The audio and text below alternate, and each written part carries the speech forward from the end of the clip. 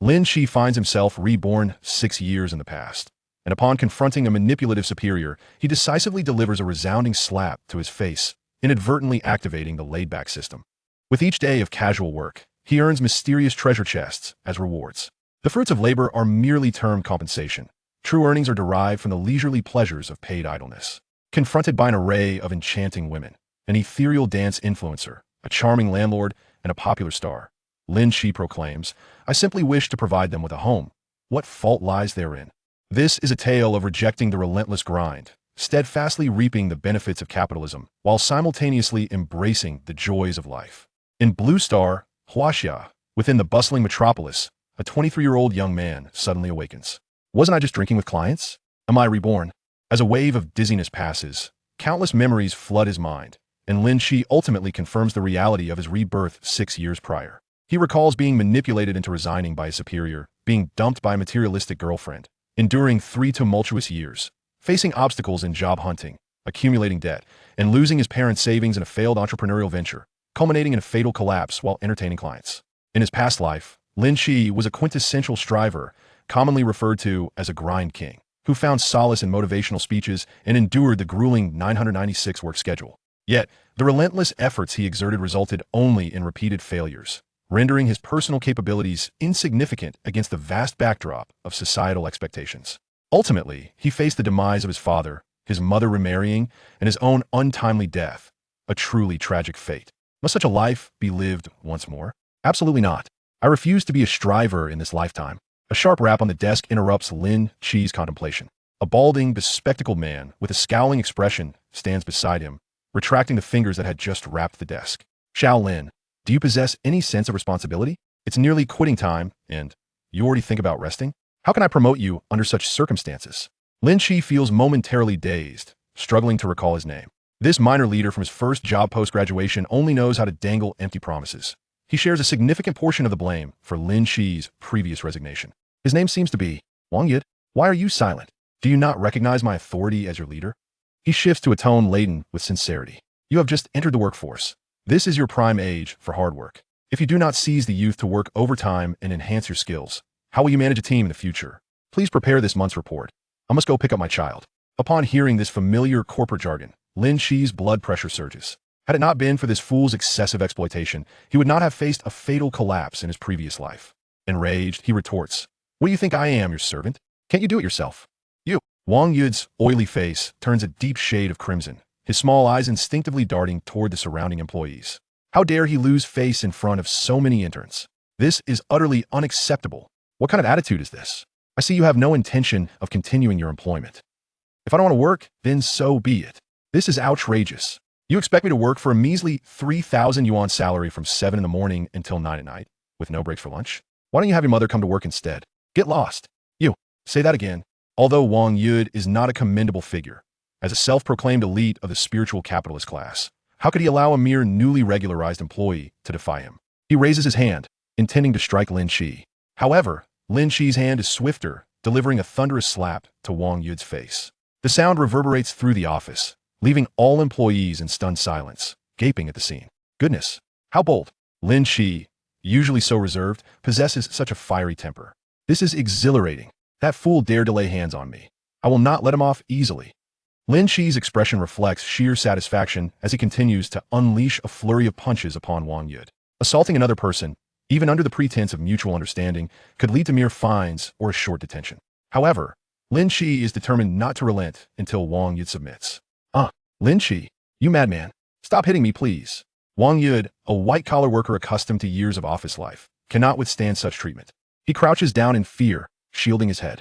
This prompts a nearby colleague to kick him while shouting, "Lin Qi, let's talk this out peacefully. No need for violence." Wait, are there more skilled individuals involved? The others soon react, rushing in to separate the altercation while simultaneously trampling over Wang Yud, who is now crouched on the floor. "Who the hell started this? You all won't escape unscathed. Please stop. I won't call the police anymore. Stop. Please don't hit me." Wang Yud's cries echo relentlessly. The colleague who initially instigated violence claps Lin Qi on the shoulder.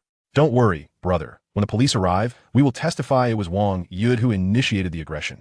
If there's compensation to be paid, I will take my share. Count me in as well. Lin Qi, please send me your WeChat." I will transfer you 2,000 yuan. That's all I can spare this month. I'll contribute 2,000 too. Today was truly cathartic. The employees who participated in the fray swiftly returned to their desks, while Wang Yud remains on the floor searching for his glasses. Everyone keeps their heads down, initiating transfers. Lin Qi hears a flurry of notification sounds on his phone, revealing a lengthy list of transfer messages. Some contribute 3 to 5,000 yuan, while others send sums ranging from 7 to 800. Even those who did not engage in the brawl send money. Everyone understands that although fighting can have varying degrees of severity, financial restitution is inevitable. Had Lin Qi not intervened today, they might have endured this grievance for an extended period. Wang Yud is utterly reprehensible. The company clearly operates from 8 in the morning until 5 in the afternoon, yet this scoundrel extends hours to 7 in the morning until 9 at night, with not a single cent in overtime pay. If he were the owner, one might understand, as the position dictates the perspective, but he is merely a minor departmental supervisor responsible for non-core tasks. Even after completing his department's duties, he eagerly seeks out work from other departments, hoping to curry favor for a promotion to upper management. A quintessential labor trader, a spiritual capitalist. Damn it, you all deserve retribution. Are you all conspiring against me? I will ensure none of you escape. You insolent wretches, do you know who my brother-in-law is? Chapter 2, aren't you going to call the police? Go ahead. Let us see who meets their demise first. Wang Yud was nearly driven to madness. His clothes and trousers torn in several places. His glasses were shattered, hanging askew on his pig-like visage.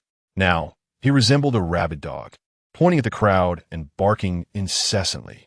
Listening to his vile tirades, Lin Qi's expression darkened as he stepped forward. What do you intend to do? Lin Qi, I warn you, someone must have called the police just now. You cannot escape. I see you are unaware of the meaning of death. Murder is a crime. Don't come any closer. A crime? Is it illegal to murder but not to force overtime? You scoundrel.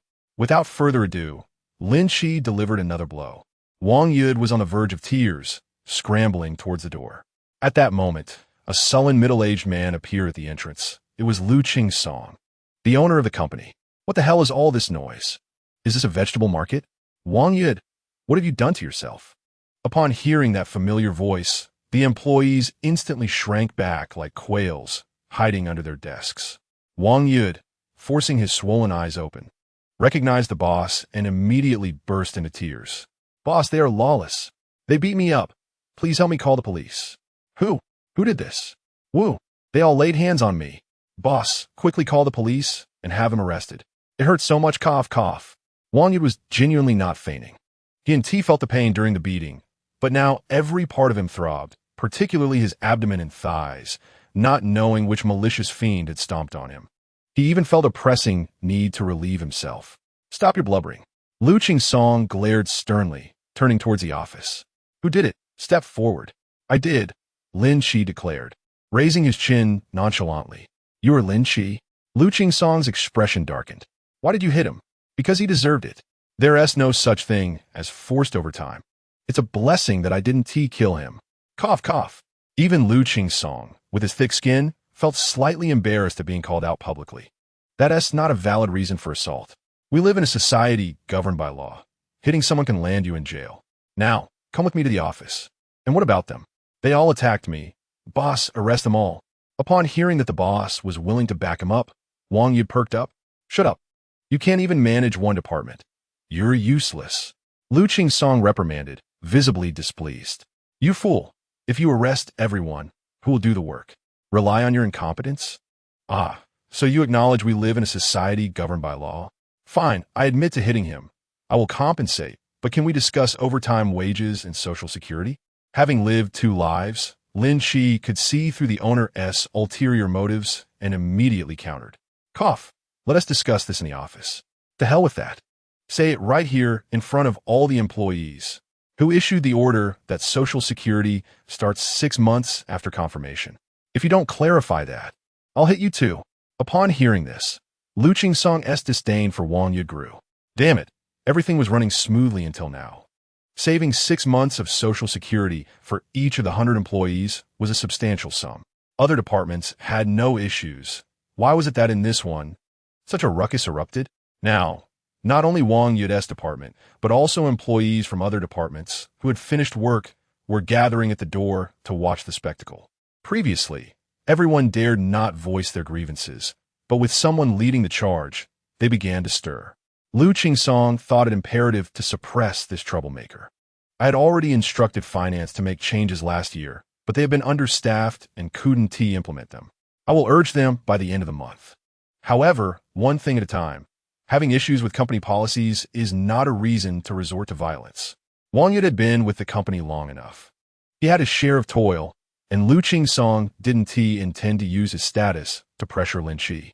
Present any issues in front of the police. How about that? In his mind, he envisioned a brash young graduate who, upon hearing the word police, would surely kneel in fear. This could lead to imprisonment, and as long as they held their ground, Lin Qi could be sent to serve a few months. Making it impossible for him to obtain a clean criminal record, his life would be ruined. After that, the other employees would surely refrain from revolting, and perhaps the social security issue could be delayed for months. All right, then I shall call the police, Lin Qi replied with a sly smile. You were the one who hit him.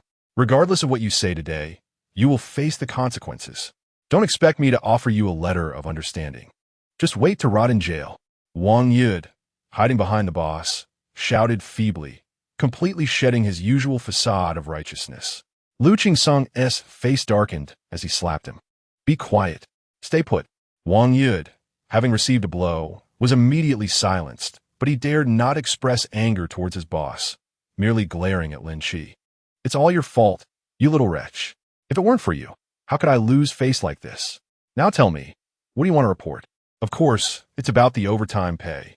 Our department has 18 employees, working from 7 in the morning to 9 in the evening. If we aren't compensated, I will immediately seek arbitration and report you for tax evasion. Liu Qingsong's face darkened. Damn it, is this kid that stubborn? In this day and age, which business owner doesn't manipulate finances? Some matters can't be quantified, and once they are, the consequences can be dire. Can finance even be audited? Who knows what might be uncovered? That wretched Wang Yud has provoked someone troublesome. Although Wang Yud acted on his own, the company wouldn't shortchange any employee. I will ensure the finance department compensates you. And what else? What more? I want to report the company for defaulting on all employees' provident funds. What the hell? Liu Qingsong grabbed Lin Qi, his expression shifting multiple times before he forced a smile. Lin Qi, let us discuss this civilly. We are all civilized individuals. There's no need to bicker like shrews. What's wrong? Didn't you just say you would call the police? It's too late to backtrack now.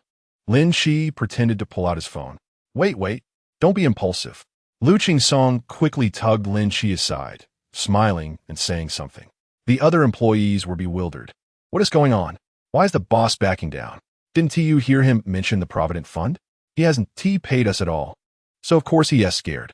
Ugh, a bunch of capitalists. Don't we have Social Security? Haven't you read the labor law? Brother, let's talk about this. The employee looked around and noticed many were equally puzzled. No way.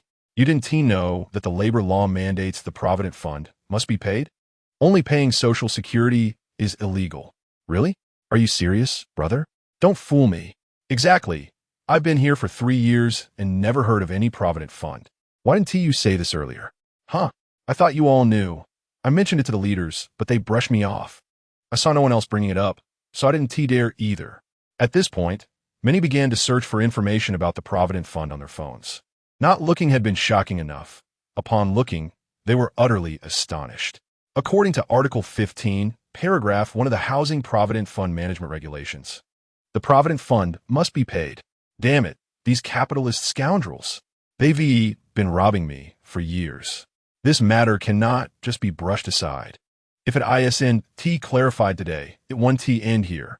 Liu Qingsong, who was still muttering with Lin Qi, was suddenly alarmed by the commotion at the door. Damn it. Do you have any idea how much it costs to supplement the Provident Fund for over 100 employees? There are also veteran employees with more than 10 years of service. Such a substantial amount could wipe out the company's profits for several years. Chapter 3. Brother. I was wrong. There were too many people outside just now. Damn you. Wang Yud, this is all you're doing. I assure you, Wang Yud will not cause any trouble. What about my resignation? Compensation. Maximum compensation. 2N5. Calculated from the moment you were dispatched to the company. The term 2N5 refers to the number of years worked. Lin Qi had nearly completed a year since graduating and being dispatched, meaning he was entitled to 7 months' salary and compensation. He was determined to push through. If they didn't quickly send this calamity away, they would soon be unable to contain the crowd outside. That sounds reasonable. You better keep your word. Wang Yid make a fuss. He dares. Lu Qingsong shouted, then lowered his voice to assure, I'll message finance right away. You just go handle your resignation. All right then, I'll take my leave. Take care. As soon as Lin Qi left, Lu Qingsong hurried towards the entrance. At that moment, the boss, Wang Yid, was still in a daze, not understanding why Lin Qi had left, and he watched helplessly as Lu Qingsong approached. Damn you, Wang Yid! Lu Qingsong gathered his strength and delivered a resounding slap, sending the hefty man spinning before he collapsed to the ground. I'll deal with you later.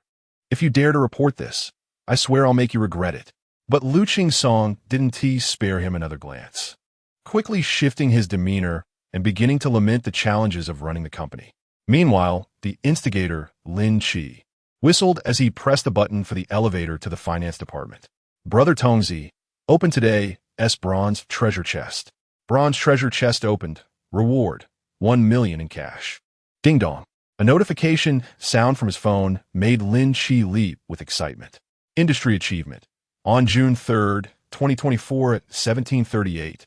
Your account ending in 888 received an income of 100,000,000 yuan. Balance 100,000,178 yuan. Holy crap. Incredible. In that instant, Lin Qi knew he was destined for greatness. Standing in the elevator, he couldn't help but laugh heartily. Once his excitement subsided, he finally had the time to explore the specifics of the system. The instructions provided were straightforward. As long as he found a job and laid low for a day, he could earn a treasure chest. The chests varied in quality: wooden, black iron, bronze, silver, and gold, with several yet to be unlocked. The value of the chest increasing with the thoroughness of his inactivity.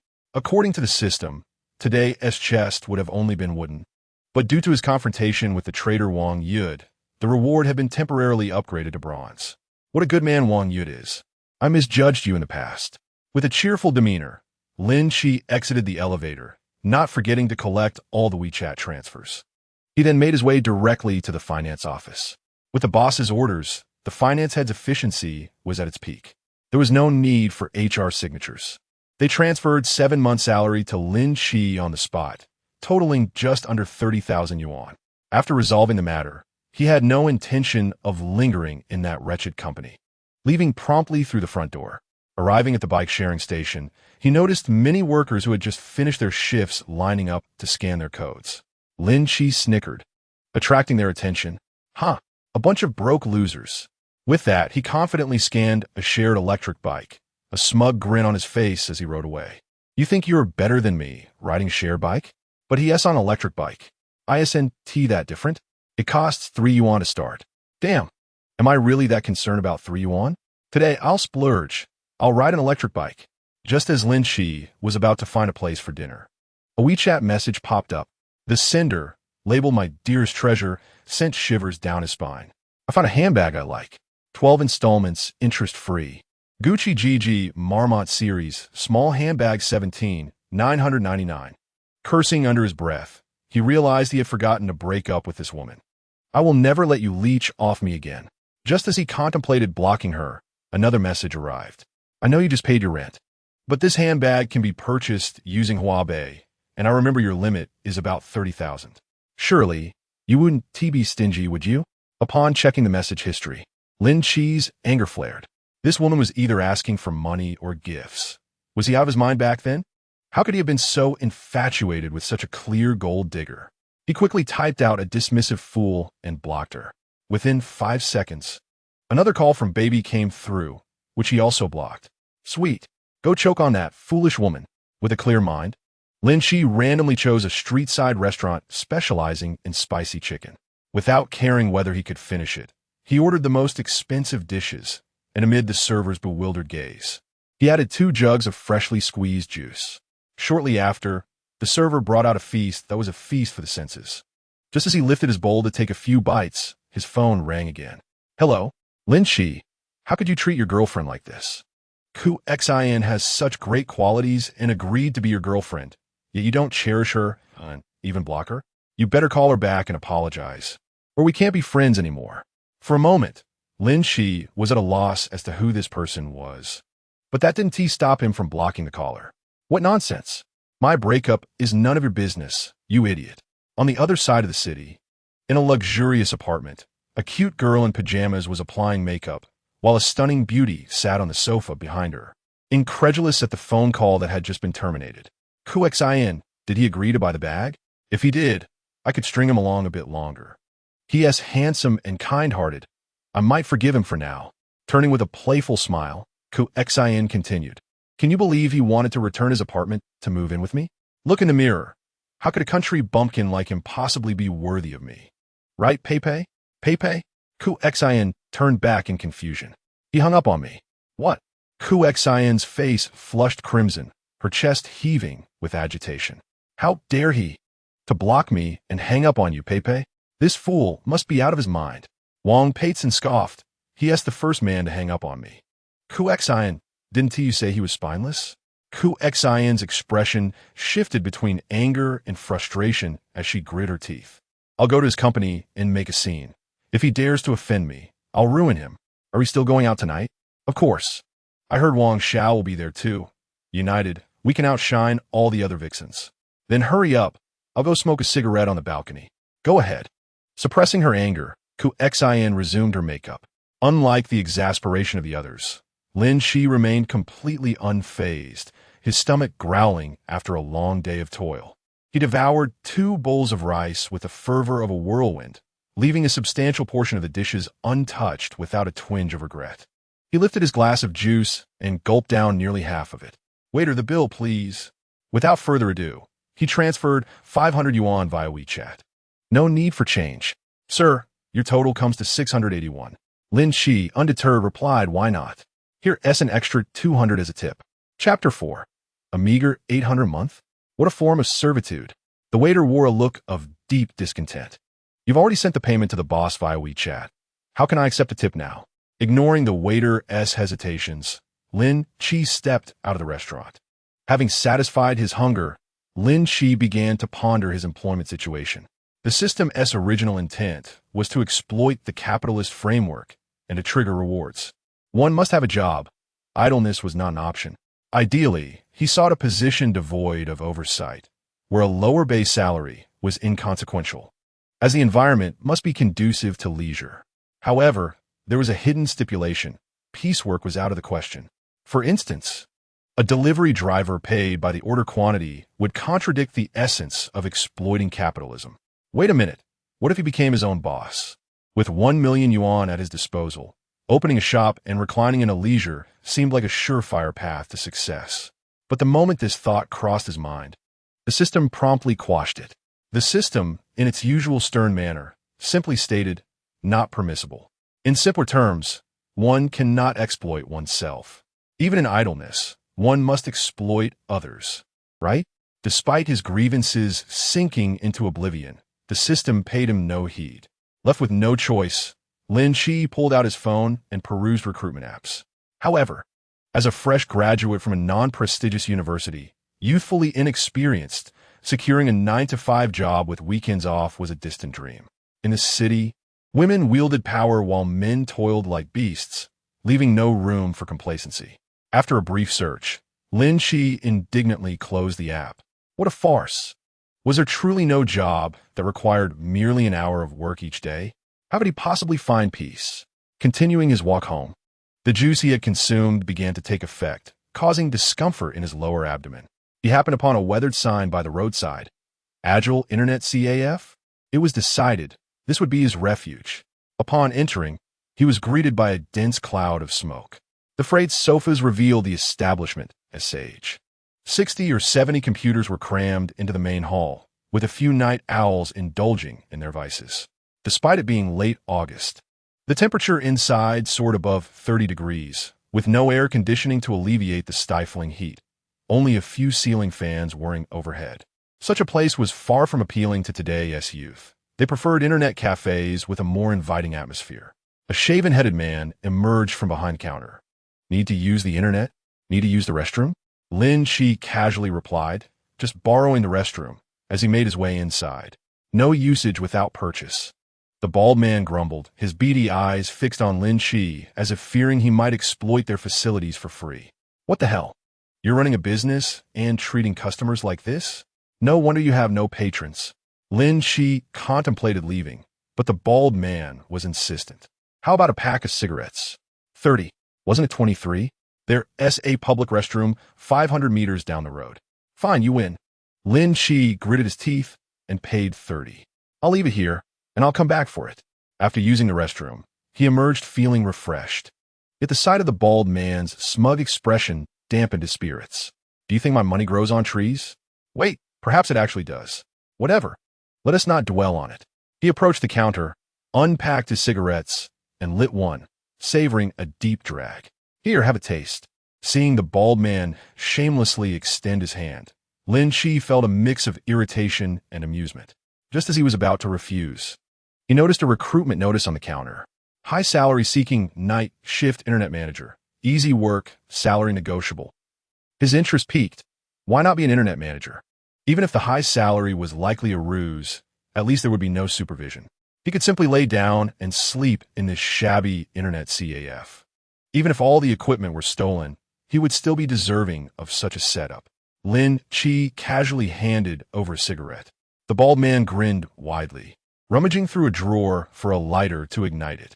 Upon seeing a pack of open cigarettes within, Lin Qi's lips twitched. What a cheapskate. Smoking my cigarettes while using his own. What about the internet manager position? Night shift from 10 p.m. to 8 a.m.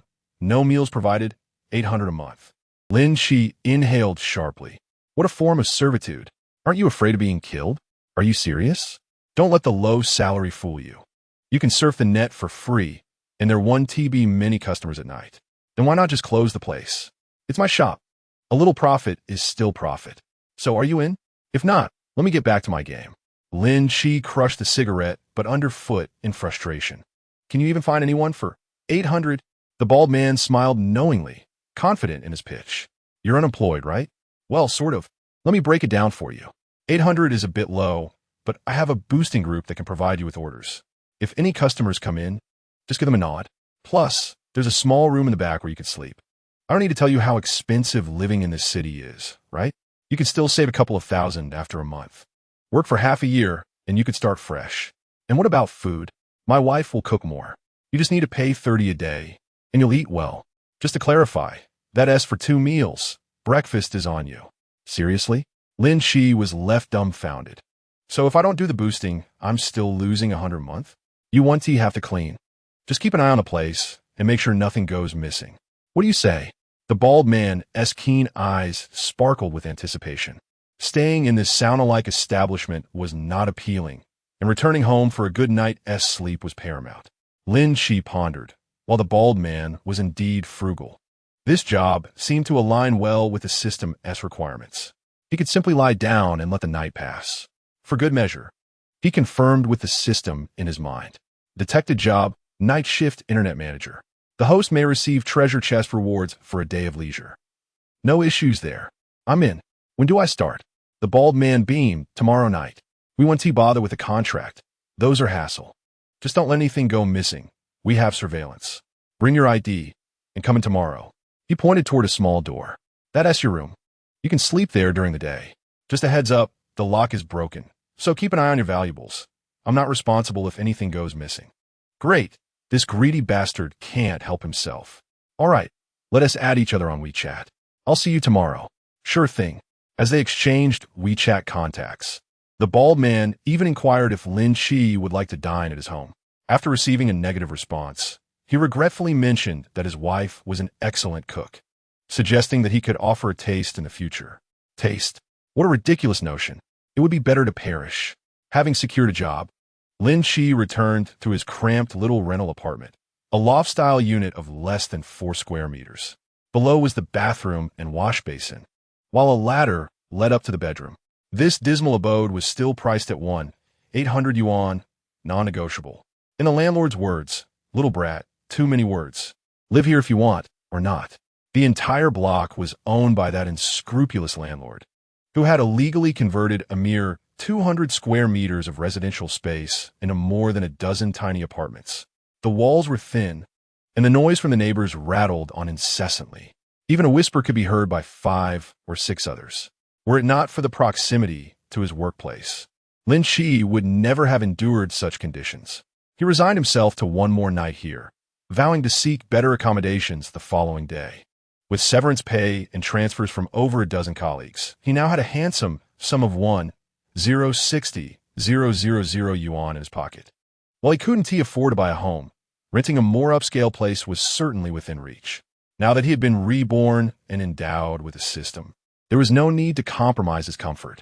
Upon waking to the bright light of day, Lin Qi, with a bemused expression, removed his drenched t-shirt. The air conditioning in the apartment was broken, and the unscrupulous landlord had absurdly blamed him for the damage, refusing to make repairs for over a month. Nevertheless, he was moving out today. After washing up, he hastily packed a few newly purchased clothes into his suitcase. Dragging his luggage, he hailed a taxi to a real estate agency. "Sir, welcome. Are you looking to rent or buy?" A glance at the real estate agent's black stockings prompted Lin Qi to assertively declare, "Rent."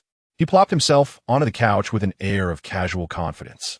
What upscale communities are located 3 kilometers from XX Street? The initially disinterested agent suddenly brightened at the mention of renting. She adjusted her form-fitting skirt and perched herself on the adjacent sofa. The best community nearby is Xinhui City. All the buildings are less than 3 years old, with various layouts available. "Are you living alone, sir?" Inhaling the faint fragrance of her perfume, Lin Qi silently acknowledged her professionalism. He was a man of simple tastes. He judged the real estate agent's competence by her beauty and figure. Most importantly, her warmth. If she were as pretentious as Liu Qi, with a pretty face and a stunning figure, she would not be worth his time compared to a fleeting romance worth 500 yuan. Glancing at her discreetly, he rated her above 85. "I'm alone. I do like to see properties over 100 square meters." The agent leaned in, visibly excited, and pulled up her phone's gallery before him. "Here are the properties that meet your criteria. Please take your time. I'll fetch you a glass of water." "Sure. Let me see the decorations." Lin Qi accepted her iPhone 13 and began swiping through the photos. "This one do. The decor is too outdated. Clearly designed for an elderly person. This one is also unsuitable. Too many partitions make it feel cramped. I don't need that many rooms for myself. Oh, this one is enormous. No, it's just very bright." The agent, holding a cup of tea, approached the sofa, blushing upon catching a glimpse of the screen. "I apologize. Sir, I forgot to delete a selfie. Please continue to scroll." Lin Qi looked her up and down for a moment, causing her to blush profusely. "I underestimated you. Could it be you're not just a C-cup?" Truly, she was a professional agent, able to maintain her composure despite his boldness. "If you're living alone, I recommend this unit. 128 square meters, with 2 bedrooms, a living room, and 2 bathrooms. That sounds excellent. When can we view the property?" "Anytime. The landlord is available during the day." Lin Qi stood, returning her phone. "Let's go check it out." The agent perked up, knowing the rent for this property started at 13,000 yuan a month, and she would earn a 50 commission if the contract was signed. Eager not to lose the opportunity, she nodded vigorously. "Did you drive here, sir?" "I walked." Upon hearing this, she was not disheartened. Instead, she quickly said, "My car is right outside. Let us take mine." Grateful for the offer of a free ride, Lin Qi let her lead the way. Within 2 minutes, a cute pink Oregon cat pulled up by the curb. This model, targeting the female market, was reasonably priced at over 100,000 yuan.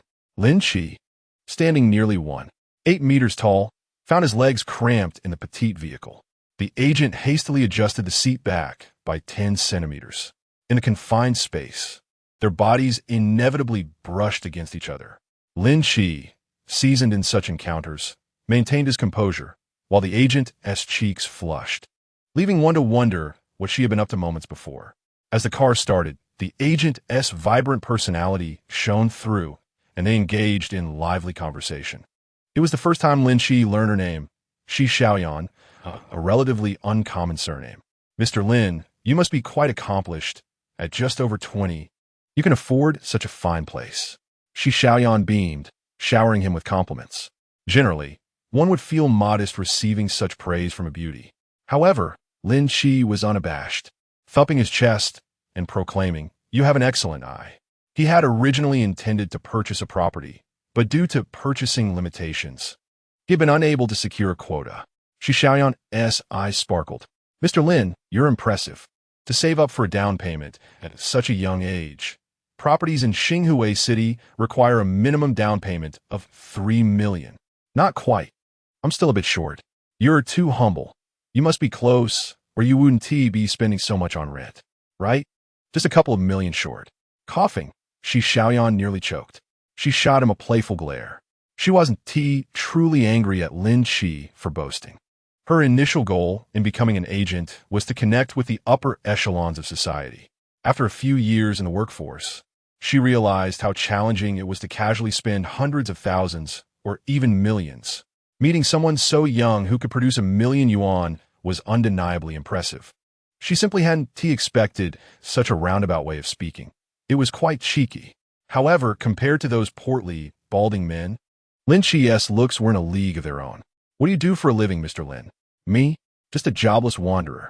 "You have quite the sense of humor." Shi Xiaoyan smiled slightly, mentally tagging him as a wealthy heir. Before long, they arrived at the entrance of the community. Shi Xiaoyan made a call, and 5 minutes later, a beautiful woman in loungewear appeared at the entrance.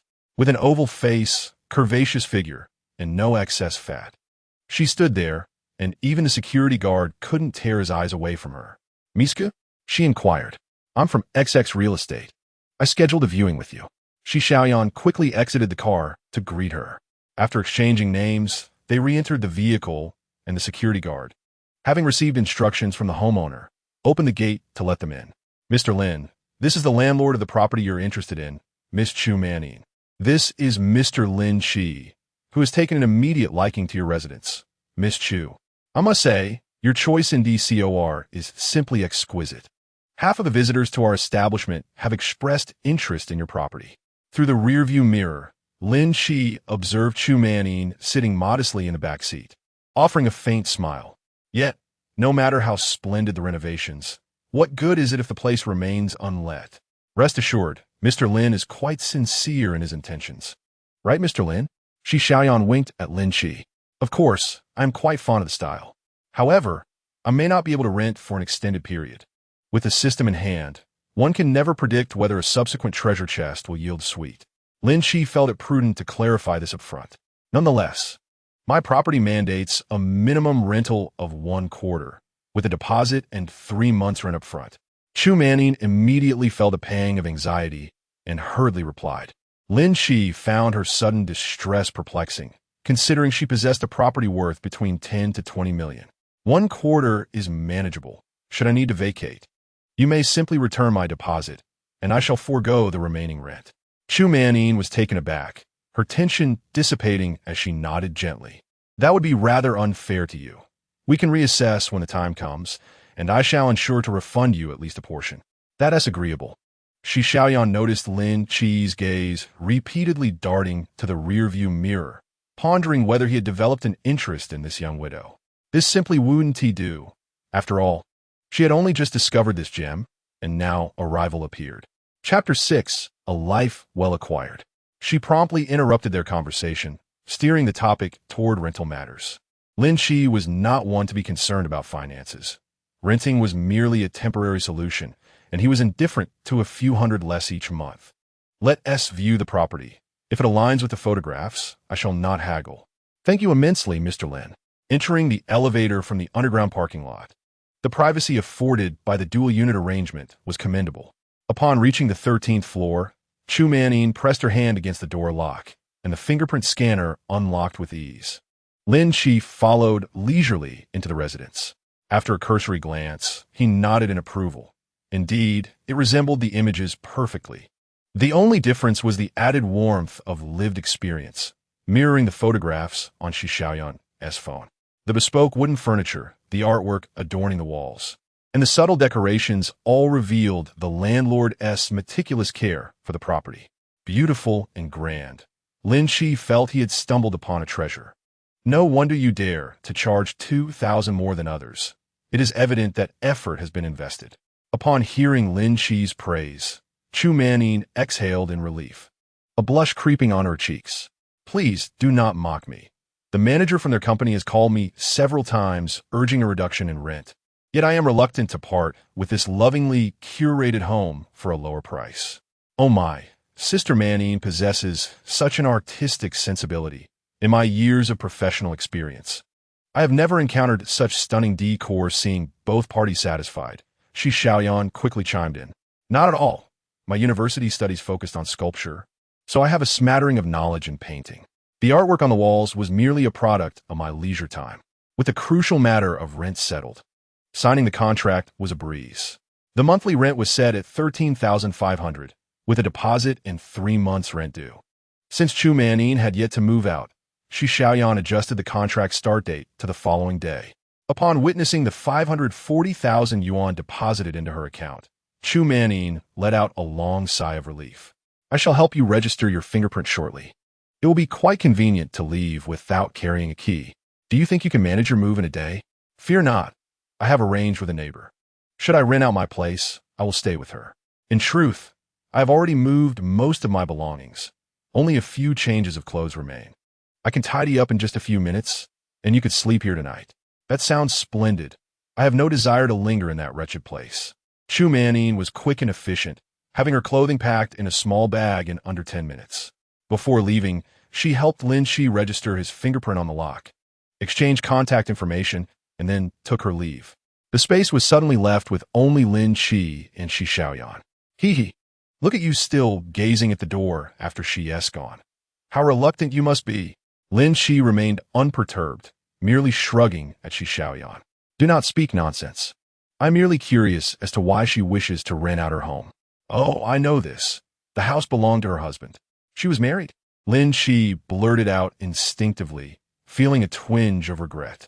While he harbored ambitions akin to a prime minister, he preferred to avoid the role of a homewrecker. Shi Xiaoyan chuckled softly, playfully smacking his leg. You can't say you have no feelings for her. To be frank, her husband passed away years ago in an accident. She is undoubtedly single. Oh, how do you know? Lin Qi inquired with curiosity. Because she doesn't work. This residence, so lovingly decorated, is clearly her own. She is always present when showing the property, and I have never seen her with any male acquaintances, hence she is single. That doesn't necessarily mean anything. Shi Xiaoyan shot him a disapproving glance, questioning his judgment. With her keen eye, it is evident she hasn't enjoyed nightlife in years. Believe it or not, I've merely shared the facts with you. Why are you so invested in this matter? Lin Qi scrutinized her. I shan't disclose that. Shi Xiaoyan winked at him, then stretched languidly, her slender waist subtly accentuated. They exchanged glances. As 6 o'clock approached, Lin Qi wrapped his arm around Shi Xiaoyan and made their way downstairs. They found a charming restaurant at the entrance of the community. After dinner, Shi Xiaoyan finally felt rejuvenated. The pair returned to the parking lot to retrieve the car. What brings you up here so late? Please drop me off at XX Street. I have a night shift. What? Shi Xiaoyan stared at him in disbelief. You can't be serious. No wonder you are so handsome. Your stamina must be remarkable. You are indeed a prime specimen. Upon reflection, it all made perfect sense. I sense you are entertaining impolite thoughts. I'm not involved in such activities.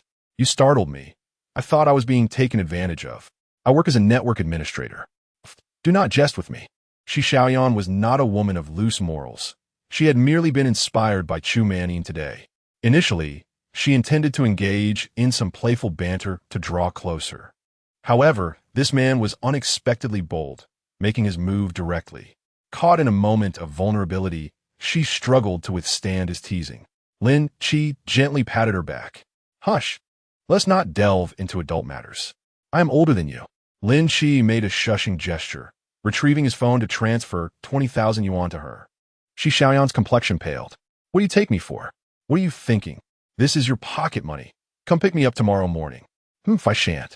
Though her words were firm, her beaming expression was unmistakably one of acceptance. Lin Qi reclined his seat, leaning back in his slumber. After driving for a while, Shi Xiaoyan parked by the roadside, casting a glance at Lin Qi's sleeping face, and playfully pecked his cheek. TSK, he ought to be wary of catching a cold. She then draped her crumpled little blazer over him, before pressing the accelerator to continue their journey. Chapter 7. I can support him. We have arrived. Lazy pig awakened. Have we arrived? Lin Qi, still drowsy, sat up and shook his head. Just a bit further, that agile internet CAF. Are you really the network administrator? Of course. My greatest virtue is my honesty. Shi Xiaoyan, undeterred by the atmosphere, trailed behind Lin Qi as they exited the vehicle. Upon entering the internet CAF, her brows furrowed at the overwhelming scent of smoke. A bald head emerged from behind the counter. You're here so early, just so you know. There's no overtime pay for early arrivals. I scoffed at him. Lin Qi was nearly exasperated with this old man. He wanted to get straight to the point regarding the matters at hand. Wow, just as you were halfway through speaking, the boss noticed the delicate girl trailing behind you. She was clad in a figure-hugging OL skirt. Miss, do you wish to use the internet? The boss's demeanor brightened immediately as he hastily extinguished his cigarette. Such a beautiful young lady must be treated well. After she logged on, a single phone call would surely draw all the lecherous otaku in the vicinity to the CAF for an all-night stay. It seemed a lucrative day lay ahead. The few gamers who had rented for the night craned their necks, their eyes glistening with anticipation. A couple of others discreetly lowered their legs from a sofa, hastily wiping the keyboards beside them with their sleeves. The boss, contemplating whether to send Lin Qi back, was interrupted by someone blocking his line of sight. This is my girlfriend, so don't stare. Huh, you? Really? Why not? She came with me. Are you blind? The bald man scrutinized Lin Qi from head to toe. The counterfeit sneakers, the Hongxing Erk athletic outfit, his entire ensemble barely exceeded 500 yuan. With that, you think you can impress a girl? She'd probably look down on you for even glancing in her direction. Get lost. Don't cause a ruckus and scare the customers. Miss, may I see your ID? Don't get me wrong. This person ISNT from our CAF. You can surf the web in peace. No one will bother you. Hey, Lin Qi was amused. Not only are you stingy, but you also have a condescending attitude. He leaned in and planted a kiss on Shi Xiaoyan's cheek right in front of the bald man. Ugh, your saliva reeks. Shi Xiaoyan, a savvy woman, was well aware that it was her turn to take the lead. While she verbally feigned disgust, her hands busily wiped Lin Qi's sleeve across her lovely face. Disgusting. Here's your saliva back. I'll wash it for you tomorrow. Lin Qi grinned at her, wrapping his arm around her shoulder. See, old dang, now you believe me? The boss scrutinized the couple for a long moment, appearing as if he had something to say. What? Just spit it out. Don't interrupt. I'm talking to this young lady. Lin Qi smacked his lips, eager to see what the boss would say next. Miss, this fellow is the night network administrator here, you know? I know.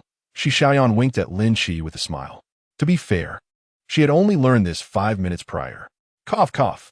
The boss hesitated, feeling that revealing such truths might ruin the boy's chances. But upon catching a glimpse of Lin Qi's roguish expression, he made up his mind. This kid earns 800 yuan a month from us. Do you know that? Shi Xiaoyan blinked in surprise for a moment before replying with a laugh. So what? Love can quench thirst. I genuinely love him. The boss nearly choked. 800 yuan. Barely enough to rent a room in the bustling metropolis. My salary is 15,000. I can afford him. Just then, a chorus of discontent erupted from the corner of the internet CAF. All the gamers, their eyes blazing with envy, glared at Lin Qi. What the hell? Who does this kid think he is? Living off a woman's money? How shameless. You're a disgrace to all men. Hey kid, you got guts. The boss, dark-faced, hesitated for a long while before pulling out a pack of cigarettes from the drawer, handing Lin Qi one. Damn it, after all these years in the business, this is the first time I've given a cigarette to this kid. One soft cloud in exchange for one huazi. What a loss. Lin Qi chuckled, stealing a few more kisses from Shi Xiaoyan as she feigned disgust. The onlookers in the CAF were practically ready to explode with rage. How dare you bring a dog into our midst? We agreed to stay single until we're old, yet you secretly got oiled up. How unfair is the heavens? Lin Qi reveled in the situation, amazed by how the girl he flirted with earlier had such high emotional intelligence. What a windfall this was. All right, enough with those looks. Let us wrap this up. I'm ready for bed. If you lose anything, don't blame me for docking your pay. The boss still wore a scowl as he quickly counted the items, pocketing most of the cash, leaving barely 100 yuan in change. 76 yuan and 80 cents. Transfer it to me via WeChat. Lin Qi, incredulous, replied, "Are you even human? You still want me to transfer you money with only a few coins left in the account? What if you run off with the cash?" The bald boss now showed him no kindness at all. "Fine, you win this time. Hurry up and leave. TCH, just don't lose anything. I'm rather meticulous." Lin Qi shrugged, more like stingy.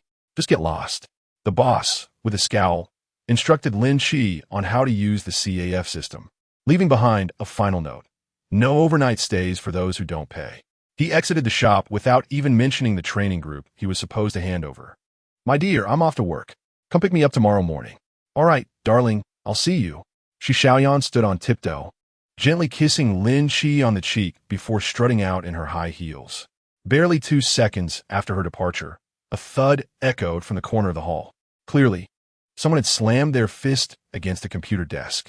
"Hey kid, you're too arrogant." Lin Qi glanced up to see a man with panda eyes glaring furiously at him. Clearly a formidable presence. "What's wrong? Can't my girlfriend kiss me? Seriously? Who doesn't have a woman?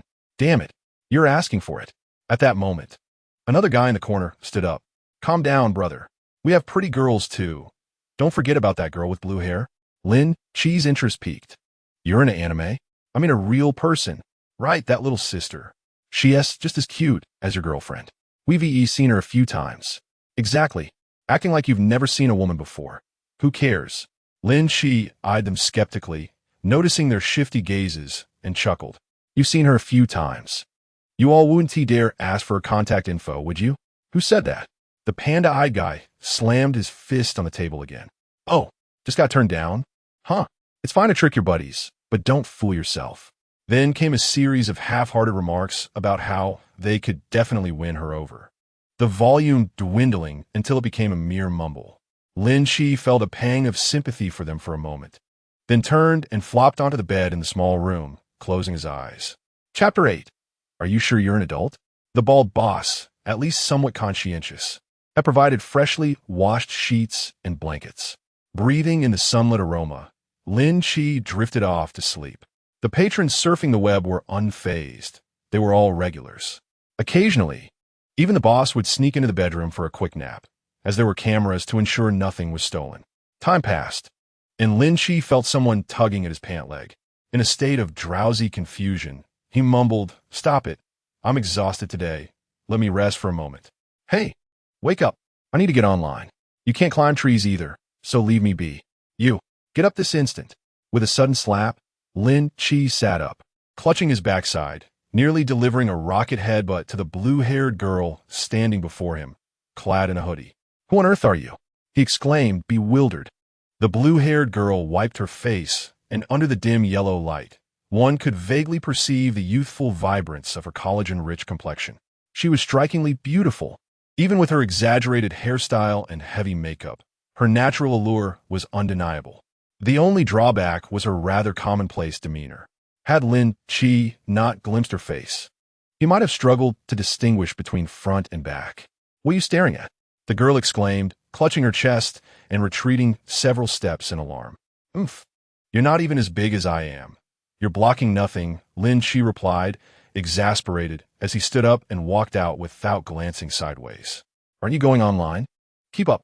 After a moment's hesitation, the girl gritted her teeth and followed him.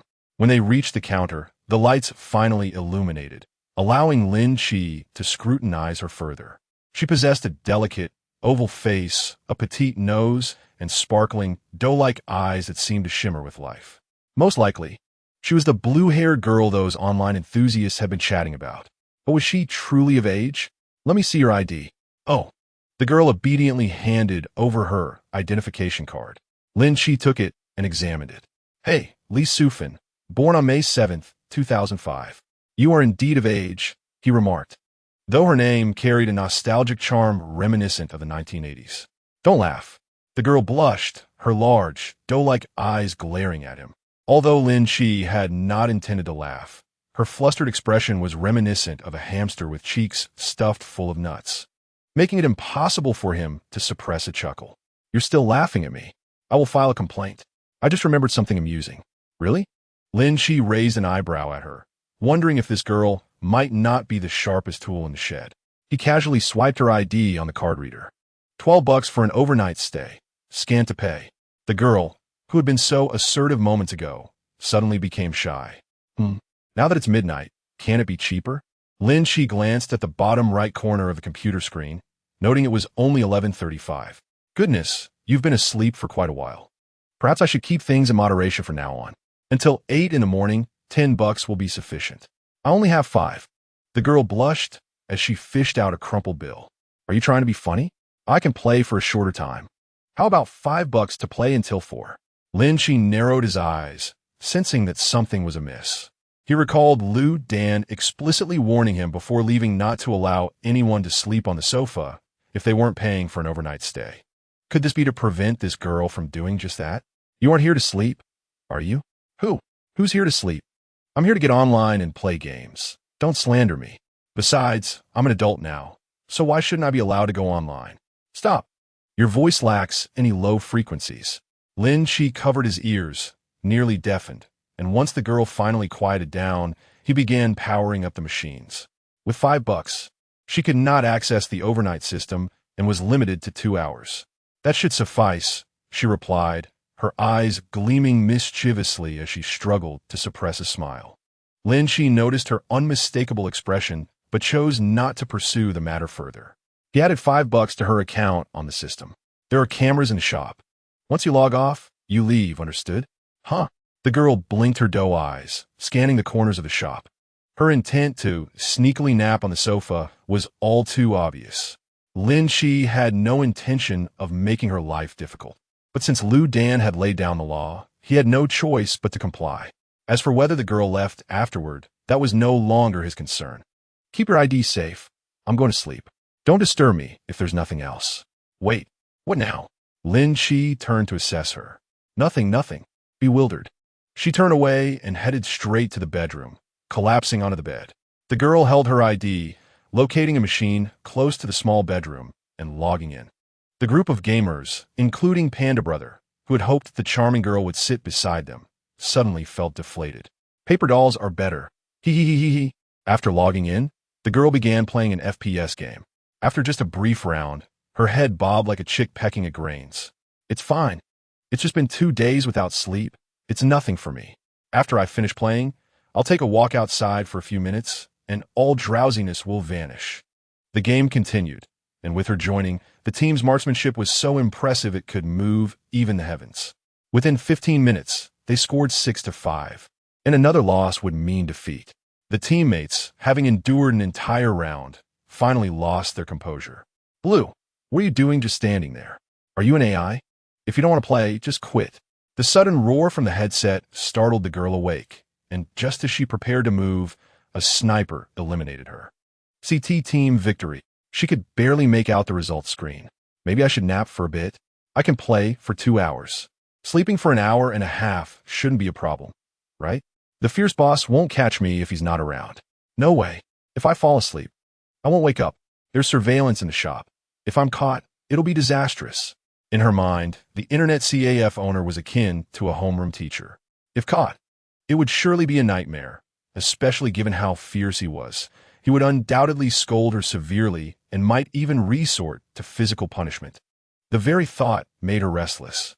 She quietly removed her headset, her eyes darting to the camera placements. This villain seems to be asleep. If I sneak a quick nap beside him, he probably won't notice, right? With that notion, she could no longer suppress her longing for the bed. She hadn't had a decent night's sleep in over 10 days, feeling perpetually dazed. If only there were a bed where she could sleep soundly. The girl hunched her body, careful not to be caught by the surveillance, and stealthily approached the small bedroom door. Indeed, sleeping on a bed feels so spacious. I'm small, so I won't be discovered. Chapter 9. The Reward Pill. Unable to resist her sleepiness any longer, she cautiously removed her shoes. After wearing them for over 10 days, they carried a hint of odor. She took off her slightly yellowed socks and stuffed them into her shoes, then placed the shoes outside the door, closing it behind her. The air was noticeably fresher now. I truly am a little genius. She blissfully lay down, Ah, the blanket is so soft. Within 3 seconds, the faintest sound of snoring could be heard. Lin Qi enjoyed a remarkably comfortable sleep, and just as he was about to stretch out and pull the blanket closer, a startled shriek pierced the air. Huh? What was that noise? Who are you? Suddenly, a pillow and blanket came crashing down upon him. Get out! Hurry up and get out! Lin Qi instinctively raised his hands to shield his face, failing to catch a glimpse of her features as he frantically searched for his shoes. It was a disaster. How could there be a woman's voice? Following the age-old adage of retreating as the best strategy, Lin Qi flung open the door, only to find himself momentarily stunned. Wait a moment. Who are you? This is my bed. At that moment, he caught a glimpse of a blue figure illuminated by the light from the hall. Ew, sobi. Aren't you that blue-haired girl? What are you crying for? This is my bed. Is it your bed? The girl pondered, tilting her head. It seemed she had indeed stumbled over in her exhausted state. But you can't just touch me. She thought it was merely the blanket. All right, stop crying. I haven't done anything, and you've scared me awake. You are not a good person, she retorted angrily, and barefoot, she dashed out. Hey, what's wrong with you? Why should I care? Lin Qi called after her. Wait, are you leaving your shoes behind? He picked up the small boots from the floor, instantly assaulted by an unpleasant odor. What on earth is that smell? Mind your own business, she snapped, snatching the boots from his hands and clutching her chest as she fled. Ah, how embarrassing, Lin Qi grimaced, hastily rushing to wash his hands several times. What a lunatic, coming here in the middle of the night and giving me nightmares. Checking his phone, he saw it was only 4 in the morning and promptly returned to bed. Meanwhile, the blue-haired girl, Li Sufan, sprinted 200 meters before her stomach betrayed her with a loud growl. She hadn't felt it when she was falling asleep, but now her abdomen throbbed like it was being pricked by needles. It's only been a day since I last ate. Why are you so ungrateful? Li Sufan pota, plopping down on the curb to catch her breath. It took her a full 5 minutes to ease the pain. Like a zombie, she slowly slipped on her boots, her gaze lingering on a treasure chest by the roadside. No, I can't let him get away with this. I'm gonna show him my prowess. Ensuring no one was around, she stealthily returned to the internet CAF. The counter was empty. What? Did he fall asleep again? Li Sufan stood at the door of the small bedroom, lacking the courage to knock. But leaving like this left her feeling unsatisfied.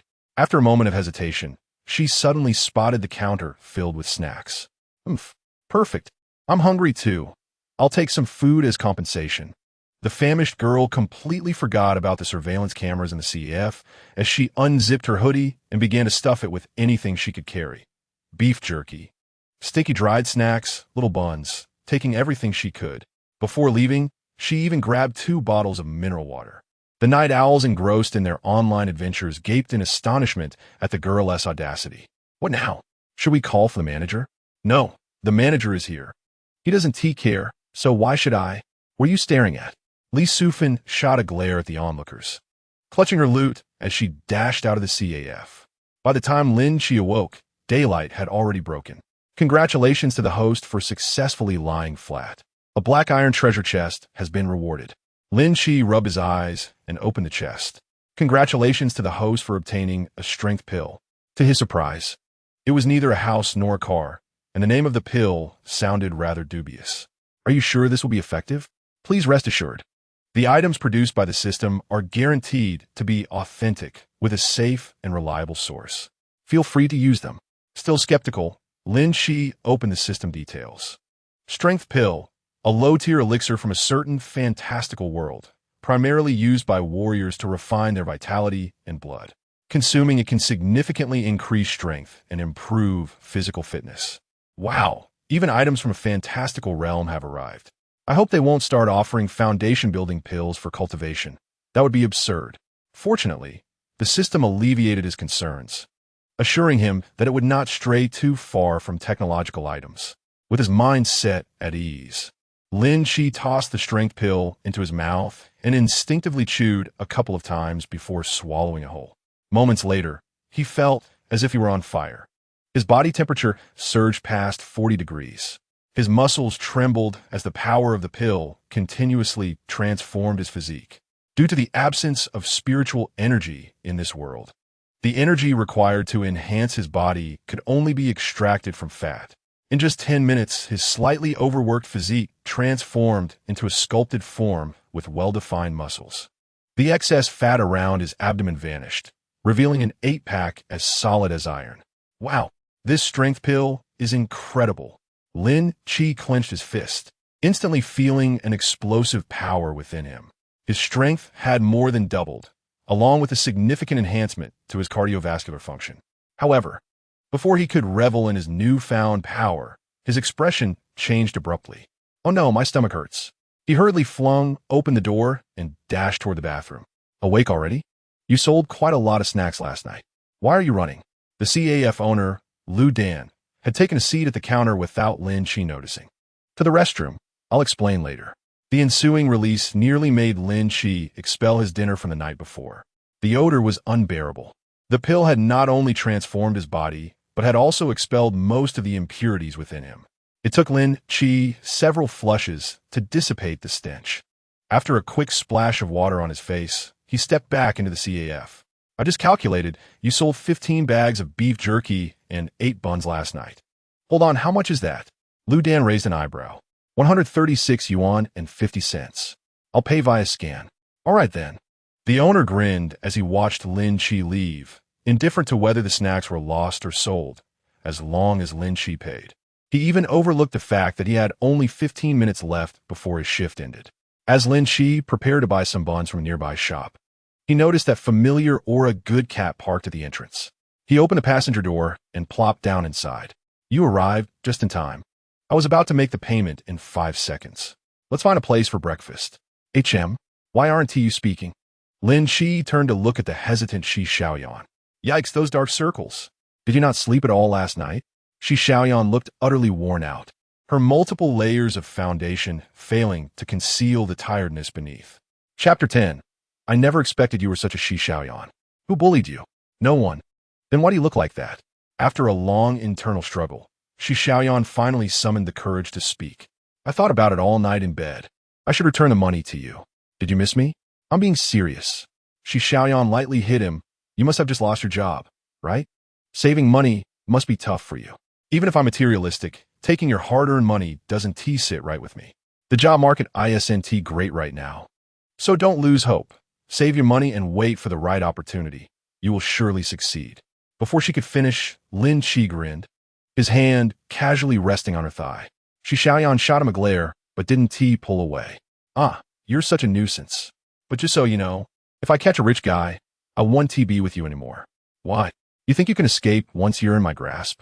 Shi Xiaoyan's face flushed, hastily withdrawing her leg from his hand.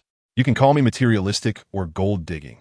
I've remained virtuous all these years, maintaining my figure, with most of my earnings spent on self-care. However, I want to pursue ephemeral love. I'm sorry. This is how society is. It mocks the poor, but not the immoral. I don't want it to be this way." Lin Qi looked at her in surprise, realizing perhaps her heart had softened after encountering him as the internet CAF manager the previous night. Although this woman has a penchant for wealth, she is not akin to my ex-girlfriend, Ku Xin, who is universally despised for her mercenary ways. I do not wish to follow in her footsteps. Rather, I would prefer to indulge in a life of luxury alongside you, with you holding onto the money, as you can scarcely fathom the speed at which I can earn. Please do not jest. I am speaking earnestly. Heed my advice and save your funds for entrepreneurial ventures. After all, I currently lack any particular aspirations. If need be, we can continue our relationship as a couple for a few more months." As for Lin Qi's assertion, I place no trust in her words.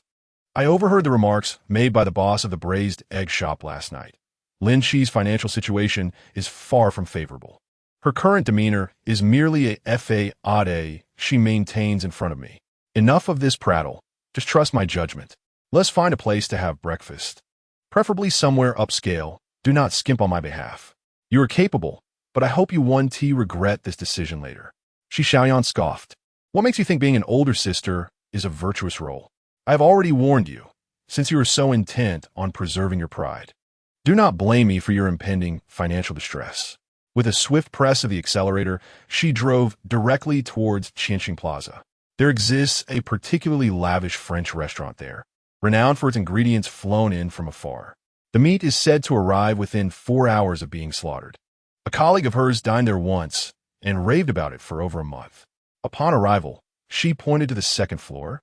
You are aware that dining here is quite an expensive affair. Lin Qi shrugged nonchalantly. Let us proceed. We should finish our meal quickly so we can return to rest.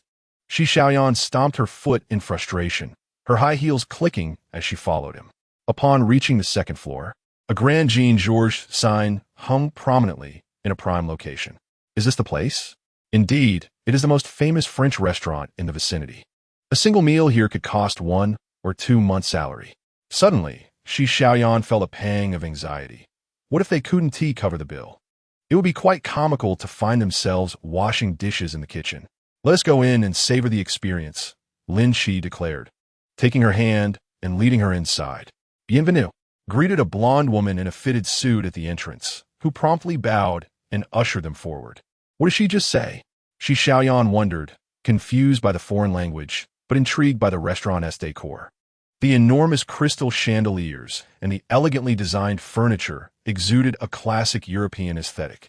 Unable to resist, she pulled out her phone to capture the moment with a flurry of snapshots. The blonde server frowned and halted her steps, speaking fluently in Chinese. Miss, photography is not permitted within the establishment. Why not? Lin Qi replied casually. It may infringe upon others' privacy. Ah, my apologies. I won't take any more pictures. Shi Xiaoyan quickly tucked her phone away. Though she was every bit as attractive as the server, the latter's admonition made her suddenly cautious. Lin Qi scoffed. It's early in the morning. There isn't a soul here. Whom are we infringing upon?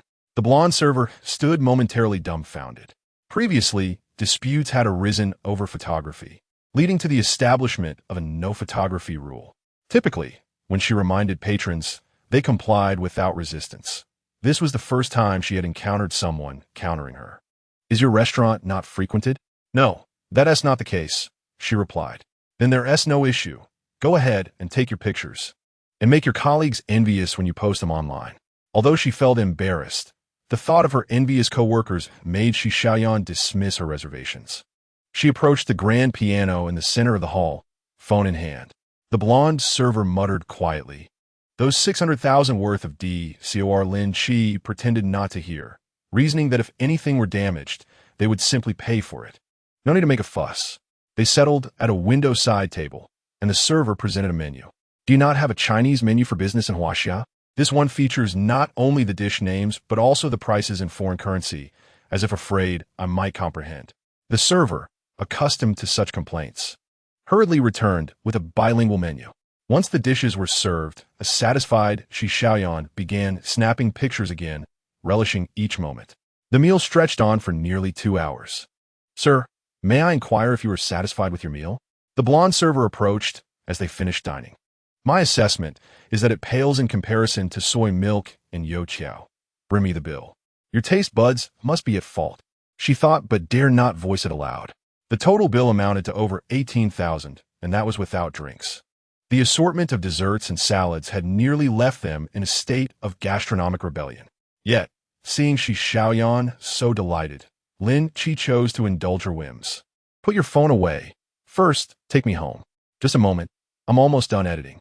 Shi Xiaoyan's slender fingers flew across the keyboard as she meticulously selected 9 stunning photos, retouching a few with her face prominently featured before finally satisfied. She hit send. Done. Let us head out. Are you not working today? I took a leave of absence to spend the entire day with you, reveling in her good fortune. Shi Xiaoyan allowed Lin Qi to tease her without restraint. Why not? Let's enjoy ourselves. After all, I have clearly communicated my situation to him. Upon returning to Xinghua City, the moment they entered, they tumbled into each other's arms. With her heart wide open, Shi Xiaoyan was even more passionate than the previous day, her delicate hands growing bolder. Wait, where did those 8-pack abs come from? Chapter 11. My money is not so easily acquired. Bold, impudent one. How dare you underestimate me? Today, I shall have you assist me in my cultivation. Hold on. An hour later, Lin Qi, bare-chested and leaning against the headboard, smoked a cigarette while Shi Xiaoyan, radiating warmth, scrolled through her phone beside him. Within just over an hour, her social media feed had exploded with notifications. Sister Xiaoyan, wasn't tea that the expensive French restaurant? Where did you suddenly come into wealth? Oh wow, I thought we were best friends. You enjoyed a lavish meal without inviting me. Xiaoyan, do you enjoy French cuisine? I'll treat you when I receive my salary next month. Miss Xiaoyan, have you considered our previous discussion? With just a nod, you could easily secure 30 to 50,000. Xiaoyan, didn't you take sick leave? Why are you at a French restaurant while getting for drips? With flattery and envy in the air, there were also those who sought to undermine her. Oh, isn't this our branch, S. White Lotus? Which boss treated you to dinner? Fang Jia, please don't spread rumors. No ordinary boss could catch Xiaoyan's eye. I suspect she spent her own money. Come on. With her charm, she must have snuggled into some old man's bed, utterly shameless. The back-and-forth banter nearly sent Xiaoyan into a fit of rage. An old man? Just look at Lin Qi's stunning physique. He could easily make a living as a model. Those two ugly creatures can't have their fill and are merely sour grapes. Furious. Those two wretched women. What's wrong? Lin Qi inquired casually. Two spiteful colleagues have held a grudge against me ever since they lost 2 clients to me. They speak ill of me behind my back daily. Why would they blame you for their clients leaving? Because they came to me. Lin Qi looked at her, utterly speechless. Isn't that just asking for trouble? Taking others' clients is akin to cutting off their livelihood. Please, do not look at me in that manner. It was the client who approached me directly, insisting on my assistance. What could I possibly do? Nonsense. He is indeed your father, attributing the performance to you by name. Seeing his disbelief, Xiaoyan hastily retrieved a photograph to show him. Here, these are the 2 women in question. Damn, it's the Demon Bow gang? Fine, I believe you. This is truly not your fault. Satisfied, Xiaoyan nestled into his embrace, though a lingering tension remained within her. She decided to take a selfie with her phone. What are you doing? Just posting to my moments. You don't mind, do you? Go ahead, snap away with that. Lin Qi also took out his phone to occupy himself. Having secured a new residence, it was time to vacate the previous cramped rental. After all, having just paid a quarter's worth of rent, it wouldn't do to let that miserly landlord benefit. Just as they had arranged to meet the landlord in the afternoon to inspect the property, he felt the girl in his arms tremble with laughter. What is so funny? Look at this. Xiaoyan handed him her phone, displaying her latest post. The caption read, "My boyfriend treats me so well, treating me to such an extravagant French meal." The photo revealed her alluringly draped over her stomach, with only one shoulder exposed. Most striking was Lin Qi's chiseled physique, boasting prominent 8-pack abs and a robust chest, inciting a flurry of astonished comments. Wow, Xiaoyan, where did you find such a handsome guy? Sister Xiaoyan, please send me your WeChat. Thank you. I don't believe it. It must be photoshopped. Even my fitness coach doesn't have such impressive abs. The 2 envious onlookers who had just made snide remarks realized they had been outdone and vanished from the comment section. Once Xiaoyan had her fill of enjoyment, Lin Qi suggested she accompany him to the old apartment. Without hesitation, she began to dress. These stockings are from Balenciaga. Next time, don't be so hasty. They are quite expensive. Glancing at her torn stockings, Xiaoyan felt a twinge of exasperation. It's just black stockings. I can buy you a dozen tomorrow. No, you should keep your money. It's fine if I don't wear them next time. Absolutely not. They enhance my speed. I must wear them. Half an hour later, the duo arrived at the old rental. The landlord was already waiting at the door. Oh, I see you're vacating. Have you struck it rich with a wealthy lady? The portly landlord, clad in shorts and a white tank top, cast a glance at the car parked outside and scoffed. Lin Qi furrowed his brow, urging, "Spare me the chatter. Let us finish this and get my money back." Ha! The landlord chuckled derisively, trailing behind Lin Qi into the apartment. A vehicle worth over 100,000? I would want it even if it were given to me. The apartment is only a few square meters. There's really nothing to admire. Aside from the air conditioning issue, is there really a need to inspect so thoroughly? What is the hurry? It's not your property, so of course, you're unconcerned. The landlord rolled his eyes, his gaze lingering on Xiaoyan's long, slender legs. I'll wait in the car, Xiaoyan said, feeling uncomfortable under his scrutiny. Go ahead. Lin Qi playfully patted her backside as he spoke. Once she had left, The landlord's expression shifted to one of increasing malice as he regarded Lin Qi. What is this? How did this paint chip off so badly? That is due to moisture. Your property hardly sees sunlight throughout the year. Can you blame me for that? If not you, then who? When I rented it to you, it was in perfect condition. That SA 200 deduction. Damn! What? You think you can threaten me? You should consider if you have enough money to compensate. Lin Qi narrowed his eyes, warning, if you utter another word, I'll ensure you suffer for it. Even if it means imprisonment. The landlord recoiled, hastily falling silent. He silently resolved that his life was too precious to engage in a futile conflict with this country bumpkin.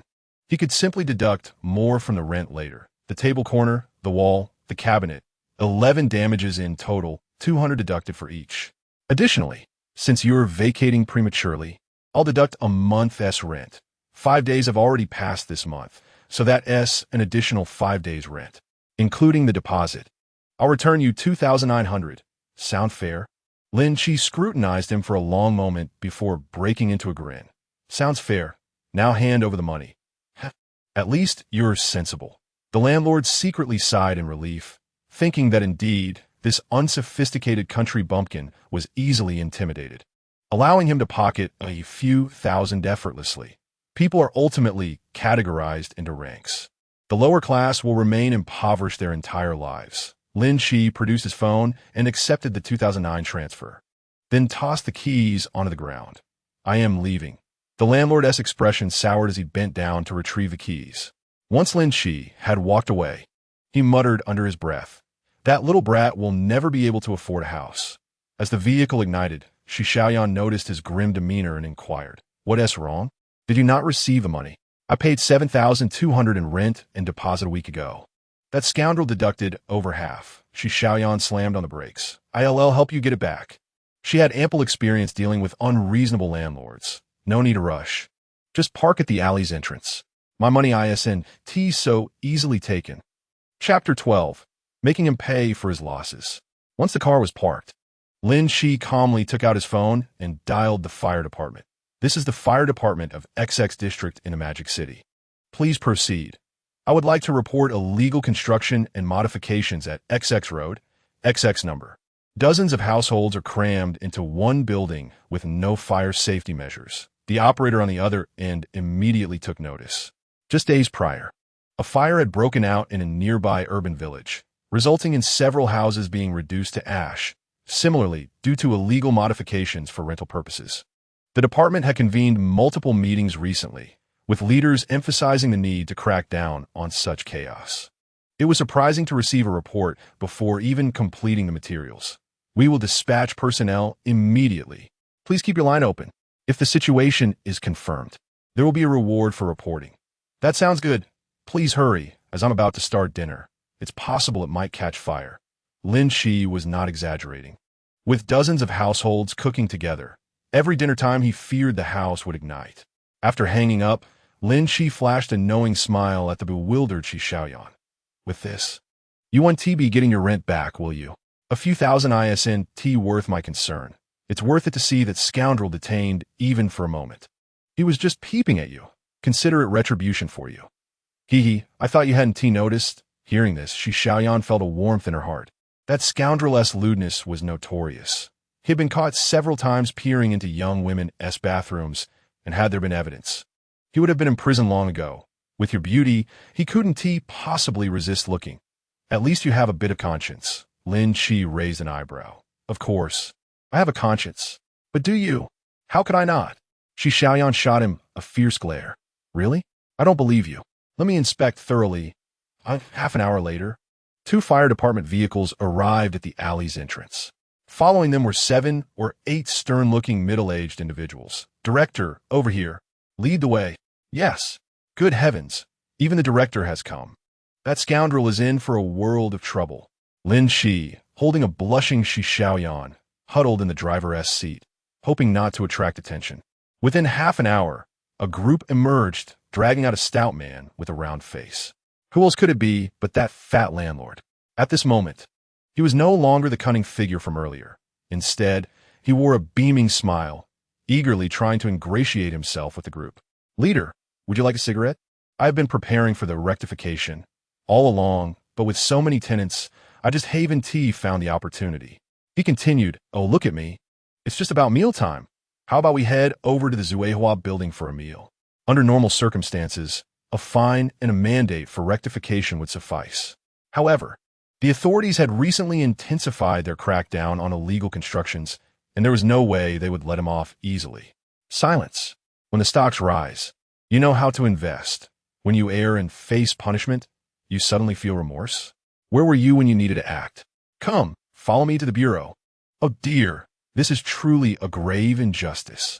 The overweight landlord, who had been bowing and scraping, suddenly recognized a familiar vehicle parked by the roadside. Was it that the rustic fellow's car from earlier? Damn it, it must be that guy who reported me. You, Lin Qi, come out here. What are you making a fuss about? Hurry up and leave.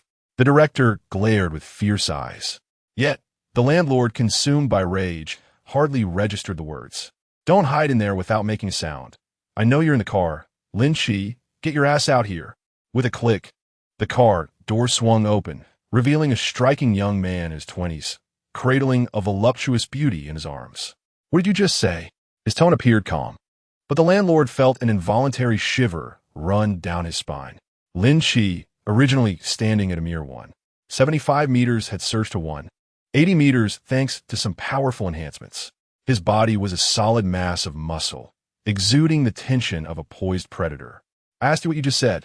A few junior leaders from the fire department sensed the escalating tension and hurriedly stepped forward to intervene. Young man, please don't lose your temper. This fat man has committed an offense that warrants at least a few months in detention. There is no need to engage with someone like him. What? This can't be right, leader. I didn't do anything that requires imprisonment. The landlord, who had been intimidated by Lin Qi earlier, was now in a state of panic. He had thought that the worst he would face was a fine, but the prospect of jail sent him into a tailspin. Those who went to jail were the truly wicked. How could he, with his slight frame, survive such an ordeal? No, I absolutely cannot go to jail. Leader, I'm willing to pay a fine. I'll pay extra. Just please don't let me go to jail. Oh, how arrogant you were when it came to collecting rent. Now you're cowering like a dog. Lin Qi flashed a grin at him, then explained the situation to the leaders from the fire department. To his surprise, they did not feel at all like pawns in someone else's game. The director even patted Lin Qi on the shoulder in a friendly manner. Well done, young man. You know to seek help from the government in the face of injustice. Regarding the rent issue, just file a complaint with the housing authority. The law will not spare a wrongdoer. The director's demeanor shifted, and he turned to glare at the landlord, his disdain unmistakable. Get him in the car. We just happen to be in the area to catch a few examples. Let us see if they dare to engage in illegal expansions again. Understood. Watching the two vehicles drive away, Lin Qi felt a sense of clarity wash over him. Let us find a place to have dinner. I'll drive. Ever since Shi Xiaoyan had laid her cards on the table with Lin Qi, she had completely let loose. She no longer concerned herself with saving money and happily joined Lin Qi in his indulgences. For this overtly materialistic woman, Lin Qi found this arrangement quite agreeable. I seek your body, you seek my wealth. We both get what we want and have a bright future ahead. This was certainly preferable to those who masqueraded love as a guise to claim family fortunes. The two enjoyed a lavish dinner costing nearly 8,000. As usual, Shi Xiaoyan took countless photos and posted them online, captioning it, "My boyfriend treated me to a private chef meal. The taste was delightful. Though a bit pricey, 400 for a dish of mapo tofu. It was a blatant display of ostentation." Lin Qi didn't mind. He took her back home. After both had showered, Shi Xiaoyan was drying her hair. I have to work tomorrow, so I want to be able to accompany you during the day. No waities. I'll switch to daytime job soon. Their work schedules were entirely misaligned, making it inconvenient to meet. As she finished drying her hair and changed her clothes, Shi Xiaoyan retrieved her car keys. Let us go. I'll drop you off at work. I'll be right there. 15 minutes later, they arrived at the internet CAF. Shi Xiaoyan gently pecked him on the cheek. I'll come to pick you up after your shift tomorrow. There's no need. I can take a taxi back. You should sleep in a bit longer. All right then, I'll be off. Lin Qi waved goodbye, exited the car, and entered the internet CAF. Shi Xiaoyan waited for a moment in the car, but when she noticed he had no intention of looking back, She huffed softly and drove away. Chapter 13. Don't use too much force. Why are you late today? The bald-headed boss emerged from behind the counter. What can I do? My girlfriend is too clingy. Lin Qi shrugged, rummaging through the fridge for a bottle of water.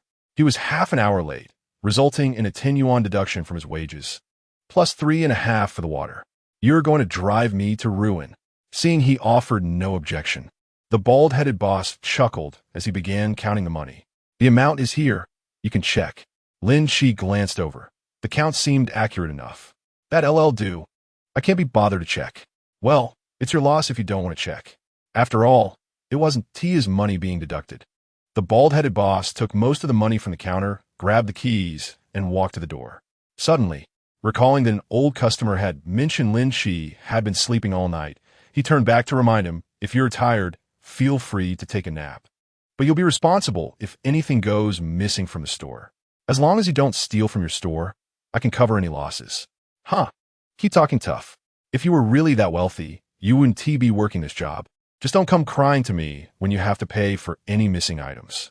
Lin Qi paid him no mind and busied himself with the game. Why are you all so bad? Even I can't carry the team. He angrily berated his teammates before exiting the game with a score of 0-13. What bad luck. All day, I've been matched with noobs. I just gave away a few points. Forget it. Tossing the keyboard aside, he casually found a video to watch. Before he knew it, it was midnight, and Lin Qi stood up, preparing to sleep. Just then, a few girls squeezed into the store.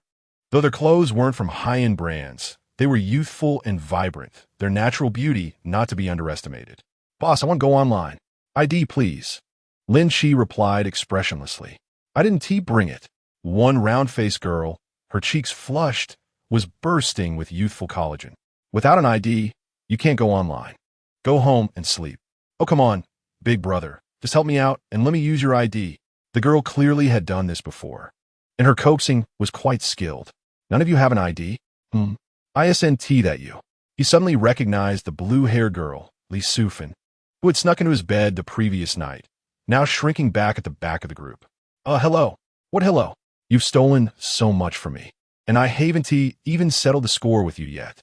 Last night, no one purchased any snacks, but in the morning, the bald-headed boss discovered over 100 yuan worth of items missing. I didn't take anything. I have surveillance footage. Are you sure you want to deny it? The round-faced girl immediately stepped forward.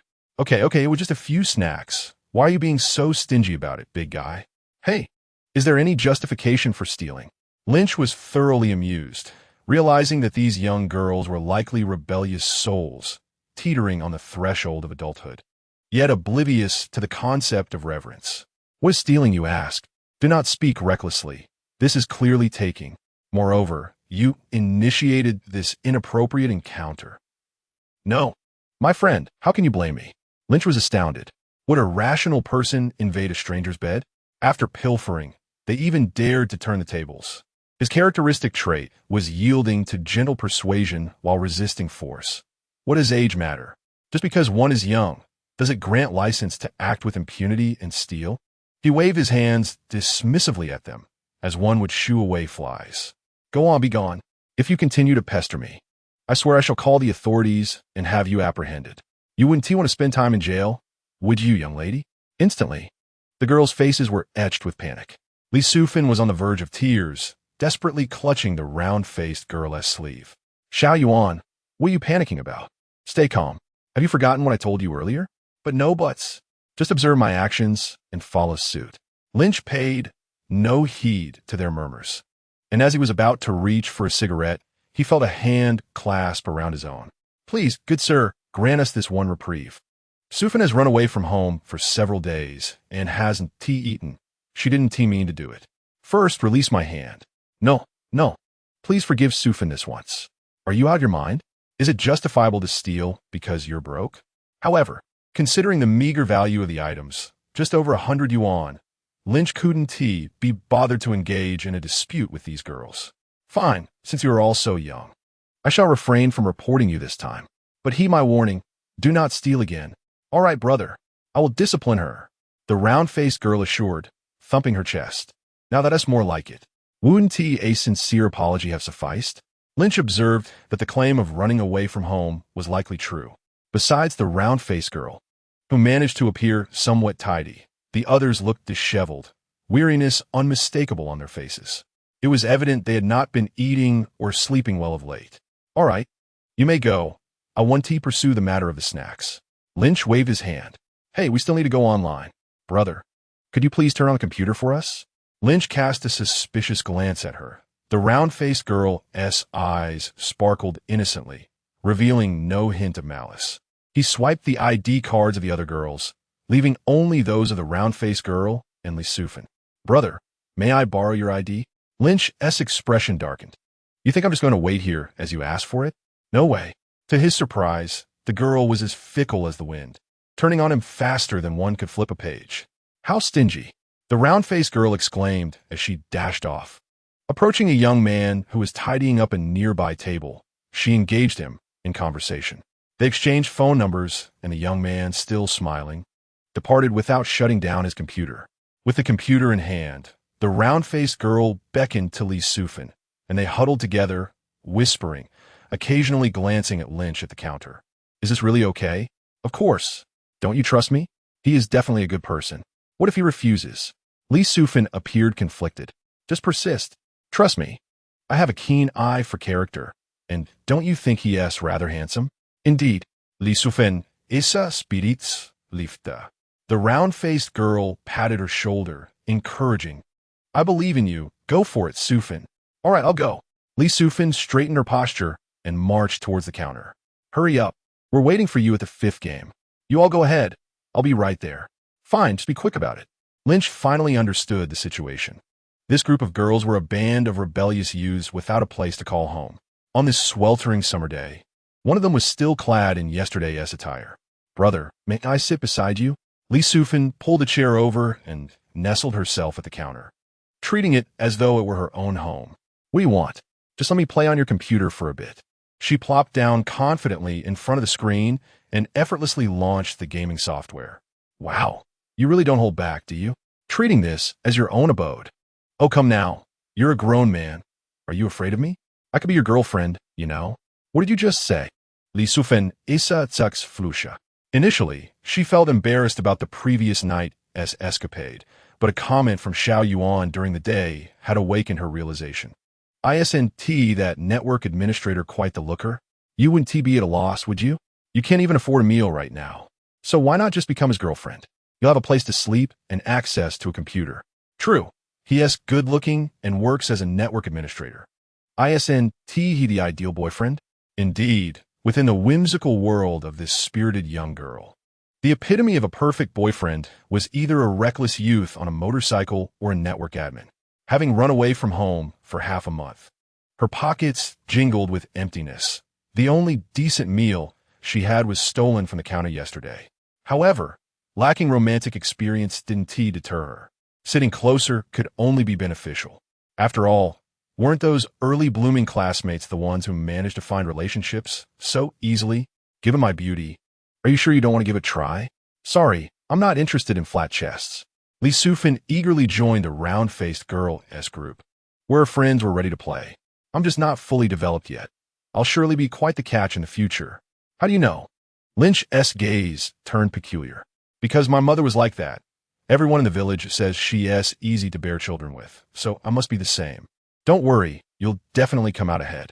As she spoke, she clumsily took Lynch's hand. So how about it? Are you feeling a spark? Spark my foot. Are you not a local from the city? No, I'm from Qin province. Then how did you end up here? Lynch inquired, intrigued. I was accepted into a college here in the city, but the tuition is 26,000 a year. My dad wouldn't let me enroll, giving me 500 yuan to find work. I thought since I got accepted, I should at least see the school, so I came here. Lynch's hand, which had been gently stroking, froze. Do you wish to continue your studies? No. Lynch was taken aback. Why not? School is hard and tiring. I have no desire to study. Playing on the computer every day is far more enjoyable. Damn it. I was just feeling sorry for you, you brainless little thing. Unable to restrain himself, he pinched her arm hard. Ow, that hurts. It's all your fault. Sufin, what's wrong? Can't you take a hit? The round-faced girl shouted. He pinched me. Ugh, you shameless pair. Lynch was fuming, exasperated by the persistence of these insufferable girls. You can't just play on the computer every day. Where will the money come from? Xiao Yuan can earn money. She makes several hundred a night. Enough for us to last for days. Damn, that's illegal. How can you engage in such activities at your age? What are you thinking? She sells beer at the night market. Each sale can keep us entertained for days. Chapter 14. Rewarding luxury cars. Watch the store for me. I'm going to sleep now. Go ahead, go ahead. The girl didn't look back. Can I have some snacks? Help yourself, but don't steal again. Got it. Lynch shook his head and strode into the small bedroom. After an unknown period of slumber, he awoke to find a soft body nestled beside him in the blanket, carrying the distinct scent of youthful perspiration. Goodness, how long has it been since you last bathed? 3 or 4 days, I think. Don't disturb me. Let me sleep a bit more. Li Sufan mumbled, then promptly fell back asleep. In a fit of frustration, Lynch sprang up, glancing at the clock to find it was already 6 in the morning. Stepping out of the small room, several girls were still chattering excitedly while playing games. The departure of Li Sufan seemed to have no impact on them whatsoever. Lin Qi retrieved a few cans of cola from the freezer and placed them on the table before the girls. What are you up to with this unsolicited kindness? The round-faced girl glanced at the unopened cans of cola, and only after confirming their intactness did she pop one open and take a sip. Are you called Xiao Yuan? Zhang Xiaoyuan, 18 years old, from Akron province. How did you come and know each other? Lin Qi pulled out a nearby sofa and settled down. Just then, Zhang Xiaoyuan's character was eliminated by an opponent, prompting her to remove her headphones. We met at the night market. I was almost fainting from hunger when I saw her plight, so I brought her home. Quite foolish, really.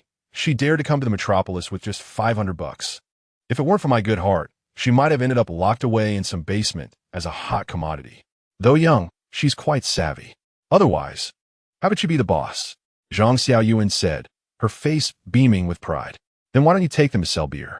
They're all too clumsy. That silly Sufan spilled beer on the customers 3 times when I took her once. A few girls leaned in. Xiaoyuan, I've never spilled. How much worse could you be? You would even call out if someone touched you. You're worse than Sufan. The girl stuck out her tongue and resumed her game. See, if it weren't for me, they would have starved to death long ago. Lin Qi chuckled. This girl appeared carefree, yet surprisingly loyal. No wonder so many people followed her. After playing on his phone for a while, the system's sound echoed in his mind. Congratulations. Host, you have successfully lounged, and you have received a bronze treasure chest. Is it quitting time? Sure enough, the egghead boss entered the store right on schedule.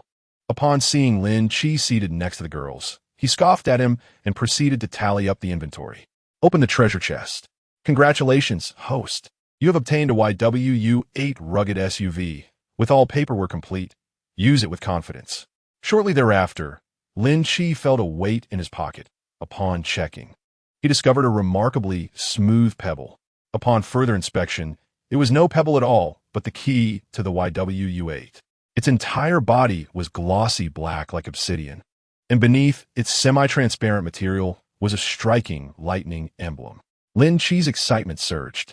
He had coveted this domestic luxury vehicle for quite some time, salivating at every video he encountered. Never did he expect the system to be so generous as to grant him one directly from the treasure chest.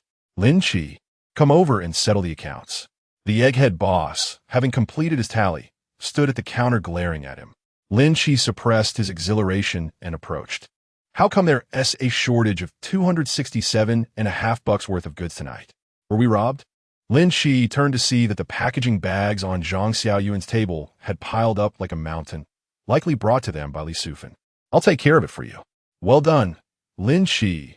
You managed to do so much business in one night. Upon hearing this, the boss's irritation dissipated.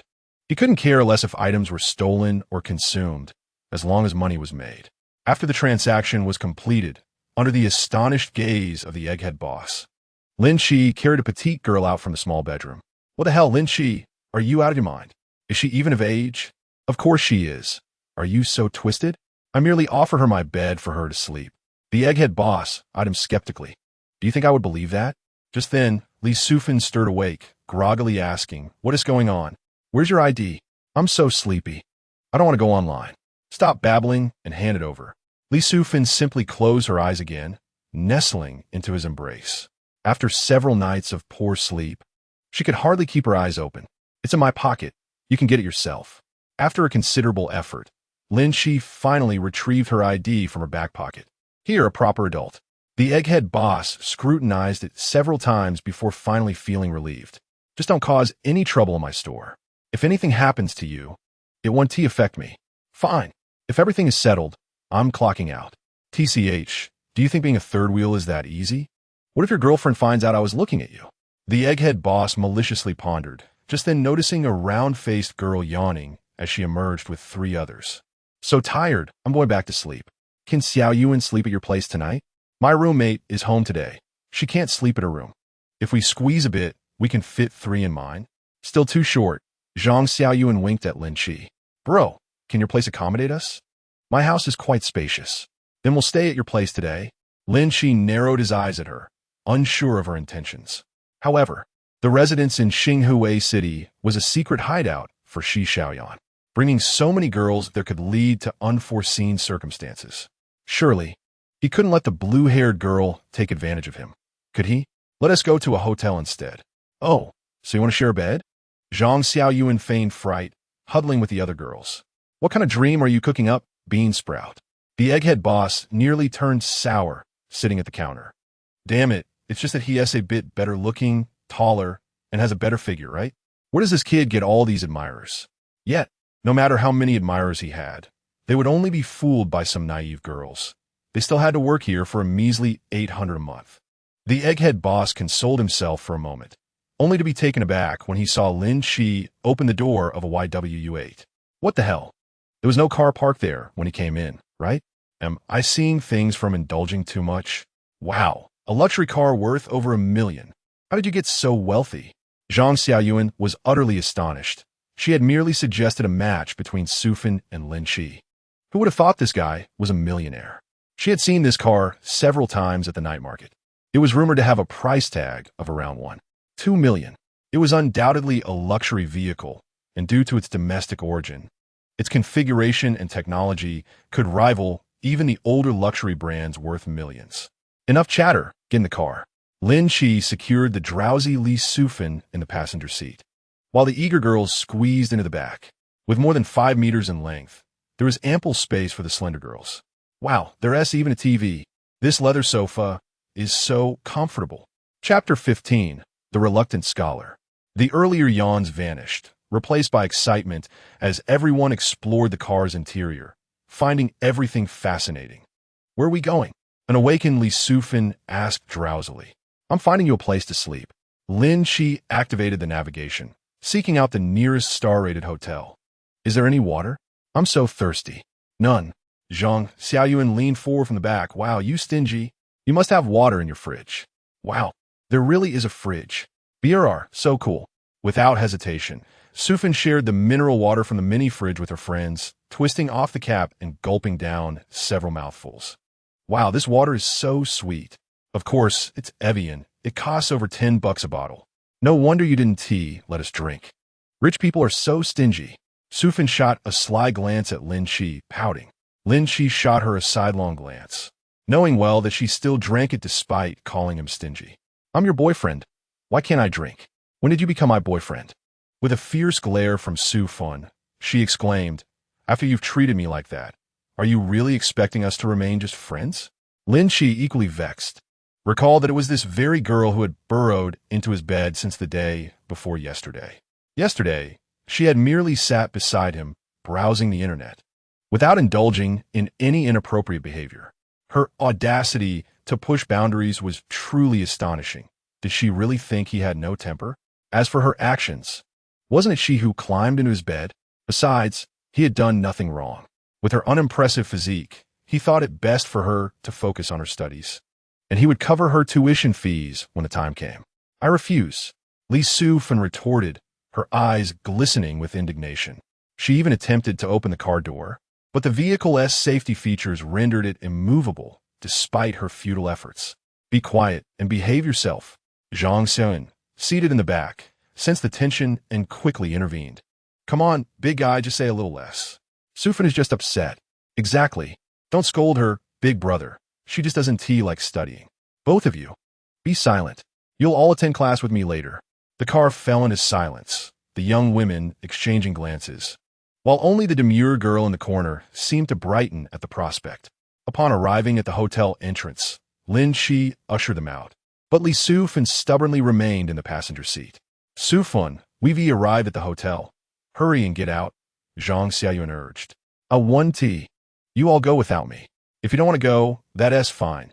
I'll take you upstairs first, Lin Qi replied sternly, secretly thinking to himself that he was not her father. He had already given her a chance. If she refused to help herself, she had no one to blame. The departing group failed to notice the glimmer of cunning in Li Sufan's eyes. Trying to trick me into studying? I want to fall for it. But now that Xiaoyun has betrayed me, I need to devise a way to dissuade him from this notion. Book 2 double rooms, she instructed. The two front desk clerks exchanged peculiar glances as they watched the group ascend in the elevator. Wow, the wealthy really know how to have fun. Taking 4 girls at once. How do you know they're wealthy? Doesn't he seem to be wearing designer brands? Didn't you see the car outside? That's a luxury vehicle worth over $1 million. Wow, those girls are so lucky. One of the front desk clerks rolled her eyes. What is so lucky about it? With so many people to share, even the richest 1T have much left for themselves. As they chatted gossip, the same group that had checked in shortly descended again. Who would be thought they'd be so weak at such a young age? That was barely 2 minutes in the room. How pitiful. Indeed, Lin Qi remained oblivious to how he had been labeled the weak brother in the eyes of the hotel staff. He casually instructed, have the kitchen send some breakfast up. Certainly, sir. After leaving the hotel and getting back into the car, he navigated to a nearby Chinese dim sum restaurant. Throughout the ride, Li Sufan was on edge. Hey, why aren't you speaking? What should I say? Didn't you say you didn't want to go to school? Confused about the connection between the two matters, she stubbornly replied, I just don't like studying. I don't understand what the teachers are saying in class, and I often fail exams. Then how did you get into college? Xiaoyun checked for me. That school lets you in if you have money. They're out there recruiting students who didn't pass, trying to fool anyone they can. Lin Qi found himself at a loss for words. Many vocational colleges were actually quite good. They simply emphasized different aspects of education compared to universities. However, it was true that some institutions exploited students for profit, misleading them. At least a vocational college is considered higher education. It's on par with a regular university, which is far better than just having a high school diploma. I still want to go. Lin Qi had lost his patience. Fine, don't go. Do you really think I'm your father? Get out. Huh? Do you think I can just walk away? Do you really believe society is that easy to navigate? Can Zhang Xiaoyun support you for life? You foolish girl, get out. Li Sufan felt a pang of panic. Can you at least take me to Xiaoyun's hotel? Walk back on your own. What are you afraid of during the day, being kidnapped? Please don't scold me. I'll let you touch me again. Just take me there, okay? Lin Qi's expression darkened. What do you take me for? Not finding a suitable turning point, he reluctantly veered into a nearby open community, intending to navigate through the alley. However, just as the car entered the lane, Li Sufan suddenly lunged at him. What are you doing? With her slender arms and legs, Li Sufan was no match for Lin Qi, who seized her by the collar. Frustrated, he exclaimed, do you have any idea how dangerous that was? What if we hit someone? Who taught you to climb into the driver's seat? The alley was deserted. Caught off guard, Lin Qi, still buckled in, found himself unexpectedly freed. Fearing he might hurt her, he was cautious. His strength could easily break her arm. This girl, with her unexpected vigor, clung to him as he fumbled with his seatbelt. Damn it, do you think I'm a good person? Just then, a horn blared. Hey, you 8 driver, please make way.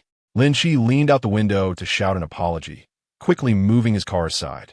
They resumed their journey toward the dim sum restaurant. So, what are your thoughts?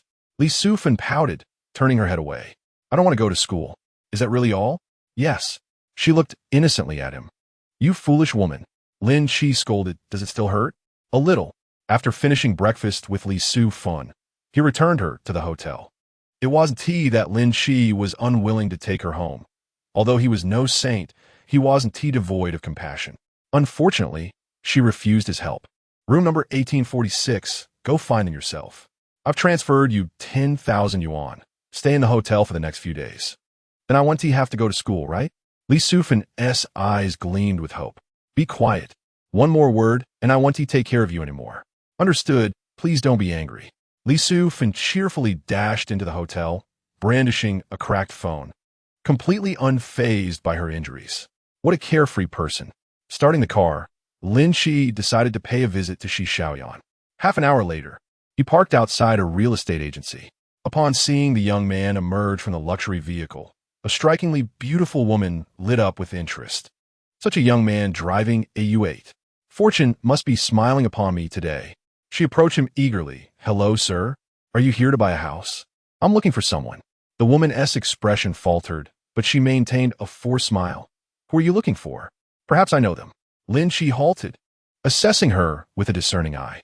Her skin was as smooth as jade, and her brows were as dark as ink, nearly causing him to lose his composure. Shi Xiaoyan. Do you know her? Her eyes brightened. Oh, I know her. We're good friends. She is currently in the office being scolded by the boss. Let me take you there. Oh, what's the matter? It's about her absence yesterday. The boss feels deceived. Our store's performance has been poor lately, and he is cracking down on attendance. Xiaoyan just happened to be in the wrong place at the wrong time. Lin Qi nodded, realizing that Xiaoyan had taken time off to accompany him and certainly didn't deserve to be reprimanded. Upon arriving at the office door, the cacophony of an argument could be heard from within. Glancing at the calendar, one might ponder the date. How could it be so far into the month without a single transaction? Shi Xiaoyan, do you no longer wish to continue your work? With 13 employees in the store, none had secured a deal, yet why was she being singled out for reproach? And how dare she retort? Others may not have clinched a deal, but at least their attitudes reflected their commitment. Yet, here she was, feigning illness for a date. And this was her way of repaying the company? Overcome with rage, Shi Xiaoyan trembled, on the verge of confronting him, when suddenly the door swung open. Who is it? Don't you know how to knock? Bai Bingjie, and you are? The spitting manager was momentarily silenced upon noticing the man trailing behind the young woman. Manager Hao, this gentleman wishes to view the villa. I brought him to collect the materials. The young woman winked at Lin Qi and then whispered in his ear. Manager Hao, wary of losing a potential sale, hoarded all the prime listings, making it imperative for anyone interested in viewing a property to seek his permission. Lin Qi seized the opportunity to respond. Yes, I have just arrived in the Magic City and lack the time for renovations. Thus, I came to explore some second-hand villas. However, it seems your store lacks a harmonious atmosphere. This immediately flustered Manager Hao. Business people tend to harbor a certain superstition. If the agents are in discord, it pretends an unstable household. He hastily waved his hands in denial. Misunderstanding. She just joined us recently. I was merely instructing her on how to attend to clients. Perhaps my tone was a bit stern. Right, Shi? Shi Xiaoyan, still processing the situation, numbly nodded. What are you standing around for? Hurry and serve our esteemed guest some tea. Oh, Shi Xiaoyan snapped back to reality, noticing Lin Qi's signal, and stepped outside, bewildered. Lin Qi tossed his phone, wallet, and car keys onto the coffee table and lit a cigarette. Manager Hao glanced at the no-smoking sign on the wall, his smile unwavering. Mamai, a key to a Yangwang U8. Looks like we have a significant client here. Once outside, Shi Xiaoyan swiftly pulled Bai Bingjie aside. Sister, why did you bring him into the office? Why are you so concerned about him? What is your relationship? Bai Bingjie teasingly poked at Shi Xiaoyan's waist with her alabaster arm. Oh, Bing. Come on, don't tell me. Bai Bingjie feigned anger. Just that kind of relationship. A fleeting glimmer of envy sparkled in Bai Bingjie's eyes. Is he the one you were with yesterday? Yes, Shi Xiaoyan replied shyly. He is so well built. Can you handle him? Tell me how it feels. Oh, Bing, please don't ask. All right, I want to pry. I truly envy you, young and wealthy. Yet he cares for you so much. Shi Xiaoyan paused, puzzled by the statement. Bai Bingjie recounted the earlier events, noting how he didn't hesitate to push the door open. Clearly he cares for you. However, Shi Xiaoyan's thoughts were consumed by that Yangwang U8. She barely registered Bai Bingjie's words. When did this scoundrel get a car? Surely he hasn't rented it. Oh no. He wouldn't have taken out a loan to buy a villa just for appearances, would he? I must hurry back to the office and fetch him. Hey, where are you going? Bai Bingjie observed Shi Xiaoyan rush away, stamping her foot in frustration. That ungrateful girl. Inside the office, Manager Hao was eagerly showcasing property listings to Lin Qi, turning each page with care. Just then, Shi Xiaoyan entered. Where's the tea? Forget the tea. Let this young lady take me to view villas number 4 and 6. What?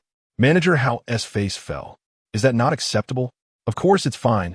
See, ensure you show the client around thoroughly. We'll treat this gentleman to dinner tonight, and I'll reimburse you tomorrow. Be proactive, do you understand? Shi Xiaoyan nodded vigorously.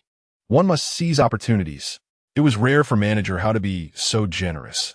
It seemed he was becoming increasingly desperate for sales. All right, let us go. I drove here. Miss, she can ride with me. Very well. The two made their way to the car, and upon reaching a secluded area, they exchanged glances. What is the story with this car? Did you rent it? Lin Qi flashed a charming smile. Of course I bought it. Spacious. Isn't it? Even two can sit comfortably in the front. Such a cheesy grin.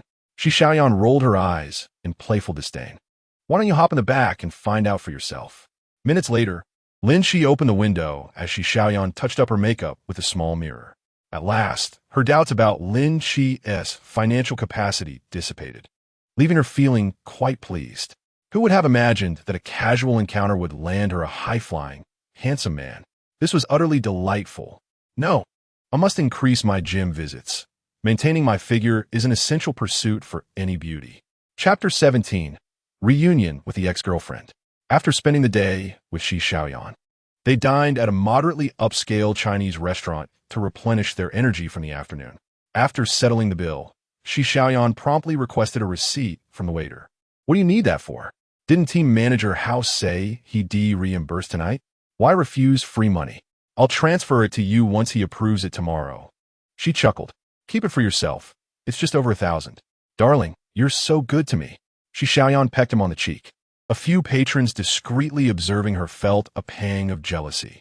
Damn it. What do I lack compared to this guy? She's seeking reimbursement from him without closing a deal. Is she certain that it's wise? Who cares? It's his promise. I could always resign if need be. Having accomplished her primary goal in the real estate agency, she felt no lingering attachment. I can support myself, no matter what. Lin Qi chuckled, pinching her nose. Let us get you to your car. I need to head to work. Though uncertain why he was so fixated on that internet CAF job, Shi Xiaoyan's greatest virtue was her clarity of mind. Regarding cohabitation, Lin Qi would never bring it up. She wouldn't demand to move into the Xinhui city apartment unless he suggested it first. All right, I appreciate your help. What is so hard about driving? It was much more exhausting before when we were in the car. You're incorrigible. After dropping Shi Xiaoyan off at the company to retrieve her car, they lingered for a moment. Finally, Lin Qi made his way to the internet CAF. Half an hour later, at the Mingja internet CAF, the owner, Lu Dan, had been casting odd glances at him since his entrance. Is he planning to give me a raise? Dream on. Lu Dan scoffed, clearing out his drawer of cash before heading home, no longer mentioning inventory matters. When Lin Qi opened the drawer, he found at least 1,000 in cash. He mused on how untrustworthy Lu Dan was. Previously, he enforced so many rules, but now that he saw Lin Qi had money, his attitude had completely shifted. It was no wonder the wealthy needed luxury cars and designer watches. Status was self-bestowed. Even a modest internet CAF, arriving on a shared bike versus a luxury vehicle resulted in entirely different treatment. Glancing around the CAF, he noticed the same few gamers still up all night. Never mind. Let's play a few rounds. Defeat. Damn it, they can't carry me. The current generation of League of Legends players truly leaves much to be desired. As he checked the time, it was nearing midnight. Strange, where are those girls today? Just as he was about to call and inquire, his phone rang. Hello, my dear. I've run out of money at KTV. Could you please transfer me some? Click, the call abruptly ended. What kind of trickery is this? Huh, why do I have a note for a scammer's number? Lin Qi was momentarily taken aback as the phone rang again. Honey, hurry and save me. I can't pay the bill, and I'm being held at KTV. Upon seeing the caller ID, he realized it was Li Sufan. What happened to the 10,000 you had? Is that not enough to cover the bill? If he recalled correctly, that money was transferred to her earlier that morning. They claimed the total was 26,700. He never anticipated it would be so exorbitant. Laughter erupted from the other end of the line. What happened to that arrogance just now? Why is it silent all of a sudden? If you can't pay, you might as well stay here as a princess. At least you could earn 1,000 or 2 in a night. Ha ha ha. Lin Qi felt a headache coming on. Have you been drinking some enchanted brew? Give me the address. It's at XX Road, XXX number. Hurry, come and slap in the face. They keep laughing at me. He cursed under his breath and dashed out the door, leaving a few bewildered friends behind. What's going on? Are we abandoning the shop? Lin Qi sped off and arrived at the destination half an hour later. A few parking attendants' eyes lit up upon seeing the U8 and rushed over. Welcome, sir. Would you like assistance with parking? Just find someone to hold the spot for me. The attendant was overjoyed. He was accustomed to luxury brands like Porsche and Mercedes, but had never had the chance to handle a domestically produced U8. Absolutely. He even tucked away the QR code badge. Lin Qi was pleased to save on tips and strode into the establishment without looking back. Wow, the U8. Let me take a look. Don't cause trouble. You parked one last time now. It's my turn. Come on. You took a leave last time. How can you blame me? Let me drive it for a bit. Get lost. The service staff in this high-end establishment were polished and attentive. Had Lin Qi not been preoccupied with rescuing someone, he would have engaged with them. Guided by a charming young lady, he finally reached the scene. Through the door, he could hear the melodious voices inside. Oh, your boyfriend isn't too scared to show up, is he? If it weren't for Wang Xiao's restraint, you wouldn't even have the chance to call. Calling won't help. It's been over half an hour. Is your boyfriend still looking for a share bike? My husband drives a luxury car worth over $1 million. Can you afford that? Li Sufin's voice was sweet yet tinged with a hint of childishness, easily recognizable. $1 million? Ha ha ha, you must be joking. Do you know how much Wang Xiao's 911 costs? You'd be shocked. Lin Qi darkened his expression and pushed the door open. Inside, he saw Li Sufin and several others squeezed onto a small sofa, while a young man lounged confidently across from them, flanked by 2 distinctly styled beauties. A female staff member stood at the entrance with a POS machine. Honey, Lin Qi caught Li Sufin as she leaped into his arms, hesitating for a moment before not pushing her away. What's going on? I drank too much and accidentally broke their wine. Now I can't afford to pay for it. He glanced at Zhang Xiaoyuan and the others, who seemed too afraid to breathe. It appeared she was indeed telling the truth. Well, why did you break? A bottle of Ace of Spades champagne. That cost several thousand. How could she claim to be broke? They said I couldn't afford it. So I asked for 2 more bottles. Damn, this foolish woman. Just as he was about to call the staff to settle the bill, a woman across the table stood up. Oh, you didn't just pay your rent, did you? This place doesn't accept credit payments. This woman was charming, but spoke with a cutting tone. Lin Qi scrutinized her, feeling a sense of familiarity. What? Trying to pretend you don't know me? The young man finally spoke, giving a playful pat to the beauty beside him.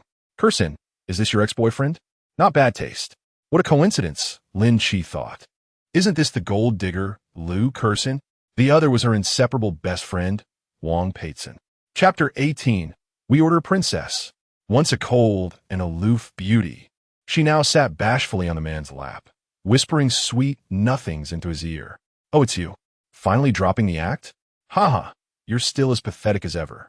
Wang Peitzen chimed in. Kursin, at least he is your ex-boyfriend. Show some respect in front of his new girlfriend. This woman was as insufferable as before, pretending to criticize Lu Kursin while actually hinting that her own dignity had been trampled upon. Li Sufin and the others were equally astonished, huddled together in silence. I need your attention, you harlot. What kind of face do you have? What nonsense are you spouting? We were together for months and didn't even hold hands. Lu Kursin's expression faltered, quickly turning to explain to the young man. Wang Xiao, don't listen to him. We are innocent. What a farce.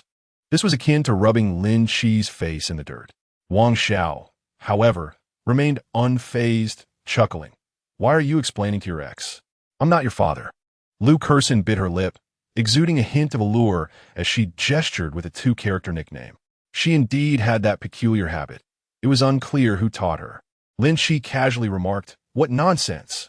Peipei can testify for me. Wang Peitzen hesitated, but nodded at Wang Xiao. Kursin, we didn't come here to discuss that, right? The payment. This little girl broke our champagne. She must pay. Lin Qi had lost interest. He wondered how he ever found this woman appealing. She was insipid and foolish.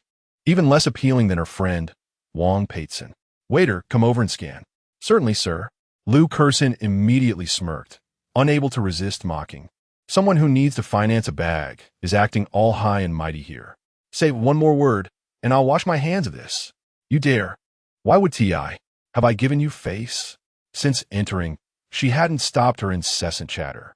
She then turned to Wang Xiao and shouted, You can tolerate this low-class establishment? Just looking at it makes me uncomfortable. Wang Xiao, who had been leisurely watching the drama unfold, suddenly changed his expression. What the hell did you say? Bang! Lin Qi, with a dark expression, kicked the coffee table aside forcefully.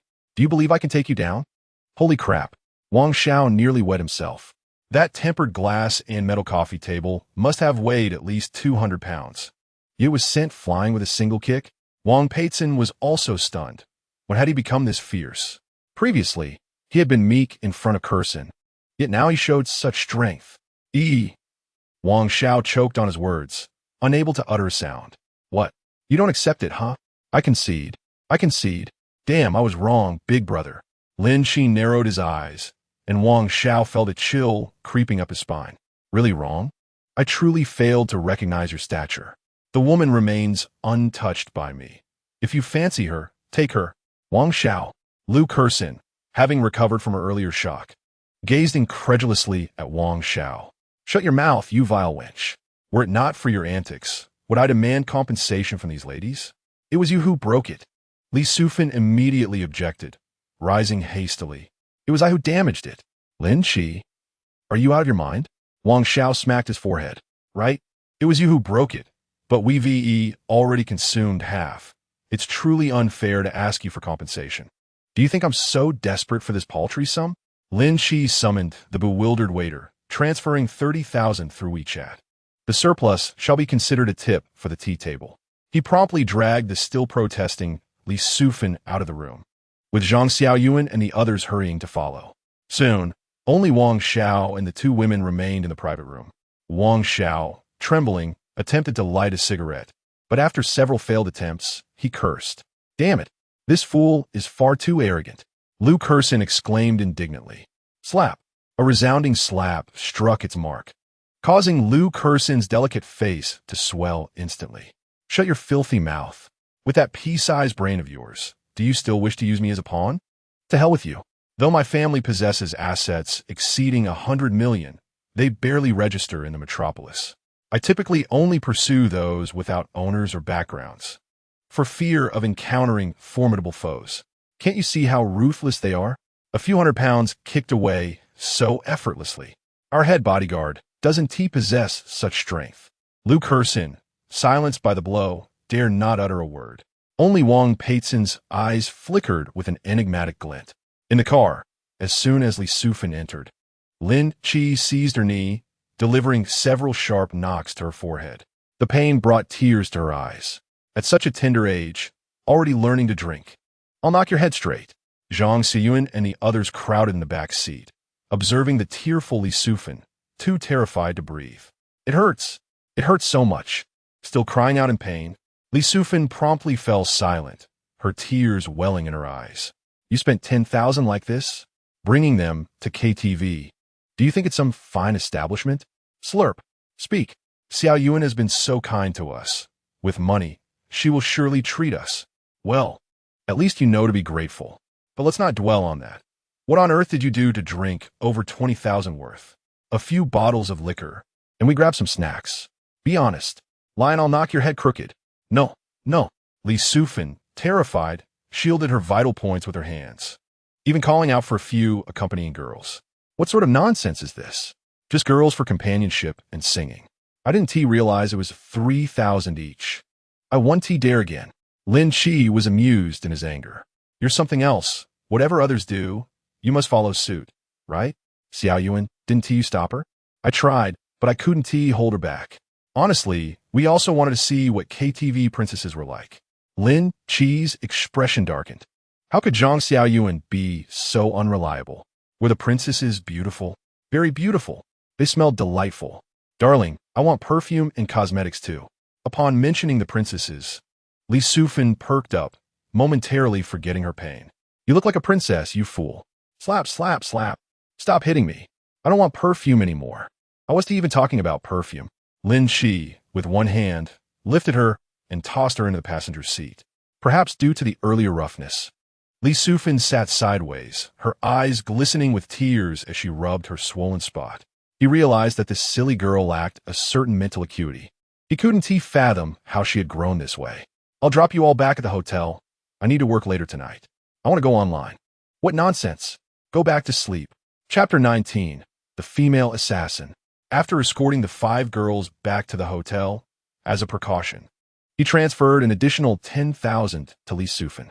Instantly, her tears transformed into a radiant smile, as if she had not just endured a beating. Darling, you're the best to me. Li Sufin wrapped her arms around Lin Qi's neck and gently pecked his cheek. Oh, Sufin, how shameless. Zhang Xiaoyuan blushed at the sight, resorting to teasing to mask her own embarrassment. Mind your own business. Lin Qi pried her off him. Get some rest. I'm heading back. All right, darling, drive safely. Bro, drive slowly. As soon as he departed, the girls erupted in cheers, tossing pillows and blankets into the air. Another 10,000. We're rich again. Li Sufin laughed like a fool. How about we go to the amusement park? I heard they have yachts. We can rent one to set sail. Zhang Xiaoyuan's big eyes sparkled with excitement. Do we have enough money? Don't worry. This time we'll ask about prices before boarding. Nothing will go awry. A yacht. I've only seen them on short videos. If we film a few videos on there for Douyin, others will be utterly envious. I've heard that if we're lucky, we might see dolphins at the estuary. Isn't it a bit inappropriate for us to do this? Your brother works hard for his money. A demure girl hesitated. Though they all came from peculiar backgrounds, this girl exhibited a slightly more mature mindset, yet being socially anxious. She lacked presence and voice. Oh, Ching, why think so much? Didn't we promise to go wild together once we earn money? Now that I've got a wealthy boyfriend, I can't forget my good sisters, Li Sufin declared, thumping her flat chest. You're so good, Sufin, my dear sister. Zhang Xiaoyuan's eyes brimmed with tears. Yes, dear sisters for life. The girls instantly embraced. Despite having booked 2 rooms, they squeezed together to sleep. Lin Qi sighed as he descended the stairs. The girl wasn't inherently bad. She simply lacked a systematic worldview. Her logic still tethered to the notion of indulging without consequence. However, how much better could he claim to be? Not wholly bad, yet not genuinely good either. Were it not for indulging the second one's thoughts, he wouldn't be entangled with that girl, though she seemed to enjoy it. Forget it. I'll just have to teach her properly in the future. Nurturing feels more fulfilling.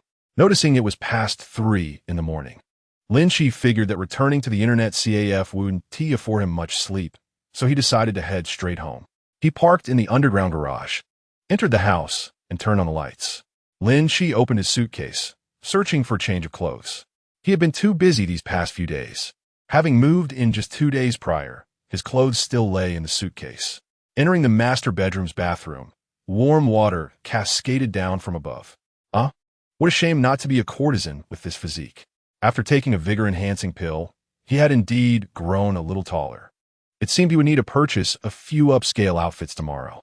Having struggled along the line of subsistence in both his past and present lives, Lin Qi had always bought clothes costing a couple hundred each. Now, with over $1 million in his pocket and driving a luxury vehicle, would it be reasonable to switch to outfits priced in the 4 to 5-digit range? Just as he pondered whether to take Shi Xiaoyan or Li Sufin shopping tomorrow, a faint mechanical click echoed in his ear. A thief? Lin Qi discreetly turned off the faucet, listening intently to the sounds in the bedroom. Rustling footsteps. The movements were exceedingly subtle, evidently reflecting the caution of the other party. A flicker of anger flashed in Lin Qi's eyes. Which fool dared to intrude upon my abode? Truly underestimating the strength of my fists? He stealthily approached the door, wrapping a towel around the doorknob. With this layer of cushioning, the sound of the door opening would be significantly muted. With a soft click, Lin Qi gently twisted the doorknob, standing barefoot on the floor, peering around the corner. Sitting on the bed. Damn it, are they here to take my life? Lin Qi's resolve hardened. Like a leopard, he pounced, pinning the shadow down onto the bed. Help! A young female voice cried out. Lin Qi smirked coldly, relieved by his own cleverness, pressing her head into the bedding. Scream all you want. Even if you shatter your throat, no one will come to your rescue. Dare to lay a hand on me, and you must be tired of living. The woman beneath him struggled fiercely, but she was no match for Lin Qi, whose right hand gripped her wrists like a vice. His other hand seized her long hair, forcing her head firmly into the blanket. However, one peculiar thing struck him. This woman had an excessively alluring figure. Delicate arms and legs, her curves were quite captivating. Lin Qi had rushed out of the bathroom, a towel wrapped around his waist. The intruder was scantily clad as well, his knee pressed down hard against her, and should she show any signs of resistance, he would not hesitate to teach her a lesson. Oof. Still daring to move? Lin Qi snatched the towel, swiftly covering her mouth to prevent her from biting her tongue in desperation. The woman thrashed even more violently, but Lin Qi showed no signs of leniency. With no shred of pity, he tightened his grip around her slender neck and flipped her over. Their eyes met instantly. Speak. Who sent you? Lin Qi's gaze was icy, as if he were about to extinguish a life. The woman's eyes filled with terror and tears. Oh, her mouth was blocked. Then I shall loosen the towel, but do not scream. Otherwise, I will send you straight to the afterlife. The woman nodded frantically, as Lin Qi relaxed his grip. He sensed something amiss. This woman seemed vaguely familiar. I need help. Lin Qi immediately covered her mouth again. Don't think I won T act against you. One more sound, and I'll end you. Using his weight to pin her down, he reached for the bedside lamp, striking it against the cabinet to fashion a makeshift dagger. The woman's eyes brimmed with fear, tears flowing like a deluge, and she nodded eagerly. Then I will release you. Please let me go. Are you Miss Chu? Upon closer inspection, Lin Qi realized she bore a striking resemblance to the widow Chu Manin, his landlord. I'm Chu Manin. Please let me go. I won't scream anymore. What in the world was happening? Lin Qi was utterly bewildered. He had no grievances with this enchanting widow. Their interactions had merely been a few exchanges within her property. Surely, she wasn't here to assassinate him at night? Cough, cough, cough. The moment Lin Qi loosened his grip, Chu Manin couldn't help but cough incessantly. Just moments ago, she had nearly been asphyxiated by his hold. He wondered where this person derived such strength. Why aren't you dressed? Why do you ask? How could I wear clothes while bathing? Now tell me, why did you sneak in tonight? Don't say it was to steal something. Chapter 20. The Contrast Queen Pays Sin. If I say I walked into the wrong place, would you believe me? Do you think I would? Could you please just put on some clothes?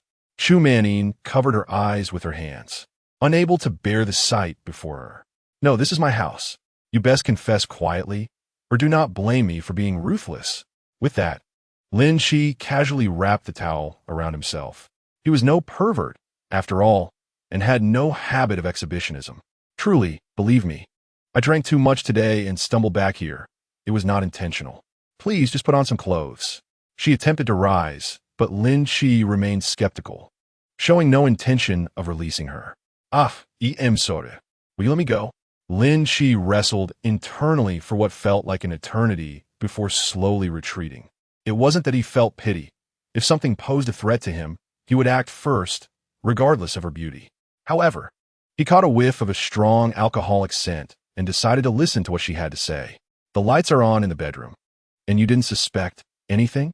I've always slept with the lights on. I'm sorry. I truly didn't mean to. I was just so drunk. Chu Manin scrambled to her feet, hastily arranging her clothing. Lin Qi observed her with suspicion. This woman's rationale was perplexing. Stumbling into the wrong house while intoxicated was rather far-fetched.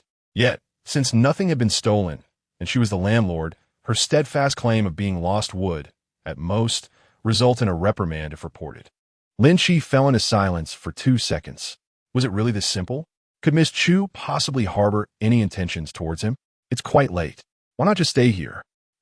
Que mañana es fast flushed slightly. Just a joke. You should leave. As if released from a great burden, Chu Manin scurried away. And soon Lin Qi heard the door click shut. He donned a blank expression and took another shower, spending over half an hour calming the simmering anger within him. This woman, I can't shake the feeling that she has ulterior motives. He chuckled softly, eager to see what trick she might play.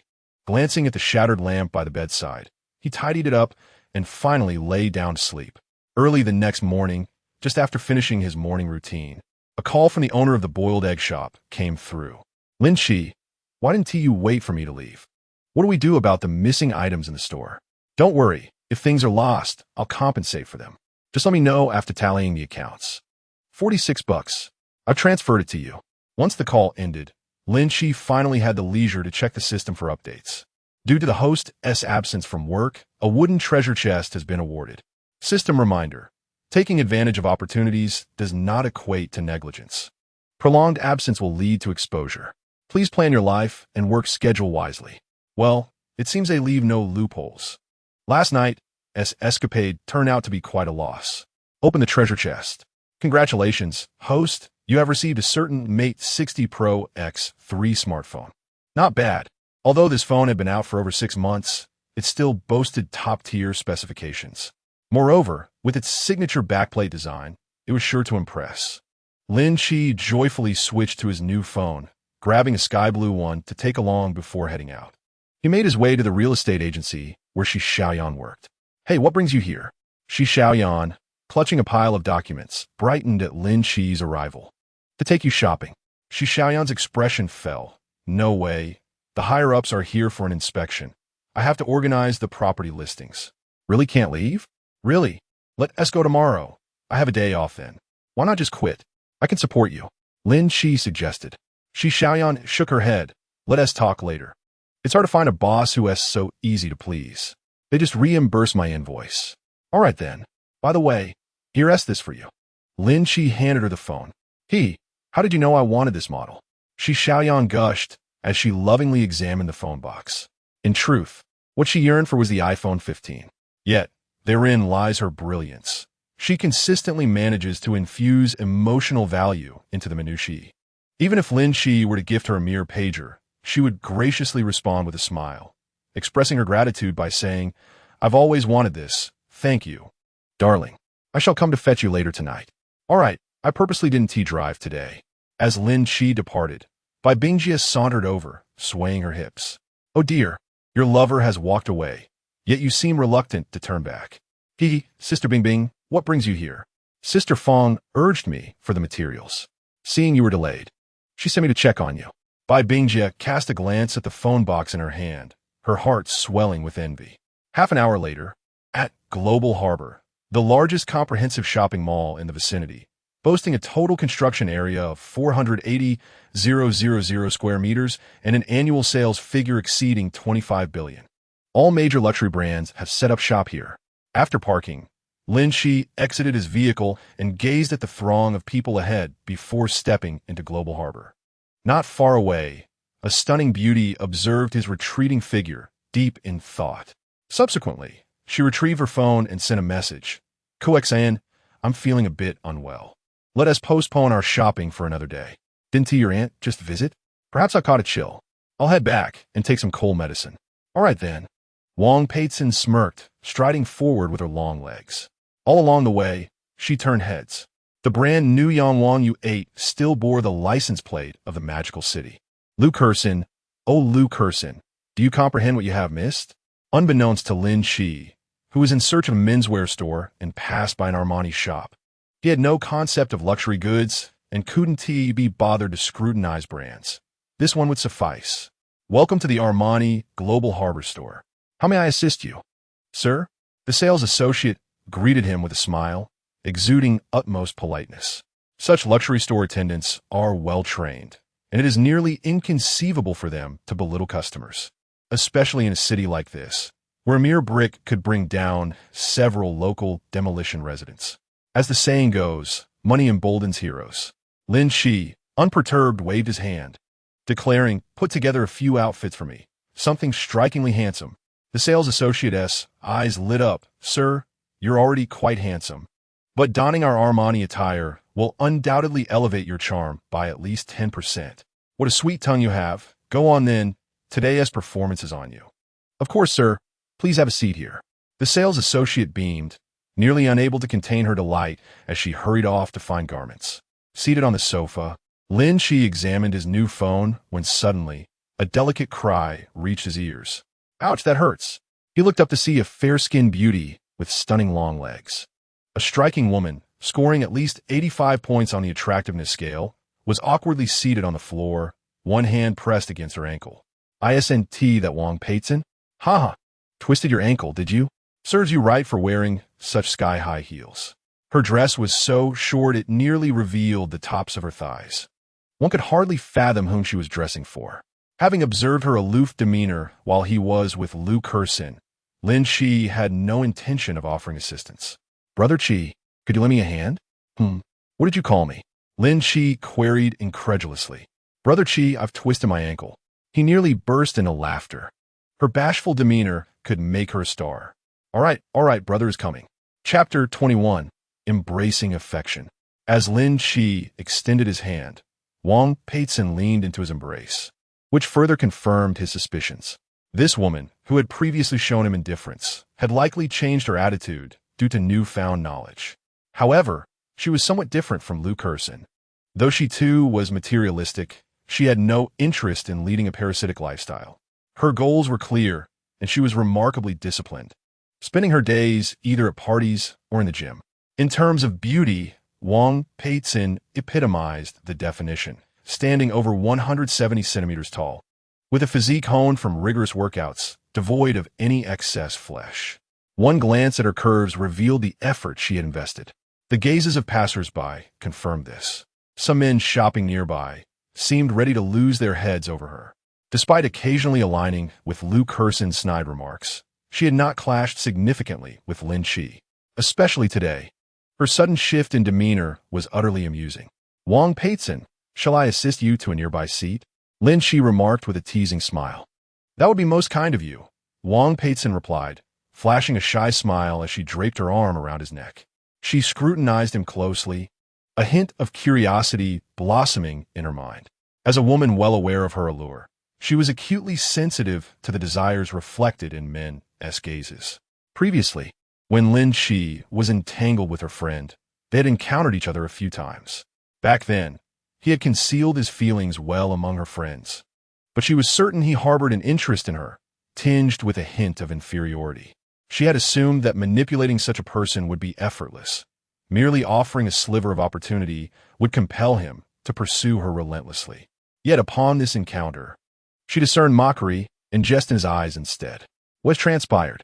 Can a person truly change so drastically in mere days? No, the strategy must be altered. This man is not so easily maneuvered. Wang Peitzen fluttered her lashes, feigning a hint of remorse. "I must apologize for my previous actions towards you." "Which incident do you refer to?" Lin Qi, having lived two lives, had scarcely had opportunities to interact with beautiful women. However, his intellect was undeniably sharp. He recognized her pretense. But so what? Would it disrupt his own life? It would not. He decided to maintain his composure, neither proactive nor dismissive. "It pertains to your breakup with Qi. I was taken aback by her true nature. That night, I couldn't resist her pleas, which is why I contacted you." "Oh, I've long forgotten about that. But do you think it appropriate to speak of your friend in such a manner?" Lin Qi smirked as he helped her to a seat.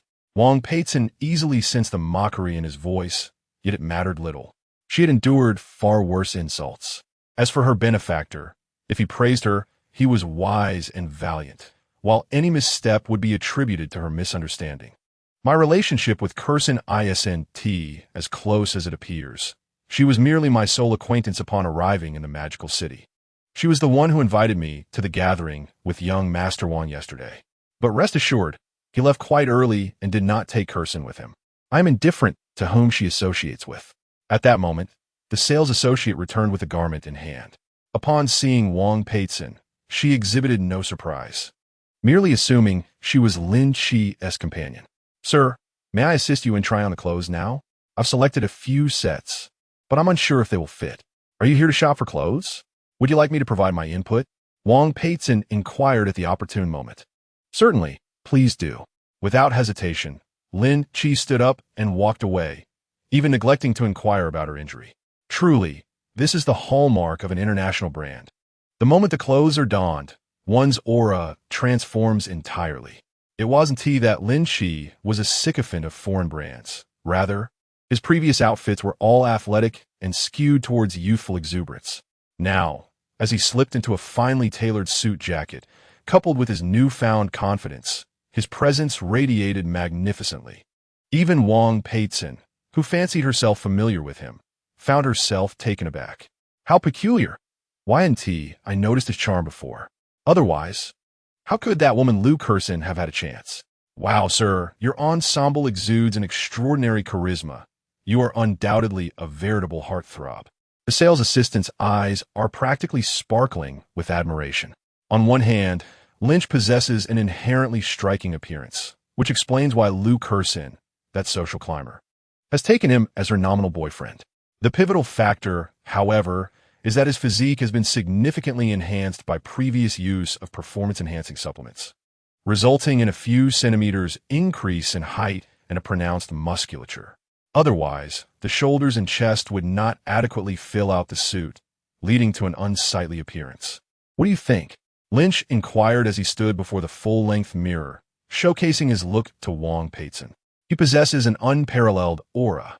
I believe handsome fails to capture it. Stylish man is far more fitting. Yet, it seems slightly snug. Do you have a larger size? Wang Peizhen clapped her hands in excitement. Indeed, we do. Allow me a moment to fetch it.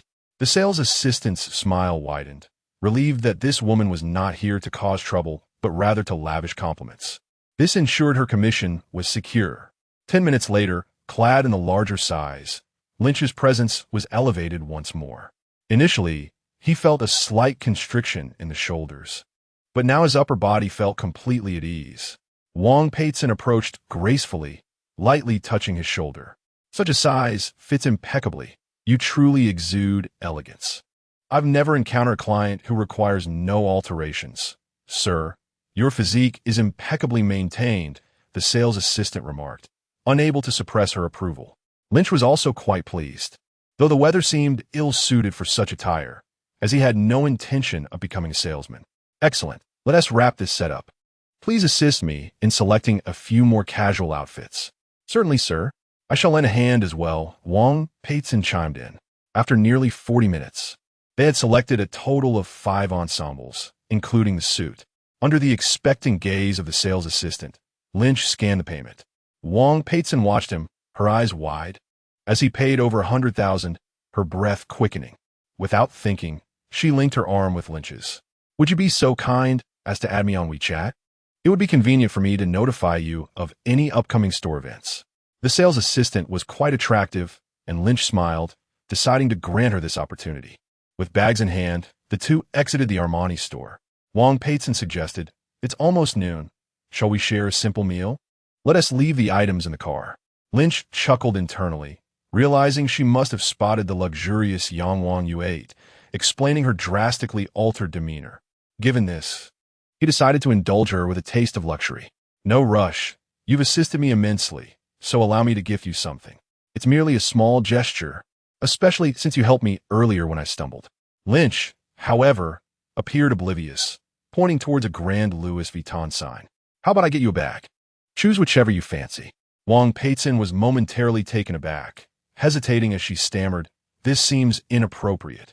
If you keep talking, I might change my mind." With that, she strode directly inside. Wang Peizhen hesitated for half a second before quickly following in her sky-high heels. She was not particularly in need of the bag. Rather, she feared inciting Lynch's ire. She understood the behavioral logic of the affluent all too well. One could act however they please, provided they do not provoke the other's displeasure. Chapter 22.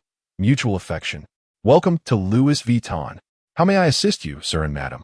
The sales assistant, a stunning beauty herself, likely rated above 80 in looks, greeted them. Observing the two carrying their Armani bags, she recognized that this sale had great potential, thus her enthusiasm was palpable. Let's first take a look at the bags. Certainly this way, please. A colossal glass wall displayed an array of women's handbags in various styles. Most were priced in the thousands, which was not exorbitant. It is possible that this section was the more affordable area, with the pricier items stored elsewhere. Do either of you have a particular style in mind? If not, I can provide recommendations. Lynch glanced at Wang Peizhen, whose eyes sparkled with excitement. You choose. I am not well versed in this. After a moment as contemplation, Wang Peitzen pointed to a white tote. Could we see that one? Of course. Please hold on. Lynch caught sight of the price, slightly over 7,000, and was taken aback. He recalled seeing Wang Peitzen with bags of far superior aesthetic and style, undoubtedly worth 5 figures or more. Clearly, her financial situation was sound. Perhaps she selected a more modest option to project an image of prudence. But do I need it? Surely. She doesn't think I intend to pursue a romantic relationship with her? At that moment, he noticed that while she held the white bag, her attention was drawn to a display on the wall. Upon closer inspection, he saw several brown options, although he could not ascertain her exact preference. He understood that selecting the most expensive option was a safe bet. Please also bring me that brown one, the one priced over 60,000. Certainly, sir. Wang Peitzen's face lit up with surprise. Lynch shrugged. It appeared his instincts were correct. I tend to be quite spontaneous. If I fancy something, I purchase it outright. Now that I have the system at my disposal, despite having already spent a significant amount of cash, he felt no anxiety. After all, just days had passed since acquiring the system, and given that wooden treasure chests had yielded several Mate 60 pros, even in a worst-case scenario, he could easily manage to earn a couple of tens of thousands a day. Wang Peitzen felt a thrill as she took the bag from a sales assistant, unable to part with it. Excellent choice. It suits you perfectly. Please wrap it up. Of course, sir. The sales assistant exclaimed joyfully. She had never encountered such a straightforward client before.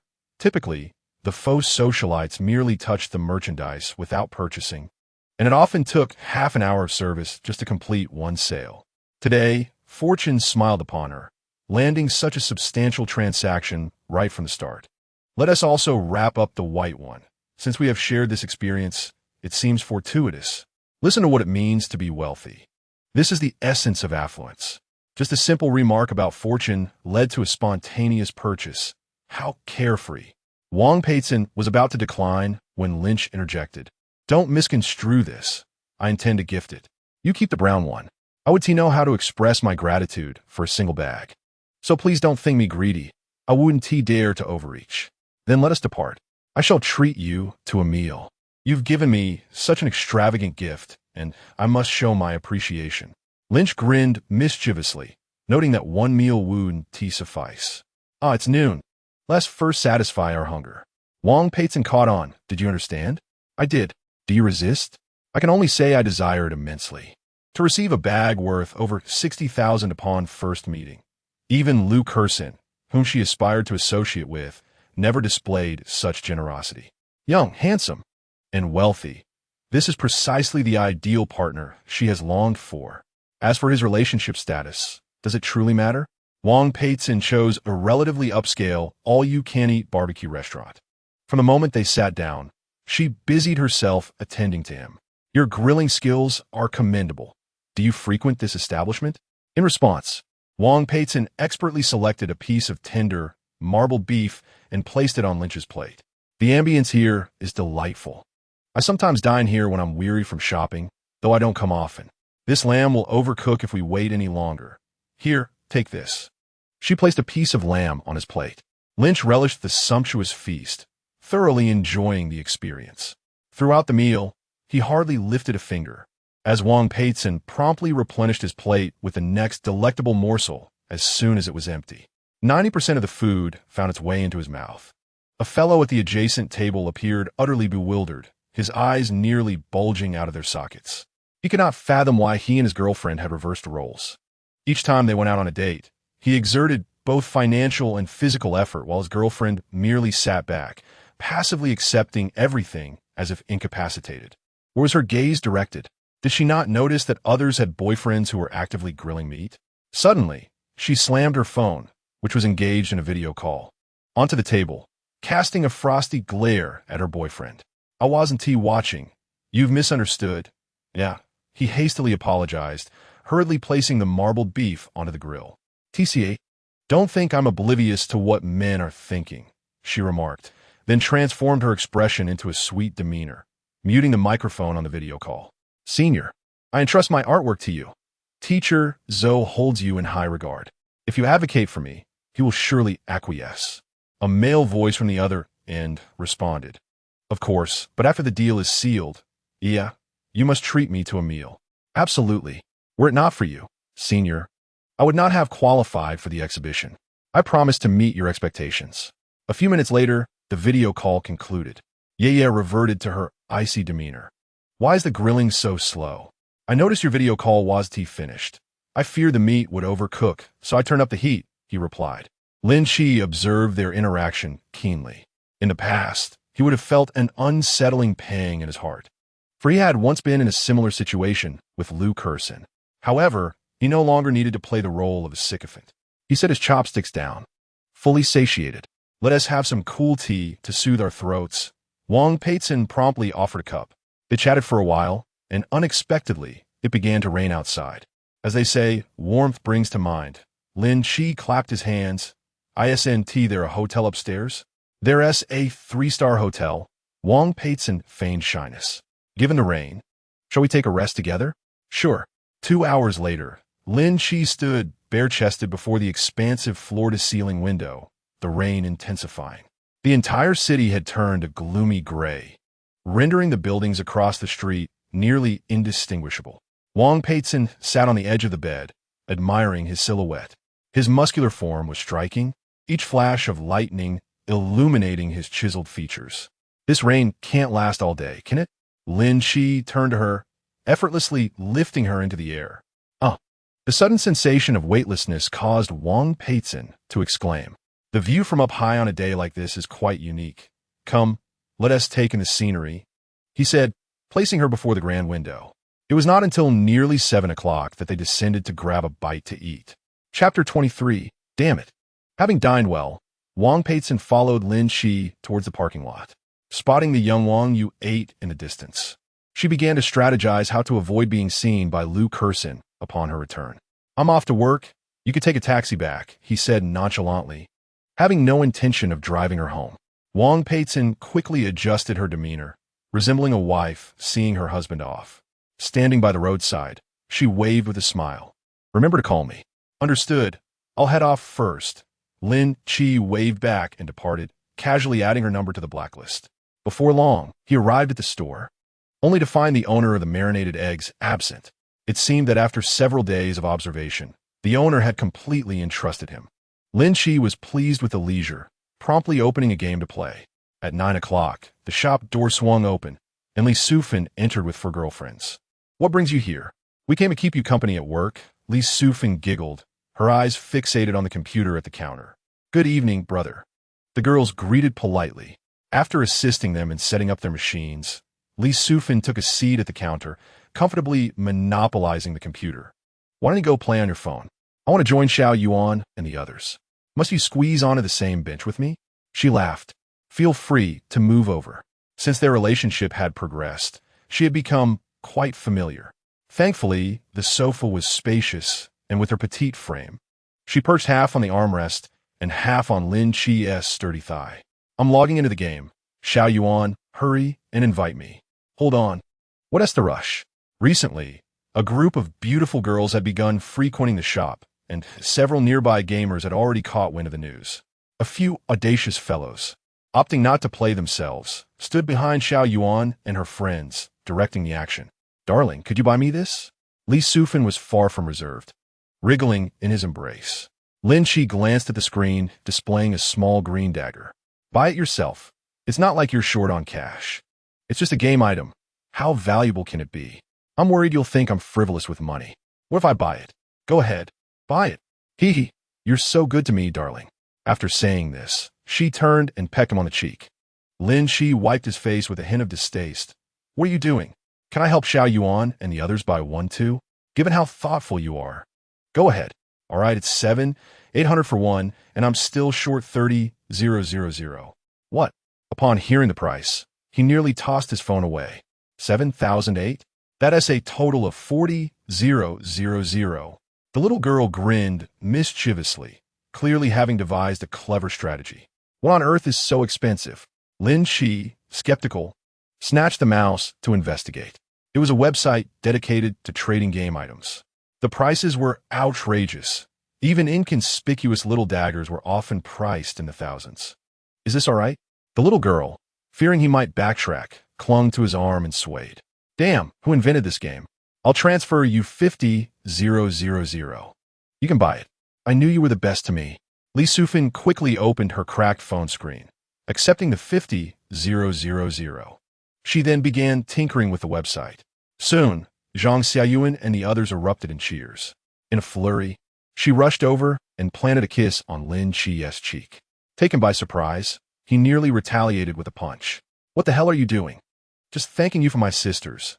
Lin Qi, you're truly wonderful. Lin Qi glanced at Sufin, who was nodding in agreement.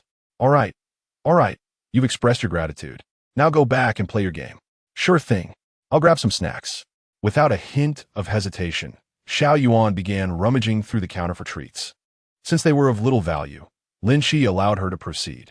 Having already gifted thousands in game items, what were a few snacks in comparison? A fellow watching the scene exchanged glances, feeling a pang of regret as he eyed his own phone balance.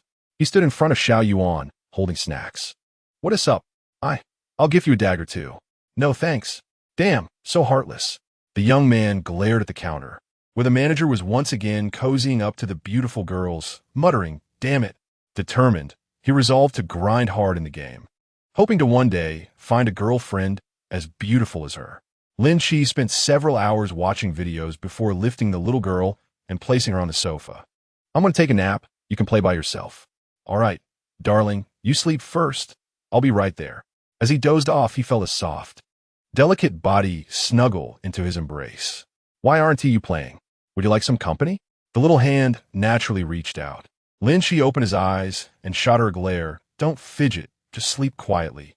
Oh, the little girl obediently replied, then firmly grasped his large hand, finally closing her eyes in contentment. Honey, do you know we planned to go to the beach yesterday? Why didn't we go? Lin Qi was already struggling to keep his eyes open. It suddenly rained, and I wasn't sure if we had enough money. Next time, you should take us. Little Yuan and the others want to rent a yacht too. You're so wonderful, she giggled. Li Sufin waited for a moment. What? You fell asleep so quickly. The night passed in silence, and as dawn broke, the boss of the shop arrived. He found a crowd gathered around several computers and curiously walked over. Back up. Watch out for the electric shotgun. He's going to zap you. Wow, that old six. The crowd sighed in regret. Ladies, shall I take care of you? I usually play C-rank matches. I can easily crush this role. Zhang Xiaoyuan turned back with dark circles under her eyes. Are you implying that we're bad? Forget it. Let's catch the deserter and retreat. Okay, Captain. I'm going now. Several equally beautiful girls squeezed out of the crowd and ran towards the small bedroom. The shop boss suddenly realized, so that's why it's so lively this morning. We have beauties in the shop. Looking at the items on the counter, he discovered they had sold nearly 300 items overnight. Goodness, Lin Qi really is my lucky star. Before long, he saw a man and a woman sleepily emerging from the small bedroom. The shop boss's expression darkened. This brat really is asking for it. How much? 368. I'll transfer it to you. Just as Lin Qi was about to take out his phone, he was stopped by Zhang Xiaoyuan. In the morning, many people scanned the code to buy things. Boss, check the payment records. The shop boss's mouth twitched slightly, reluctantly pulling out his phone to calculate the money, silently cursing the girl for being so meddlesome. Lin Qi smiled at her and gave her a thumbs up. He simply didn't want to argue with the boss. It wasn't that he was unaware of the underlying issues. Since Zhang Xiaoyuan was willing to bring it up, he decided to go along with her wishes. Once they got into the car, Lin Qi, as usual, took them toward the hotel. It was only then that he had time to check the system records from yesterday. Congratulations to the host for successfully lying flat yesterday, earning a silver treasure chest. Would you like to open it? Successfully opened the silver treasure chest. Congratulations to the host for acquiring a shopfront in Pudong, Kangxiao, with an area of 123 square meters. Wow, a shopfront in the bustling district of the Magic City. And over 100 square meters. In a place where land is as precious as gold, such a storefront would command at least $1 million in annual rent. If the location were better, it could fetch $2 million. All right, perhaps Lin Qi was being overly optimistic. Most of Kangxiao is industrial, and while shops aren't cheap, they aren't worth that much either. However, its value would certainly not be less than $10 million. The fact that something of this caliber was only classified as a silver level in the system was astonishing. How much more valuable would a higher tier gold or platinum treasure chest be? Lin Qi's mind raced as he suddenly sensed something amiss. If one were to judge by the level of relaxation, he had gone straight to sleep on his first night as a network administrator, which should have been the highest rating. Yet, on that occasion, he only received a bronze treasure chest. But last night, despite sitting at the counter for quite a while, he had somehow managed to acquire a higher silver treasure chest. However, the system, which he considered an artificial intelligence, offered no response to his inquiries. Whatever he thought, at least he was free from the troubles of survival, so why waste brain cells worrying? After all, the rewards wouldn't be diminished. He wasn't certain how much that shop front was worth, but he could always ask Shi Xiaoyan and sell on her platform. Holding over 10 million in hand was far more appealing than collecting rent slowly. He might as well help them find a place to live. Staying in a hotel wasn't a long-term solution. When Lin Qi asked, Li Sufan nodded repeatedly. The staff knocks on our door every day, asking us to be quiet. It's so annoying. We're barely making any noise. Exactly. I've always disliked their attitude. Last time, a guy kept peering into our room. It was disgusting. Li Sufan suddenly leaned over from the passenger seat and playfully draped herself over his neck. Honey, I want to live in a villa. Behave yourself. Can't you see I'm driving? Lin Qi pushed her away in exasperation. This girl truly lacked common sense and never considered the consequences of her actions. Had he not been an experienced driver in his past life, he might have just bumped into the car next to them. Then promise me first. If you don't, I'll knock your head. Li Sufan immediately became obedient, returning to her seat and fastening her seatbelt. Honey, are you angry? No. Yes, you are. You're ignoring me. Lin Qi glanced at her, suddenly finding it amusing. Just moments ago, she had been so bold. Now, after a little scolding, she looked like a frightened kitten with teary eyes. If you behave, I'll rent you a villa.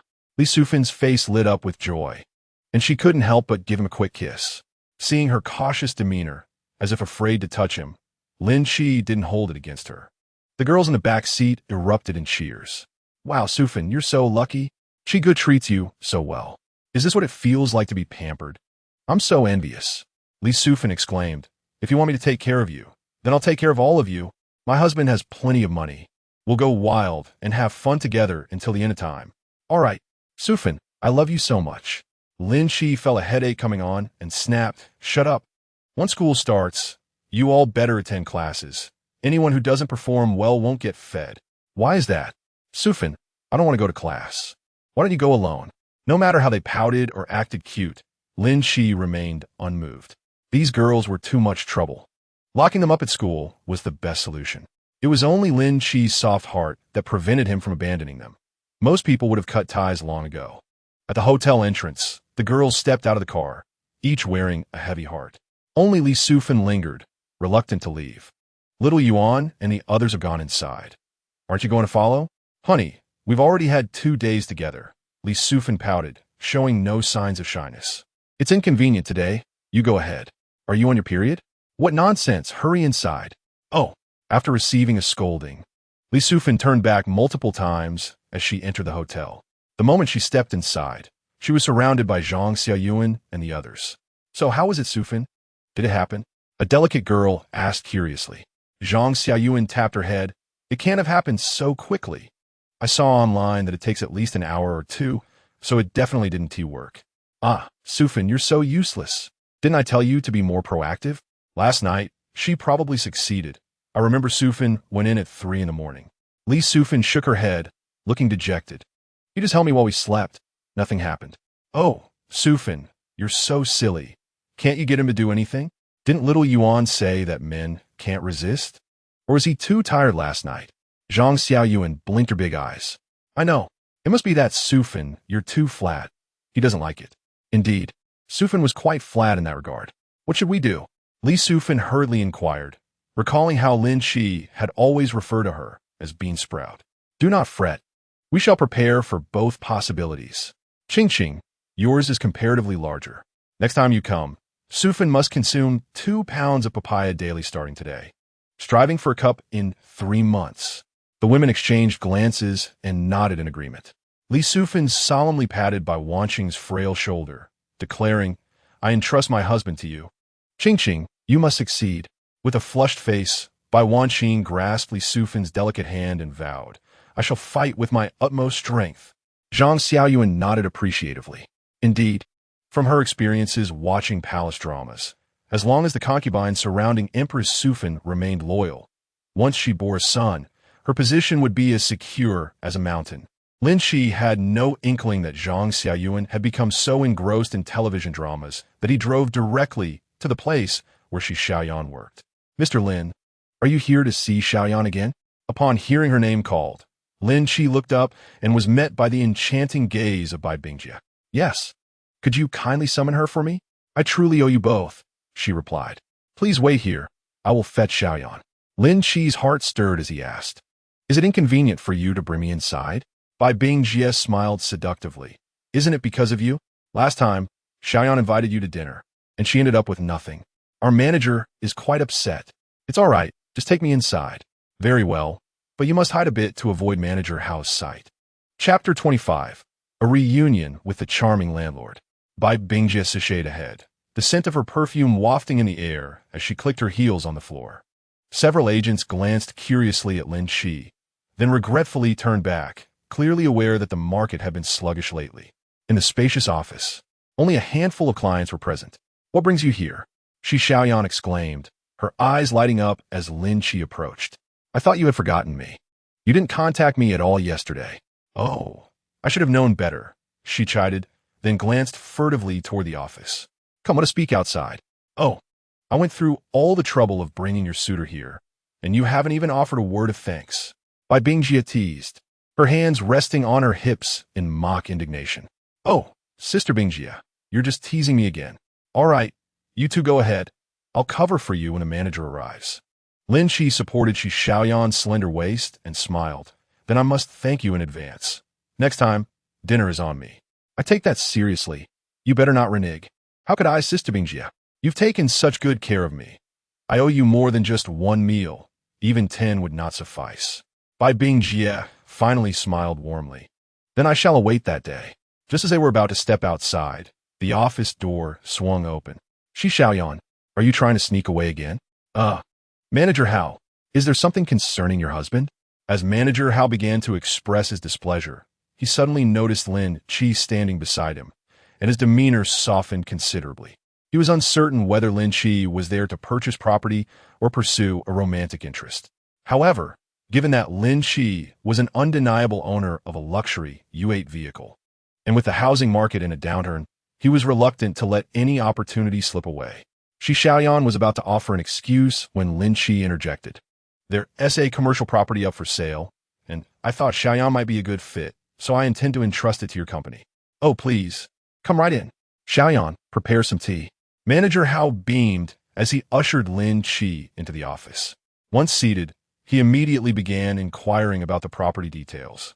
Upon learning that it spanned over 100 square meters, his eyes nearly sparkled. "Goodness, this gentleman is indeed a second-generation rich kid. A-grade commercial properties in the Pudong district are worth at least 10 million. I just hope he isn't here for mere amusement like last time." Lin Qi easily discerned Manager Hao's thoughts and tossed the keys to Shi Xiaoyan, who had just finished brewing tea. "Please grab the property ownership certificate for my car." "Huh? Oh." Shi Xiaoyan hurriedly dashed out. Before long, she placed the certificate on the coffee table. Manager Hao rubbed his hands together excitedly, inputting the property information into the system, and instantly slapped his thigh in delight. "Excellent. What a splendid property. The one across the street sold earlier this year for 12 million, and it's even smaller than yours." Lin Qi felt reassured, his expectations aligning with his psychological price point. "I tend to be rather lazy. I'll delegate the entire process to Xiaoyan." "What is your psychological price?" asked Xiaoyan. "She calls the shots." "Huh? Me?" Shi Xiaoyan was taken aback. Manager Hao was even more stunned. "What's going on? Have these two become an item? Wasn't Shi Xiaoyan always opposed to such underhanded dealings? Could it be that she finds this rich second generation quite handsome? Thus, the price was left entirely to her discretion. "You can leave your things here. I'm heading to check out the property with Xiaoyan." "Absolutely. I'll see you off." It wasn't until they reached the car that Xiaoyan, finally snapped back to reality, excitedly throwing herself into his arms. Haha, you have no idea how terrified Manager Hao was. He let me make the decisions on a property worth over 10 million. How did you know? Xiaoyan proudly displayed her phone. He sent me dozens of messages in just that short time, insisting that I must keep you as a major client. He even hinted he could reimburse expenses. The urgency in his messages made all her previous grievances vanish in an instant. TCH, my boyfriend's generosity still has you coming to grovel, she teased, shifting to lie comfortably in Lin Qi's embrace. He had certainly played his cards well, still remembering her mention of purchasing a property last time. He would earn a commission selling the shop, then profit again from buying a house. Such a win-win situation. After all, the commission was all his. The benefits should stay within their circle. You're the best. The two indulged in their affection for a while before the vehicle finally started moving. Xiaoyan sat in the passenger seat, retouching her makeup. At noon, Lin Qi chose a high-end private kitchen, where they spent an entire 4 hours enjoying their meal before settling the bill. Shall we go back to my place for a while? Xiaoyan shook her head in horror. No. Please take me home. I'm feeling a bit tired today. Lin Qi, sensing her soft, delicate form, allowed a small sigh of regret. Very well, but you really ought to strengthen your physical condition. No, big brother, I diligently work out twice a week, okay? Jogging, yoga, and physical training. I'm fully committed. How can you say I'm weak? Yet at that moment, Xiaoyan lacked the energy to argue back, merely nodding anxiously. Before long, they arrived at Xiaoyan's building. Won't you come up for a bit? No. I need to rest today. I promise next time. With that, Xiaoyan turned and fled, as if the car housed a monstrous creature. Remember to find me a villa to rent. Got it. Xiaoyan hurriedly escaped, leaving Lin Qi to reluctantly start the car. With several hours until work, he decided to head home for a nap. Half an hour later, upon returning to Xinghua City, he needed no horn. The security guard opened the passage from afar. In the underground parking lot, Lin Qi tucked away his keys and made his way toward the elevator. Suddenly, a familiar female voice echoed nearby. Let go of me. If you continue like this, I will call the police. Lin Qi's heart raced, and he quickly approached the sound. Not long after, he spotted a commotion in a corner where two individuals were tugging at each other. A group of burly men encircled a woman of exquisite figure, engaged in a heated discussion. Chu Manin, how shameless can you be? You've not only caused my cousin's demise, but are also squatting on his property. Do you think hiding will save you? Hand over the house, or I will make you regret it. Lin Qi focused his gaze and recognized her as the charming landlord, Chu Manin. Her alluring physique was unmistakable. You speak nonsense. The house is a joint asset of our marriage.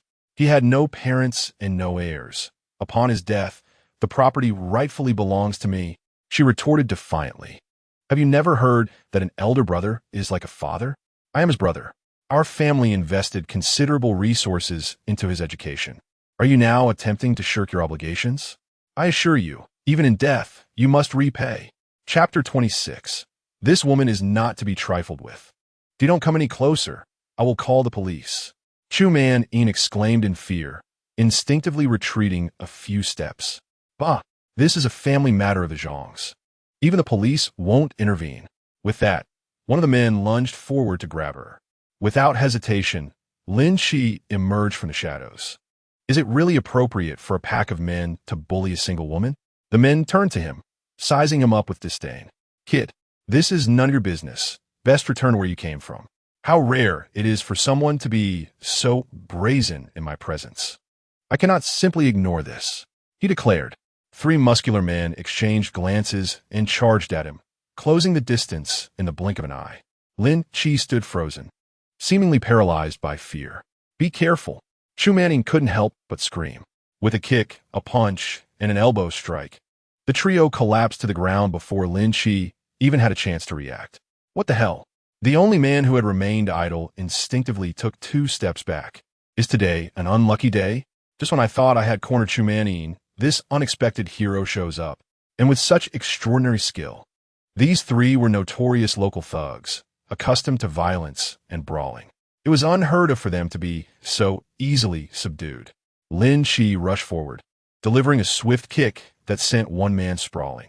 The thug let out a pained cry, clutching his abdomen and gasping for breath.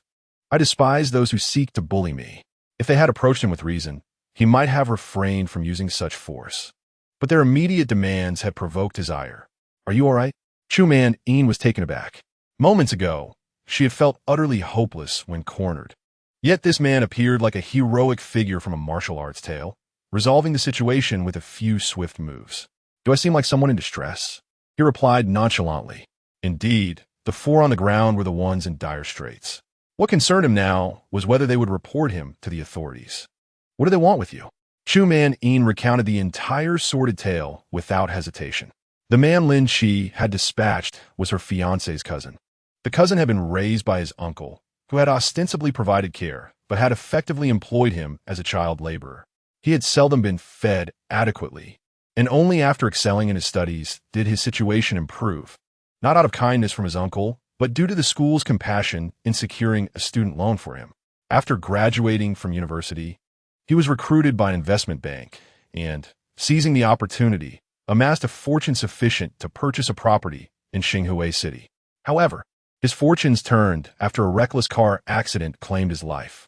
Soon after his passing, his family began to covet the property, relentlessly pursuing it within mere days of his death.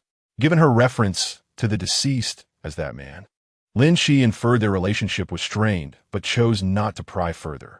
With a property valued at over 10 million, it was no wonder they were intent on claiming it. In reality, the house was not entirely free of debt. Most of the mortgage remained unpaid. Even several million was no trifling sum, and it was easy for a few idle men from the village to blockade someone.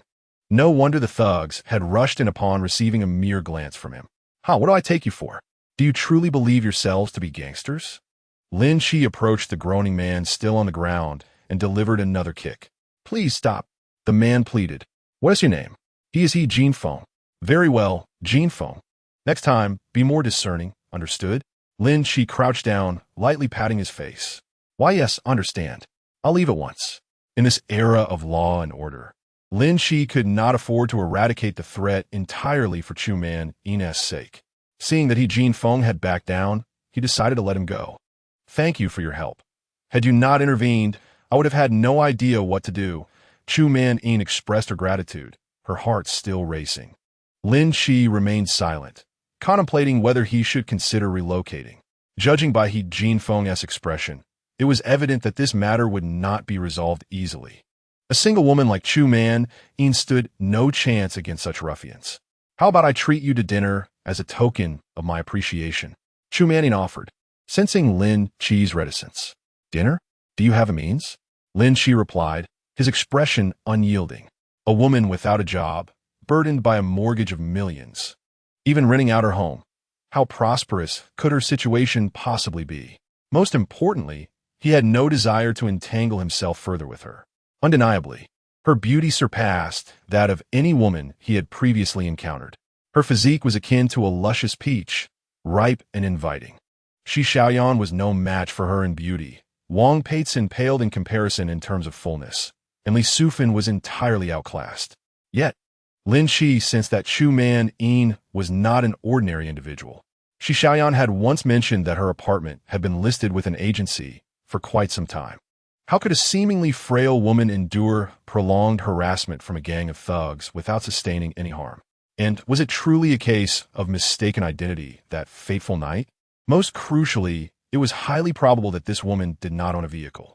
Why then had she been present in the underground parking lot? All these unanswered questions ignited alarm bells in Lin Qi's mind. Chu-Man Yin's cheeks flushed slightly as she shyly admitted, "You figured me out. Haven to you? I need to repay my mortgage and cover my rent. I am indeed not in a comfortable position, but treating you to dinner as a gesture of thanks is still manageable. There's no need. It was merely a small effort," he replied dismissively as the elevator doors opened, allowing him to step inside with a stoic demeanor.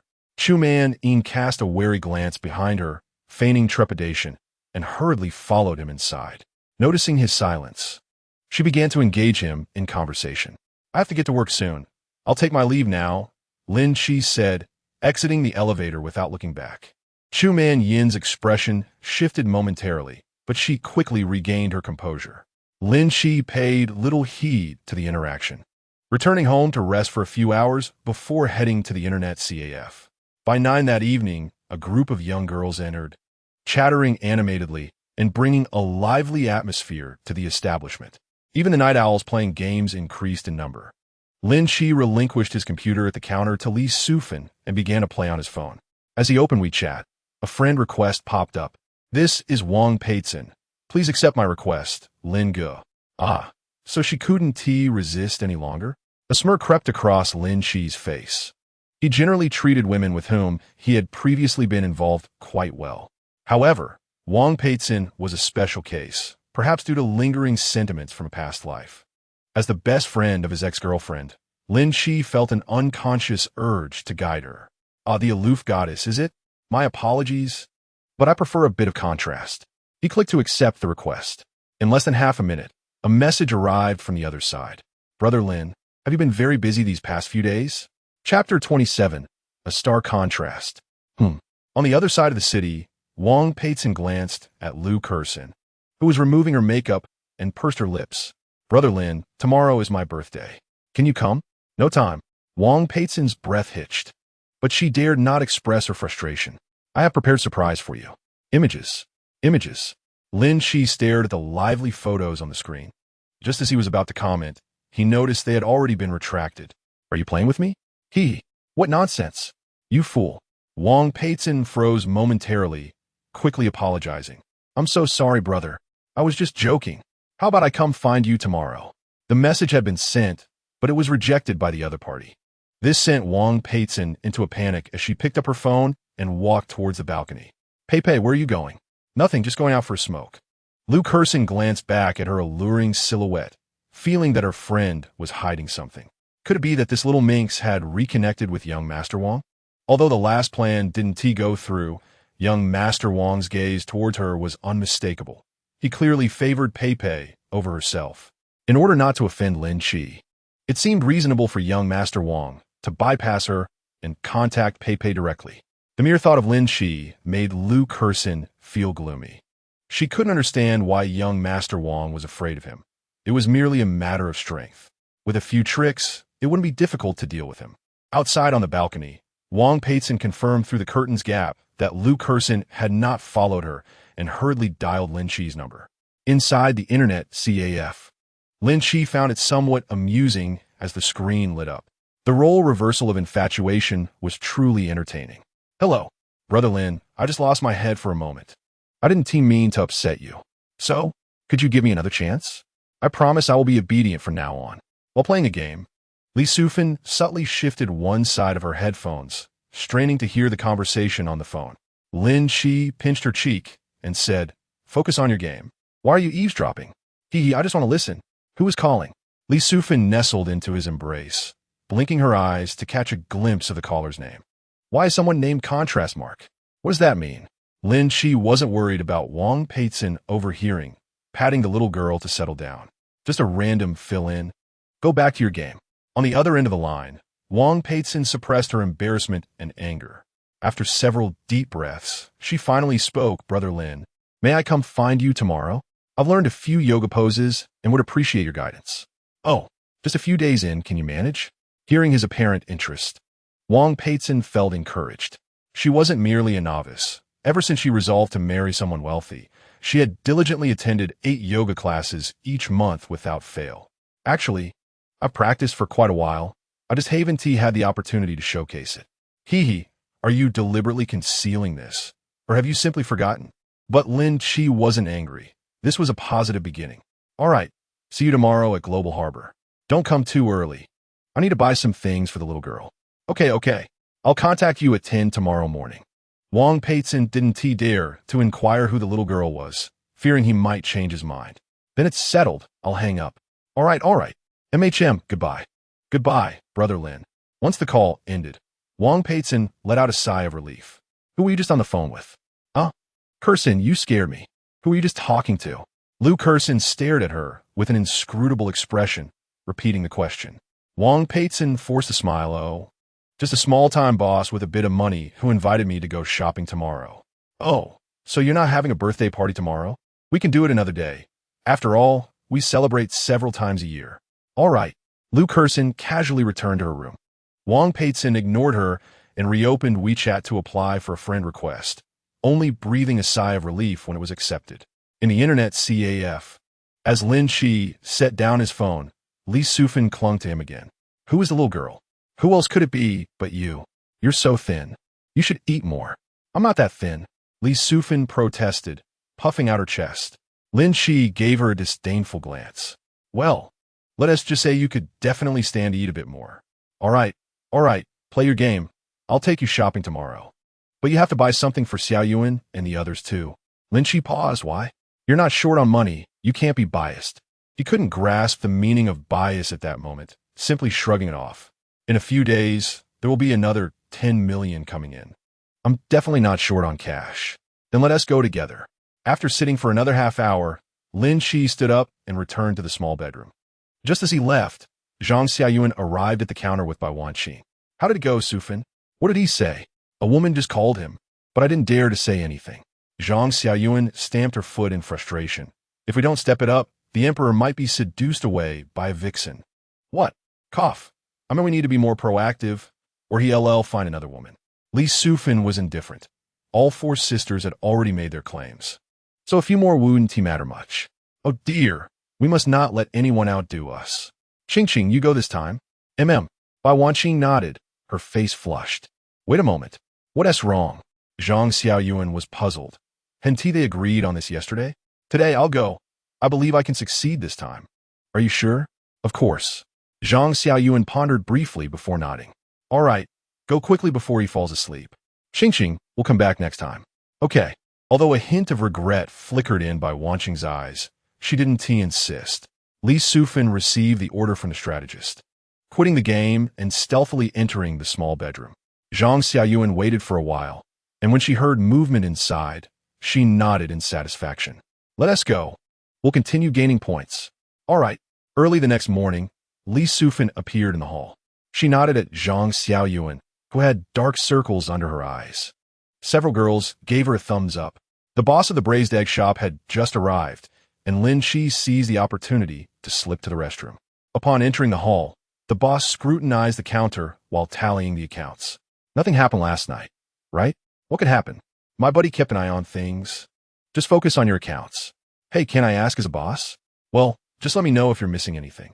The braised egg boss was generally fine, though he was a bit too petty. Chapter 28. The creatively minded little girls.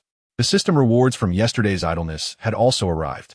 Congratulations to the host for achieving idleness successfully, receiving 1 silver treasure chest. Another silver treasure chest. Lin Qi felt a stir of excitement. Open. Silver treasure chest opened successfully. Congratulations to the host for receiving a Patek Philippe 6002 watch. Why'd they give me a watch? In his previous life, Lin Qi had been a complete nobody, utterly clueless about luxury watches. With a thought, he felt a weight in his pocket. The next second, he pulled it out. As soon as Lynch laid eyes on it, he discerned that the timepiece was anything but inexpensive. The watch, adorned in a celestial blue reminiscent of a starry sky, exuded an exceptional industrial aesthetic while retaining an unparalleled aura of mystery. Even though he had never donned a watch before, he found himself instantly enamored. Upon fastening it to his wrist, he felt an involuntary straightening of his posture, though he was unaware of its precise value. He surmised that any item emerging from a silver treasure chest would likely exceed 10 million. It is often said that the affluent indulge in watches while the impoverished obsess over cars, with a mere lift of his arm. Even if one were to see him rummaging through a trash bin on the street, they would only perceive him as a wealthy gentleman experiencing life. 276. Please. The owner of the shop, who had been engrossed in his accounts, cast a dubious glance at the watch adorning Lynch's wrist. Looks quite authentic. It must be quite pricey, no? Indeed, it cost me several thousand. Lynch replied cheerfully, not bothering to argue. Ah, the youth of today truly relish ostentation, the owner mused, dismissing the matter as he resumed sweeping the floor. Lynch shrugged indifferently, ushering a few girls out of the shop. First, let us have breakfast. Then we'll explore the global harbor. Be sure to decide what you want to buy. Hee hee. Thank you, Brother Qi. You're the best. I adore you. Zhang Xiaoyuan, unabashed, regarded Lynch's generosity as a matter of course. Lynch, disinclined to engage with her exuberance, led the group to a Cantonese dim sum restaurant, beckoning everyone to disembark. With a large entourage of lovely young ladies, they attracted the attention of numerous diners. Although Zhang Xiaoyuan and her companions were not so stunning that they halted traffic, their youthful radiance was captivating. The girls flitted around Lynch, their excitement unabated even as they pointed and squealed at the restaurant's decor. All right, soon. Help them find a place to sit quietly. The noise is giving me a headache. Okay, let us go over there. The view by the window is splendid. Off we go. The waitress maintained a professional smile as she handed Lynch a menu. I'll have one of everything on the signature dishes. And if it's not enough, we can always add more. Certainly, sir. The breakfast bill approached 2,000, yet Lynch did not bat an eye as he scanned out. The girls were nearly rendered immobile by their meal, blissfully unaware of dietary concerns at their tender age, indulging in every delight. Lynch was amused at the prospect of Li Sufin gaining a bit more weight, and he offered no objections. Half an hour later, they arrived at the global harbor. Darling, where shall we shop? Li Sufin exclaimed, unreservedly wrapping her arms around Lynch's. Lynch thought to himself that this girl was becoming increasingly clingy. Have you all decided what you want to buy? Just clothes and shoes, and, oh, we need to buy some lingerie too. Zhang Xiaoyuan counted on her fingers. Sufin doesn't need that. She's flat. Li Sufin protested. Qing, what did you just say? I'll fight you. Li Sufin playfully lunged at by Wan Qing, and the two beauties erupted into laughter. Standing in the center of the plaza, Lynch pointed to a Gucci store. Let's try this one. The saleswoman at Gucci's, noticing Lynch accompanied by a bevy of young ladies, lit up with interest. She hurried over to greet them. Welcome to the Gucci store at Global Harbor. How may I assist you today? Please introduce them to the ladies' collection. It's their first visit, and they are not very familiar, Lynch instructed. The saleswoman, recognizing that Lynch was no ordinary customer, his attire replete with Armani, not the type to merely take photos, did not falter. Most importantly, she recognized the watch on his left wrist. While the specific model eluded her, it was undoubtedly a Patek Philippe. Products from this prestigious watchmaker are never inexpensive, often starting in the hundreds of thousands, with some pieces ascending to the millions. Observing the exquisite design, she surmised it could very well exceed 10 million. The thought of a customer willing to spend such a fortune on a timepiece sent her heart racing, compelling her to discreetly squeeze her thighs together. Ladies, please follow me. I will introduce you to our women's styles. As the saleswoman led the girls away, Lynch idly occupied himself on the sofa with his phone. Within 10 minutes, the girls returned. Did you buy anything so soon? No, we didn't like the clothes, the somewhat embarrassed saleswoman replied. What didn't you like? Lynch inquired, glancing at the girls who appeared somewhat sheepish. Ugh, they're not attractive. They look like something a middle-aged woman would wear, absolutely unsuitable for us, Li Sufin pouted. Is that what you all think? Yes, they seem too mature. It doesn't look good, Zhang Xiaoyuan chimed in. Which brands do you prefer, then? How about we check out Chanel across the way? Li Sufin vigorously shook her head. No, I want to buy Anta. What is that? Anta. Hongxing is fine too. The saleswoman's lips twitched. She was tempted to suggest that Gucci also offered styles suitable for teenagers. However, given the earlier critique, she dared not speak up. It was utterly bewildering. A customer willing to splurge on international brands outright dismissed them in favor of domestic sportswear. You are truly extraordinary. Since we're here, let us select a few bottles of perfume, Lynch proposed with a sigh. All right, perfume is fine. I've never used it before. Let us go. The pretty lady will take us to the fragrance section. The saleswoman quickly led the way. This way, please. Lynch followed suit as the girls eagerly selected a plethora of cosmetics. A quick tally revealed that over 30,000 had vanished from his wallet. Thank you for your visit. Please take care. The saleswoman smiled alluringly as she handed the bags to Lynch. Just as he intended to pass the bags to Li Sufin, he suddenly felt a note being slipped into his palm. Lynch chuckled. If you wanted to add me on WeChat, you could have just said so. Here, scan my code. With that, he opened his QR code and presented it. The saleswoman blushed, casting a furtive glance at Li Sufin. Unexpectedly, Li Sufin merely glanced at the note before turning back to discuss cosmetics with the others. Could it be that he had misjudged their relationship? They were not a couple, but rather siblings? The saleswoman, eager not to keep him waiting, hastily scanned the code and returned the phone. Only Zhang Xiaoyuan shot her a disapproving look as they departed, but the moment had passed. The saleswoman smiled, as if bidding farewell to a customer. Lin Qi continued to guide them around, eventually spending over 40,000 more. The girls were nearly buried under their bags, while Lin Qi casually savored an ice cream cone. "Darling, I want some too." Li Sufin's head popped up from behind the bags, her eyes pleading. "Just one bite. Buy your own later." "I want one too. Let me have a taste." Chapter 29. The Obedient Girls. Ultimately, Lin Qi found himself outmatched by the girls, mere moments after taking a couple of bites of his ice cream. They had devoured it, each taking a bite. "I can't believe this. You all refused when I asked earlier, and now you're stealing my ice cream." Hee. Suddenly craving it, huh? There's a Hongxing Erk store ahead. Let us hurry. The domestic sports brand offered reasonable prices, and for 6 people. 2 outfits each cost only 4,000. Even Lin Qi was compelled to choose 2 identical outfits, dubbed couple wear. Who has 6 people wearing the same couple outfit? This is utterly absurd. Were it not for a phone call from Wang Peitzen, he would have certainly returned them. "Let us just pack it up," Lin Qi said as he completed the payment, handing all the bags to Li Sufin. "I have a matter to attend to.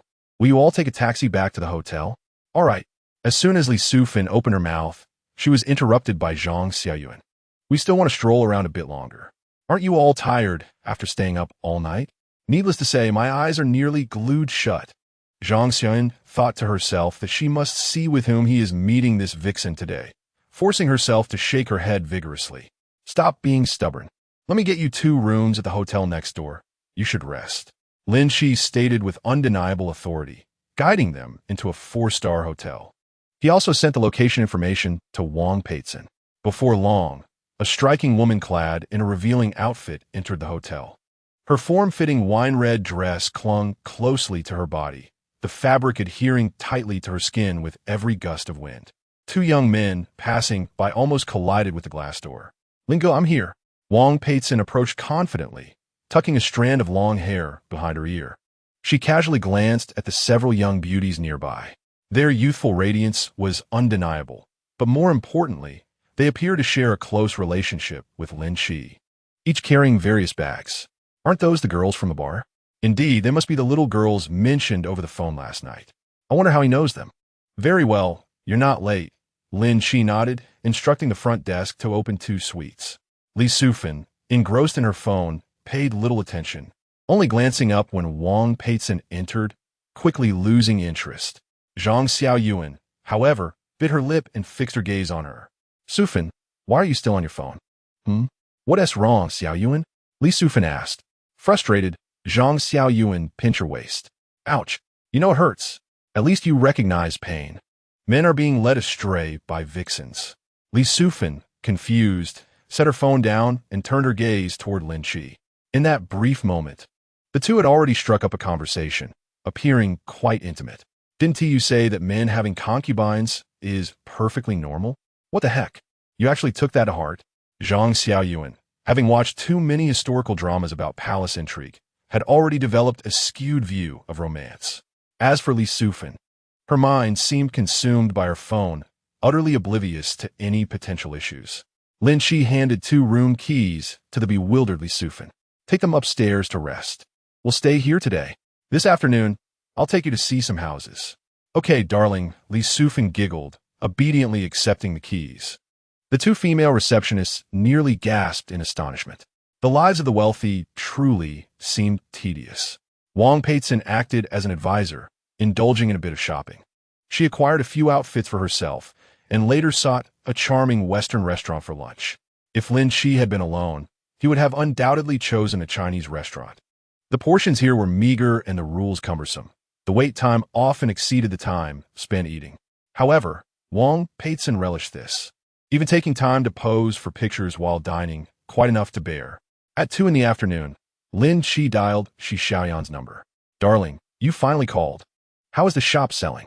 As soon as I hung up, several people contacted me, but their offers were all too low, hovering around 12 million. Lin Qi pondered for a couple of seconds before responding. Drop it to 11 million, but it must be a cash transaction. There's no need to waste time over a trivial sum. Wow, that is over 1 million. That is hardly a trivial amount. Just trust me. The sooner, the better. All right, it's your shop after all. I'll contact them right away. Have you made any progress on the villa I asked you to find? I have 3 options that meet your criteria. I'll have Sister Bing Bing take you to view them shortly. The property deed is with our company, and you can sign the contract and move in the same day. Great. Send me her contact information.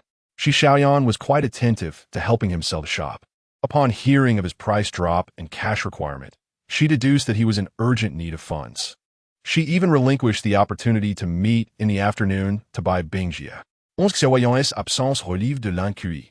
Although he intended for his women to meet, a gradual approach was preferable. If all 3 were to gather at once, it could lead to an unpleasant scene.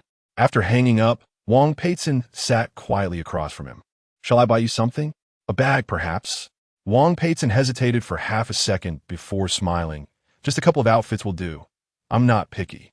Lin Qi was generous with women, provided they didn't act up. I'll buy you a few pieces later. You're so kind, Lin Qi.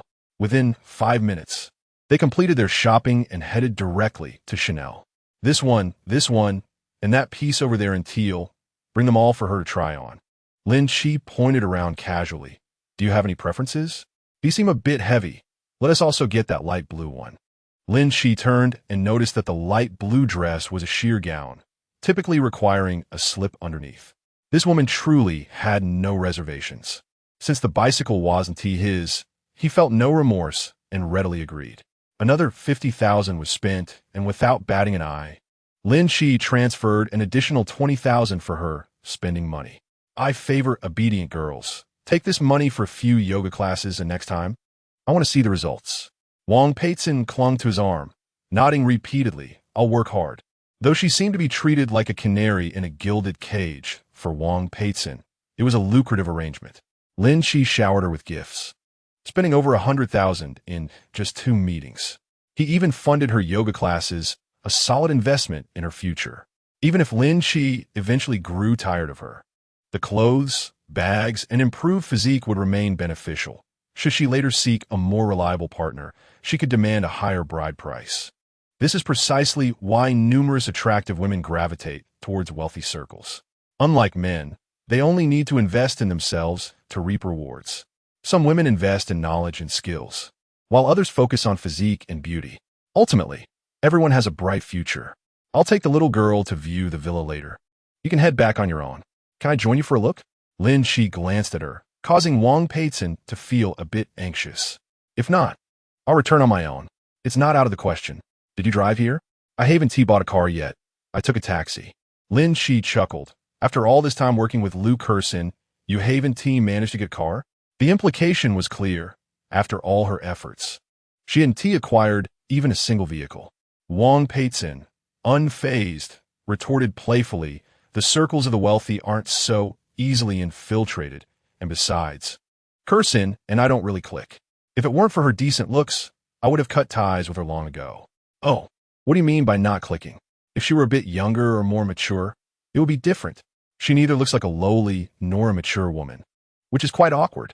Lin Qi nodded in understanding. Indeed, they resembled neither mother and daughter nor sisters. It was an uncomfortable pairing. Don't think this profession is simple. Without a bit of flair, one can hardly make a name for oneself. What styles can the wealthy not access?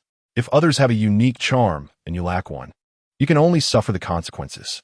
Such foolish, rich second-generation heirs are not so easily manipulated. After all, they're all out to make their way in the world, engaging in a mutually beneficial exchange. Although she was quite curious about Lin Qi's lingering feelings for Liu Kersin, after all, the contrast of an ex-girlfriend still holds a certain allure in the market. She found herself treading carefully in all her actions, too timid to broach the subject. If there was no car, it would all depend on luck. Should the agent arrive carless, she would have no choice but to take a taxi. I simply wish to witness the grandeur of the villas in the Magic City. I have no objections, Brother Lin. Preparing to become a wealthy matron in the future, perhaps? How annoying. Wang Peitzen playfully nudged him, eliciting a hearty laugh from Lin Qi. Yet a tinge of disappointment flickered within her. Lin Qi's intentions were quite transparent. He had reserved the passenger seat for the young girl, leaving her to take a taxi if she wished to accompany them. However, this fleeting disappointment was quickly buried deep within her heart. Let us return to the hotel first. I'll go wake the young lady. All right. The two waited in the lobby for 20 minutes, until 5 lovely young women emerged from the elevator. Li Sufin didn't even spare Wang Peitzen a glance, instead dashing to embrace Lin Qi's other arm. Darling, do you think we look beautiful? All 5 girls donned matching sportswear, radiating a vibrant youthful energy. Wang Peitzen couldn't help but think it was absurd. She finally understood where her disadvantage lay. Allow me to introduce. This is the young lady Li Sufin, and this is Wang Peitzen. At that moment, a phone call interrupted, and Lin Qi casually introduced them before answering the call. Hello, sister. Wang Peitzen was the first to bow her head, smiling as she greeted her. To her surprise, Li Sufin erupted into laughter, exclaiming, Haha, you're so silly. You're older than me, yet call me sister. Ahem, Sufin. Zhang Xiaoyuan shot her a glare and extended her little hand. Hello, Wang Mimi, Em Zhang Xiaoyuan. This is by Wan Qing, Sang Mei, Mi Jian, and Ez. Hello, sisters. Wang Peitzen stood to greet them politely. At that moment, everyone in the lobby witnessed a peculiar sight. A stunning seductress bowing to 5 young girls, calling them sisters. Could it be that this tall beauty simply matured early? Fortunately, this oddity did not linger long, as Lin Qi, having ended his call, stood up. Sister Bai has arrived. You're in luck, she drove here. Lin Qi had completely missed the earlier conversation. Ultimately, Wang Peitzen and Mi Jian boarded by Bingjia's car, while the others followed Lin Qi. Soon, they arrived at the villa district of Longhu Mountain Villa. Don't be deceived by its grand name. It was merely a row of townhouses. The community featured a modestly sized artificial lake at its center, hence the name. However, despite its simplicity, it was still a villa district in a magic city, boasting a superb environment, with expansive artificial parks and greenery covering over 70. In the land where every inch is precious, such a place is indeed a rarity. Your requirement was for proximity to your workplace, and the only villa district that met this criterion was this one. Fortunately, this community has 5 units available for rent on our platform. Bai Bingjia, ever the professional, began to describe the community as soon as they got out of the car. Her gaze frequently flitted among the group of beauties, particularly lingering on Li Sufin and Wang Peitzen, who were each nestled under Lin Qi's arms. One exuded youthful vibrance, while the other radiated sultry elegance, truly a fortunate man. She couldn't help but lick her slightly parched lips, pondering how such splendid figures must have been honed through their experiences in bed. Let us first look at this 190 square meter unit. It's well decorated and has a good number of rooms. Ultimately, considering that Li Sufin and her friends will be living there, Lin Qi opted for a 3-story, 370 square meter villa, lavishly furnished, with a monthly rent of 42,000. The landlord was abroad, but requested a security deposit of 2 months' rent and 3 months' rent in advance.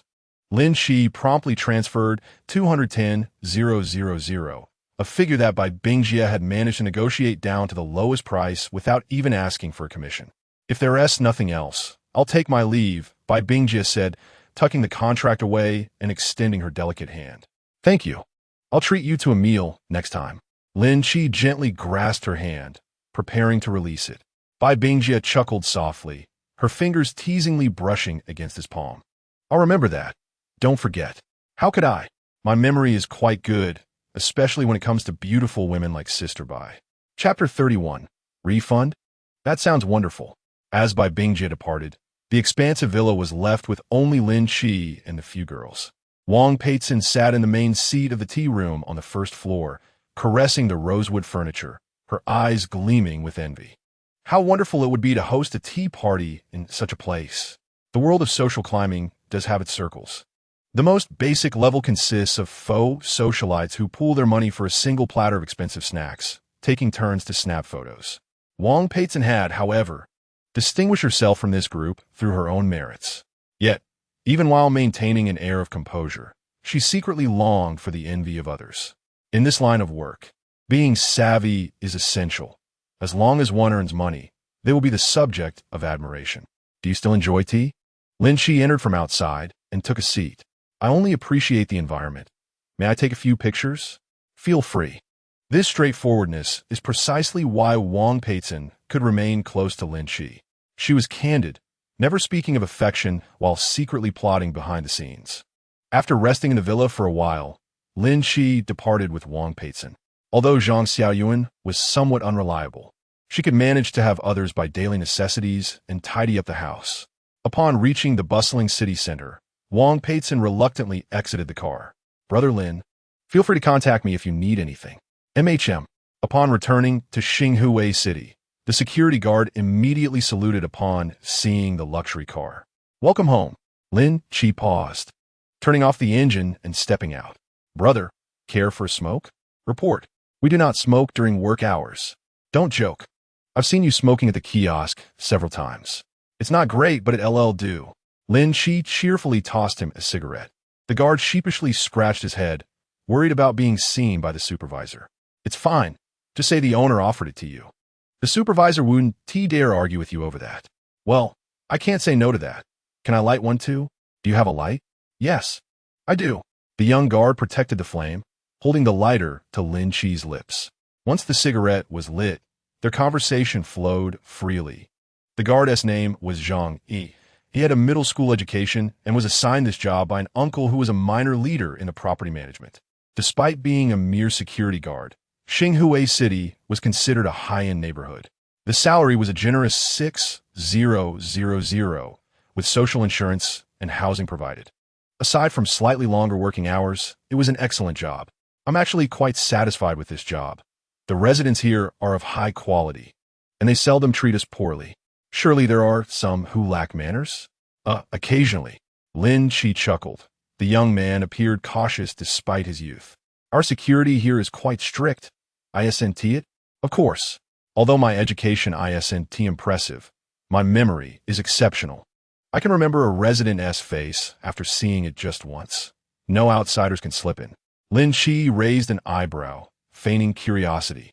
I saw a few intimidating fellows in the underground garage yesterday. Are they from our community? Intimidating fellows?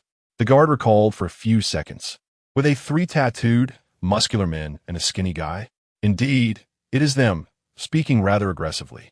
They are not the proprietors, but rather relatives of a female owner. Had she not come to the entrance to greet those individuals that day, I would undoubtedly have denied them entry. As anticipated, matters are not so straightforward. Fortunately, I exercised caution. I nearly fell into that woman's trap. What happened? Did they provoke you? No, not at all. We merely crossed paths in the parking lot and exchanged no words. It is peculiar. Did they not arrive by car? What were they doing in the parking lot? Lin Qi's mind stirred. Perhaps they were there to retrieve a vehicle with that female owner. Who knows? After a few more casual exchanges, Lin Qi slipped the 2 soft cigarettes he had just smoked into the security guard's pocket. Take care, brother. I shall treat you to a meal another day. You are too kind. Take care. The guard chuckled as he patted his pocket and turned to enter the guard booth. This is yet another advantage of being a security guard. From time to time, proprietors bestow small tokens of appreciation. Whether it be to inquire about their spouse's whereabouts or to solicit assistance with moving items, they always arrive with ulterior motives. He would candidly respond, as the flames of trouble would never reach his modest position. Lin Qi parked and ascended the building. Although he was unaware of the intentions of that alluring widow, he was prepared to move out. Upon reaching his floor, as he stepped out of the elevator, he was momentarily taken aback. Standing at the entrance was an elegantly poised young woman. I was just debating whether to call you, and yet here you are, Chu Manning remarked with a smile. Lin Qi maintained his composure as he opened the door. Is the landlady seeking me for something? Why not call? You are well aware of the circumstances of my home. After much contemplation, I believe it is best to discuss matters face to face. Please come in and have a seat. Oh, as they walked into the living room, Lin Qi tossed the items from his pocket onto the coffee table and gestured toward the sofa. This is your home. Make yourself comfortable.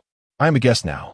Though he spoke politely, she did not take a seat across from him, but rather chose to sit beside him, their proximity less than a meter apart. The fragrance emanating from Chu Manin filled his nostrils. I still have to work later. Please get to the point.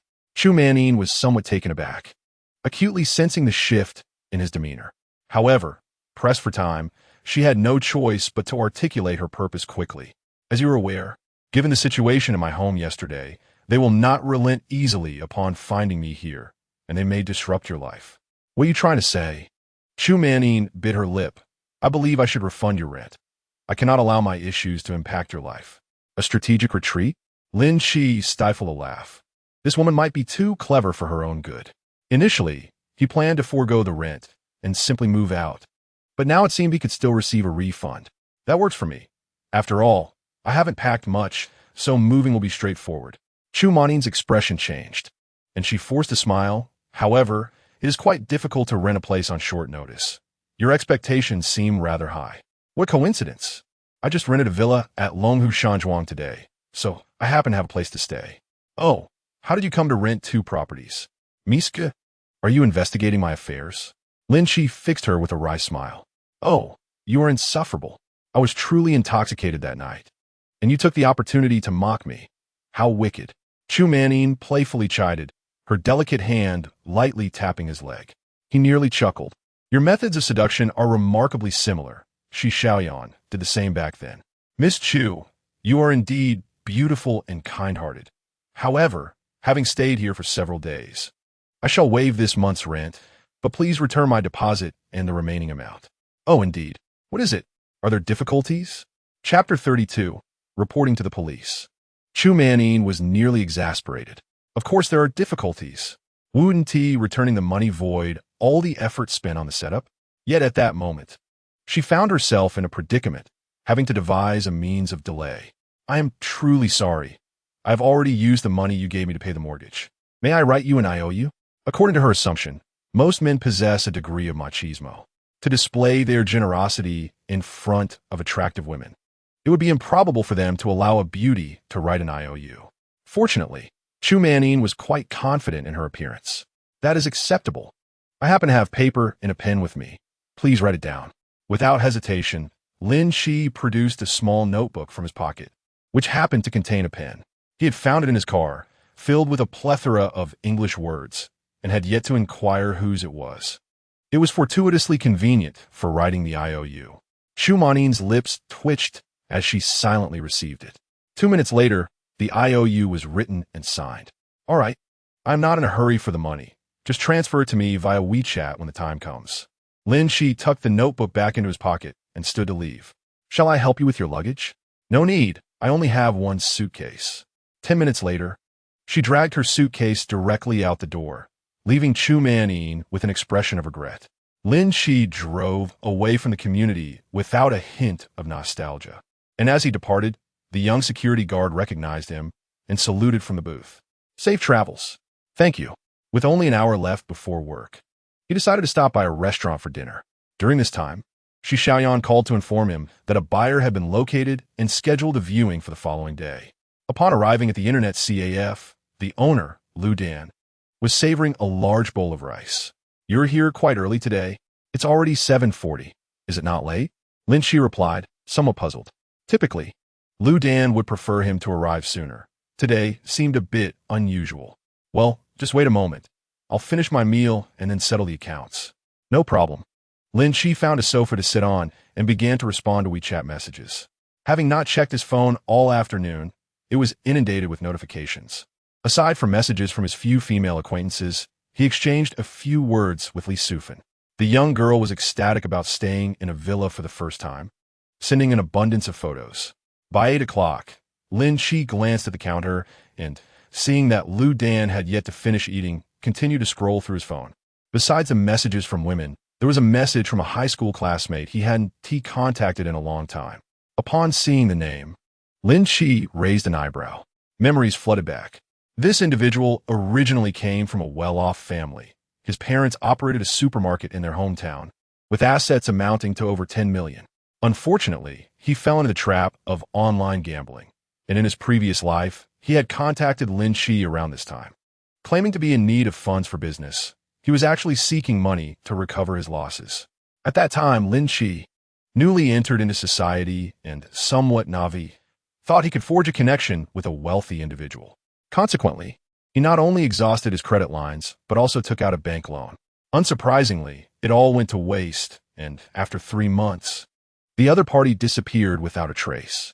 Later, through conversations with other classmates, Lin Qi learned that this person had deceived over a dozen classmates, with some losing hundreds of thousands and others tens of thousands.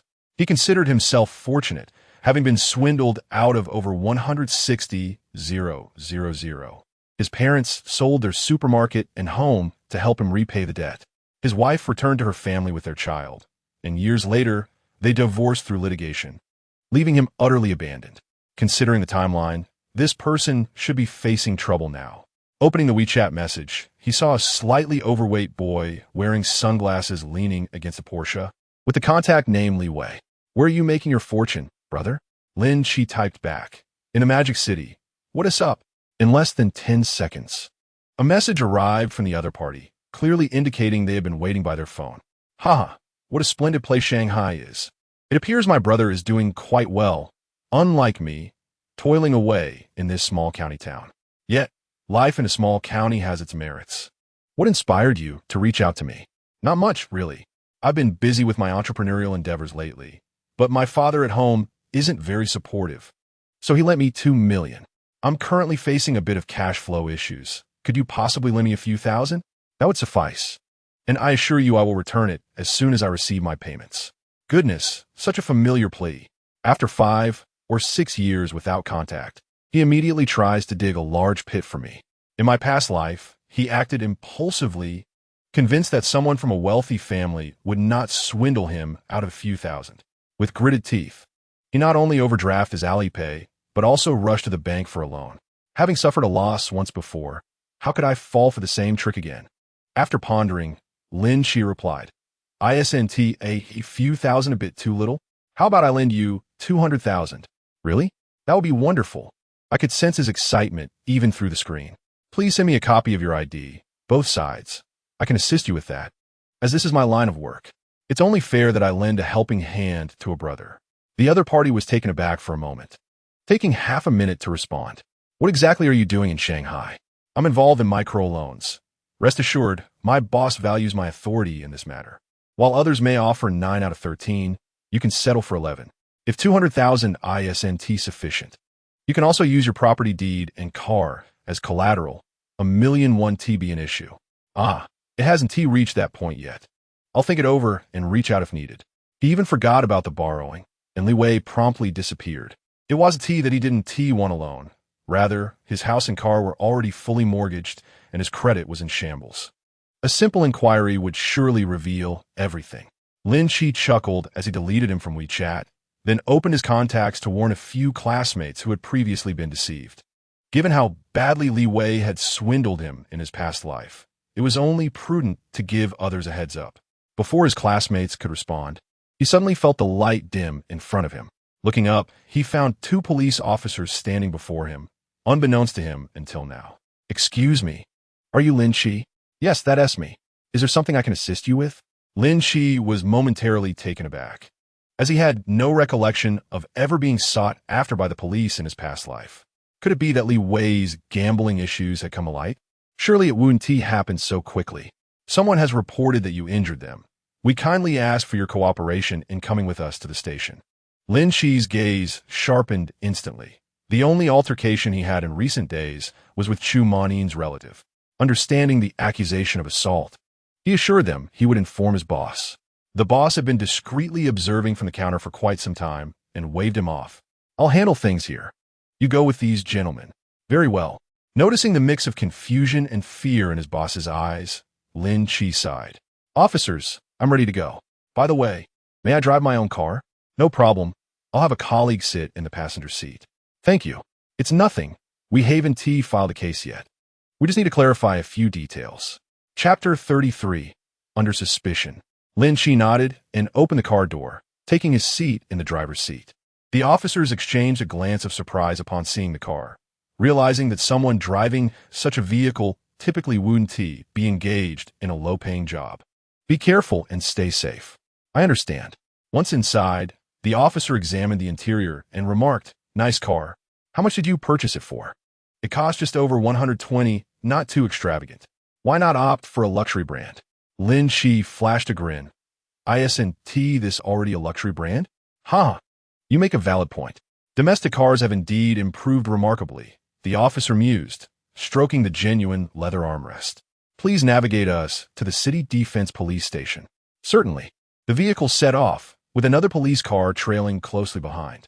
Since no case had yet been filed, their conversation remained amicable. The officer, Wang Yang, had been on the force for 8 years, amassing considerable experience.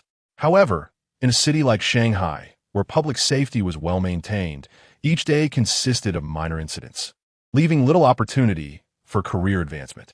They initiated the altercation that day. "I was merely acting in self-defense. We have conducted a preliminary inquiry, so there is no need for excessive concern. Let us proceed." "Very well." Accompanied by the two officers, they arrived at the police station. Before even meeting the complainant, Lin Qi was led into a small room. The room was modestly sized, with a white table placed centrally, resembling more of a casual meeting space than an interrogation room. Officer Wang Yang, along with a female officer, entered and gestured toward chairs. "Please, have a seat. There is no need to feel anxious. We're just here for a casual chat." "All right, feel free to ask me anything. After all, I'm not one to fear shadows if my conduct is upright." "Ha! You're far too serious." Wang Yang smiled cheerfully, yet his caution remained intact. "Could you elaborate on the events of that day?" "Certainly." Lin Qi recounted how he encountered his landlord, Chu Manin, being surrounded in the underground parking lot, how he intervened, and subsequently subdued a few burly men attempting to escalate the situation. "Oh, you managed to take down 3 adults in a short span, Mr. Lin. You possess quite the skills. I tend to keep fit and have self-taught some combat techniques. They were caught off guard, allowing me to take them down swiftly." "And what happened afterward?" "He Jinfu was also among those you injured, correct? He was the one who reported the incident. Indeed, he was persistently threatening my landlord, prompting me to teach him a lesson." Wang Yang flipped through his notes, but this He Jinfu claims he was begging for mercy the entire time. Lin Qi shook his head. "I was rather agitated at that moment and don't recall clearly, but he likely only pleaded after he was on the ground. I ceased my actions thereafter." That sounds reasonable and aligns with what Chu Mani mentioned. "It seems the other party may find it challenging to extort you." Lin Qi narrowed his eyes. Chu Mani? This woman had been questioned by the police and failed to inform him, leaving him to wonder if it was a matter of time constraints or intentional omission. Wang Yang, suspecting Lin Qi, found that his account was factual, especially with Chu Manin involved. It wouldn't be appropriate to detain him as a suspect for questioning. Thus, Wang Yang decided to proceed discreetly with the investigation without alarming anyone. After gathering sufficient information, it seemed this incident was indeed not of your doing. "I apologize for the disruption to your work." "Not at all. It is my duty to cooperate with the police." "Thank you for your efforts." Wang Yang stood, shook Lin Qi's hand, and remarked, "Mr. Lin, your financial situation seems quite stable. Why would you choose to work as a net manager?" Mainly out of boredom. Without work, it's easy to become disconnected from society." "Haha, you're absolutely right." After escorting Lin Qi out of the police station, Wang Yang turned to a nearby colleague and instructed, "Look into this person." Back in the car, Lin Qi opened his phone to check messages. The first was a belated reminder from Chu Manin, explaining that she had been preoccupied with the police's inquiries and hadn't had the chance to inform him. Another was from his boss, who wrote, "My friend, you've worked hard these past few days. My wife has expressed a desire to come help at the shop, so we won't need a net manager anymore. I apologize for this, but please accept this payment as a token of gratitude for your assistance during this time." Attached was a transfer of 1,000 yuan. Lin Qi accepted it expressionlessly and replied with a simple acknowledgement. The pretense of his wife wanting to help was merely a fade. In truth, she was concerned about attracting trouble. After all, it was rather peculiar for someone to drive a luxury car and take on the role of a network administrator. And the arrival of the police sent Lu Dan into a complete panic. He hastily sought an opportunity to sever ties, yet he was reluctant to offend Lin Qi. Despite having only worked a few days for the promised monthly salary of 800, he had shockingly disbursed 1,000. For that miserly Lu Dan, it was already a considerable financial strain. Host has lost job. No treasure chest reward today. Sigh. Time to search for another job. Lin Qi turned the steering wheel and headed towards Longhu Villa. The security measures here were even more stringent than those at Xinhui City, with 2 guards at the entrance who were clearly retired soldiers standing sentinel. After verifying his information, they allowed him to enter. The vehicle and personnel details would be recorded tonight, and starting tomorrow, Mr. Lin would have unrestricted access. Thank you, by the way. I have a few friends residing in my house. Please let them register in the facial recognition system at the property management or booth tomorrow. And then there should be no issues. Understood. Thank you for your hard work. Upon returning to the villa, Lin Qi called the young girl to open the garage. However, after much contemplation, she could not locate the switch, and it was ultimately Zhang Xiaoyuan's keen eyes that found the remote control. As soon as he exited the car, the lightly dressed Li Sufan immediately threw herself into his arms. Darling, I missed you so much. Didn't we just see each other? Lin Qi ruffled her hair. Although this girl was a bit silly, she made up for it with her obedience. Aside from being somewhat frugal, she had numerous merits. It's so dull here. I can only play on my phone and think of you. Lin Qi embraced her as they entered the living room. Several young beauties, clad in summer attire, gathered together playing mobile games, and upon seeing him enter, they greeted him eagerly. Qi. Hello, Qi. Sufan, don't stay idle. Hurry and guard the bottom lane. Li Sufan, as if awakening from a dream, quickly released his arm. I'm coming. Tell them to push slower. Lin Qi glanced into the kitchen and noticed several takeout boxes. It appeared they had already dined. After confirming Li Sufan's room, he exchanged pleasantries before heading back to his own room. In a state of drowsiness, someone snuggled into his bed. Lin Qi inhaled the familiar fragrance and gave her a gentle squeeze. Darling, when are we going to rent a yacht? Let's wait a few days. I'm rather busy at the moment. Then let us meet at the internet CAF tomorrow night. I've quit my job. Li Sufan turned over in his embrace, facing him directly. Does that mean we can't go online for free anymore? Lin Qi chuckled as he playfully pinched her little nose. Silly girl, can't we just buy a computer? But you have to get one for Xiaoyuan and the others too. It's no fun playing alone. All right, I'll concede to your wishes, but I want to be on top. Chapter 34, What Gathering? Hey, you've turned the tables on me. The next morning, Lin Qi awoke feeling refreshed and turned to glance at Li Sufan, who was sprawled across the bed. Lazy pig, time to wake up. No, I want to sleep a little longer. Li Sufan glanced at him before sinking back into deep slumber. His body, having been enhanced by powerful pills, required only 4 hours of sleep to feel invigorated, while the young lady lacked such resilience. After washing up, he descended the stairs only to hear Zhang Xiaoyuan's boisterous voice echoing from the living room. You go. What are you afraid of? I've never seen such a cowardly AD. How can you miss this? Noticing someone had come downstairs, Zhang Xiaoyuan looked up. You're up. Whereas Sufan? Still asleep. She'll probably wake up around noon. Why are you up so early? Just for the novelty of it. I haven't slept all night. Zhang Xiaoyuan boasted while brandishing her charger. You're impressive. What about the others? Call them down for breakfast. Better not. They just returned to their rooms. Let us wait until lunch to call them. Shall we go now? I'll come with you. TSK. Young people really are in good health. I remember when I was like that too. Not to mention pulling an all-nighter. Even after 30 hours of gaming, I wake up feeling as lively as ever. Then go wash up. I'll wait for you for half an hour. 15 minutes is enough. Zhang Xiaoyuan dropped her phone and dashed back to her room. This villa, along with its basement, boasted 3 floors, with 8 bedrooms, all equipped with bathrooms.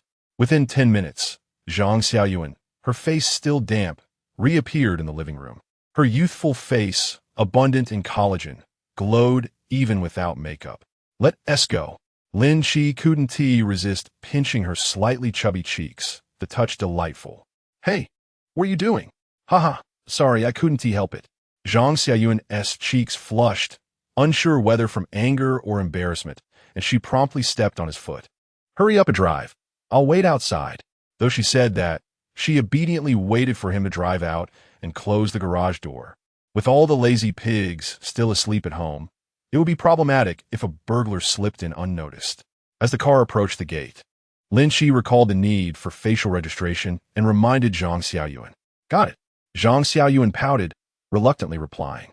Humph. She had initially resolved to ignore him for the morning, but seeing that he was considerate enough to show concern, she begrudgingly engaged in conversation. Lin Qi found her a bit adorable and reached out to pinch her cheek again. But Zhang Xiaoyuan merely blushed and glared at him. If you don't let go, I'll bite you. That doesn't count. I've decided to be angry for 10 minutes. Your little face feels quite nice. You really will bite me. I mean what I say. Just as she finished speaking, Zhang Xiaoyuan's expression shifted. Wait, I said I'd be angry for 10 minutes. I'm ignoring you now. Seeing Zhang Xiaoyuan turn her head away, Lin Qi silently wiped his mouth on her clothing. Thankfully, she was gazing out the window and didn't notice. It's no use trying to distract me. I'm sticking to my 10 minutes, not a second less. Arriving at a breakfast shop, Lin Qi perused the menu and ordered a few baskets of soup dumplings and dumplings. What would you like to eat? Do you want soy milk? MHM. Lin Qi chuckled, glancing at her as he returned the menu to the waiter. Just like that, prepare 4 cups of soy milk and 4 baskets of dumplings. We'll take them to go. All right, sir, please wait a moment. While enjoying their meal, a thin man wearing glasses approached. At first, Lin Qi paid him no mind, engrossed in devouring his food. When he finally looked up, he locked eyes with the man's inquisitive gaze. He looked somewhat familiar. Lin Qi, is that you? Zhang Yi? Oh my goodness, it's really you, brother. I barely recognized you just now. Zhang Yi grinned, pulling a chair to sit down without waiting for an invitation. The two had been college roommates, often playing basketball together, and had a good relationship. However, after starting work, their contact had dwindled and their bond had faded. Encountering a friend after several years, Lin Qi was genuinely delighted and quickly called the waiter over. No need. I've already finished eating. I'm just here to chat. This is? Zhang Yi turned to Zhang Xiaoyuan, his eyes lighting up. The girl, though still bearing a hint of youth, was undeniably pure and adorable. Is this your sister? Wow, brother, you're really lucky. Coughing, Zhang Xiaoyuan choked slightly on her soy milk, and before Lin Qi could explain, she extended her small hand eagerly. Hello. Zhang Xiaoyuan. Zhang Yi promptly extended his hand for a brief handshake before quickly withdrawing it. I am Zhang Yi, the esteemed father of Lin Qi. Oh, come now. You are my dear eldest son. He chuckled heartily. Zhang Xiaoyuan looked at the two of them in bewilderment. Unlike the modern trend of university dormitory roommates declaring themselves as fathers to one another, in their time, roommates regarded each other as sons. The one who helped with signing in or bringing meals was deemed the father. Brother, it has been years since we last met. Where are you working now? I'm not employed anymore. I couldn't keep up with others. Now, I'm an unemployed drifter. Impressive. I wish I could be as carefree as you, Zhang Yi sighed, his envy unmistakable in his eyes. Lin Qi swallowed a soup dumpling and remarked, one should find contentment in life. If you're willing to let go, you too can be this carefree. Indeed, in this day and age, a single house costs millions. Without relentless effort, one cannot even secure a roof over their head in this city. Aren't you a local? Don't lament to me about being poor. Your family has no shortage of properties. Those belong to my parents, not to me, Zhang Yi said, shaking his head in resignation, deciding to steer the conversation away from such heavy topics. By the way, are you attending the gathering next week? Gathering? What gathering? Lin Qi set down his chopsticks, puzzled. The one organized by the class monitor. They've been announcing it for a month. Didn't you see the group chat? It was only then that Lin Qi remembered getting into an argument with a pretentious individual in the group and subsequently leaving. Since he hadn't received any notifications, he felt there was no need to attend. After all, as a man with a psychological age exceeding 30, he had little interest in flaunting his success before former classmates. I left that group long ago. You all enjoy yourselves without me. Oh, don't pay attention to that fool Li Ji. Honestly, he should have been the one to leave the group. I don't understand why he pretends to be something he is not. I feel satisfied just having insulted him. I won't lower myself to engage with such petty individuals. Zhang Yi grinned, playfully observing, well, the sun must have risen in the west. My dear Qi Gu is actually swallowing his pride. What am I angry about? Lin Qi replied, somewhat exasperated. He He had been the one pointing fingers at Lin Qi, whose furious demeanor in the group chat was still vivid in his memory.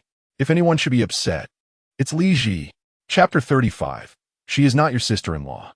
Come on, brother. It's merely unemployment. Don't worry about the gathering. I'll borrow my father's car. Just say it's yours when you arrive. You have a driver's license, right?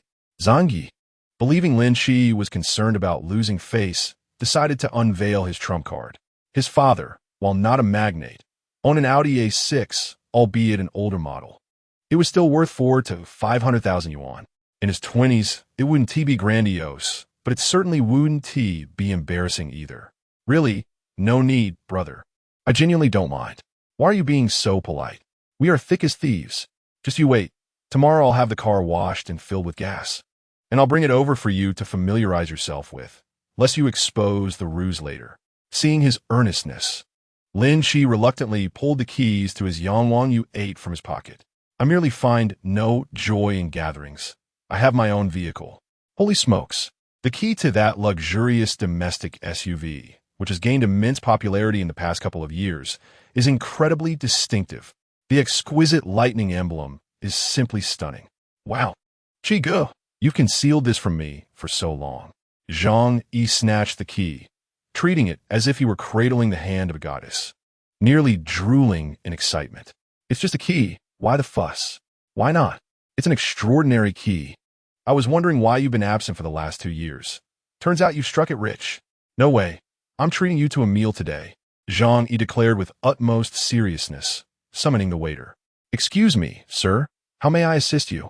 Bring me 2 baskets of soup dumplings and put on his tab. The waiter shot a questioning glance at Lin Qi.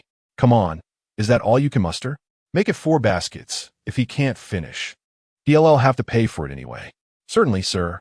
Coming right up. Zhang Xiaoyuan chuckled, leaving Zhang Yi momentarily speechless. However, he was not the type to covet his friend's partner. He quickly leaned toward Lin Qi and whispered, just remember not to bring your girlfriend along. Something good might happen. What are you being so sneaky about? Wait, when did I say I was going? Lin Qi pushed him away. Zhang Yi slapped the table, declaring earnestly, wealth does not equate to ostentation, like donning fine garments under the cover of night. Qi, this is the wisdom you imparted to me. Did I ever say something so foolish? You did. All right. I was young then. Don't you dare, Qi. That little brat Lin Qi was just in the group, saying you wouldn't dare show up. Can you really tolerate that? Lin Qi looked at him with a hint of confusion. Why is this guy more anxious about it than I am? Something's off. He couldn't believe Lin Qi was still fixated on this after all this time. Why would I deceive you? If you don't believe me, I'll show you my phone. Zhang Yi quickly pulled out his phone and opened WeChat. Here, see for yourself. Lin Qi leaned in to take a look, and indeed, it was true.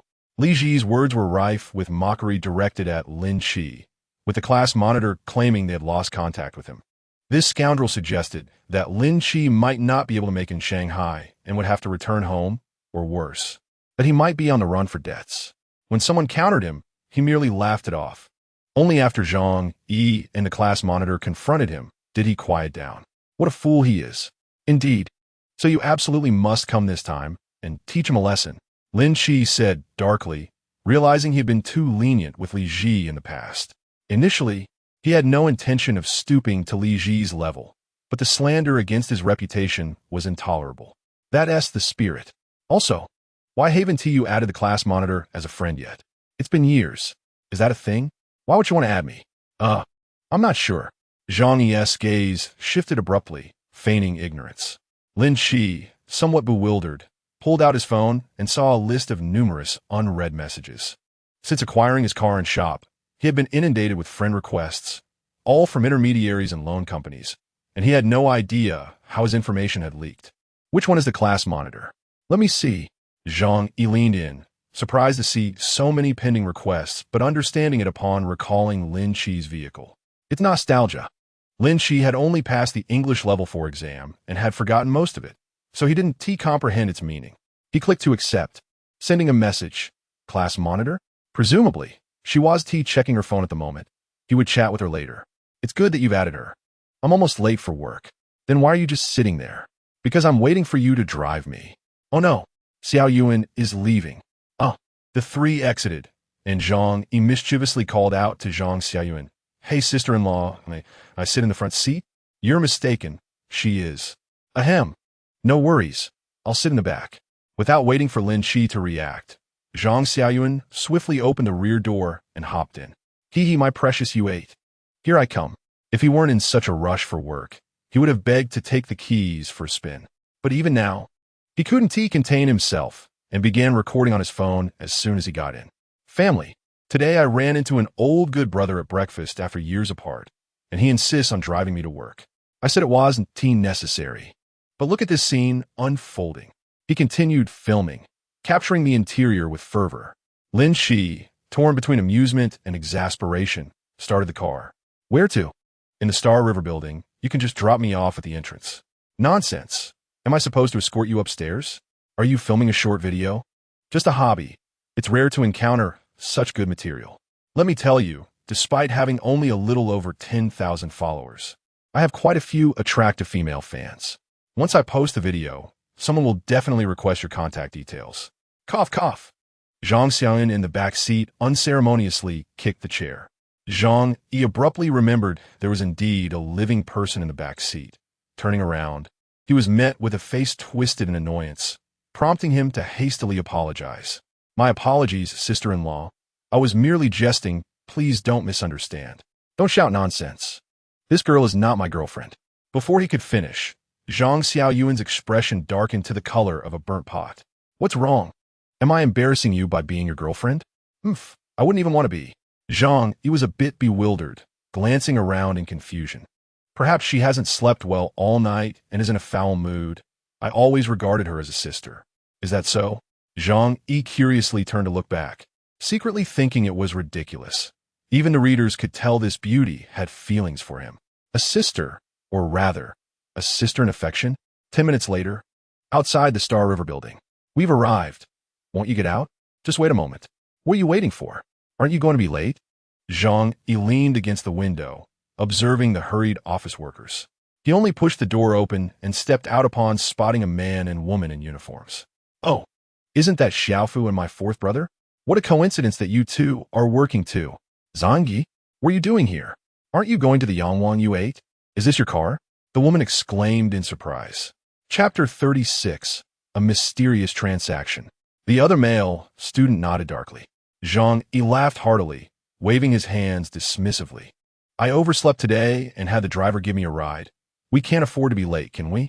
I didn't realize your family had a dedicated driver. Why haven't you mentioned it before? The woman, possessing quite an allure, casually tossed her hair, curiously surveying the interior of the car. Lin Qi nearly spat out a mouthful of blood. This kid is really putting on airs. So I'm a driver, am I? I could very well be your chauffeur. Or even your father. With a scowl, he rolled down the window of the passenger seat.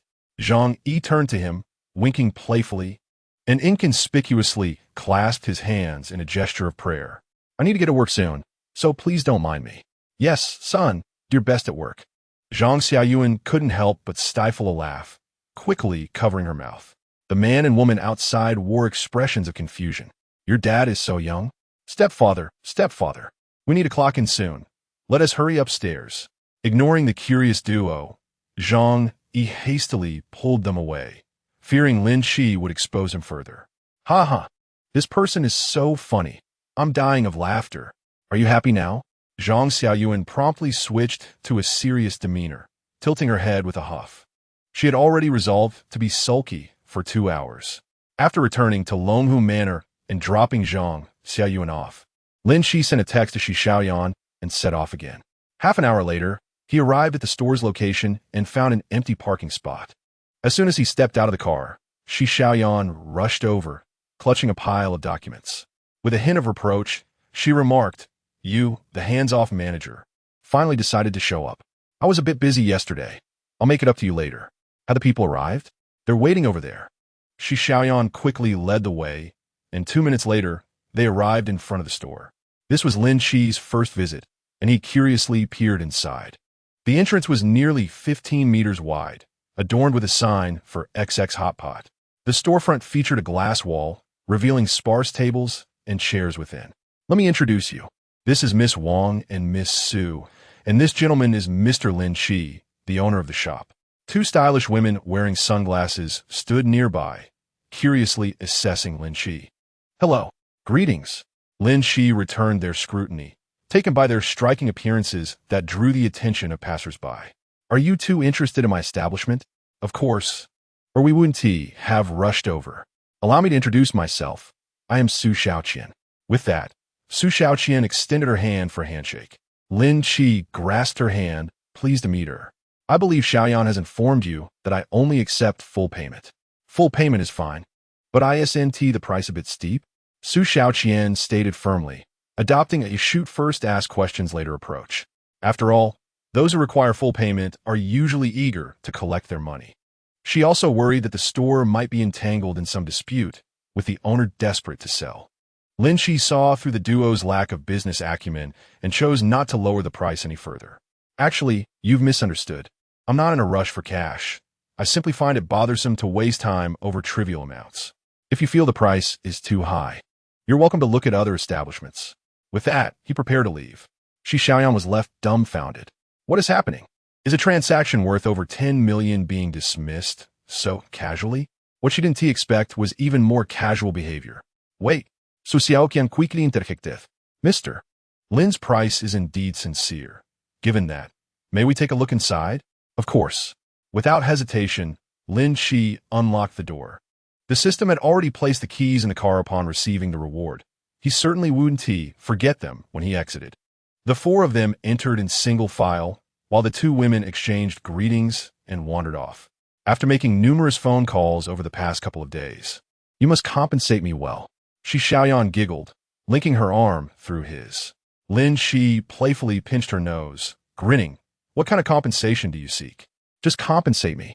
Shi Xiaoyan blushed slightly, tiptoeing to whisper something in his ear. "Are you serious?" "Absolutely. How come I remember you always begging for mercy?" Shi Xiaoyan retorted with a small fist. "That's because I wasn't prepared. Today, I'm filled with vigor.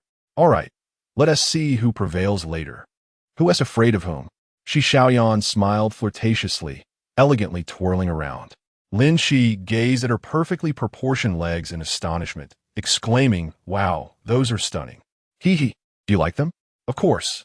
If only they were paired with a pair of Valentino heels. Wow, I don't have the money for that." "No need to worry about it. How can I let you pay?" "We'll go shopping later." Lin Qi rubbed his hands together, completely at her mercy. At that moment, Su Xiaoqian returned with her friend, saying, "Having looked around, I believe there are no issues, right, Xiaoya?" "Yes, indeed," the woman beside her nodded. Shi Xiaoyan nearly burst into laughter. What could they possibly discern in just 2 minutes? These two women probably had never engaged in business. "Shall we sign the contract then?" "Certainly." In less than 10 minutes, they completed the contract signing in Lin Qi's car, scheduling the transfer for the next day. Shortly afterward, the finance department messaged Shi Xiaoyan to inform her that the funds had been received. Once the two women left excitedly, Shi Xiaoyan immediately remarked, "If it weren't for you, this shop would be fine. If they encountered a shady deal, those two could end up losing their shirts. After all, it's not their money. They wouldn't feel the sting of a loss." Lin Qi shrugged nonchalantly. "Why do you say that?" Lin Qi pulled out his phone to show her something. Due to the fact that the bank card holders are not the two of them, it is likely that one of them is responsible for both maintaining an exquisite appearance at home and managing the finances. By the way, what is their purpose in purchasing a commercial property? It seems they intend to open a hand-ground coffee shop. Really? Spending over 10 million to establish a CAF. Isn't that akin to a Starbucks franchise? No, it is not. Impressive. All he could utter was that it was indeed impressive. Upon encountering these two extraordinary women, Lin Qi made a resolute decision. No matter the circumstances, he must ensure that women are not in charge of finances. This is not due to any prejudice, but rather because someone who fails to generate income is truly unsuitable for investment endeavors. Many women serve as full-time homemakers, requiring even household chores to be delegated to a maid, lacking substantial societal experience. The most concerning aspect is that they wield significant control over the household finances. Those who remain modest are acceptable, yet it is alarming when some self-important individuals perceive earning money as effortless, subsequently using their husband's funds for investments. As for his partner, she does not need to work for money, Thus, he intends to eliminate such scenarios altogether. Let it be. After all, the funds are secured and the contract has been signed, so let us indulge in shopping. Let's go. Let's go. Today's expenditures will be entirely on Lin Qi. Chapter 37. It's you, the delivery person. If there was ever a time when Shi Xiaoyan harbored any doubts regarding his affluent background, she could now awaken from her dreams with a smile. This was precisely the life she had longed for, an attractive, wealthy boyfriend who was exceedingly generous towards her. What more could one desire? They charged straight to the shopping mall. Balenciaga? Buy it. Valentino? Buy it. A Chanel bag? That one is a bit pricey. Lin Qi, buy it. As long as you adore it. Enough is enough. Spending 30 to 40,000 in one go. Who spends money like that? Shi Xiaoyan was thoroughly satisfied, clutching her bag with affection. Is this all it takes to satisfy you? I call this a steady flow. Fearing I might drain you completely in one go. Lin Qi glared. Who do you look down upon? Am I afraid? Huh. Wait, don't. There's a hotel over there. Hurry, run. He swiftly reserved a room, and Shi Xiaoyan, both shy and amused, trailed behind him with a pile of items. You really are something. The front desk was laughing at me just now. Laughing at what? Others would want it but can't have it. After some time, even lunch was delivered to their hotel room. I can't even lift my arms. Feed me. Shi Xiaoyan gazed at him with her doe-like eyes. Feed you? Are you sure? Lin Qi smirked, slowly approaching the bedside. Shi Xiaoyan rolled her eyes. I meant feed me food. Ha, what else could it be? A meal stretched out for a full hour. Once they finished dining, Shi Xiaoyan sank into a deep slumber. Lin Qi had the dishes cleared away and joined her under the covers. Don't disturb me. Let me sleep for a while. I'm used to holding something while I sleep. 2 hours passed, and Lin Qi suddenly opened his eyes. He felt the empty bed beside him and rose in confusion. You're awake? Would you like to take a bath? Shi Xiaoyan lay lazily in the bathtub by the window, patting the space beside her. Lin Qi chuckled and sat beside her. Before long, a flushed Shi Xiaoyan couldn't help but give him a gentle shove. Go bother other women. I'm definitely out of the game. I seem to recall you provoking me first. No, you're mistaken. All right, fine, I was wrong, okay? Shi Xiaoyan lightly scoffed, seemingly oblivious to whatever she had consumed. What did you say? Nothing. I was just suggesting you save your energy for your other women. I'm already full. As a seasoned real estate agent, she could easily discern that Lin Qi was surrounded by other women. She wished to monopolize this man, yet her capabilities were insufficient. Without anyone to share his abundant energy, she feared it might lead to disastrous consequences. Lin Qi relaxed in the bathtub, his hands busy while his mind pondered systemic issues. Although a sum exceeding 10 million would soon be credited, relying solely on that was not a sustainable strategy. To support his extravagant daily expenditures, he needed to seek employment. Ouch, you're pinching me. My apologies, I was lost in thought. Xiaoyan, may I ask you something? What? Shi Xiaoyan turned to face him. Do you think there are jobs with minimal work, close to home, and without supervision? Aren't you working as a network administrator? I was let go. The boss claimed I consumed too much. Shi Xiaoyan chuckled. Why do you insist on working? In truth, she meant jobs of dubious repute, carrying over 10 million in cash. Yet settling for a meager 800 a month as a network administrator was utterly ludicrous. Just consider me restless. Help me brainstorm. That's simple. Become a delivery person. I want to work without a base salary. Shi Xiaoyan quickly turned back, smiling. I know a delivery service where they offer a base salary. Lin Qi's eyes brightened. Do tell me more. I once helped a delivery guy find a place. He mentioned that his boss is quite cunning. Typically, delivery personnel don't receive a base salary. But if you purchase his electric bike, you'll get 1,200 as a base salary for a month. Such a good deal? Well, the bike is probably sourced from some scrapyard, worth at most 800, but he sells it to you for 4,008. Moreover, the base salary only lasts for 3 months. If you don't meet the quota, you'll be dismissed. Perfect, this is the one. Please contact that delivery guy. Shi Xiaoyan was somewhat speechless. This man truly had money to burn. Yet, as it was a decision made by her man, no matter how absurd, she would support him. With no other choice, she climbed out of the bathtub and walked toward the bed, leaving a trail of damp footprints on the floor. Let me ask him first. I'm not sure if their boss still has that arrangement. Sure. Shi Xiaoyan located the delivery guy as profile and sent a message. Are you there? On the other side of the city, near a bustling food street. Delivery person Wang Xiaowu had just concluded a frantic lunch rush, holding a bowl of fried sauce noodles. His eyes were glued to his phone, watching a lively girl dance. This is exciting. I've got some magical material for tonight. Wang Xiaowu licked his lips, accidentally splattering a drop of chili oil on his screen. He casually wiped it off with his sleeve and continued watching the live stream. Just as he was about to dispose of the empty food container, a WeChat message popped up on his screen. Ijia Kexian. Are you there? Crap. Is that the stunningly tall beauty agent? Wang Xiaowu trembled with excitement, causing his food container to tumble to the floor. He hurriedly picked it up, rushing to throw it in the trash. Then, with trembling hands, he grasped his phone. Even after nearly half a year, the memory of Miss Xiaoyan's beautiful visage remained vividly etched in his mind. Her physique, honed by years of training, combined with her natural beauty, far surpassed the prettiest girl in his university. She could easily hold her own against those from the neighboring film academy. Why would such a stunning woman reach out to me? How should I respond to appear more cultured? What if she still remembers me? Wang Xiaowu was filled with both excitement and trepidation, fearing he might come off as too forward. He crafted and deleted a single sentence 4 or 5 times. Finally, 2 minutes later, he sent a reply, "What is up?" As soon as he hit send, he instantly regretted it. Curse it, why act so aloof? Will she be angry? This is bad. My hand is truly cursed.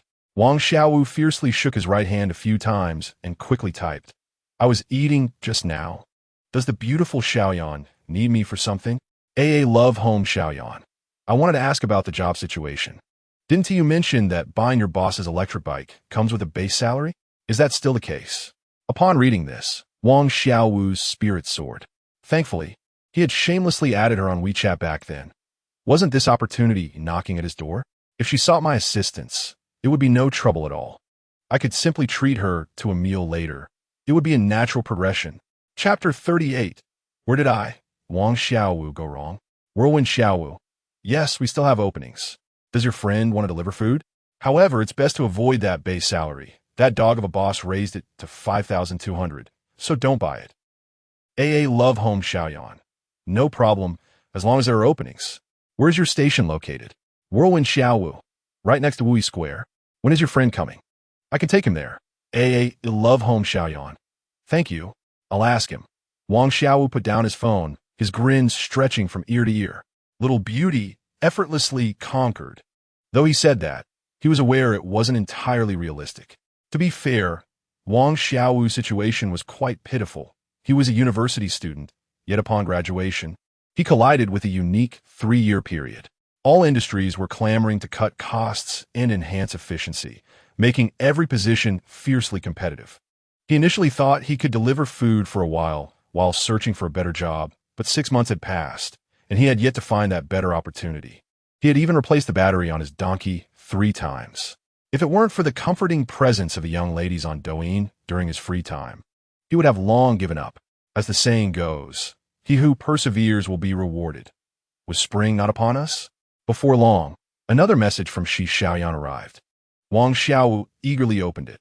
Love home Xiaoyan. Do you have time this afternoon? My boyfriend is free and can come over. What? Boyfriend? Wang Xiaowu felt as if he had been choked, nearly gasping for breath. Could be a typo. Did she mean to type friend but accidentally wrote boyfriend due to a shaky hand? Unwilling to give up, he replied, "You have a boyfriend now." Love home Xiaoyan. Yes, I'm helping him find a job. It's really worrisome. I finally felt a spark of affection, and yet you make me lose so thoroughly. Damn it. Wang Xiaowu's face flushed. As a fellow delivery worker, why did he get to date such a stunning girlfriend? Her beauty could easily make anyone live a few extra years just by a glance. No way. Miss Xiaoyan must have been deceived. That man wasn't even a delivery worker. He was unemployed. That scoundrel, a fraud. Wang Xiaowu's indignation flared up, and he resolved to expose his lies in front of Shi Xiaoyan. Whirlwind Xiaowu. Huh? How can your boyfriend not even have a job? What was he doing before? Love home Xiaoyan. He was a network administrator. What? Even worse than a delivery worker. A delivery person could easily earn 6,000 to 7,000 a month if willing to work hard. How much could a network administrator make? At most, 2,000 to 3,000 a month. Could it be that such a beauty had never been to an internet CAF and didn't know what a network administrator did? That could very well be true. Many girls nowadays are so accustomed to their phones that they barely know how to operate a computer. No, I must not let her be deceived. Whirlwind Xiaowu. Miss Xiaoyan, do you know how much he earns as a network administrator? AA Love Home Xiaoyan.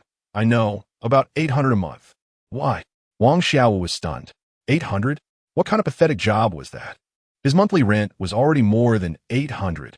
This guy was truly despicable. Could he still be living off someone else's earnings? AA Love Home Xiaoyan. I can't chat right now. We're leaving XX Hotel for the station, and it only takes half an hour. We're coming now, what? They had already booked a room. I'm so furious. An agitated Wang Xiaowu nearly smashed his phone.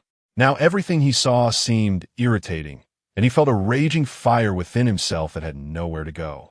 Hey, why haven't you picked up the order yet? We've been waiting for 5 minutes. Don't blame us if you take too long. A voice emerged from a nearby shop, frowning at him. Wang Xiaowu's expression darkened. Forget it, I'm not delivering anymore. The boss's eyes widened in shock. Are you crazy? If you don't deliver, the customer will complain, and you'll lose 200. Are you really okay with that? Who cares? I just got dumped. The boss's eyes flashed with sympathy as he quickly pulled out his phone to apply for a system reroute to assign the order to another delivery person.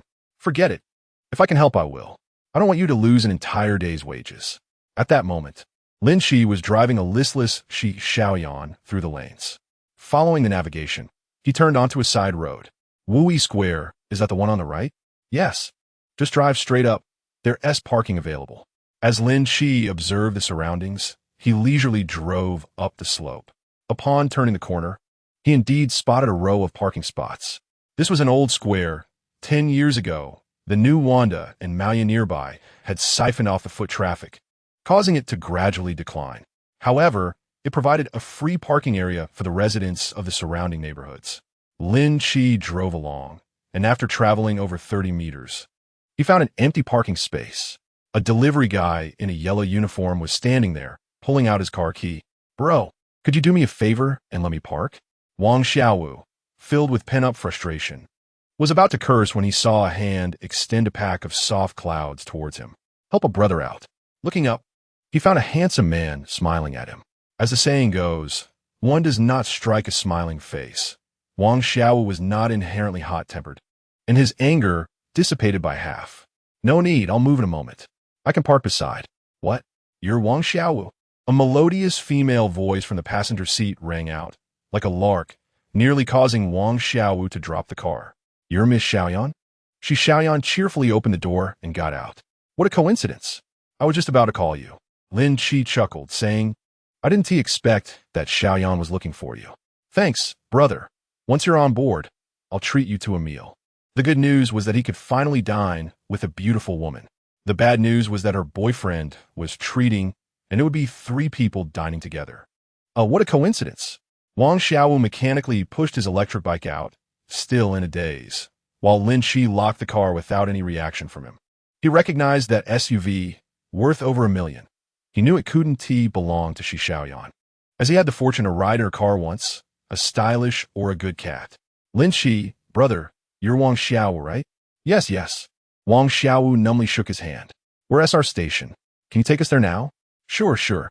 Wang Xiaowu silently led the way to the station, keeping his head down and avoiding eye contact. Seeing him silent, Lin Qi and Xiaoyan assumed he was simply shy and did not press him further. Walking hand in hand, giggling behind him, as they neared their destination, Wang Xiaowu finally mustered the audacity to inquire, with such wealth, why are you delivering takeout? It seemed he was merely indulging in idle banter, possessing more than enough funds to squander.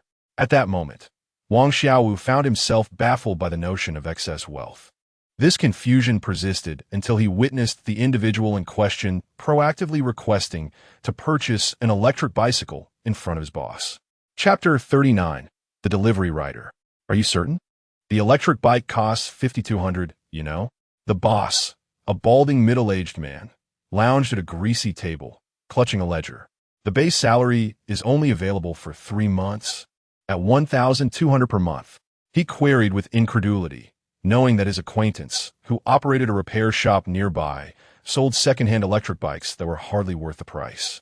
Fully charged, they barely managed a distance of 20 kilometers, certainly not valued at 5,000, let alone 500. Typically, he only recommended bikes to those who appeared utterly naive and inexperienced. This was the first time he had encountered someone so eager to buy an electric bike. Lin Qi chuckled lightly, indifferent to the mess, and slid into a greasy chair. I particularly favor jobs with a base salary. You don't have any performance requirements, do you?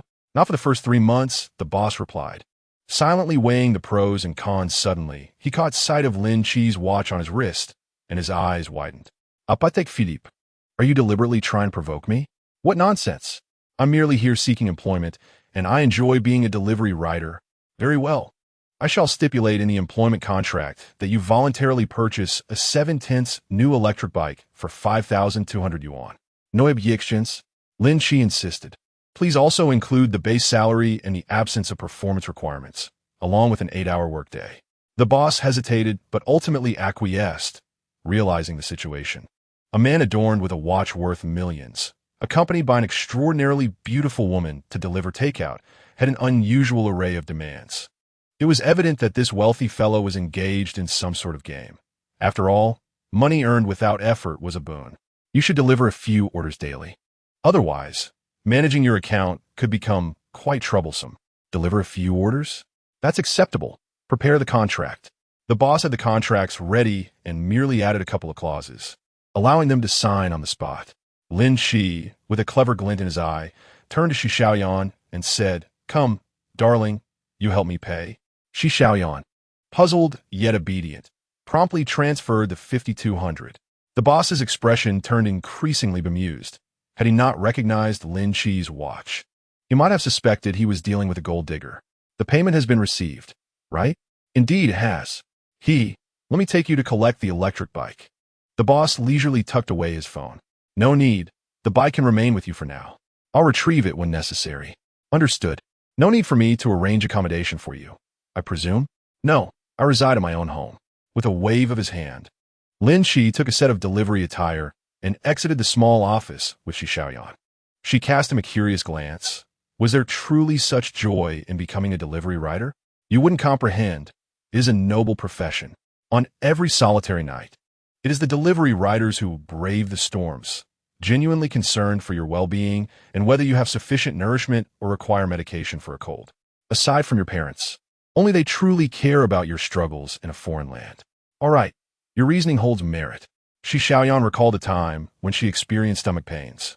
Had it not been for the delivery rider from the platform bringing her medicine, she might have had a call for an ambulance. Lin Qi secured the contract and opened the rider app. The boss had already registered him. His history of orders and ratings stood at 0. Detected job, delivery rider. Host can lounge and earn treasure box rewards for a day. It was indeed possible, as long as it was a job with a base salary. It could activate the system. Shall we head back now? Xi Xiaoyan inquired. Wait a moment. That Xiaowu fellow mentioned treating him to a meal. Let me check with him on WeChat, Xi Xiaoyan said, pulling out her phone to operate for a moment before shaking her head in frustration. He said he has too many orders and is out delivering. Perhaps next time. So, shall we return? Lin Qi shook his head. You can take a taxi back. And you? Is there yet another beauty seeking your attention? Xi Xiaoyan felt a twinge of jealousy. No, I'm off to deliver takeout. Impressive. Ultimately, Lin Qi escorted her back to the company, as carrying numerous bags would have been overly burdensome for her to take a taxi.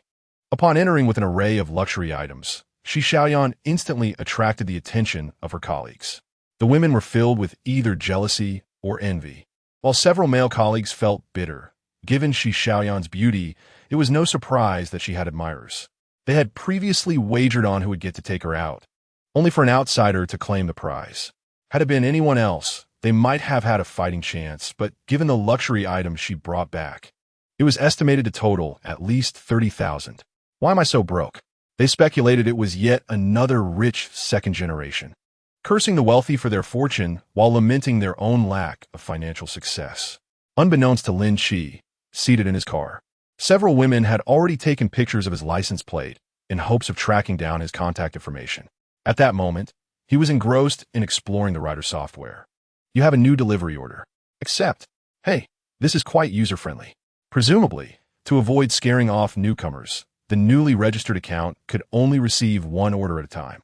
Moreover, the price per order was a generous 12 yuan, with an additional 10 yuan delivery bonus, stipulating that the delivery be brought upstairs.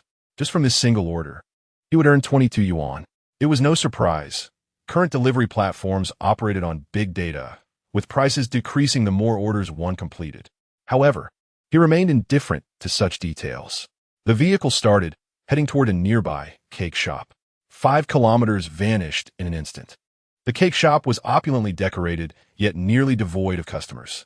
A small blackboard at the entrance advertised a 70% discount, with custom cakes starting at 368 yuan. One pondered what the owner was thinking when opening such a high-end establishment near a farmer's market. A young man stood at the entrance, clutching a box of cake. This must be the owner, Lin Qi surmised as he approached. What is taking so long? I'm running out of time. The young man was anxiously pacing, but upon seeing Lin Qi disembark from his car, he quickly donned a smile. Sir, are you here to order a cake? Not quite. I'm a delivery rider. Is order 1145 ready? What? The young man glanced at Lin Qi's vehicle. You're a delivery rider? Indeed. Does it not appear so?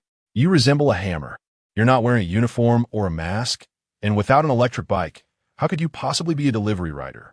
Thoughts of skepticism flooded his mind as he hesitated, contemplating whether to hand over the cake. Lin Qi, exasperated, pulled out his phone to display the rider interface. I have no reason to deceive you. You really are a delivery rider. This is absurd, driving a luxury car to deliver takeout. He had only heard of wealthy individuals using luxury cars to attract women, but never had he imagined that delivering takeout could be entertaining in such a manner.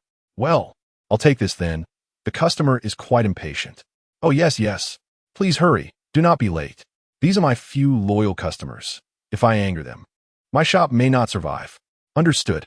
Lin Qi placed the cake in the passenger seat, started the vehicle, and exited the market. Chapter 40, Fate's Convergence. Speeding along the road, he arrived at the entrance of the destination neighborhood. Ahead, a delivery rider on an electric bike was engaged in a heated argument with the security guard. Why can't I enter? Is my registration insufficient?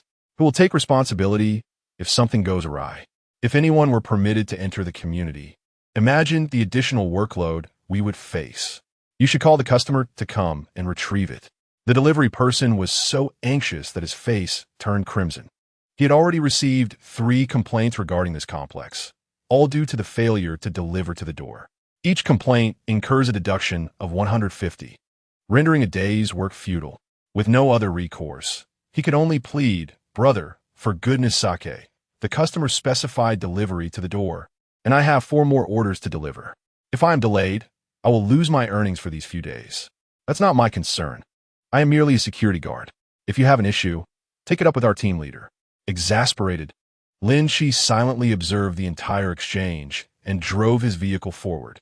The security guard instantly perked up, disregarding the vehicle recognition system that displayed the words unauthorized vehicle, and executed a standard salute. Welcome home, resident. The delivery person was infuriated and was about to turn around to deliver the other orders when he heard someone call out to him, "Brother, let me help you carry it in." Huh? The delivery person looked at the young man in a luxury car, who was winking at him while holding a large takeout order. "Oh my goodness, you have truly saved my life." Without hesitation, the young man quickly handed over an order. "No need to say more. You are my savior. Let us connect on WeChat, and I will certainly return the favor in the future." "Absolutely." Lin Qi took out his phone for the delivery person to scan. "Don't waste time. You should deliver the food first. I have an urgent order to attend to. Then I'll be off. Thank you, brother." With that, he sped away on his electric bike. Lin Qi successfully arrived at the community, glancing at the 2 orders. The cake was located on the 4th floor of Building 12, while the other was on the 17th floor of Building 20. After weighing his options, he decided to assist the delivery person first. Due to unfamiliarity with the terrain, it took him 5 minutes to locate Building 20. He parked at the roadside and ascended with the takeout in hand. "Hello, delivery." Just a moment.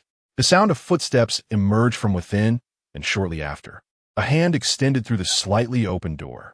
The delivery was snatched back in an instant, accompanied by a quick thank you, followed by the door slamming shut. Lin Qi scratched his head in disbelief. Is this brother so adept? He hadn't even seen the recipient's face before the order was taken. However, time was of the essence for the cake delivery, so he hurried downstairs. Drawing from his earlier experience, he quickly found Building 12.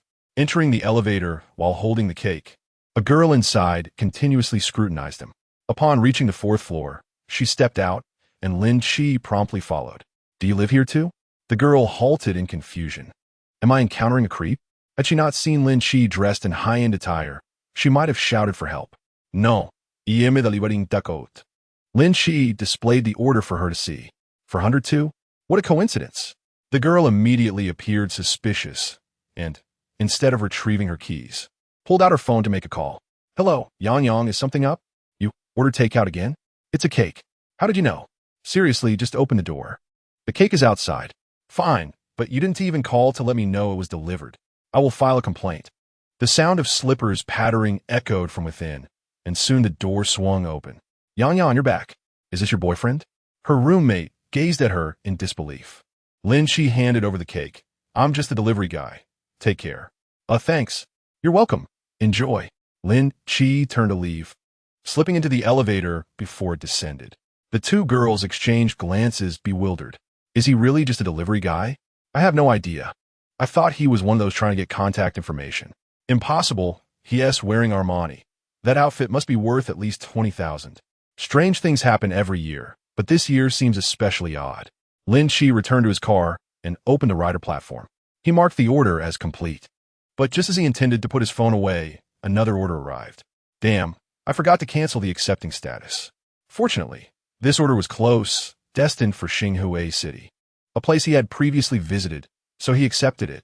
He smoothly picked up the meal, which appeared to be for several people, consisting of 4 to 5 dishes. The restaurant staff were quite busy, and the takeout was simply placed on a designated table, with no one questioning his identity. 15 minutes later, he arrived at Xinghui City. Upon spotting the familiar U8, the security guard began waving from afar. Welcome home, resident. Haha, thank you for your hard work. What resident? I'm just a delivery guy. Successfully entering the community, he headed towards Building 7. Arriving at the door, he knocked. Hello, delivery. Click. The door swung open. Why so slow? Damn it. I'm not cursing you. Huh? Lin Qi's gaze sharpened as he instantly recognized the individuals before him. Weren't these the same guys he had confronted in the underground parking lot? They had even called the police on him afterward.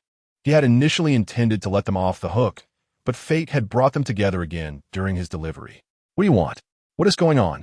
At that moment, 2 burly men emerged from inside, trembling at the sight of Lin Qi. I warn you, I've called the police. This is a society governed by law, so don't do anything reckless. Each of them recalled how they had been overpowered in mere seconds, and fear gripped them, especially knowing they had reported him to the authorities. Damn, is he here to silence us? Lin Qi had not anticipated encountering this group in the community. Hadn't the security guard claimed they didn't reside here? Nevertheless, now that he was here, there were matters he needed to clarify. Resolute, he darkened his expression and delivered a punch to the security door. A resounding crash echoed as a distinct dent appeared in the sturdy door. The men's eyes nearly bulged from their sockets. What the hell? Is he a monster? This was no ordinary security door. It was one of the best the developer had provided. All the buildings in the community had fingerprint security doors, reinforced with a layer of high-strength alloy. He just made a dent with a single punch? After striking the door, Lin Qi inconspicuously tucked his hand behind him. Damn, I underestimated this. It's tougher than I thought. I'm not here to cause you trouble, yet you dare to call the police? Don't come any closer. Quick, shut the door.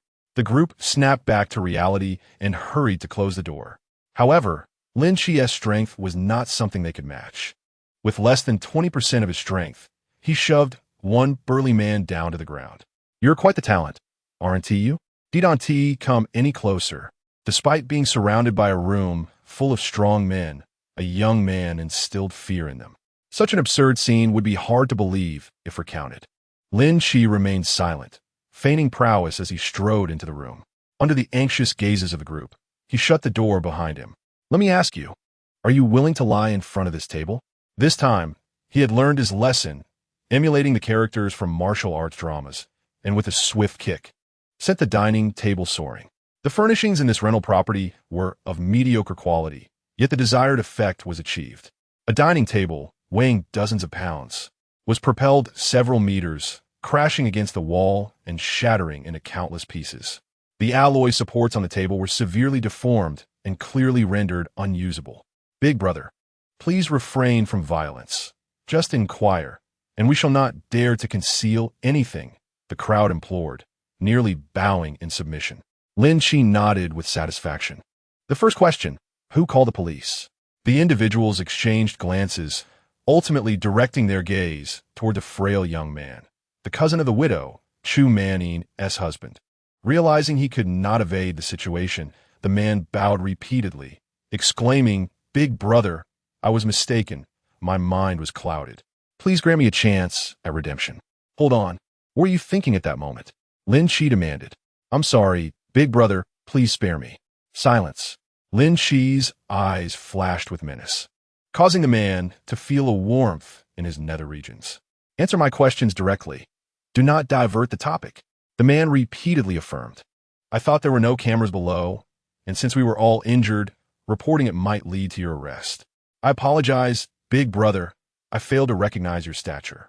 Lin Qi frowned, wondering if this was indeed Chu Mannin's scheme. Did this idea originate with you? No, it was a collective thought. I was not alone in this. Damn it, don't you dare slander. Another interjected. You were the sole instigator, hoping to leave us in dire straits, you heartless wretch. Lin Qi bellowed, enough. Silence. I did not permit you to speak. The crowd fell silent, though three of them glared ominously at the frail man. What brings you to Modu? The frail man, unable to lie, explained earnestly, I had no income back home and could not marry, so I set my sights on my cousin S' abandoned property. I brought a few people to claim it. Initially, I thought Chu Manning, being a woman, could be intimidated into compliance. This aligned closely with Chu Manning's earlier account. Lin Qi nodded, and then? My cousin had long, severed ties with his family. It took us over a month to locate this community. When the security refused us entry, I called Chu Manning, and she eventually let us in. Continue. The woman initially agreed, but refused to take us to her residence. After waiting for over half an hour, she suggested discussing matters in the underground garage. As soon as we descended, she turned hostile, insisting that I abandon any hope for that property. Indeed, she had lured them there solely to orchestrate an encounter. Chu Manning was aware he possessed a vehicle. He had previously contacted her to inquire about parking spaces. And what happened next? Then, we encountered you, the frail man replied, his face pleading. I assumed you were her lover and thought to create some trouble for you. So I bravely decided to call the police. I never anticipated that she would testify on your behalf. After taking our statements, the police allowed us to leave. Lin Qi's expression turned peculiar, contemplating the depths of her cunning. She might very well reach out to me again. I must observe her next move. If she dares to scheme against me, she shall certainly face consequences. In a previous life, he would have eagerly pursued her, enchanted by her beauty, captivating enough to make even a cat drool. However, circumstances had shifted. Now that he possessed wealth, he sought to live authentically, if not for the fear of disease. He would have readily taken a bride each night. Why did you come to this community? Well, we realized that you did not appear on the day we reported the incident, leading us to believe that you two were not in a romantic relationship. Thus, I devised a plan. What plan? Spare me the suspense. Yes, I thought since Chu Manning is single, if I were to marry her, I would acquire the property and solve my marital predicament. 2 birds with 1 stone. Hence, I rented an apartment in this community. Lin Qi burst into laughter, astounded. Regardless of whether the plan would succeed, this fellow certainly possessed a flair for creativity. You, my friend, always managed to surprise me. Upon hearing this, the frail man quickly responded, Please forgive my previous actions. I was unaware she was your woman. Rest assured, I promise to no longer disturb her. Lin Qi found no need to elaborate further. Having clarified the matter and observed their evident fear, he felt confident they were not lying. As for Chu Manning, he would wait to see her strategy unfold. Rising from his seat, Lin Qi declared, We have never met today, understood? The frail man jolted, understood. We were merely at home playing cards and have not crossed paths. Clever. Now, take out your phones. The frail man, perplexed, unlocked his device. Lin Qi transferred 10,000 yuan to him. This is for the damage to your table. No, big brother, we broke it by accident. Take it. It will save you the trouble of involving the police. I wouldn't dare. Rest assured, I wouldn't report you. Very well, then. Lin Qi turned to leave, but suddenly paused, startling them. By the way, here's your takeout. Remember to leave a good review. The group finally noticed the bag of food he had been holding all along. A chill coursed through them. Damn, he went to such lengths to ascertain our residence. Their eyes met, reflecting mutual fear. It was several minutes after Lin Qi departed that they dared to rise from the floor. Good grief, that was terrifying. He is undoubtedly a cold-blooded individual, perhaps affiliated with some international assassin organization. How do you know? Did you not see the fist imprint on the door? Would an ordinary person possess such strength? The frail man, finally calming his racing heart, hastily retrieved his phone to contact the delivery service. Are you insane? You're not seriously considering reporting him, are you? If you dare, I'll ensure you're silenced first. Quiet down. The frail man snapped, pushing them aside. The call connected. Hello, sir. Do you have an issue with your recent order? I don't want to complain. The delivery person was excellent and nothing spilled. Please don't penalize him. Sir, our platform has regulations. There will be penalties for delays. If there are extenuating circumstances, the delivery person can appeal via the Rider app, and the company will verify and cancel the penalty. The frail man's expression shifted. He recalled Lin Qi's insistence to leave a good review. No, I want to allow you to penalize him. If you must, deduct from my account. I'll cover it. Sir, have you encountered some trouble? Trouble? You are the trouble. Enough with the chatter. If you dare penalize him, I'll lodge a complaint with the mayor's hotline. The customer service representative fell silent for a few seconds before finally responding. Understood. I will request a penalty waiver for your delivery person. Rest assured, he will not be penalized. After ending the call, the frail man sighed in relief. Thank goodness I glanced at the delivery order earlier.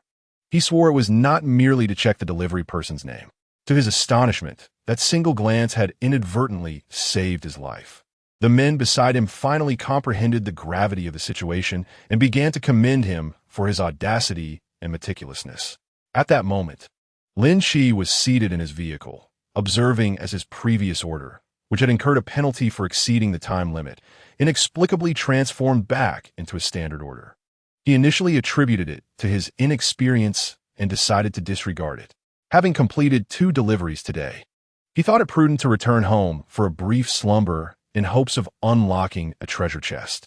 Upon arriving at Longhu Manor, he found Li Sufan and others already awake, gathered around the dining table in the living room, engrossed in their games.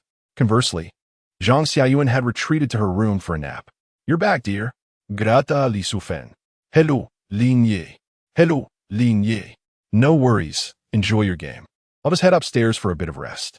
After exchanging pleasantries, Lin Qi made his way to Li Sufan's room, where he fell into a deep sleep until well past 10 o'clock in the evening.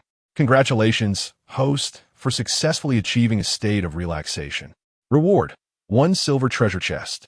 Instantly invigorated, Lin Qi opened the chest. Congratulations, host, for obtaining a bottle of basic beauty-nourishing pills. What on earth are beauty-nourishing pills? He pondered. Beauty-nourishing pills are a pharmaceutical product crafted using cutting-edge biotechnology, containing a variety of rare biological ingredients, such as deer antler, rhino horn, paclitaxel, and bezoar. They are known for their abilities to regulate the body, improve female hormone levels, treat and prevent cancer, and enhance beauty. Why can't men take them? Are you discriminating against men, Brother Tongzi? How absurd. Consumption by males can lead to an imbalance in estrogen levels, and prolonged use may result in feminization of the body. Lin Qi shuddered and quickly shook his head. No way. I would take it even if you paid me. Although the name of the drug sounded fantastical, it had a basis in scientific reality. For instance, paclitaxel is an extract from the yew tree, scientifically proven to possess anti-cancer properties. Similarly, bezoar and rhino horn are components of the renowned emergency medicine and gong yo huang wan, which is known to drastically reduce sequelae in stroke patients. Many individuals have even returned to a state of normalcy post-recovery. Unfortunately, due to the prohibition on rhinoceros hunting, rhino horn has been replaced with water buffalo horn, significantly diminishing the efficacy of the medicine, rendering it no longer a miraculous remedy. However, in the early years of the nation, a substantial quantity of Ngong Nyo Huang Wan was produced, and many still possess these pills, sealed in wax, which retain their potency even after expiration, fetching prices of up to 100,000 per pill. Having previously taken powerful pills, Lin Qi could easily imagine the remarkable effects of the beauty-nourishing pills, and he solemnly picked up the bottle.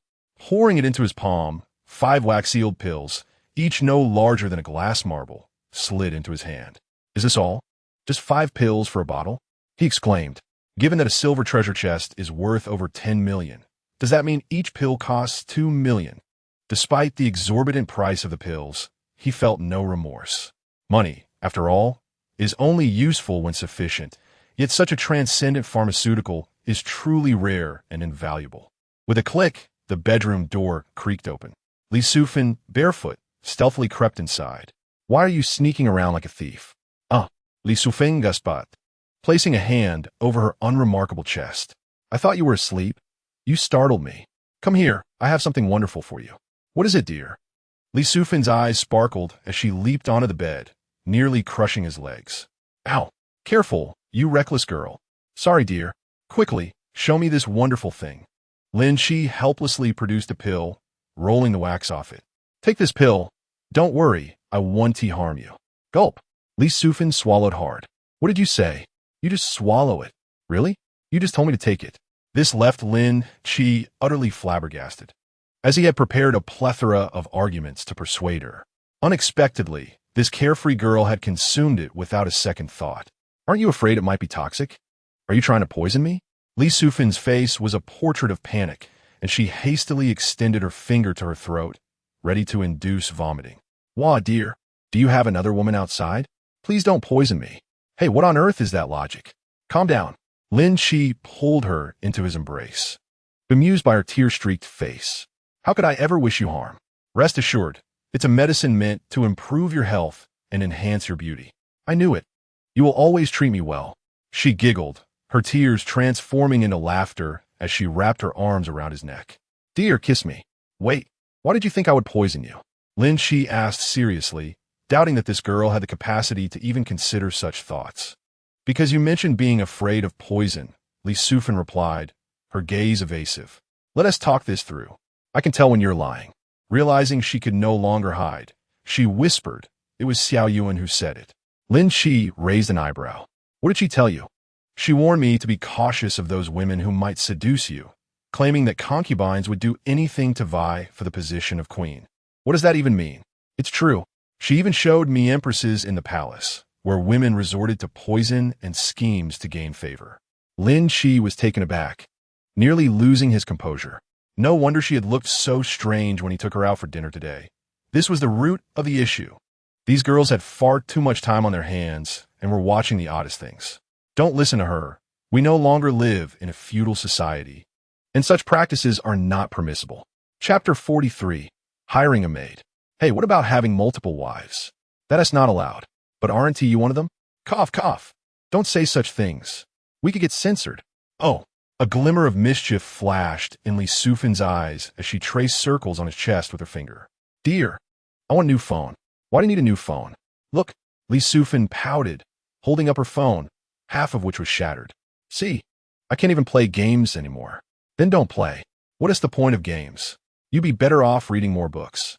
I recall there are many in the study." "I don't want to." All right, stop the fuss." Lin Qi quickly restrained her restless legs. "I have a new phone in my car. You can go get it." "Great." Li Sufin instantly perked up, snatching the keys from the table and dashing out of the room. Lin Qi shook his head in resignation. Fortunately, he had opened 3 phones from the treasure chest, one for himself and one for Shi Xiaoyan. Otherwise, this girl would not have settled down tonight. After resting for an afternoon, Lin Qi opened WeChat to check if anyone had messaged him. Sure enough, as soon as he unlocked his phone, a flurry of notifications erupted. He had a habit of setting his phone to do not disturb before sleeping, and now all the notifications rushed in at once. Wang Peisan, Lin Qi. What have you been busy with today? Wang Peisan. Feel free to reach out if you need anything. Shi Xiaoyan. Why aren't you replying? Did you fall asleep? Shi Xiaoyan. Are you really asleep? You pig. Nostalgia. Adding you on WeChat has been quite the challenge. Nostalgia. Lin Qi? I didn't add the wrong person. Did I? Nostalgia. Zhang, he said it was correct. Why aren't you responding? Nostalgia. Will you be coming to the gathering? Lin Qi took a few moments to realize it was the class monitor's account he had interacted with during the day. He quickly replied, I'll go if I have time. To his surprise, a response came just seconds later. Nostalgia. Oh dear, it's quite difficult to find you. How's work treating you? Lin Qi. Not well at all.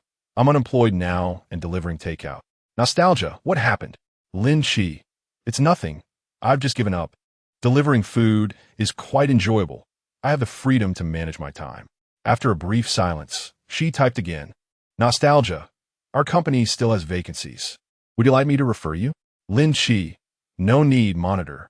I'm doing just fine. Ever since I resigned, all the pressure has vanished. I eat well and sleep soundly. Nostalgia. You. I really don't know what to say to you. Let us chat more at the gathering. I'll go take a bath now. Do let me know if you face any difficulties.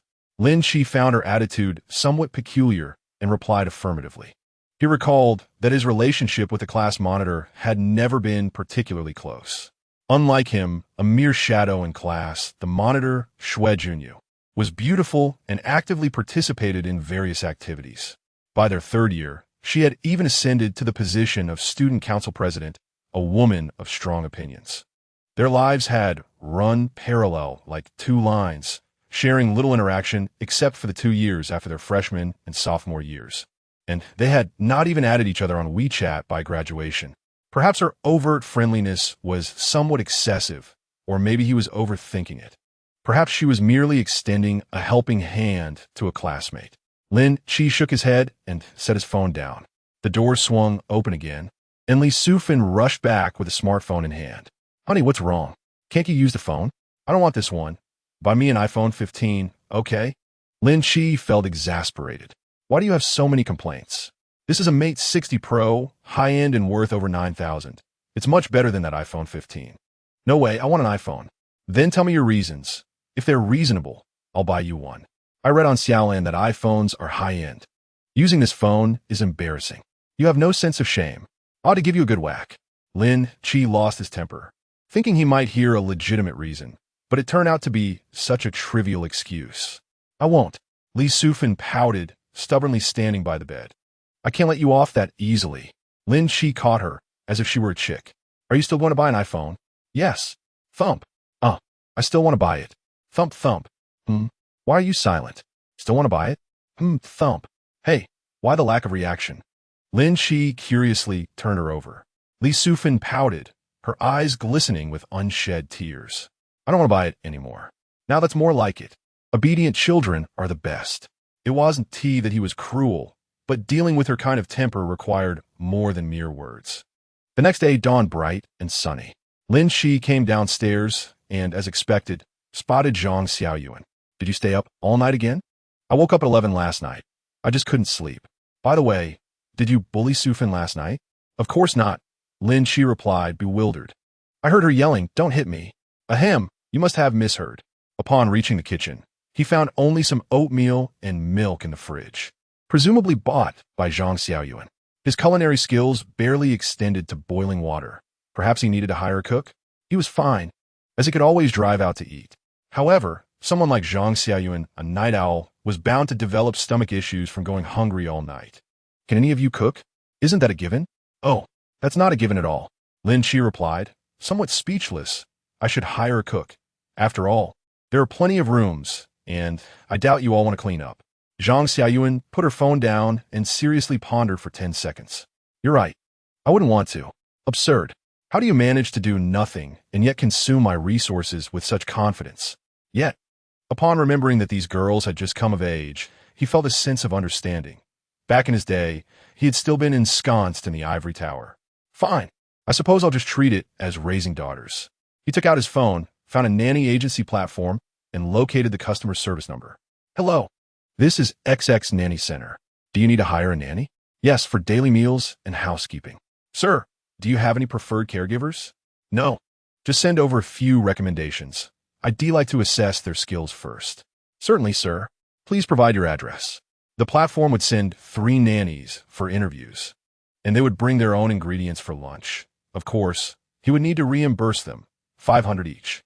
Lin Qi requested younger caregivers with good skills and pleasant personalities. Price was not an issue. The platform was thrilled to cater to such a client and assured him over the phone that they would send the best nannies. After hanging up, Lin Qi stood up. Are you going for breakfast? No, just bring me a portion. All right, I'll wait here. He drove out, deciding to revisit the Baozi shop he had found delicious the previous day. He felt a twinge of regret for not running into Zhang Yi. Upon returning home, he discovered that everyone, including Li Sufan, was already up, gathered around to play games. Stop playing for now. Come have breakfast.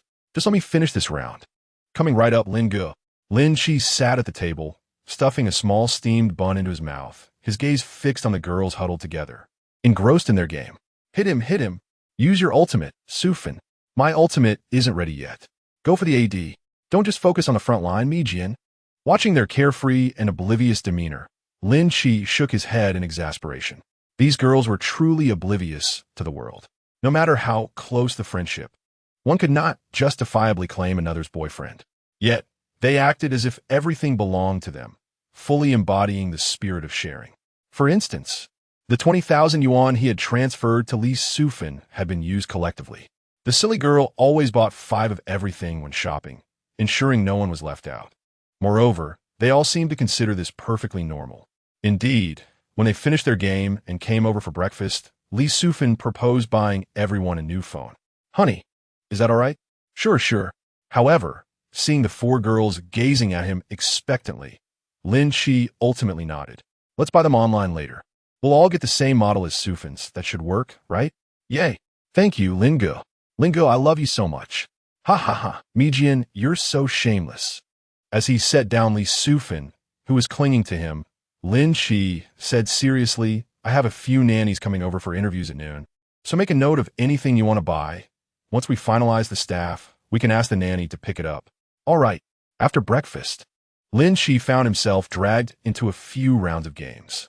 With Li Sufan acting as a strategist, he and T once gained an advantage.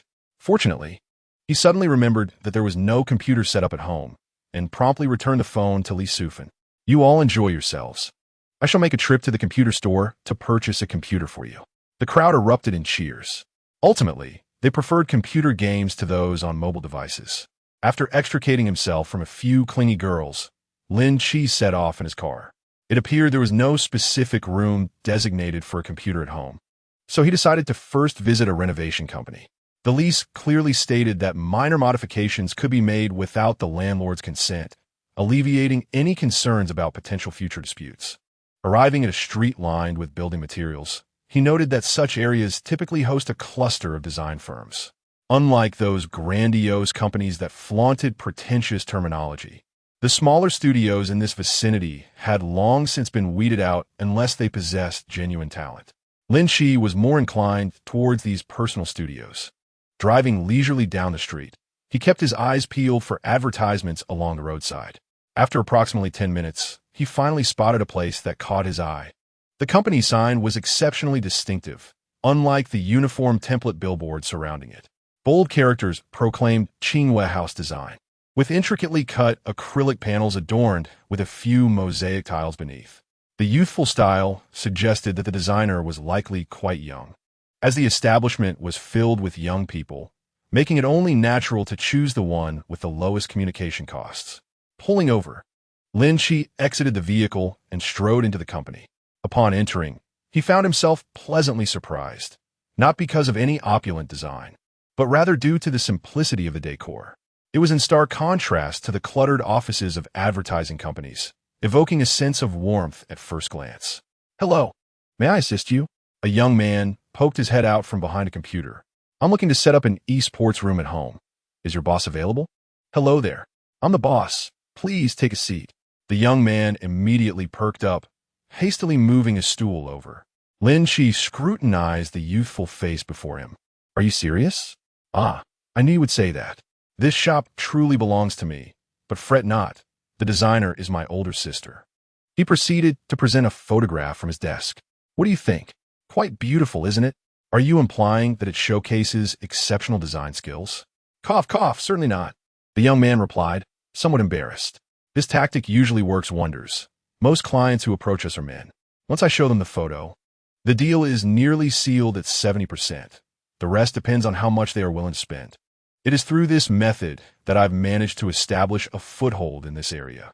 Otherwise, given that our prices are generally 30% higher than those nearby, we would have long since closed our doors.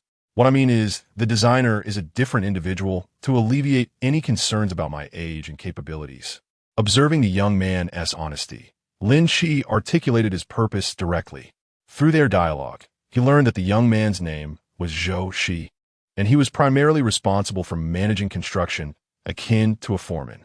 His sister, Zhou Yun, had worked for 2 years at a renowned design firm before their parents. Now of advanced age, passed the business to the siblings. Zhou Yun also resigned to return home and manage the family business, which they had been running together for 2.5 years. I wish to create an esports room that can accommodate the internet needs of 7 to 8 individuals.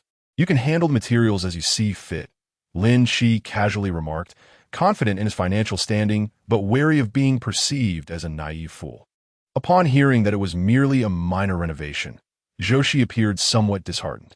Had business not been so poor lately, he would have preferred to decline such small projects. Very well, I shall message my sister. She needs to see the site before providing a quote. All right, I will wait here. Great. 10 minutes later, a fashionably dressed and attractive woman entered the shop. Zhou, she promptly stood up. Sister, this is Mr. Lin, who wishes to renovate his house. Please accompany him to assess the site. Mr. Lin, a pleasure to meet you. Zhou Yun smiled, extending her hand. Lin Qi shook her hand gently. Hello. When shall we depart? I'll grab a few items. I'm ready whenever you are. Excellent. I shall wait. At that moment, the nanny service called, informing him that the candidates for interviews were about to arrive.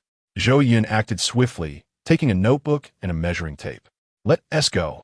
As she followed Lin Qi to the front of the car, her expression radiated delight. It was not that she harbored any particular feelings for Lin Qi. Rather, individuals who drove luxury cars typically opted for high-end materials, meaning greater profits for her business. Mr. Lin, you're planning to set up an esports room? Indeed. As I need to arrange several computers, the wiring can be rather complicated, and I prefer not to handle it myself. That is true, despite their unassuming appearance. High-end desktop computers can consume several hundred watts of power, easily posing hazards if not managed carefully. Lin Qi chuckled lightly, choosing not to respond. While that was indeed correct, the materials used in villa renovations would certainly have been designed with redundancy in mind, making it exceedingly rare for multiple computers to cause wiring issues. Upon arriving at the entrance of the community, they indeed spotted 3 women carrying groceries, glancing around. Lin Qi pulled up beside them and rolled down the window. Are you here for interviews? Yes, sir. May I ask if you are the one who arranged for XX Nanny Services? Yes. Please place your items in the trunk. I will take you inside. As he opened the trunk, the nannies hurriedly placed their items inside without hesitation. The spacious back seat of the U8 allowed the 3 slender women to sit comfortably without feeling cramped. During the drive, Lin Qi engaged them in light conversation to gauge their backgrounds. All 3 were relatively young. 2 experienced Annies were 42 years old, each with 5 to 6 years in the field and having worked for 4 or 5 employers. The other, at only 34, had previously been a full-time housewife with little work experience. Upon parking in the garage, Lin Qi beckoned everyone to exit the vehicle. Zhou Yun, the designer, quickly got into the groove, clutching her notebook and scrutinizing the house's details. The 3 interviewees displayed varied expressions. The 2 seasoned aunties appeared calm and collected, efficiently organizing the groceries, while the inexperienced former housewife seemed somewhat anxious, her grip on the plastic bag turning pale. It was at this moment that Lin Qi noticed how attractive this housewife was. Let us go. I'll lead you inside. Certainly, sir. Upon entering the living room, Li Sufin and the others, engrossed in their game, turned to greet him with surprised waves. Continue playing. I'll organize their tasks. He then began directing the nannies to the kitchen to start their preparations before taking Zhou Yun on a tour of the house. Eventually, they settled on a storage room in the basement. Isn't this a bit small? If we add a few more computers, it seems there won't be room for anything else. I've reviewed the blueprints. We can open up this wall. With the space next door, it will suffice without causing significant damage to the existing decor. All right, let us proceed as you suggest. Zhou Yun jotted down notes in her notebook, and before long, she provided a quote of 170,000. Lin Qi nodded in agreement without even negotiating the price. Simultaneously, she cautioned, "It is only natural for you to earn a profit, yet quality must never be compromised. Swift execution paired with superior quality is imperative. Do you understand? Rest assured, boss, I will ensure everything is executed impeccably within 10 days." Zhou Yun appeared exceedingly pleased. She had initially reserved a negotiation margin of around 30,000, yet unexpectedly encountered someone unperturbed by financial constraints. Furthermore, there was an aspect she had yet to mention. Her brother, Zhou Shi, was an exceptionally gifted carpenter. He could fabricate custom cabinetry and tabletops himself, with designs and quality rivaling top-tier brands, thereby reducing costs significantly. There was no need to address the flooring. Merely handling plumbing and other soft furnishings would expedite the process. In 10 days, the two could amass a profit of 70 to 80,000. How could they not be elated? They reached an agreement, and Lin Qi provided a deposit of 20,000 yuan. I will commence contacting suppliers and workers today, and we can begin work tomorrow. All right, as you can see, my home is quite bustling. I must trouble you to take a taxi back. No problem. I shall take my leave now. Zhou Yun dashed off with her notebook in hand. Lin Qi returned to the living room, awaiting the arrival of several maids with the dishes. An hour later, Lin Qi and 5 maids stood ready. Before each was a bowl of glistening rice, accompanied by 9 delectable dishes, rich in color, aroma, and flavor. 3 maids, wearing aprons, stood opposite, awaiting the judges' evaluations. I shall sample the ribs first. Li Sufin stepped forward and picked up a piece of stewed rib. Oh, delicious. What makes it so delightful? Lin Qi inquired. I cannot quite say, it simply is. Very well. I suppose I ought not to question you further. The others were already engaged in devouring the dishes. Lin Qi resorted to taking a spoon and served himself a bowl of corn rib soup. Indeed, it is exquisite, neither fishy nor greasy, rich yet not heavy. Who prepared this dish?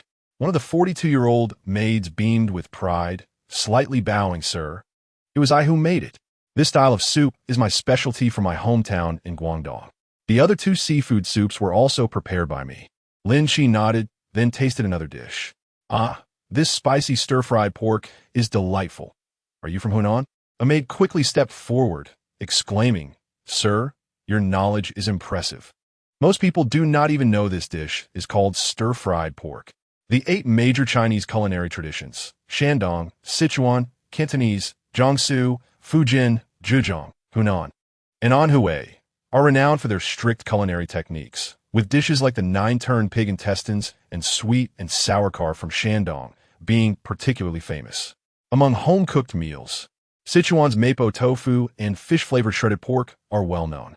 However, Hunan cuisine is often overlooked, with stir-fried chili pork being a favorite among the Hunan populace.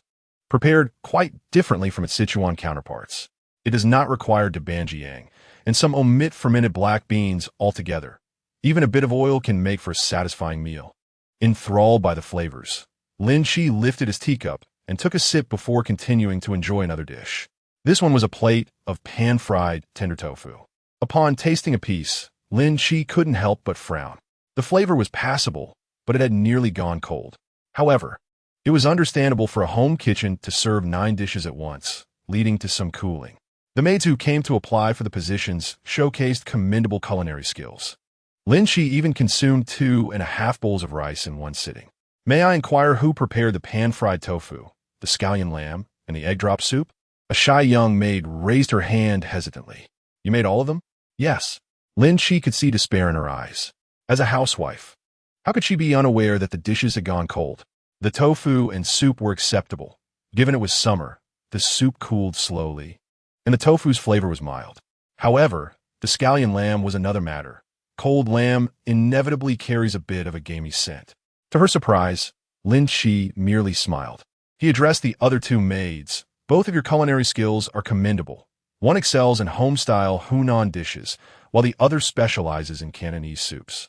Thank you for your hard work today. It is our duty, sir. You flatter us, they replied, beaming with joy, thinking they had at least secured half a victory. Simultaneously, they cast glances at the young maid, who had dressed in a tight-fitting dress to cook. How ridiculous. It's not like she is a courtesan.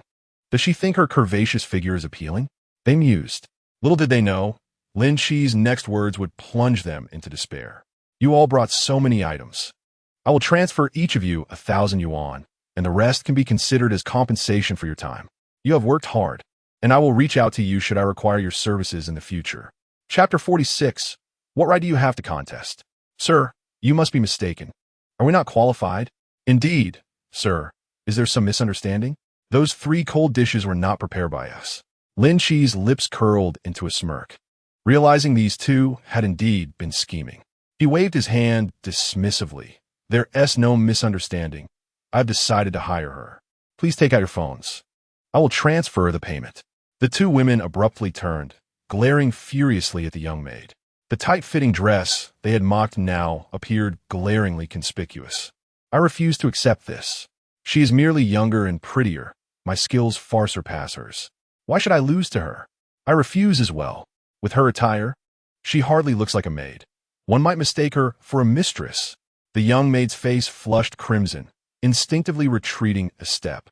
Even Zhang Xiaoyuan eyed her voluptuous figure with skepticism, unable to suppress a mental scorn. What a shameless figure. Lin Qi regarded them with a perplexed expression. Do you both have some sort of issue? What? The 2 maids instinctively replied. I am the one hiring a maid. Do I not have the right to choose? The 2 maids suddenly realized, hastily apologizing. We are sorry, sir. It was not our intention. I simply cannot fathom why. I have been a maid for 6 years and have had pleasant experiences with 6 employers. Can you tell me where I fell short? If the meals did not suit your taste, I have knowledge of other cuisines and can readily adjust. In recent years, the economy had been tough, making it increasingly difficult for maids to find work. After all, being a live-in maid is not a position that can be filled for a mere 3,000 or 5,000.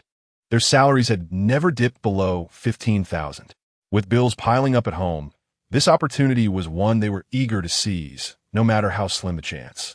Her words were respectful yet firm. Even Li Sufin nodded in agreement. I also believe she has a point, and I found her dishes to be the most delectable. Lin Qi shot her a sidelong glance. This girl truly lacked awareness. Had this been Wang Peitzen or Shi Xiaoyan, they would have immediately supported him, raising any concerns afterward. Fortunately, Lin Qi understood her lack of malice and merely pushed her aside with mild disdain. Though I am under no obligation to respond to your inquiry, since you posed a question, Lin Qi smiled lightly, pointing at the young maid. What is your name? I am Jiang Shuyue. Life is as splendid as summer flowers, and death as serene as autumn leaves.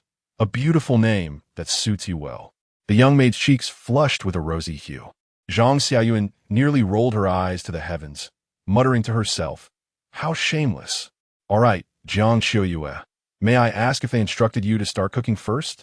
Since you are unfamiliar with the kitchen appliances, allow me to take charge, I proposed, as they expressed a desire to observe the usage of the culinary tools. Just as I finished speaking, Jiang Shuyue suddenly realized, gazing at the 2 with disbelief.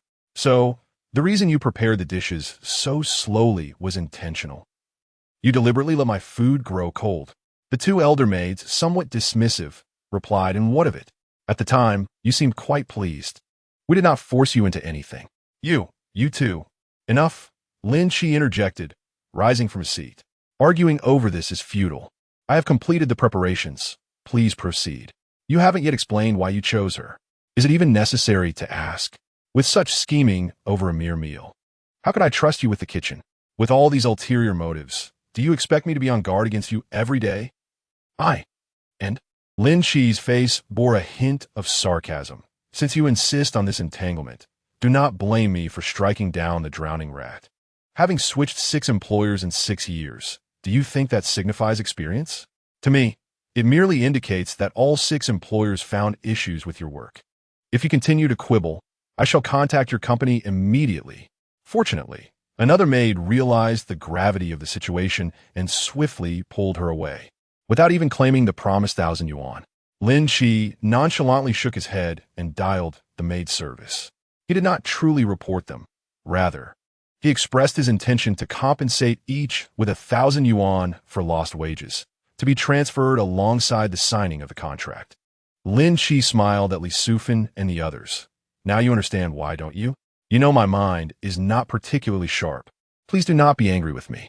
Li Sufan hurried over, clinging to his arm and shaking it fervently. Hey, has your skin improved? Lin Qi exclaimed in surprise. Indeed. Sufan, how did you suddenly become so fair? Wow, your face is so smooth. Let me pinch it. Let me see. Sufan, don't run away. Your chest has grown too, wow. What have you been eating lately, Sufan? Li Sufan's face turned crimson as she quickly shielded her chest with her hands. You bunch of rascals, I want to talk to you. She then turned and dashed upstairs. The other maids, as if they had discovered a new world, promptly chased after her. In the span of a minute, the living room was left with only him and Jiang Qiuyue. Starting work tomorrow is not an issue, is it? Yes, sir, I am ready at any time. Just call me Lin Qi. I will transfer 3,000 yuan to you shortly. And please ensure to procure bedding and groceries for tomorrow. The excess shall be considered a tip. All right. Jiang Qiuyue nodded eagerly. Having found employment, her gait became noticeably lighter. At that moment, her phone rang, and she quickly answered, holding it to her ear. Mom, when will you be back? I will return shortly. Chi-Chi. Don't run around the house. I'll prepare something delicious for you when I'm home. Yay, goodbye, Mom. Jiang Qiuyue tucked her phone away and hastened toward the community entrance. Is this Miss Jiang? Please come and record your facial recognition, as instructed by Mr. Lin. Huh? Oh, I'm coming right away. Jiang Qiuyue hurriedly followed the security guard into the security room.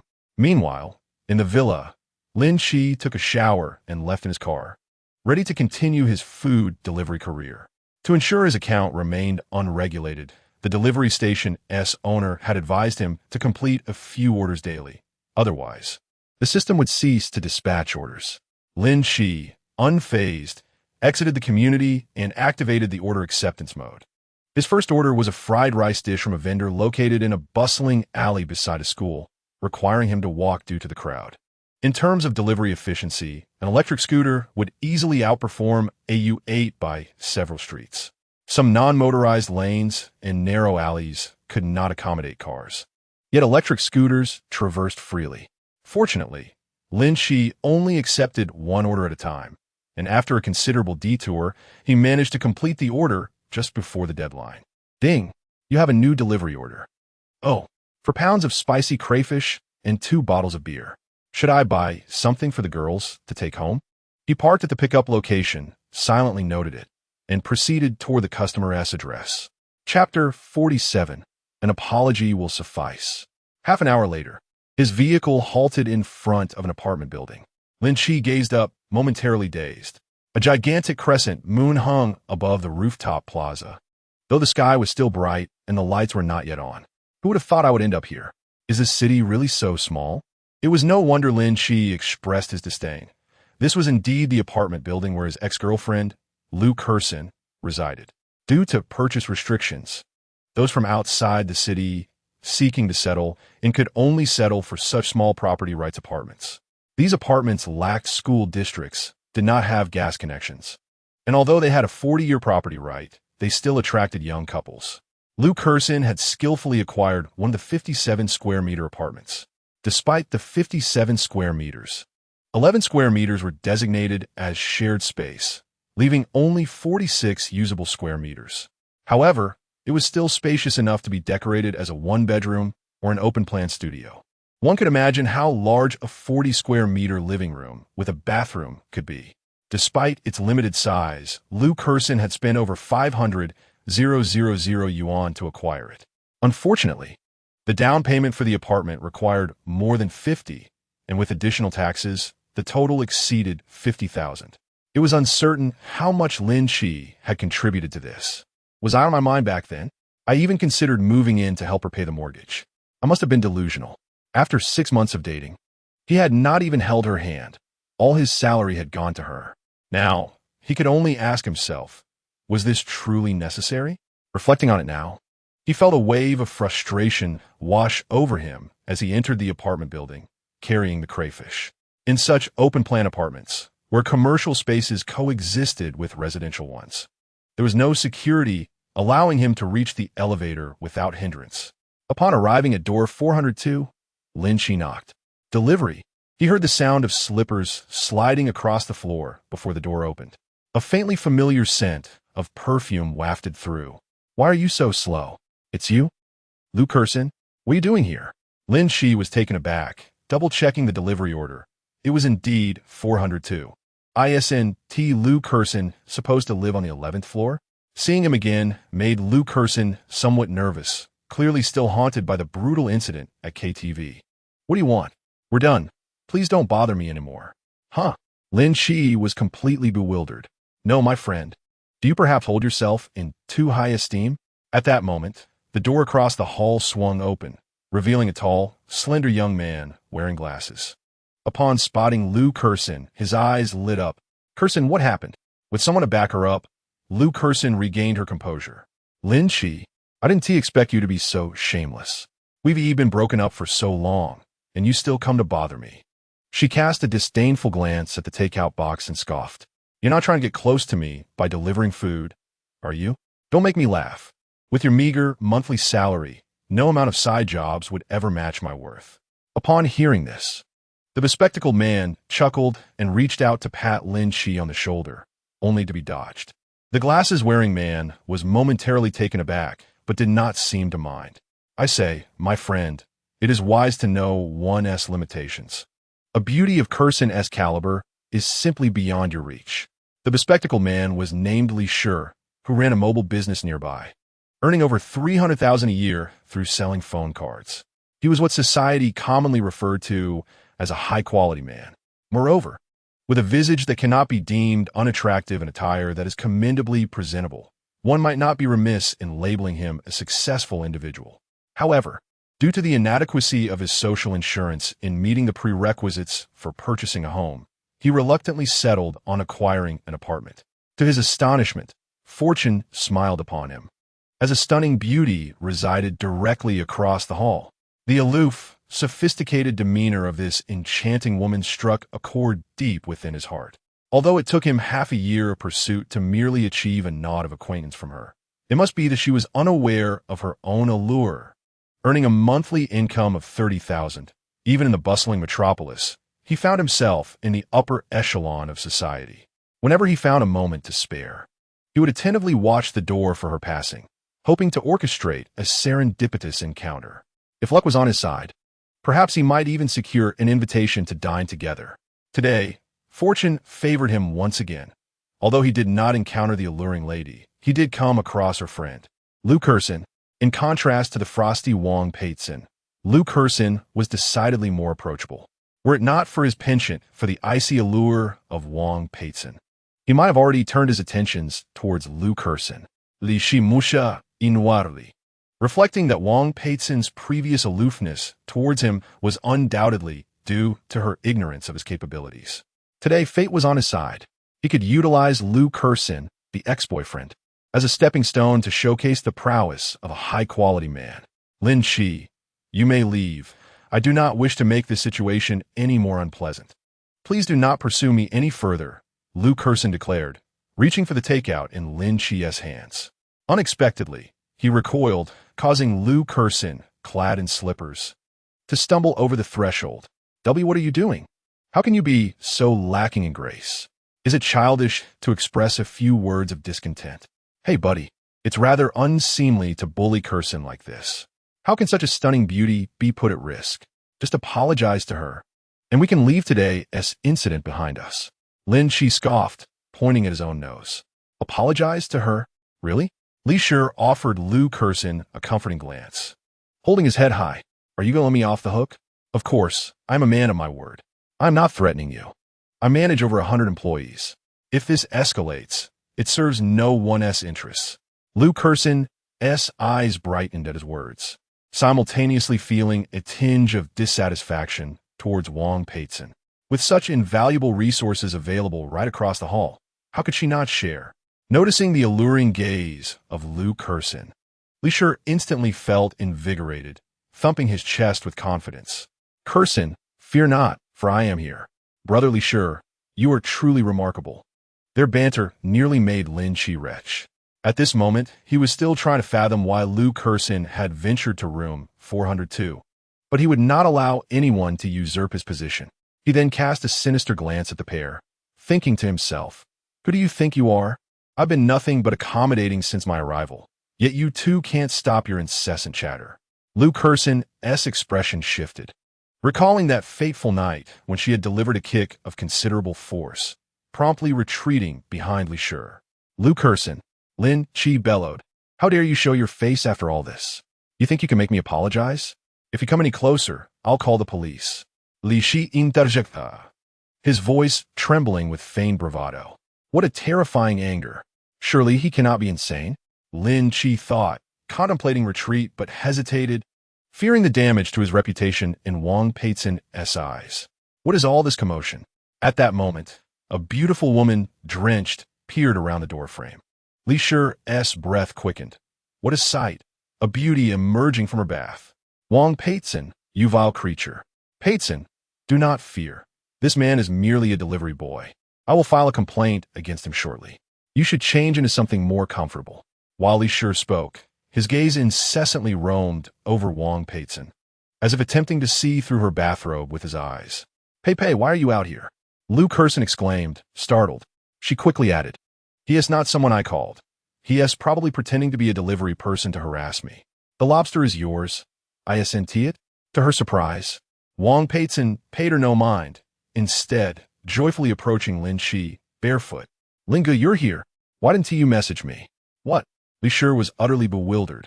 How could it be possible for a mere delivery boy to elicit such a jubilant response from her? Surely, she must be acting out of respect for Kursin. Perhaps she was unaware that the two had already parted ways. Yes, that must be it. The woman Li Shi admire is indeed kind-hearted.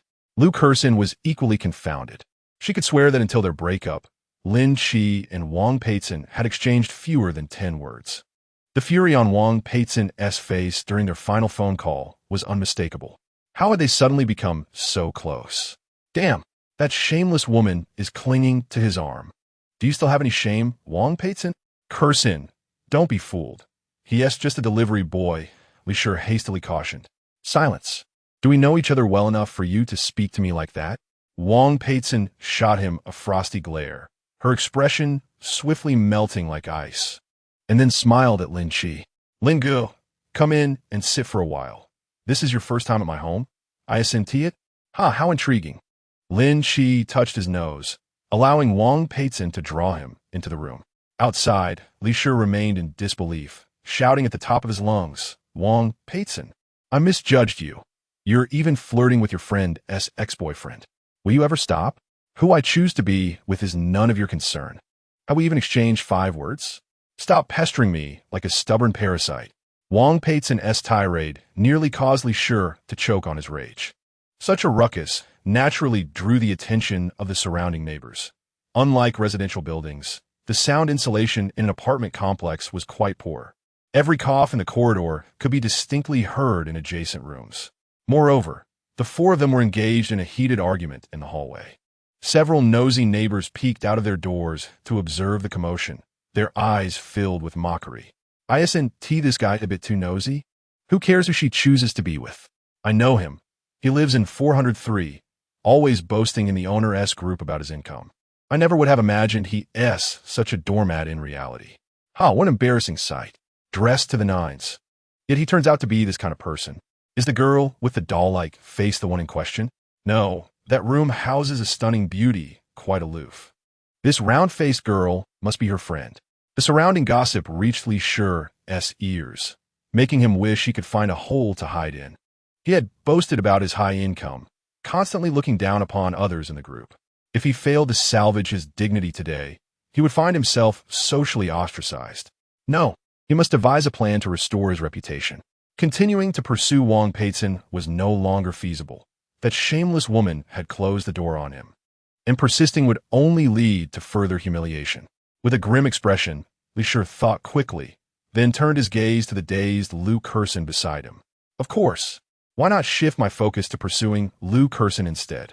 She is currently reeling from betrayal by both her ex-boyfriend and her best friend, making her particularly vulnerable. Is this not my opportunity? While Lu Curson may not rival Wang Peitzen in beauty, she is still an adorable girl, scoring a solid 80 on the attractiveness scale. We would make quite a compatible pair. With this thought, Li Qi's confidence surged as he leaned into Lu Curson, whispering, "Curson, let us not concern ourselves with this couple anymore. It'll only sour our mood. Shall we go out for a stroll?" Lu Curson hesitated briefly before turning her gaze towards him. Upon noticing her interest, Li Qi quickly seized the moment and suggested, "There's a newly opened Japanese restaurant. Why don't we go and give it a try? Japanese cuisine? Indeed, the average expenditure is quite high, reportedly several thousand per person. I've heard the ingredients are sourced directly from Fukushima, ensuring utmost authenticity." Seizing the opportunity, while Lu Curson contemplated, Li Qi subtly leaned his arm against her fair, delicate arm. To onlookers, such an intimate gesture would undoubtedly signify a romantic relationship. After a moment's hesitation, Lu Curson ultimately shook her head. "Liga, you should go alone. I have matters to attend to. Are you feeling down? Why not come over to my place for a while? Let us watch something together. After all, you broke up with him. Your friend is merely picking up what you discarded. We needn't concern ourselves with them." Such words, once spoken, prompted Lu Curson to clap her hands in realization. Exactly. How could that vile woman Wang Peitzen possibly be interested in a mere office worker? Qi must have struck it rich. Instantly, she pulled away from Li Qi, declaring, "Li Qi, we aren't that familiar. Let us maintain some distance." "What?" Lu Curson's voice was loud enough for the surrounding spectators to hear, erupting in laughter. This guy is utterly pathetic, failing to woo a girl and then seamlessly pursuing her friend, only to face rejection again. It's almost comical. He should take a good look in the mirror and assess his own appearance. Li Qi could no longer contain his frustration and turned angrily. But his lanky frame was hardly imposing, only eliciting more laughter from the crowd.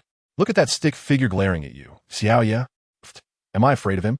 This fool was flirting with me in the elevator just a few days ago.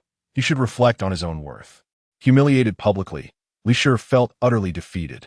His face flushed, he pointed at the crowd, shouting, You! At that moment, Lu Curson delivered the final blow. Without even glancing at Li Qi, she rushed to Wang Peitzen's door, knocking fervently. Pei, open the door. It's me, Curson. Qi, open up. It's Curson." Li Qi was on the verge of exploding. Trembling with rage, he pointed at the crowd, screaming, "You'll all pay for this. Just wait." He turned to open his own door, but in the heat of their earlier argument, his hands had grown sweaty, and he found himself unable to unlock the fingerprint lock. Beep, beep, beep. Fingerprint input incorrect. Please try again in 10 minutes. The neighbors nearly collapsed in laughter in the hallway. These two are a riot.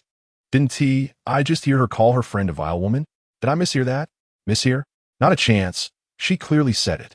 Truly, a plastic sisterhood. Lu Curson paid no heed to the comments. What is wrong with a plastic sisterhood? As long as there's money involved, I'm all for it. Chigo loved me so much before. He must still care about me. Otherwise, he wouldn't be trying to provoke me by being with Pei. If I just agreed to get back together with him, wouldn't all his wealth become mine? With that thought, Lu Curson mentally applauded her own cleverness and pounded on the door with renewed vigor. Pei, open the door. The door suddenly swung open, revealing Wang Peitzen wrapped in a large bath towel. Curson, are you insane? Pei, why are you speaking to me like that? Aren't we best friends? Lu Curson replied, feigning hurt. I have a guest right now. It's not convenient. Do you understand? Wang Peitzen struggled to mask her disdain. She was uncertain of Lin Qi's feelings towards Lu Curson and preferred not to complicate matters further in case they were to become sisters in the future. But you said you ordered crawfish for dinner. The crawfish isn't enough for 3 people. Wang Peitzen replied flatly. Then I'll go buy some. There's a barbecue stand downstairs. Without waiting for her response, Lu Curson dashed away, leaving no room for refusal. Wait, where are you going? But there was no sign of her. She had already sprinted down the corridor. Wang Peitzen bit her lip in frustration. contemplating how to shoo Lu Curson away when she unexpectedly locked eyes with Li Qi, whose gaze was full of mischief. What's with the staring? Bang! The door slammed shut, and Wang Peitzen turned it on a coy smile as she approached the sofa. Her apartment was a traditional open-plan studio, allowing a clear view from the entrance to the floor-to-ceiling windows on the balcony. The bedroom and living area were merely separated by a sheer curtain. At that moment, Lin Qi was leaning back, a cigarette dangling from his lips, his hands rummaging through his pockets. "Where's my lighter? I'll get it for you." Wang Peitzen rushed over to the bed and dug out a Zippo lighter from her bag. "Ling Qi, here is the fire." Carefully shielding the flame with her hand, she extended it towards him, but as she withdrew her hands, the bath towel slipped to the floor. Wang Peitzen's cheeks flushed as she cast a sultry glance at Lin Qi. Upon noticing his gaze lingering on her chest, her heart leaped with joy. Lin Qi grunted in acknowledgement as he lit his cigarette. Wang Peitzen quickly fetched an empty chip to serve as an ashtray. Though she occasionally smoked herself, she never lit up at home and thus had no ashtray prepared. "Go on, leave me a good review." "All right, I'll grab my phone." Wang Peitzen understood immediately and, disregarding the towel on the floor, hurried off to find her phone. Opening the food delivery app, she clicked to confirm her order, casually glancing at the delivery person's name. She noted it began with Lin. She thought to herself, he wouldn't dare film some sort of seductive delivery video, would he? After much deliberation, she decided to pull out a mask from her bag, just in case. With this, no one would recognize her. Setting her phone down, Wang Peitzen sauntered over to the sofa, sitting closely beside Lin Qi. "Ling Qi, do you eat crawfish? I can help you peel it." "Of course. Give me a bottle of beer." "Sure." Wang Peitzen rummaged through the drawer of the coffee table for a bottle opener and popped open a chilled beer. First, she held the bottle to Lin Qi's lips for a sip, then donned gloves to begin peeling the crawfish. "I often order crawfish from this place. The flavor is quite good. Right, Lin Qi?" "Very much so." "Ling Qi, your ash is about to fall. Let me flick it off for you." Wang Peitzen removed her gloves, took the cigarette from his mouth, flicked the ash into the ashtray, and returned it to him. "I won't smoke anymore. It'll ruin my crawfish." "All right, I'll toss it out." Just as they had barely finished half a plate of crawfish, there was a loud knocking at the door. Pei, open the door. I bought barbecue." Wang Peitzen looked to Lin Qi for help, her eyes pleading. "Open the door. I want to see what sort of trouble she's causing." Chapter 49. Lu Curson, you truly have no shame. Understood. Reluctantly, Wang Peitzen put on a nightgown and opened the door. "What are you two doing?" As soon as the door swung open, Lu Curson peered inside, eager to catch a glimpse. However, the sheer curtain only allowed her to see a vague silhouette. "Thank you for the barbecue you bought. I'll transfer the money to you later," Wang Peitzen said, reaching out to take the food from Lu Curson. "Oh, come on, we're best friends. What else with the money talk? I bought this for you." With that, she pushed her way into the room. "You two began feasting without waiting for me. How inconsiderate." "Dear Qi, I have procured an abundance of barbecue. Which one piqued your interest?" Lin Qi observed Lu Curson, who was feigning composure, with a bemused expression. "Lu Curson, your audacity remains unmatched." "Qi, please do not harbor any ill will towards Curson. The crowd outside made me a bit shy, and I do not truly dislike you." Noticing that he still had no intention of inviting her to sit, Lu Curson felt a pang of urgency. She thought to herself, "I have already apologized. What more does he desire? Must I beg him? No, it must be that despicable woman Wang Peitzen's doing. He once adored me too much to allow me to feel humiliated." Pei, do you have a cup at your place?" Wang Peitzen cast a silent glance her way, then promptly seated herself beside Lin Qi to continue peeling shrimp. "Oh, I just remembered, there seems to be a cup in the kitchen. I will fetch it for you." Lu Curson, feigning sudden recollection, bounced towards the kitchen area. However, the cabinets were designed for Wang Peitzen's height of 172 centimeters, rendering them inaccessible to her. "Oh dear, the cabinet is so high. Qi, could you assist me?" Wang Peitzen could not suppress a chuckle, finding her antics amusing. Lin Qi was reminded of a timeless adage. When he is enamored, he finds you charming even in the most unappealing circumstances. When his affection wanes, everything you do becomes distasteful. Presently, he regarded Lu Curson with such sentiments. She appeared contrived and self-important. Her once-cherished, innocent visage now felt utterly disingenuous. What need is there for a cup when consuming beer? Such triviality. Lin Qi, you speak the truth. Let us toast. Wang Peitzen cooperatively uncapped a bottle of beer, clinking it against Lin Qi's, and they both drank heartily. Lu Kersen's expression shifted, and she forced a smile, saying, Kersen prefers to use a cup. Then drink at home. Why bring your corks here? Exactly. Do not disturb Lin Qi while he dines. Wang Peitzen fed Lin Qi a succulent piece of lobster meat, and Lu Kersen could only stammer in disbelief. If you can't handle it, then leave at once.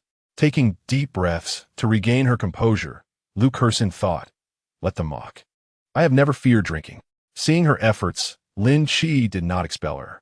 Wang Peitzen, too, obediently attended to him, engrossed in peeling shrimp and offering drinks. Lu Kersen, observing, emulated her, persistently feeding Lin Qi. He accepted her offerings without hesitation, reclining on the sofa, engrossed in his phone while eating. Are you blind? Chili oil has dripped on my clothes. My sincerest apologies. How comical. Why must the young lady imitate me, her servant? Wang Peitzen retorted with unabashed sarcasm, deftly ensuring her hand cupped the lobster meat while feeding. Unlike Lu Kersen, who clearly had never served anyone and carelessly thrust food into others' mouths. As expected, she faced reprimand. Lu Kersen felt despondent, wishing for death. Throughout her life, she had been pampered. When had she ever served others? Especially that shameless woman, Wang Peitzen, who dared to entice her boyfriend. Just wait. Once Lin Qi's anger dissipates, I will ensure he distances himself from you. Qi, let me assist you with that. Lu Kersen, feigning distress, approached him with a tissue. Do not wipe this fabric. It would ruin the garment. Wang Peitzen regarded her with disdain, then gently suggested, Lin Qi, perhaps you should remove your shirt for a wash. I have a dryer at home. Very well. I shall assist you. Observing Wang Peitzen help Lin Qi remove his shirt like a dutiful wife, Lu Kersen felt compelled to compete. However, she also recognized that she must not appear too subservient. Otherwise, once reconciled, she would be at their mercy.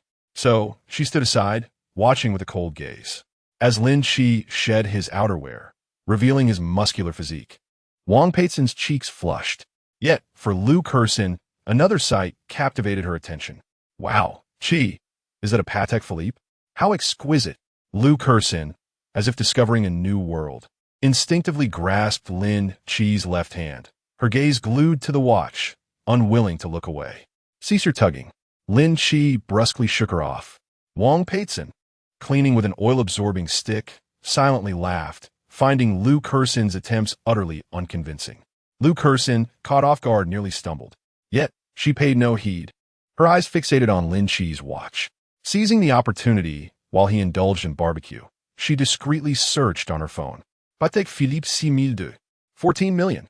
Lu Kersen inhaled deeply multiple times to suppress her exhilaration. No wonder that wretched Wang Peitzen fawns over him. It turns out this good-for-nothing has truly struck it rich.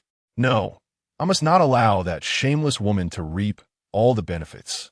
Immediately, she daintily sat beside Lin Qi, sweetly declaring, Qi, let me peel the shrimp for you. The meal stretched nearly 2 hours, necessitating Wang Peitzen's support as they exited. That will suffice. I have called for a designated driver. The two escorted him to the elevator before returning to the room. The moment they stepped inside, Lu Kersen interrupted. Wang Peitzen, why did you seduce my boyfriend? Lin Qi was right. You truly possess no intellect. What do you mean? Qi loves me dearly. He could never utter such words. Do not attempt to sow discord here. This statement left Wang Peitzen incredulous with laughter. Not to mention that you two have long since parted ways. Who I choose to be with is none of your concern. Lu Kersen maintained a stoic expression, sneering. Do you think you have secured victory? Do not assume I would hesitate to reveal your secrets to Qi. Haha, Qi. Kersen in the past. You did not refer to him as such. What did you call him? A good-for-nothing? Lu Kersen's face darkened immediately, and as she attempted to retort, she was interrupted. Do not fabricate tales of me joining you in disparaging him. I, Wang Peitzen, have never spoken ill of others behind their backs. Chapter 50. It's rather late. Why not stay over at my place tonight? The disparity between their levels was stark. If Lin Qi was a somewhat clever, yet superficial bronze, ingratiating herself to wealthy suitors while looking down on the less fortunate, then Wang Peitzen was a golden lady, crafting herself into a socialite, whether genuine or not. She at least ensured to leave no loose ends. Qi loves me. You are merely a substitute in his eyes. Precisely, everything you say is correct. Now, can you please vacate my home? You. Just wait. Lin Qi, infuriated, stormed out, only to trip over the threshold and fall clumsily. Huh, what a sight. Wang Peitzen nonchalantly shut the door, quickly grabbing her phone to message Lin Qi. Lin Qi, have you left? It's rather late. Would you like to sleep over at my place tonight? Sitting in the car, Lin Qi paused upon receiving the message, glancing at the time. 7:40. It is indeed quite late. It would not be considerate to disturb others at this hour. Do you have a change of clothes? Please wait for me. There is a convenience store downstairs. I will be right down. Lynch canceled the driving order and reclined in his seat, drifting into a light slumber. Time passed, though he was unaware of how long, until a gentle tapping at the window roused him. Lin Qi, wake up, or you'll catch a cold. Wang Peitzen was still clad in that nightgown, her hair gathered into a high ponytail. You're here so soon? I was worried you might get anxious while waiting. The clothing store is right across the street. Let us head over. As Lin Qi exited the vehicle, Wang Peitzen naturally wrapped her arms around his. He instantly felt his entire arm enveloped in softness, unable to resist exclaiming, Pei, your figure is truly remarkable. Wang Peitzen's cheeks flushed at his compliment. As long as you like it. Let's hurry. There are mosquitoes out tonight. Her delicate skin would swell alarmingly from even a single mosquito bite, greatly affecting her beauty. Then let's walk. As the evening lights flickered to life, the pedestrian street was bustling with couples shopping. The sight of numerous affectionate pairs approaching made Lin Qi feel his steps lighten. Oh, this is youth. What are you staring at? Keep looking, and I'll gouge your eyes out. Xiaomei, you've misunderstood me. Not far off, a girl was furiously tugging at her boyfriend's ear. The two playfully wrestling in the street, which made Lin Qi burst into laughter. The boy was pleading for mercy, though his eyes occasionally darted over. Still looking. Still looking. Ah, Xiaomei, I was just admiring how that outfit would suit you. That essay nightgown. You rogue. Wang Peitzen chuckled, leaning her head against Lin Qi's shoulder. You're so annoying. Blushing, she grasped his hand from behind, preventing him from mischief. All right. I'll teach you a lesson when there's no one around. But first, let us buy some clothes. They wandered into a large department store and meandered their way to the clothing section. Wang Peitzen instantly felt at home, enthusiastically showing him over a dozen styles of pajamas. We just need to get something decent. I'm not that particular. That one tee do. These fabrics are uncomfortable. Do the attendants have anything more exquisite? Certainly. Ladies, please come this way. After purchasing clothes, she also insisted on buying toothpaste, toothbrushes, towels, and even several boxes of underwear. Not to mention razors and hairdryers. Watching her joyfully juggle a mountain of items, Lin Qi could only endure and follow her lead. Sir, your total comes to 372. 6 yuan. Let me handle it. Wang Peitzen hurried over, pulling out a phone from her bosom to complete the payment. Lin Qi's eyes widened in disbelief. Where did you hide your phone? To his surprise, the usually obedient Wang Peitzen offered a mysterious smile. I want to tell you. Oh, so you're keeping such a big secret from me. Oh, I want to do it again. I promise to tell you at home. That is more like it. Several men in line nearby were nearly wide-eyed in astonishment. That towel is so white. No, that toothbrush is enormous. Let us go home. Clutching their spoils, Wang Peitzen strutted forward like a victorious general, her belly slightly protruding. Allow me to help carry that. Sure, you can take these toiletries. As they passed a Zutafus store, Lin Qi suddenly had an idea. Come, let me get you a little something. Upon entering, a saleswoman in a qipao approached with a radiant smile. Sir, madam, how may I assist you? I'd like to see the pendants. Of course, right this way. At the counter, Lin Qi was nearly blinded by the array of golden jewelry. Yet most seemed somewhat outdated, ill-suited for the youthful elegance of Wang Peitzen. She possessed a classically beautiful visage reminiscent of traditional Chinese aesthetics, often exuding a regal air when serious. Rather than gold, Jade seemed more fitting for her. Oh, let us take a look at that one. Lin Qi pointed to a jade pendant in the display case. Sir, you have an excellent eye. This is part of our EVO Golden Laid Jade series, perfectly complementing this lady's complexion. Indeed, it is a splendid match. Lin Qi nodded in agreement as he observed Wang Peitzen adorned with the pendant. Her skin, reminiscent of jade, paired beautifully with the delicate golden inlaid jade. Wang Peitzen's long neck sparkled under the pendant's embellishment. What do you think? Is it beautiful? She asked, caressing the jade. It's stunning, truly stunning, the saleswoman exclaimed, her admiration genuine. Even Lin Qi nodded, unable to discern which was more exquisite, the jade or Wang Peitzen herself. Let us keep it. Where do we pay?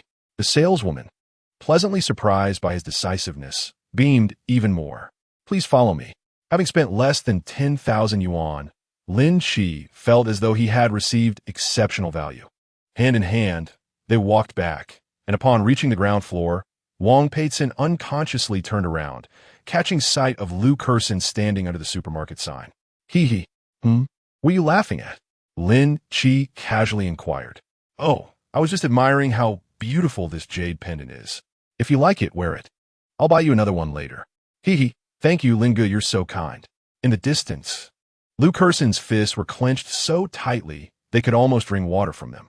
She had deliberated for quite some time in the hallway, ultimately deciding to descend and reconcile with Wang Peitzen. Though not particularly bright, she understood she was no match for Wang Peitzen. Hence, she resolved to concede for now, planning to reclaim her position as Lin Qi's girlfriend later.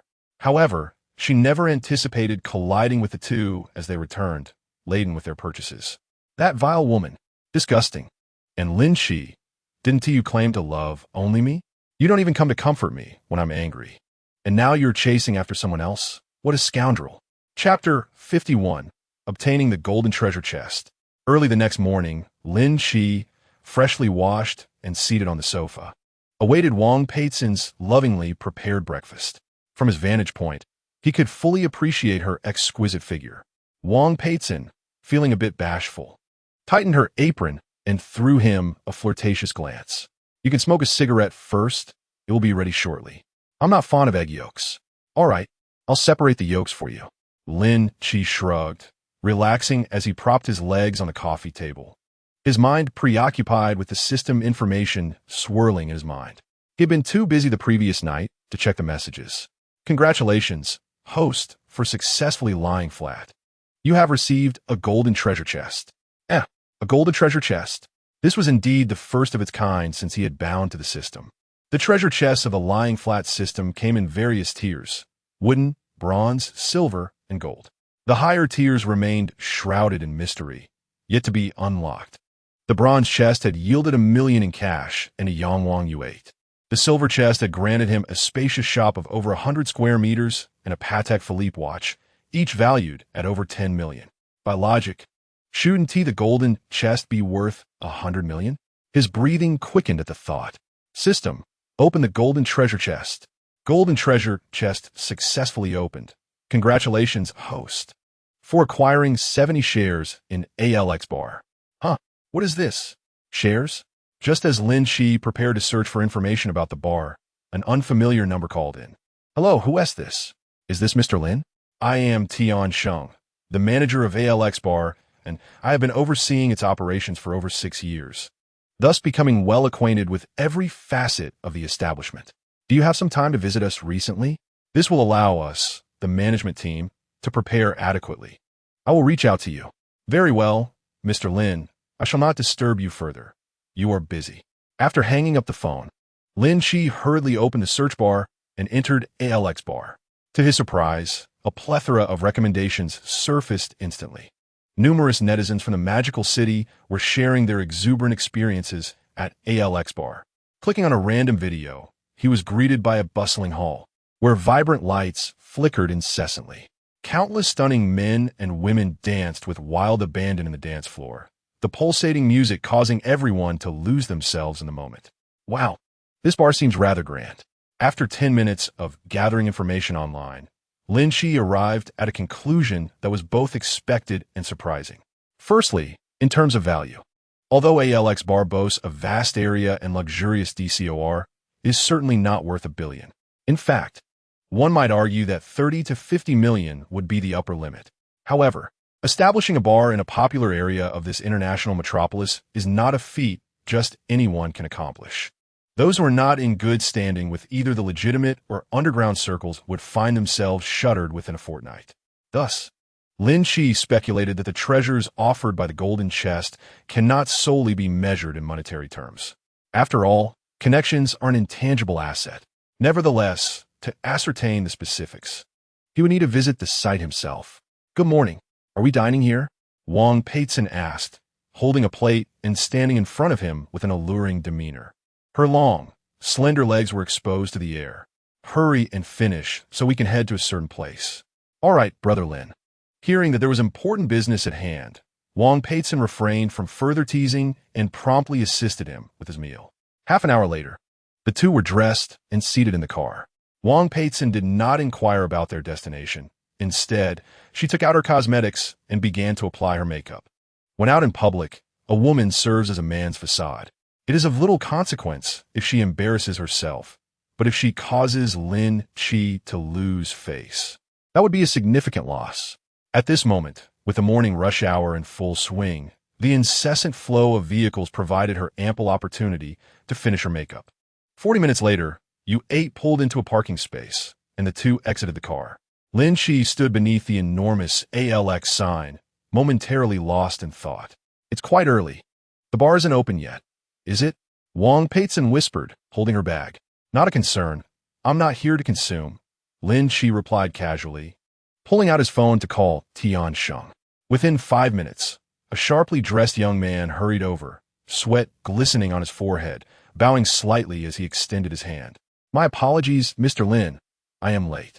"Not at all," Lin Qi said with a smile, scrutinizing the nervous man before him, whose face paled at his gaze.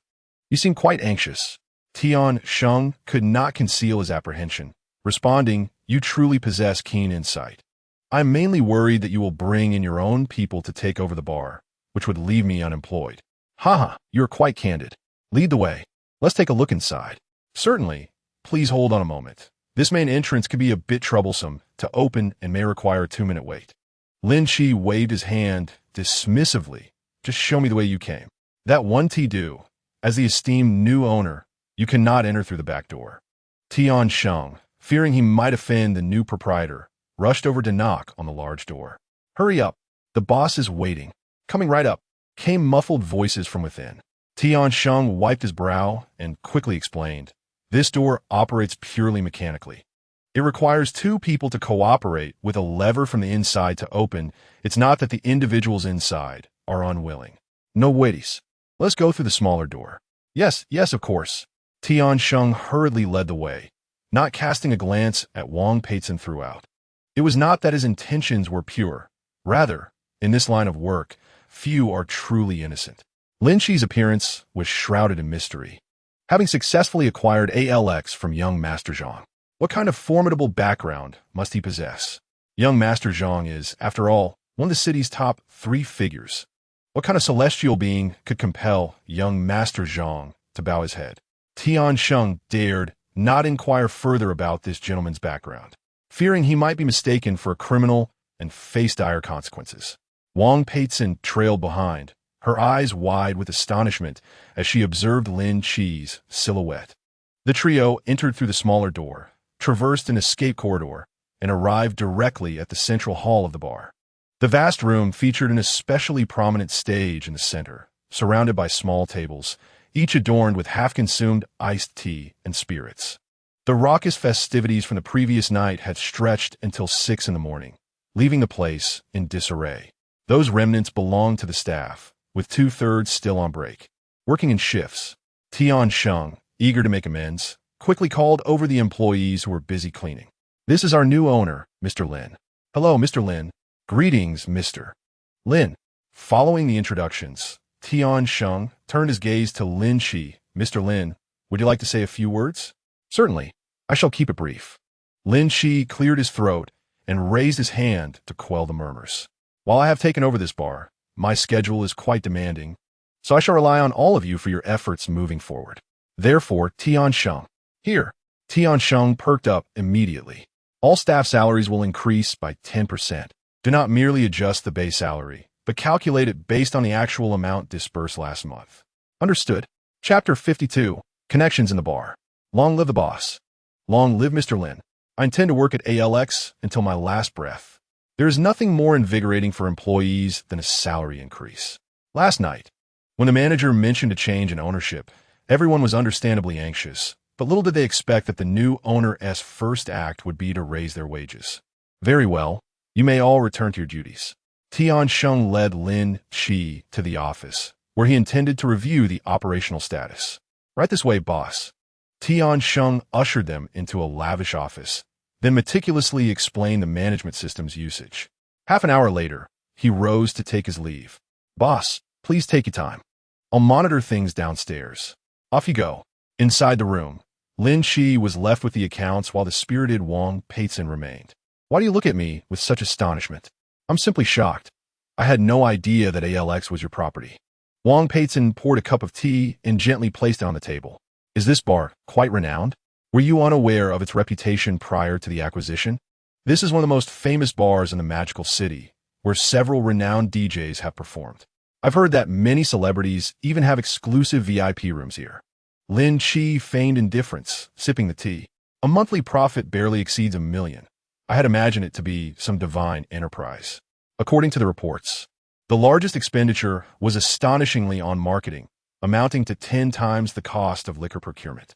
Since ALX is not a publicly traded company, the reports are crafted solely for shareholders, leaving the specifics of this expenditure unaccounted for.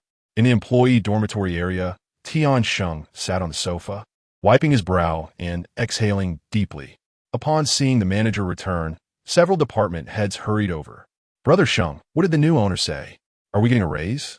He won't try to squeeze us dry later, will he? He wouldn't dare. Over the years, my Black Tiger gang has certainly not been idle. If anyone dares to challenge me, I will not hesitate to fight to the bitter end. Tian Sheng slammed the table, berating, Are you out of your mind? What's the matter, Brother Sheng? Calm down, Brother Sheng. Is it that Lin fellow stirring trouble? One of them suggested. Just say the word, and we brothers will follow you to the ends of the earth. If it comes to it, we can plead with young Master Zhang and run this establishment ourselves. Tian Sheng pointed at them, his expression one of disappointment. You lot, why don't you use your brains? Did you not hear me on the phone with young Master Zhang last night? What kind of figure is Zhang? He is one of the 3 most powerful in the Magic City. Even he shows utmost respect to Mr. Lin. Do you truly believe you are more influential than Zhang? Tian Sheng stood up, instinctively pacing the room. You all know the profits from our establishment. The majority has already been allocated for various dealings. Zhang was particularly interested in ALX's profitability. Our current task is merely to gauge Mr. Lin's intentions. He is like a dragon crossing the river now, and even Zhang doesn't dare to offend him. We must be cautious of him standing his ground. The crowd felt a chill run down their spines. Indeed, as a premier bar in a Magic City, coupled with Zhang's status, this place has practically become a stronghold for the elite scions of the city. Zhang's rule is that those who meet the standard of status need not greet him, whether they are drinking Remy Martin or Martell. Any woman they fancy, as long as ALX can facilitate it, is complimentary. The bar's earnings are primarily spent entertaining these individuals, and with this strategy, young Master Zhang commands respect among the second-generation elite in the South. If the new owner alters the operational strategy, it would mean offending all the second generation in the Magic City. The thought sent shivers down their spines. In this day and age, the underworld is supported by a multitude. The era of brute force seizing territory has long passed. The adage that the people do not contend with the authorities perfectly illustrates the current society. How could they not be anxious? Brother Sheng, I am a rough man of the Black Tiger. Whatever you decide, we will follow your lead. Should we consult young Master Zhang again? Tian Sheng's expression darkened. Consult about what? Zhang has blocked me. Mr. Lin's background is likely even beyond his reach. No more scheming. We will act according to Mr. Lin's directives. If it comes to it, we can simply leave this job. You all wait here. I expect Mr. Lin has reviewed the reports by now. I will go check. Tian Sheng turned and left. Outside the office, he took several deep breaths to compose himself before knocking on the door. Guomin, Tian Sheng entered, carrying a fruit platter, smiling broadly. Boss, the kitchen has prepared some fruits, freshly air-freighted from Thailand. They are exquisite. Please have a taste. Sit down. Let us not rush. First, explain the marketing expenses. The boss replied. As anticipated, Tian Sheng straightened up, detailing the previous operational model. He then pulled out a folder containing the detailed expenditures of the second-generation patrons, meticulously listing everything from names to the drinks they ordered. This was a requirement from young Master Zhang, and these records were retained in hard copy. Lin Qi nodded, smiling. Very good. Keep them. Boss, regarding our future operations. Business as usual. I don't have time to deal with trivial matters. And there will be no changes to personnel for the time being. If there are any incompatibilities after a month, we'll consider replacements. Remember one thing. I despise complications. Trust is paramount. Although you weren't previously under my command, if you can adjust your mindset, I will not treat you unfairly. Tian Sheng was overjoyed, bowing repeatedly. Rest assured, boss, I will ensure everything is executed flawlessly. That will be all for today. I will come by when I have the time. Understood, boss. I will see you out. Once the taillights of the U-8 disappeared from view, Tian Sheng walked back, excitement etched on his face. So, Brother Sheng, what did he say? Haha, everything remains the same. Let's all work hard this month. Mr. Lin is not a stingy person. Our good days are ahead. Great. Brother Sheng, you're incredible. Tian Sheng waved his hand. My prowess is merely a reflection of the boss's words. Keep your eyes peeled. Memorize the looks of Mr. Lin and his girlfriend. We cannot afford any blunders. Haha, rest assured, Brother Sheng. If we mess this up, we have no face left to stay here. Meanwhile, on the other side, Lin Qi escorted Wang Peitzen downstairs. Lin Gu, contact me if you need anything. Got it, you head upstairs. Wang Peitzen turned back several times as she ascended. With time still on his side, Lin Qi decided against taking new orders for the moment and opted to return home to check on the renovations. Half an hour later, at the Longhu Manor Villa, upon entering, he found 5 young women sitting listlessly in the living room. What on earth happened? Have you all been boiled? Lin Yi, you're back. Darling, listen. Listen to what? Bang, bang, bang. The sound of demolition echoed. Lin Qi paused. Is there a construction crew downstairs? I slept only an hour and a half last night. I didn't sleep at all. Lin Qi shot them a glare. Who told you to stay up late? Now you know how tough it is. I'm going to check it out. Li Sufan quickly stood up. I'll go too. In the basement, he saw Zhou Yun wearing a hard hat, arguing with a dark-skinned worker. The impact drill nearby was buzzing incessantly, making it hard to think. Master Liu, don't take advantage of my lack of knowledge. There shouldn't be an additional fee for clearing debris. The prices were already agreed upon. If you feel the quantity is less, you can bring it up, but arbitrary price hikes are unacceptable. Miss Zhou, who knew the property management would be so strict, preventing us from disposing of the construction waste outside. I have no choice. You should have raised this issue yesterday. Bringing it up now suggests price gouging. Although I'm young, my parents have been in this area for over a decade. If word gets out, how will you find work in the future? The foreman's face turned beet red, but fortunately, his dark skin concealed it. If we have to take the debris to a trash station 3 kilometers away, don't blame me for delaying the construction schedule. Then we'll proceed according to the contract. Don't worry, I have a cooperating law firm. Lin Qi stood at the door, having grasped the situation. He had no intention of delaying work to save a few bucks and walked over. Oh, you're back? The foreman's eyes lit up as he hurried over to shake hands. You must be the owner. Please help to mediate this. Lin Qi waved his hand. I'll personally give you 2,000 and you send 2 people specifically to handle the debris. Don't delay the work. Oh, you're truly a savior. I can tell you're someone who handles significant matters. Zhou Yun's eyebrows shot up, glaring at Lin Qi. I've already negotiated the price. What are you meddling for? What do you mean meddling? I'm not paying for it. Don't let the schedule slip. He wouldn't dare delay the work without payment. It was all clearly stated in the contract. Do you not trust me? Zhou Yun retorted angrily, as if she were the one financing it. You're overthinking it. Lin Qi had no intention of explaining further and swiftly transferred 2,000 to the foreman. All right, you carry on with your tasks. I shall take my leave. Wait a moment. You need to clarify things first. I have already stated that you misunderstood. This woman is quite obstinate. It's not as if you need to spend any money. However, your gaze conveys a palpable distrust towards me. Whatever you say goes. Lin Qi shook his head, turning to leave with the curious Li Sufan in tow. Honey, why don't you treat her a bit better? Huh? Why should I treat her better? Don't you wish to win her over? Who told you that? Lin Qi was taken aback. This was utterly absurd. He had always kept a respectful distance from headstrong women like Zhou Yun. Stubbornness and trouble were synonymous. How could it be that he wished to pursue her? Xiao Yuan said so. She claimed you specifically chose a voluptuous and beautiful woman for the renovation, merely to flaunt your wealth before her and corrupt her with money. Is that not the case? Wow. Lin Qi was instantly incensed. Zhang Xiao Yuan. Get over here. What? Are you constantly occupied with such nonsensical thoughts? Are you out of your mind? What are you talking about? What have I done wrong? Still playing dumb? Li Sufan informed me everything. Zhou Yun was diligently working. Yet you were behind her back gossiping. Zhang Xiao Yuan's eyes widened in disbelief as she glanced at the evasive Li Sufan. Wow, Sufan, you traitor. What nonsense. You said it yourself, did you not? Step aside. I shall duel with the traitor. Hey, if you dare to make a move, I shall knock your head askew.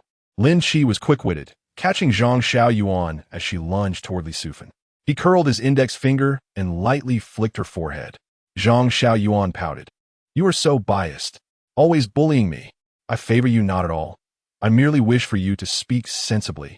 The other three girls, hearing the commotion, hurried over. They happened to witness Zhang Xiao Yuan being reprimanded and quickly covered their foreheads in fright. Once your thoughts are exposed, you strike. I refuse to accept this. Exposed? Take this. Lin Qi, you're a heartless rogue. Dare to retort? 5 girlfriends at home are not enough for you. You are a violent maniac. Still not convinced? Are you? Just what am I then?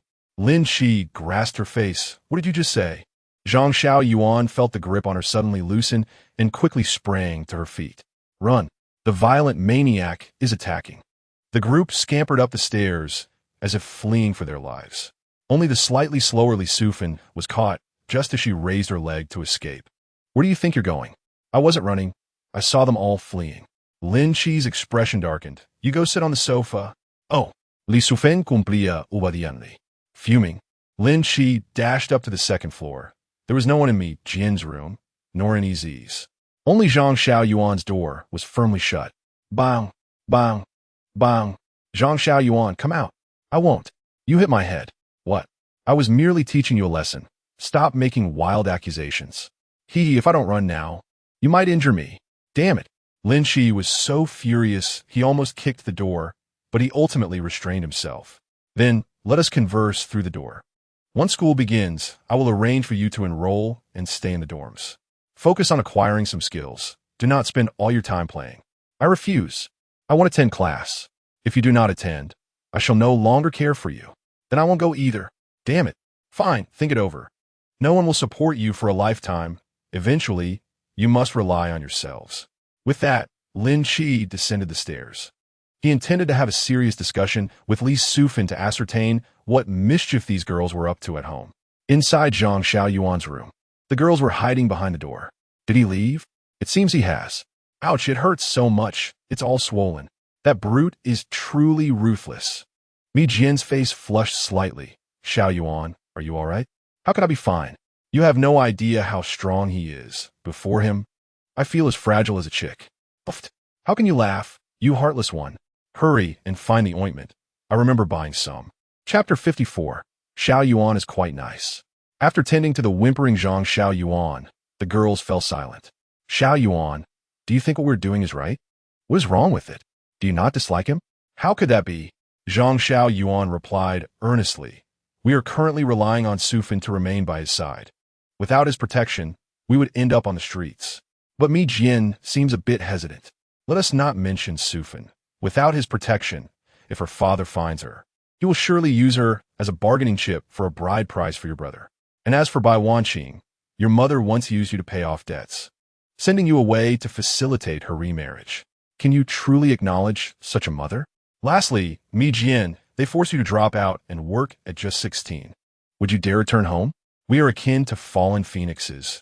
It is better to be a chicken than to venture out alone. As a group of young girls, we are bound to suffer greatly. You all only see me selling beer and making money, yet you are unaware of how much I've been taken advantage of, the troubles I have encountered. I have come to realize that if we wish to live with dignity, we must cling tightly to Lin Qi, this great tree.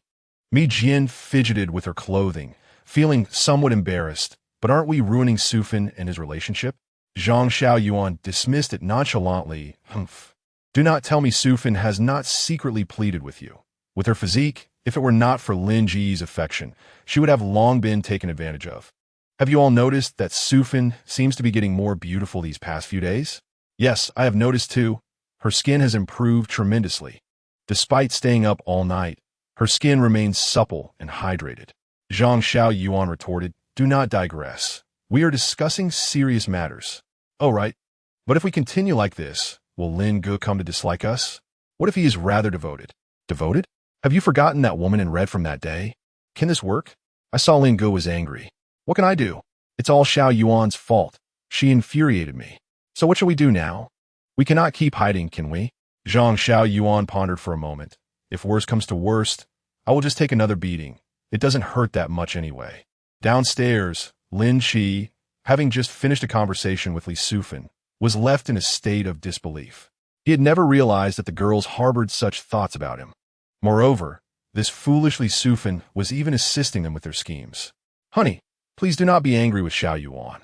She is actually quite a good person. You are truly foolish. Hey, I am quite clever. Seeing his tones soften slightly, Li Sufin cheerfully clung to his arm. Honey, you promised to take us out to sea. It has been several days already. What's so fun about a yacht? I have no desire to go. Lin Qi reclined on the sofa, deciding to temporarily set aside the matter of Zhang Xiaoyuan.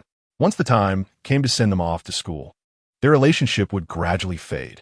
But the basement renovations are causing us to lose sleep. Who told you to stay up all night? They are not working at night. No. Unable to escape her clutches, Lin Qi considered seizing this opportunity to take them out for some fun. It could serve as an early farewell. He then agreed. I will ask around for yacht rentals. We shall go when the time comes, all right? Ask now. Li Sufin held out her phone, presenting it to him. You've promised several times, always saying a few days later. Lin Qi shot her a glare, muttering, you're so troublesome. He took out his phone, scrolled through his contacts for quite some time, and ultimately dialed Tian Sheng's number. Currently, the person he could think of with the widest connections was Tian Sheng. Boss, what can I do for you? Nothing much. Do you know where I can rent a yacht in a magic city? I want to take some people out to sea for a bit of fun. You've come to the right person. One of our bar shareholders is in that business. What kind of yacht do you need? Something a bit larger, to play around for 2 or 3 days. What's the cost? It could be arranged for 150,000.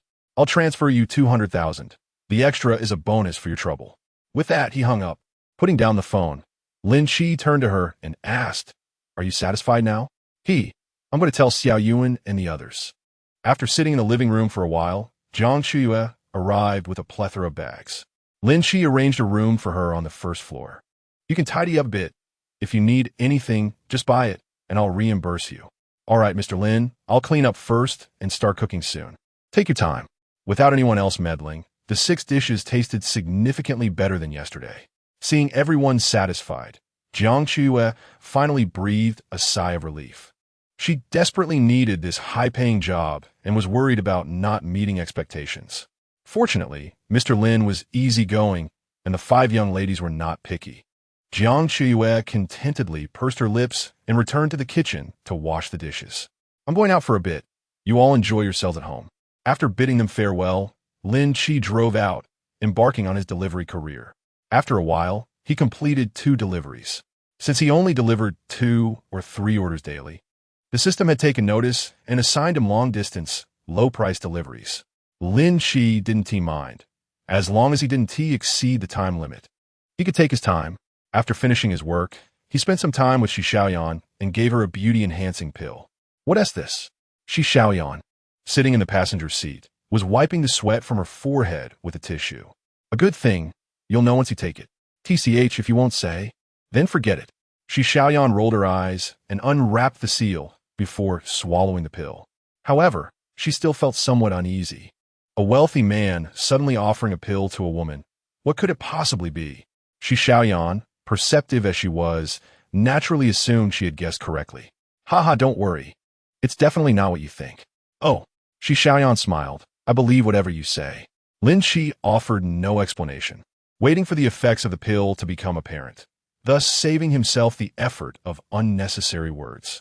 By the way, I might be out for a few days, so take care of yourself. Don't worry, I'll remain virtuous. I wasn't implying that. TCH, I know men like you too well. Shi Xiaoyan replied teasingly. If your lease is up, don't renew it. It's quite bothersome to keep moving back and forth. I understand. After a moment of tenderness, he reluctantly sent the wistful Shi Xiaoyan back home. Just then, Tiansheng's call came through. Boss, the yacht is all set. I'll send you the number and location on WeChat shortly.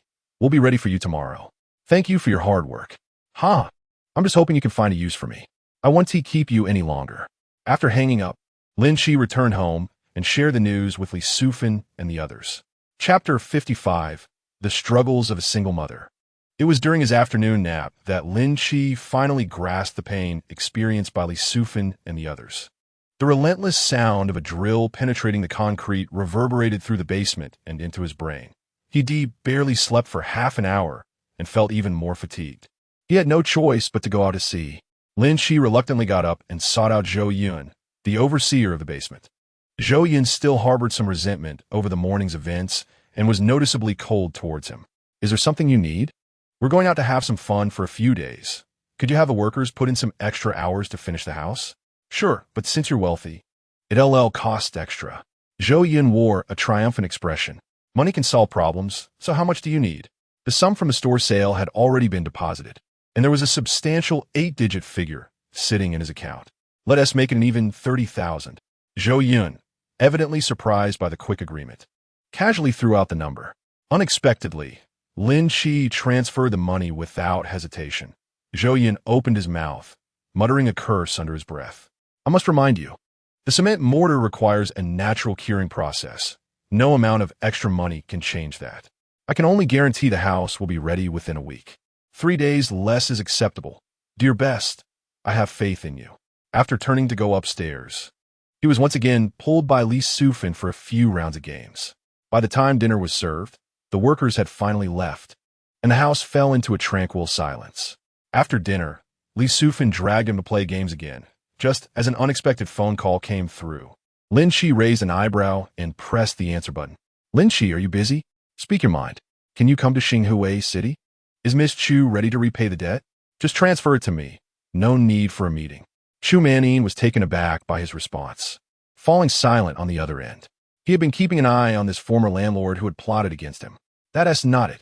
I was hoping you could help me. Would you consider it? We're not that familiar, are we? Plus, you're asking for my help. Yet I have to make the trip? That doesn't make sense, does it? The woman on the other end became anxious, repeatedly apologizing. I'm sorry. I'm just thinking it would be more convenient if you drove over. So it's my fault for running errands? Can't you take a taxi? Chu Manin seemed unprepared for his attitude, momentarily at a loss for words. What, lost your tongue? Do you think everyone should cater to you? No, that S nodded. Speak plainly. I dislike guessing other people's thoughts. I wanted to invite you to dinner. You helped me out immensely before and even got me into trouble. I want to thank you properly. You have one last chance. Lin Qi was losing his patience with this woman. Undeniably, Chu Manin was strikingly beautiful, possessing a unique charm that was both youthful and mature. Perhaps it was because she had been married without having children, a quality even Shi Xiaoyan and Wang Peizhen could not rival. Yet, her manipulative nature was utterly off-putting. Can you lend me some money? Lin Qi couldn't help but chuckle. If you had said that from the beginning, we could have avoided all this roundabout nonsense. If it had been an average young person, they would have surely fallen for her tricks. This woman was exceptionally skilled at manipulation, wanting something for herself while cleverly making you take the initiative. Need money, huh? That's easy. Just wait at home. Lin Qi cheerfully hung up the phone and instructed Li Sufan, I'm stepping out for a bit. Don't stay up too late. We have to go out to sea tomorrow. Okay. As he grabbed his phone and keys to head out, Jiang Chuyue approached, holding a thermos. Sister Chuyue, why are you heading out so late? Huh? Mr. Lin, Indeed, there remains a bit of rib soup from dinner. It would be a pity to waste it. So I shall take it home. Jiang Qiuyue smiled, but suddenly a thought struck her, and her complexion paled. Mr. Lin, please do not misunderstand. This was not something I intended to keep for myself. It was Miss Li who mentioned she does not enjoy leftovers, which prompted my desire to bring it home. A mere housekeeper, on her first day, already contemplating how to take advantage of her employer. If faced with a stricter boss, she would certainly be dismissed. Noticing her nervousness, Lin Qi raised his hand in reassurance. It's all right. I too dislike eating leftovers. From now on, I shall ensure every meal is freshly prepared. You may take home whatever remains. Thank you, Mr. Lin. You are truly too kind. I scarcely know how to repay you, Jiang Qiuyue said, her eyes glistening with emotion as she bowed several times. Though it was her first experience as a housekeeper, she had heard during training about the difficulties of this profession. Enduring beatings and scoldings was an everyday occurrence. If one couldn't bear it, they could leave. But many were eager to take their place for a monthly wage exceeding 10,000. She had even seen housekeepers who, after a time, became mistresses of the house. Initially apprehensive after witnessing Lin Qi's anger, she was pleasantly surprised to find that not only the male head of the household was amiable, but the other girls treated her with great respect, addressing her as sister and entirely disregarding her status as an outsider. How could Jiang Qiuyue not be touched?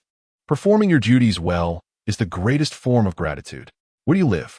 I happen to be heading out and can give you a lift. I reside in Shanggong Village. That's convenient. It's on my way. Please wait here while I fetch the car. Thank you so much. Jiang Qiuyue departed with a light step. Lin Qi cast a glance at her retreating figure, then quickly averted his gaze.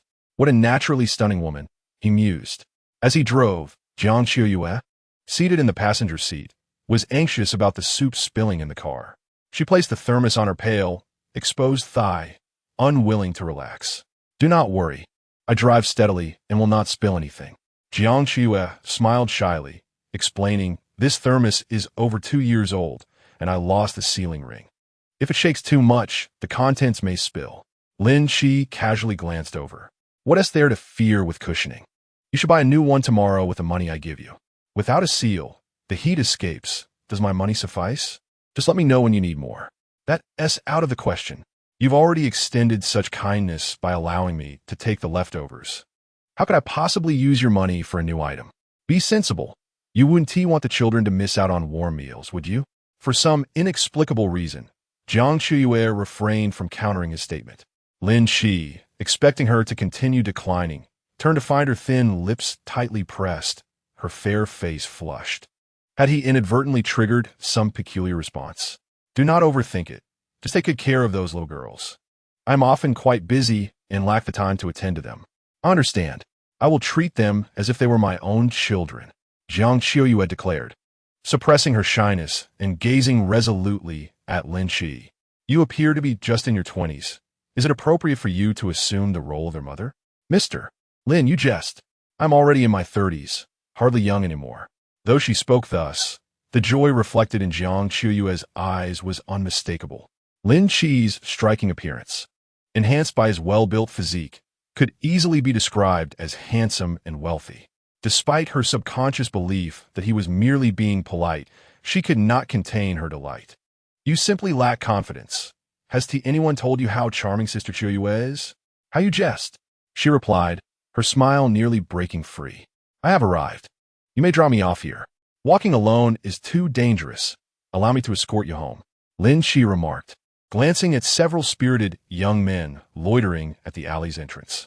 Jiang Qiuyue felt a twinge of apprehension and decided against refusing. After approximately 10 minutes, the car halted before a small courtyard. Thank you, Mr. Lin. This stretch of road has no streetlights, and I usually do not dare to walk it at night. Please return quickly. You wouldn't want the children to worry. Of course, goodbye, Mr. Lin. Upon knocking on the courtyard door, Lin Qi peered inside and noticed several individuals sitting together in the yard, likely a communal living situation. It seemed she led a rather frugal life. However, it was her personal affair, and he felt it inappropriate to intervene, turning back towards Xinhui City. Passing by a bank, Lin Qi withdrew 5,000 yuan in cash. His expression inscrutable. 15 minutes later, he found himself at Chu Manin's doorstep. Click! The door swung open, revealing Chu Manin clad in a flowing white dress, standing elegantly at the threshold, as if awaiting her husband's return. You've arrived. Were you not going to treat me to dinner? Shall you not invite me in? Chu Manin quickly stepped aside, ushering him in. The dimly lit living room, adorned with only 2 auxiliary lamps, created an intimate ambience, while a candlelit table brimming with delicacies added a touch of romance. Please, take a seat. I have one more dish in the pot that I will serve shortly. Lin Qi smirked inwardly and unceremoniously settled at the dining table. Moments later, Chu Manin approached, carefully holding a bowl of soup with a towel. It's so hot. Chu Manin's hand trembled, spilling a few drops of hot soup on her delicate, onion-like fingers. Lin Qi, seated nearby, remained utterly indifferent, showing no inclination to assist her. A flicker of irritation crossed Chu Manin's features, though she quickly masked it. Please enjoy some soup. It's rib and lotus seed soup, slow-cooked in a clay pot all afternoon. Lin Qi chuckled lightly, reclining back and crossing his legs. I've already dined. Miss Chu, if you have something to discuss, please go ahead. Well, very well, I shall be direct. You are aware of my situation. I have yet to secure employment. The story was quite simple. Stripped of any pitiable embellishments, Lin Qi surmised it to be that of a widowed woman unable to keep up with her mortgage. She wished to maintain her pride while fearing the hardships of employment, ultimately running out of funds and seeking a loan from him. How much do you wish to borrow? 100,000? Is 100,000 sufficient? Lin Qi inquired, a bemused smile gracing his lips. In the dim candlelight, Chu Manin's face flickered between light and shadow. She longed to say it was insufficient, but feared that a larger sum might frighten him away, so she stiffly nodded. I only need to get through this rough patch. Afterward, I can always take to live streaming. With my looks, I'm certain I can earn money. She concluded, discreetly gauging Lin Qi's reaction. Disappointedly, she found him seemingly uninterested. Then I shall preemptively congratulate you, Miss Chu. Do you have paper and pen? Let us draft an IOU. An IOU? Chu Manin blurted out. Otherwise, what do you expect? I am not your benefactor. The interest shall be calculated at an annual rate of 24, to be repaid within a year. Is that acceptable? Chu Manin, momentarily taken aback, felt her lips quiver, her eyes glistening with unshed tears. When had she ever endured such indignity? Internally, she seethed. How many men would eagerly give me money, were it not for my high standards? I wouldn't find myself in this subservient position. Do you possess no semblance of gentlemanly conduct? You are already quite affluent. A little assistance from you would hardly make a difference. Moreover, given her striking beauty, are you truly unmoved? Moved? Of course I am. Lin Qi was overjoyed, reveling in the expression of this alluring woman as her facade crumbled. A mix of indignation and disbelief, coupled with confusion and resentment, adorned her face. It was as if requesting interest from her was a profound insult. Is Miss Chu unwilling to lend? Please do not misunderstand. I am no loan shark and will not coerce you. Lending, of course, is acceptable. I am truly grateful for your assistance, Chu Manin replied through gritted teeth. You should indeed express your gratitude. In these times, few are willing to lend 100,000 without familial ties. Chu Manin, feeling disheartened, procured paper and pen, meticulously crafting an IOU. Were it not for the talent of an art student, her elegant calligraphy would have pleased Lin Qi immensely. After confirming it, he contentedly accepted it and promptly transferred 100,000 to her account. The other party remained silent, and Lin Qi sat still, unconvinced that matters would conclude so simply. For someone like Chu Manin, she would not cease until she attained her objective. Indeed, after a silence of over 10 seconds, Chu Manin rose. Her cheeks flushed. She flashed him a sultry smile. How shall I express my gratitude for the immense favor you have bestowed upon me? Lin Qi smiled as he watched her approach step by step. Miss Chu, do not misconstrue my intentions. I am not one to seek favors in return. The loan is merely a gesture of our past camaraderie, and since I have charged you interest, there is no need for you to feel indebted. Upon hearing his frankness, que Magna's expression shifted. Yet, she quickly clenched her teeth and continued. Have you always been so lacking in romantic sensibility? I merely wish to avoid misunderstandings by clarifying matters in advance. If there is nothing else, I shall take my leave. There is no rush for repayment, as I am rather affluent in terms of finances. With that, he nonchalantly revealed the Patek Philippe adorning his wrist. Que manières pupilles constricted. Chapter 57. Setting sail. The following day, she found herself utterly alone. A stack of cash lay on the bedside table. She clutched the sheet tightly before sending the bills flying with a swift motion. The pain from her knuckles striking the bedside table brought her to her senses. She retrieved her phone, locating Lin Qi's WeChat to call him. She needed to clarify the implications of that money. Call ended. She dialed again. Another disconnection. Chu Manine gritted her teeth, her fingers dancing rapidly across the screen. I require 2 million. I have been injured. Que manière spoke no falsehood. Wasn't I just given money? If you're injured, go seek medical attention. I'm not a doctor, but I was injured because of you. Is this your justification for demanding 2 million? Are you adorned with diamonds? Go register at the hospital, and I will reimburse whatever costs you incur. Reimburse? Huh. À cause smile émerged en que mañanes charming visage. I shall make you aware of just how costly that registration is. She opened the dialer and pressed a 3-digit number. Hello, I would like to report an incident.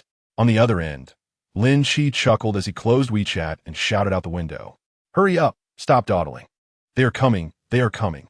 Li Sufan hopped into the passenger's seat, followed by Zhang Xiaoyuan, who, like a big sister, ushered everyone into the vehicle. What is the rush? It's barely 7 o'clock. You all are the ones heading out to sea, and you're also the ones delaying. Such impatience. Ever since that day, she had been beaten. Zhang Xiaoyuan seemed to have taken it upon herself to spar verbally with him, regardless of reason. 10 minutes later, the vehicle finally set off. The girls were abuzz with excitement, prompting Lin Qi to quickly turn on the screen for them to watch a movie. Otherwise, the noise would be unbearable. An hour later, they arrived at the dock. Excuse me, are you Mr. Lin? I am Huang Bo, the manager of Nanhai Tourism. Your yacht is ready and can depart at any moment. Board the vessel. The manager led the group to the mooring area, where a luxurious yacht awaited them. Wow, what a magnificent yacht. It's stunning. Look, there's even a swimming pool. Huang Bo explained as he guided them. This yacht, named Silverfish, was manufactured in France by the Lagan Group, measuring 24 meters in length and comprising 3 levels. It is staffed by 3 professionals who have their own designated rest areas, ensuring that they will not disturb you. We have arrived. You may now board the vessel. Li Sufan and the others could hardly contain their eagerness, climbing aboard without waiting for Lin Qi's invitation, dragging their bags along. Darling, come quickly. There's a swimming pool here. You all enjoy yourselves. I have a few matters to attend to. Lin Qi waved his hand, turning to Huang Bo.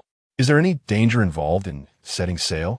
Rest assured, we will only be cruising in the coastal waters of Longhua and will not venture into international waters. The yacht is equipped with advanced communication devices, allowing for immediate contact with the company for rescue or to summon the Coast Guard if needed. Lin Qi nodded. This was not cowardice, merely a reflection of his cautious nature. Once aboard, Lin Qi did not rush to join them in the pool, but stood aside, observing the crew prepare for departure. He watched as they dismantled the wooden planks connecting the dock to the yacht and stowed away the boarding ladder. They then began communicating with the captain via walkie-talkie to set sail. Initially, the pace was slow, but once they left the dock and entered the open waters, the speed surged dramatically. Before long, the dock had become a mere indistinct black line on the horizon. Only then did Lin Qi take the opportunity to explore the yacht. The lower deck housed a spacious bedroom, complete with a bathroom, washroom, sofa, and bed. Through the expansive tempered glass, one could observe the white waves churned by the engine.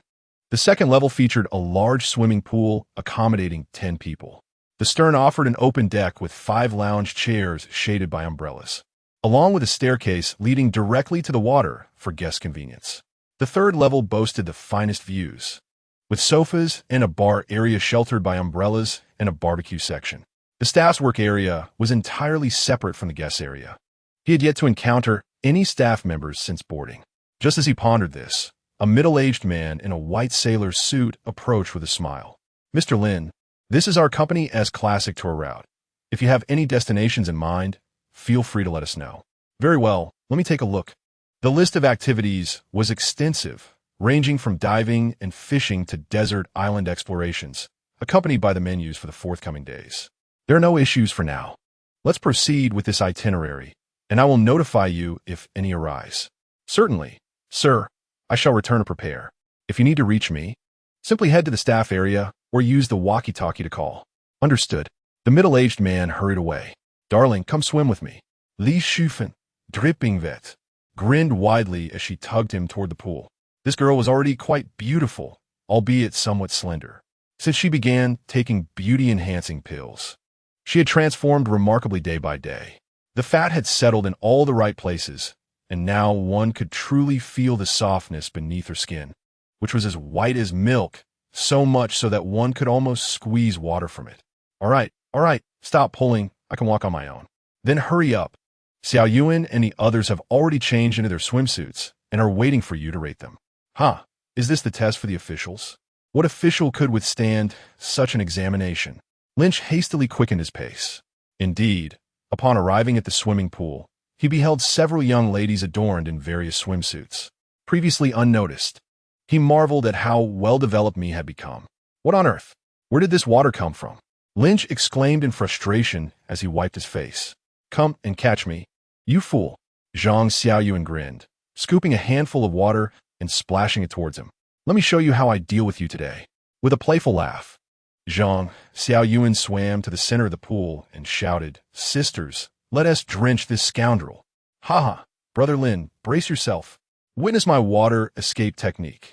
Just as Lynch contemplated which of them to catch first, he was unexpectedly shoved from behind by Li Qi, landing with a splash in the water.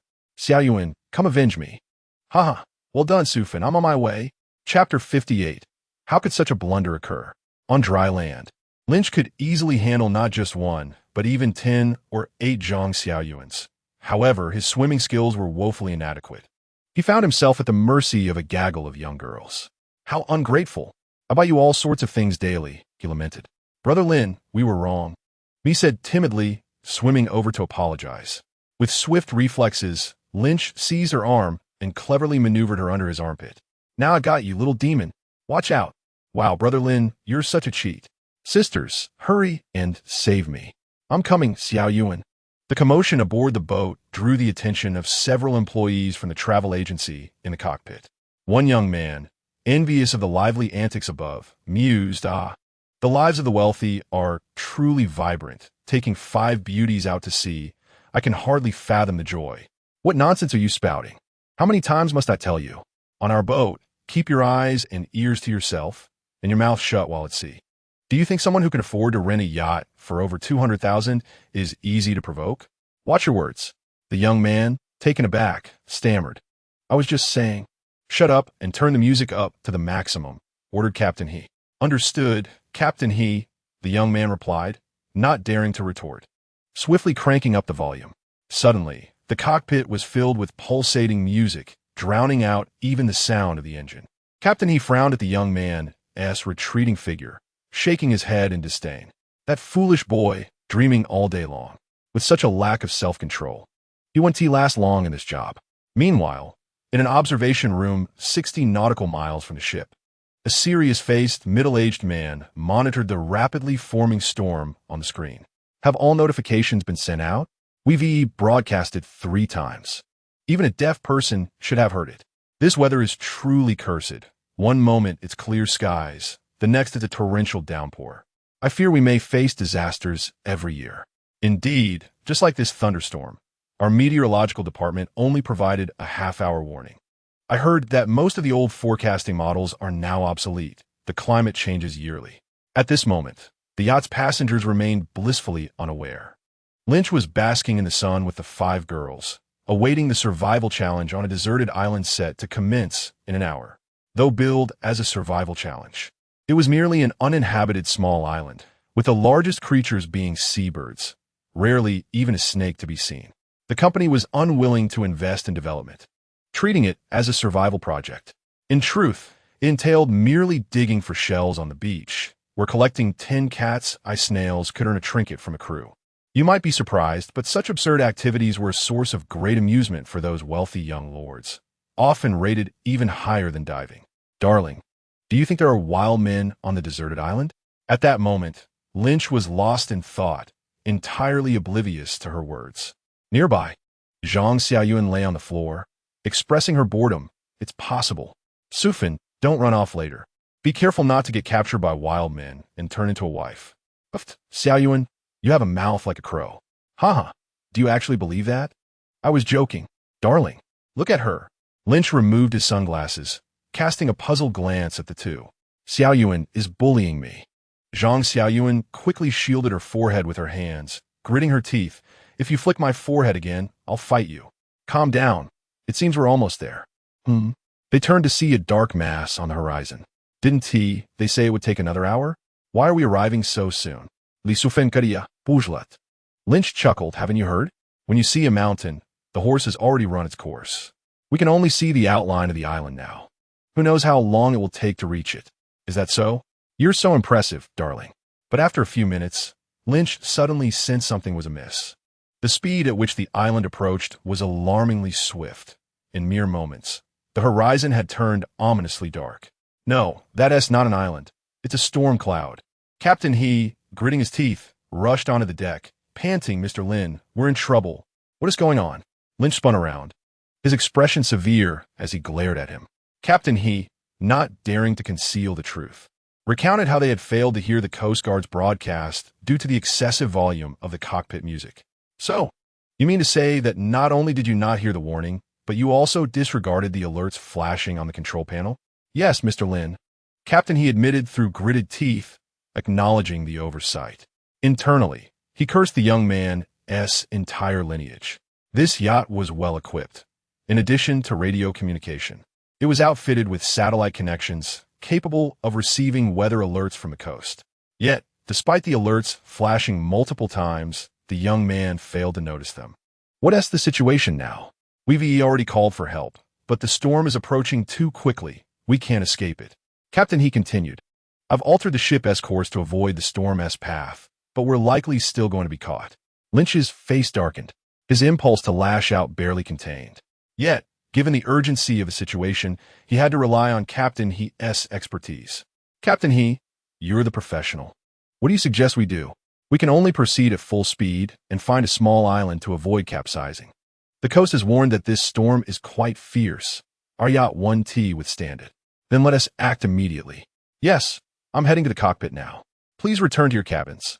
Life jackets are located beneath the dressing room.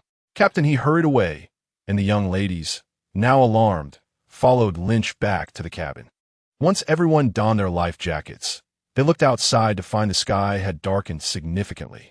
This storm is approaching fast. No wonder, Captain, he said we couldn't avoid it. Darling, we won't be in any danger, will we? What are you thinking? As long as I'm here, nothing will happen to you. Lynch reassured them, instructing everyone to gather some ropes. In tumultuous seas, aside from capsizing, the greatest danger was being thrown overboard by the waves. Just like those who don't wear seatbelts in a car crash, the consequences could be dire. Lynch rummaged beneath the cabinet for a bundle of ropes, swiftly securing everyone to the support pillar in the living room. He tied them with slip knots, facilitating their escape if necessary. What about you? Li Sufin asked, worried. I'm strong. I'll be fine. Yet, despite his words, Lynch wrapped several loops of rope around himself, anchoring it to the pillar. Thus, he was spared from being flung away while also facilitating an escape. Having prepared in less than 5 minutes, the sky suddenly turned, as if the very heavens were upended. The once sunlit sea became a realm of darkness, where one could scarcely see their own hand. Chapter 59, The Shipwreck. A torrential downpour cascaded from the heavens, with raindrops striking the hull like bullets. The cacophony was so overwhelming that communication required shouting. Mr. Lin, hold on tight. The storm is approaching, came a voice from the intercom mounted on the wall. Without waiting for Lin Qi to respond, the yacht collided with an invisible wall of air, abruptly halting its speed. Everyone felt as if gravity had vanished. Holy crap! The entire yacht was hurled skyward before crashing down violently into the water. The sea surged into the cabin, and in mere seconds, The water had risen past their knees. Several young women turned pale. Had they not been bound by ropes, they would have collapsed to the floor. Fortunately, the yacht soon broke through the waves, roaring forward. "Mr. Lin, are you all okay? We have sighted land and expect to reach the island in 10 minutes. Hang in there." Lin Qi had no time to attend to the intercom. He clung desperately to a pillar with his legs. The boat rocked violently, presenting a constant risk of capsizing. Even Lin Qi, with his formidable strength, dared not relax his grip. The howling wind and torrential rain caused the tempered glass to crackle ominously. Lin Qi even feared it might shatter under the relentless rain. Waves crashed down upon the yacht, leaving them in a state of weightlessness one moment and overwhelming pressure the next, like ingredients in a chef's frying pan. Had they not been tightly bound, they would have been flung out. This is not good. The water is rising rapidly. If we aren't thrown overboard, we will surely drown, Lin Qi resolved, loosening the rope slightly to grasp the intercom. "Old he, what is the situation over there? The water has reached waist level, and we're at risk of capsizing. It's the same here. What should we do? Is it safe to go on deck?" "Absolutely not. There is still a glimmer of hope in the cabin. On deck, we'd only be flung away." Lin Qi pounded his fist against the pillar, feeling impotent against the forces of nature. "I got an idea. Mr. Lin, speak quickly, don't dawdle. We can let the boat capsize. Beneath the surface is the safest place." "What? You want us to swim back?" "Not like that." The communication cut off. Lin Qi tucked the intercom behind his waist and began surveying the lounge area. Theoretically, if they could seal enough air within the cabin, even if the boat capsized, it wouldn't sink. They could evade the storm beneath the surface and resurface once the danger had passed. However, they might not emerge onto the deck, but rather onto the exposed bottom of the vessel. A colossal wave struck, instantly unbalancing the boat, sending everything inside hurtling to the opposite side. Lin Qi, quick on the uptake, seized a box of bottled water and crawled over to the pale-faced young women. "Listen up. When the boat capsizes, take a deep breath and hold it. I'll wrap the rope around myself. Just follow me. Hubby, I'm scared." Lin Qi flashed a reassuring smile at Li Sufan. "Don't worry. As long as I'm here, nothing will happen." "Really?" A flicker of hope crossed Li Sufan's pallid face. "Of course. When have I ever lied to you? I knew it. You're the best, hubby." The young girl regained some of her spirit, believing wholeheartedly in his words.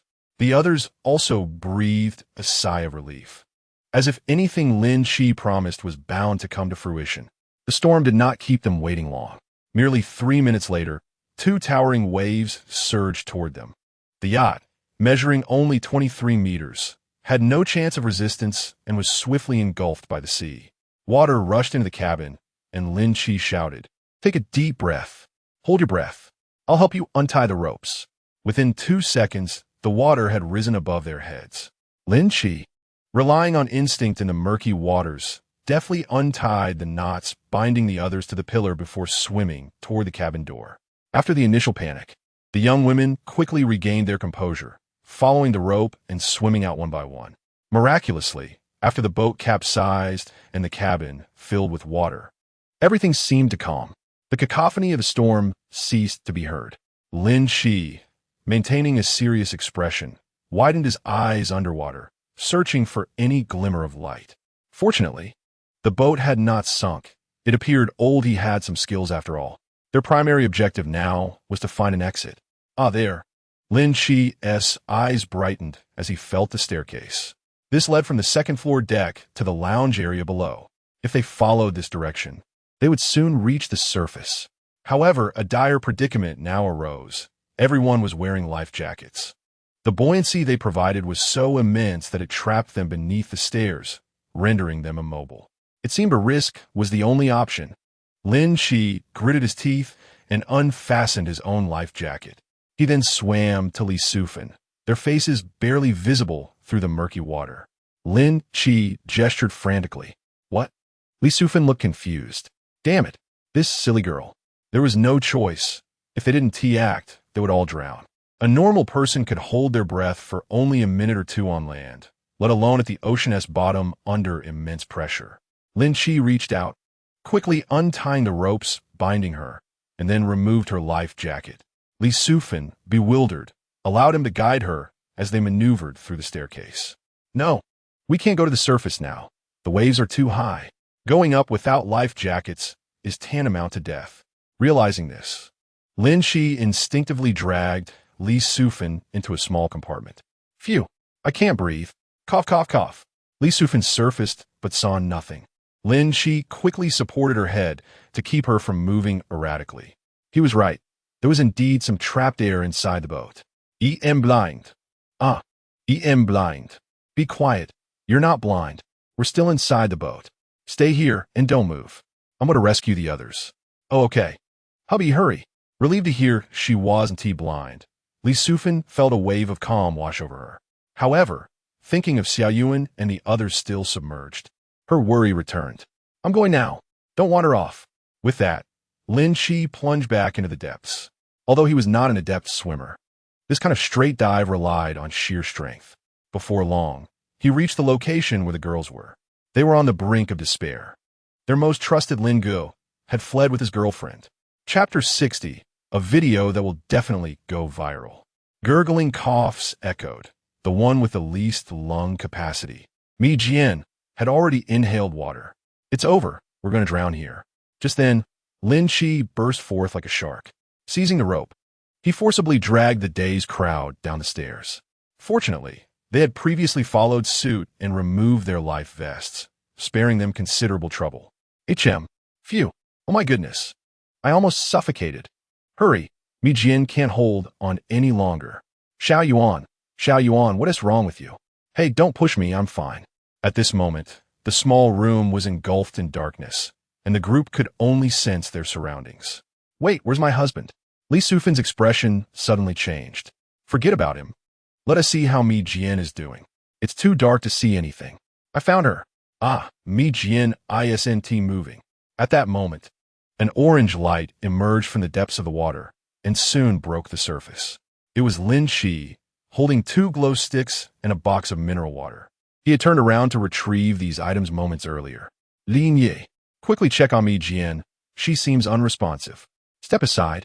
Lin Qi tossed the items onto the ceiling and swiftly pulled Mi Jian's petite body into his lap, placing her face down. He then pressed firmly. Mi Jian unconsciously expelled a large mouthful of water. There's hope. Lin Qi's spirits lifted as he continued to press a few more times to expel the water from her stomach. He then laid Mi Jian flat on the ground. With a ripping sound, he tore her swimsuit apart. My goodness, my husband has finally lost his restraint. Li Sufan's eyes widened, ready to intervene. Fortunately, Zhang Xiaoyuan, who enjoyed watching dramas, quickly stopped her, saying, yes, saving her, don't interfere. Lin Qi leaned his head against Mi Jian's pale chest. There's a heartbeat. He quickly got up, pinched Mi Jian's nose, took a deep breath, and leaned down to blow air into her. Visibly, Mi Jian's chest rose and fell with each breath. After several repetitions, she let out a violent cough. Cough, cough, cough. Mi Jian, how are you? Wake up. Mi Jian. Lin Qi leaned in again to listen for her heartbeat, puzzled. This shouldn't be happening? But there was no time to ponder. As she had expelled the water from her lungs, success was within reach. Lin Qi continued administering artificial respiration, each breath exhausting him. Yet, Mi Jian showed no signs of awakening. Could it be that prolonged oxygen deprivation had led to some after effects? A wave of gloom washed over Lin Qi. Please don't let it be so. This girl, petite and lively, yet so polite, it would be devastating if she were to suffer any lasting consequences. Lin Qi leaned down once more. Just as he was halfway through blowing air, Zhang Xiaoyuan snapped irritably. Mi Jian, how long are you planning to pretend? Enough already. What? Cough, cough, cough. I'm fine now. Lin Gu, you don't need to kiss me. Mi Jian blushed deeply as she rose from the ground, her gaze falling on her torn swimsuit. There are too many people here. What the heck? No, my friend. Do you have some misunderstanding? Mi Jian, you're so funny. Li Sufan loga heartily, carefree. Only Zhang Xiaoyuan, with a hint of annoyance, explained, just now, Lin Gu was giving you artificial respiration, you silly girl. I thought Mi Jian was just too shy to speak because she was blushing. Earlier, while submerged, She could hardly hold her breath as seawater rushed into her mouth and nose. Realizing she was about to drown, a wave of regret surged within Mi Jian. I haven't had the chance to repay Lin Qi yet. Am I really going to die? If I could die in his embrace, that wouldn't be so bad. Mi Jian mused dreamily, only to awaken and find someone kissing her. Just as she was about to scream for help, she joyfully realized it was Lin Qi. Lacking experience, she was puzzled as to why he was blowing air into her stomach, yet her shyness prevented her from asking. The result was a group that dare not breathe. Watching Lin Qi perform artificial respiration, Mi Jian, blushing, allowed him to continue. Cough, cough, all right, you're fine now. Everyone was quite worried about you earlier. Do you feel any discomfort now? Lin Qi quickly changed the subject. Mi Jian pondered for a few seconds. I feel a bit dizzy.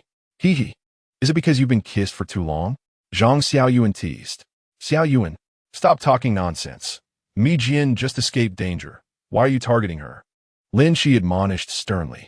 Zhang Xiaoyuan pouted, mumbling, favoritism. What did you say? All right, Mi Jian, I'm sorry. I was targeting you. Mi Jian, blushing, sat on the ground, hugging her knees. It's fine, Sister Xiaoyuan. I know you didn't mean it. This is how it should be. Let's all get along harmoniously. You all stay here. I'll go check if the rain has stopped on the surface. Lin Qi sighed with relief. Be careful. My husband. Lin Qi, watch your safety. We can't be of any help, but we'll try not to cause trouble. Zhang Xiaoyuan remained silent. Yet her gaze secretly followed him. Lin Qi dove into the water, soon reaching the surface. No, the waves above are still quite fierce. Even without surfacing, he could feel the immense pull of the waves from 2 meters below. The storm had certainly not abated. Lin Qi turned back to the cabin. This time, he didn't immediately seek out Li Sufan and the others, but began searching throughout the cabin. There were 6 of them in total, and the oxygen trapped in the sealed bottom of the boat was limited. If the storm persisted for too long, they might have to consider bringing them up to the surface on the boat's bottom. He wondered if Lao He and the others had survived. Before long, he cast that thought aside, for he had found his phone. Even more astonishingly, it was still functional. Lin Qi, are you all right? You're back. We were so worried. Zhang Xiaoyuan eyed him critically, ensuring he bore no injuries before relaxing. Look what I found. Lin Qi smiled, waving his phone. It still works? Zhang Xiaoyuan questioned. Far ahead. What did you expect? Then quickly call for help. No signal, Lin Qi replied helplessly. Li Sufan's face fell. How could this happen? Because we're at the bottom of the cabin, silly. Once the rain stops and we surface, there'll be a signal. Instantly, everyone was elated. The tension of being trapped underwater forgotten. Darling, can I borrow your phone? Li Sufan napruaka charafuli. What for? There's no signal. I want to film a video for Douyin. This amazing event will definitely go viral. Chapter 61. Rescue. Lin Qi was suddenly infuriated. It seemed she had a serious issue. Even at such a critical moment, she was thinking of posting on social media first. Li Sufan looked astonished. Can't you get us out? Of course. We'll be fine, Lin Qi reassured. Then can you let me use your phone to film a video? Lin Qi's expression darkened. No. This girl truly lacked common sense. Or perhaps she had an unwavering trust in him, as if everything he said was right. At that moment, the tourism company was in an uproar. Losing a luxury yacht was one thing, but the real concern was the unusual identities of those aboard. In the depths of Zhou's heart lay a cloud of despair, and after much hesitation, he dialed Zhang's number. Half a minute later, a languid voice resonated from the phone. Zhou, is there something you need? Zhang, you flatter me. I am merely your humble younger brother, hardly deserving of such honorifics. Haha, at the very least, Zhou has managed to safeguard his own enterprise. Zhou's heart sank. This was bad. ALX was indeed a victim of Zhang's coerced relinquishment. What kind of figure could compel the third in command of the Magic City to sever ties for survival? The silver lining was that this individual had rented a yacht from Zhou's travel company, establishing a connection that could be leveraged in the future. The grim news, however, was that the yacht was currently ensnared by a thunderstorm with dire prospects. He had just contacted the Coast Guard under such violent conditions. A vessel with a displacement of less than 2,000 tons stood little chance of enduring, unless they could reach shore before the storm surged. Judging by the last communication before the yacht's disappearance, they had failed to escape. Zhou, mustering his spirits, exchanged a few more pleasantries with Zhang before ending the call. As for Lin Qi's identity, he dared not inquire further. Go, summon every rescue team available in the Magic City. We must see the living and the deceased. But boss, the storm is yet to pass. Damn it. Waiting for the storm to subside would be akin to contacting the crematorium directly. At that point, you might as well join me in the furnace. Does no one understand to charge extra? If 100,000 is refused, offer 1 million. If 1 million is turned down, then 10 million. Is that clear? His subordinates, visibly anxious, hurried away. Zhou maintained a stoic expression, contemplating whether to visit the Famen temple to light incense. It seemed to be the only thing he could do at that moment. Meanwhile, Lin Qi and his companions encountered a new predicament beneath the waves. They were running low on oxygen. The confined space they occupied was merely a small room, yet they were 6 in number. The earlier notion of bringing people to the surface for breath proved futile. Lin Qi had tested it and found that facing the immense waves was akin to courting death. Their only recourse was to seek alternative solutions. Darling, I'm feeling a bit drowsy. This was not mere fatigue. This was a lack of oxygen. Not only were they deprived of air, but they were also succumbing to seasickness. Though the depths were far calmer than the surface, the yacht was still less than 20 meters high, bobbing amidst the tumultuous waves. Don't sleep just yet, otherwise, you'll have trouble sleeping tonight. All right, can't we go out? It's still raining outside. Let's wait a bit longer. Observing the drowsy faces of his companions, Lin Qi spoke up. Stay here. I will check if there's another area without water. After exchanging farewells, he took a deep breath and dove beneath the surface. Fortunately, he had previously found several chemical glow sticks, which allowed him to navigate through the murky waters. Relying on his memory, Lin Qi soon discovered another usable space. This was a larger equipment room filled with various tools, albeit lacking a standing platform, forcing them to remain submerged. Thankfully, it was stocked with life-saving supplies, and resting on a life buoy mitigated the risk of sinking. He gathered additional glow sticks and bottled water before returning to the small room. With Lin Qi's absence, 2 of the group had already succumbed to slumber. Darling, you're back? I'm so tired. I found a new room. You can sleep there. Okay. Hearing that they could rest lifted Li Sufin's spirits slightly. She had unwavering trust in Lin Qi. He gently patted Zhang Xiaoyuan's head, reassuring her, don't worry. We'll be fine. I'll take Sufin over first. You wait here. To prevent any mishaps, he dared only to escort 1 person at a time. Really? Zhang Xiaoyuan looked at him with hopeful eyes, fully aware of the perilous situation. Lin Qi smiled, pinching her round face. Rest assured, when have I ever deceived you? I will return for you shortly. With that, he took Li Sufin down into the depths. He had not lied. Despite the yacht's capsizing, everyone had only sustained minor injuries. A day or 2 was unlikely to lead to fatal infections. Fresh water was plentiful, and they had communication devices. They merely awaited the storm's cessation to surface and call for help. While danger loomed, their lives were not in immediate jeopardy. Thus, one by one, he escorted all 5 girls to the equipment room. They replenished their fluids and felt significantly revitalized. The conversation soon shifted to games. Shouldn't we keep our voices down? We might run out of oxygen again. Zhang Xiaoyuan seized an opportunity to whisper to Lin Qi. Maintaining optimism is commendable. It will save us from needing psychological counseling after rescue. Consequently, Lin Qi ventured out every half hour. By the 6th round, the torrential rain finally ceased. Surfacing, he was astonished to find the sea eerily calm, with not even a breeze stirring. It was easy to climb atop the upturned hull, resting on the water surface. Scanning the surroundings, he noticed scattered belongings from the yacht, but no signs of life. It seemed that Lao He and the others were likely lost. Lin Qi mused. Initially, he had harbored resentment towards the crew. Had they not been negligent, Li Sufin and the others would not have faced such danger. Yet now that the crew lay beneath the waves, there was little left to say. An hour later, the 6 of them reclined on the boat's hull, basking in the sun. In the distance, 2 vessels adorned with red flags approached slowly. Look, it's them. What are you waiting for? Quickly deploy the rescue boat. Yes. One was the Coast Guard, and the other a civilian rescue team that had received a 3 million compensation. They had been patrolling the area prior to receiving the signal. Upon Lin Qi's transmission of their location, they rushed over. Thank you all.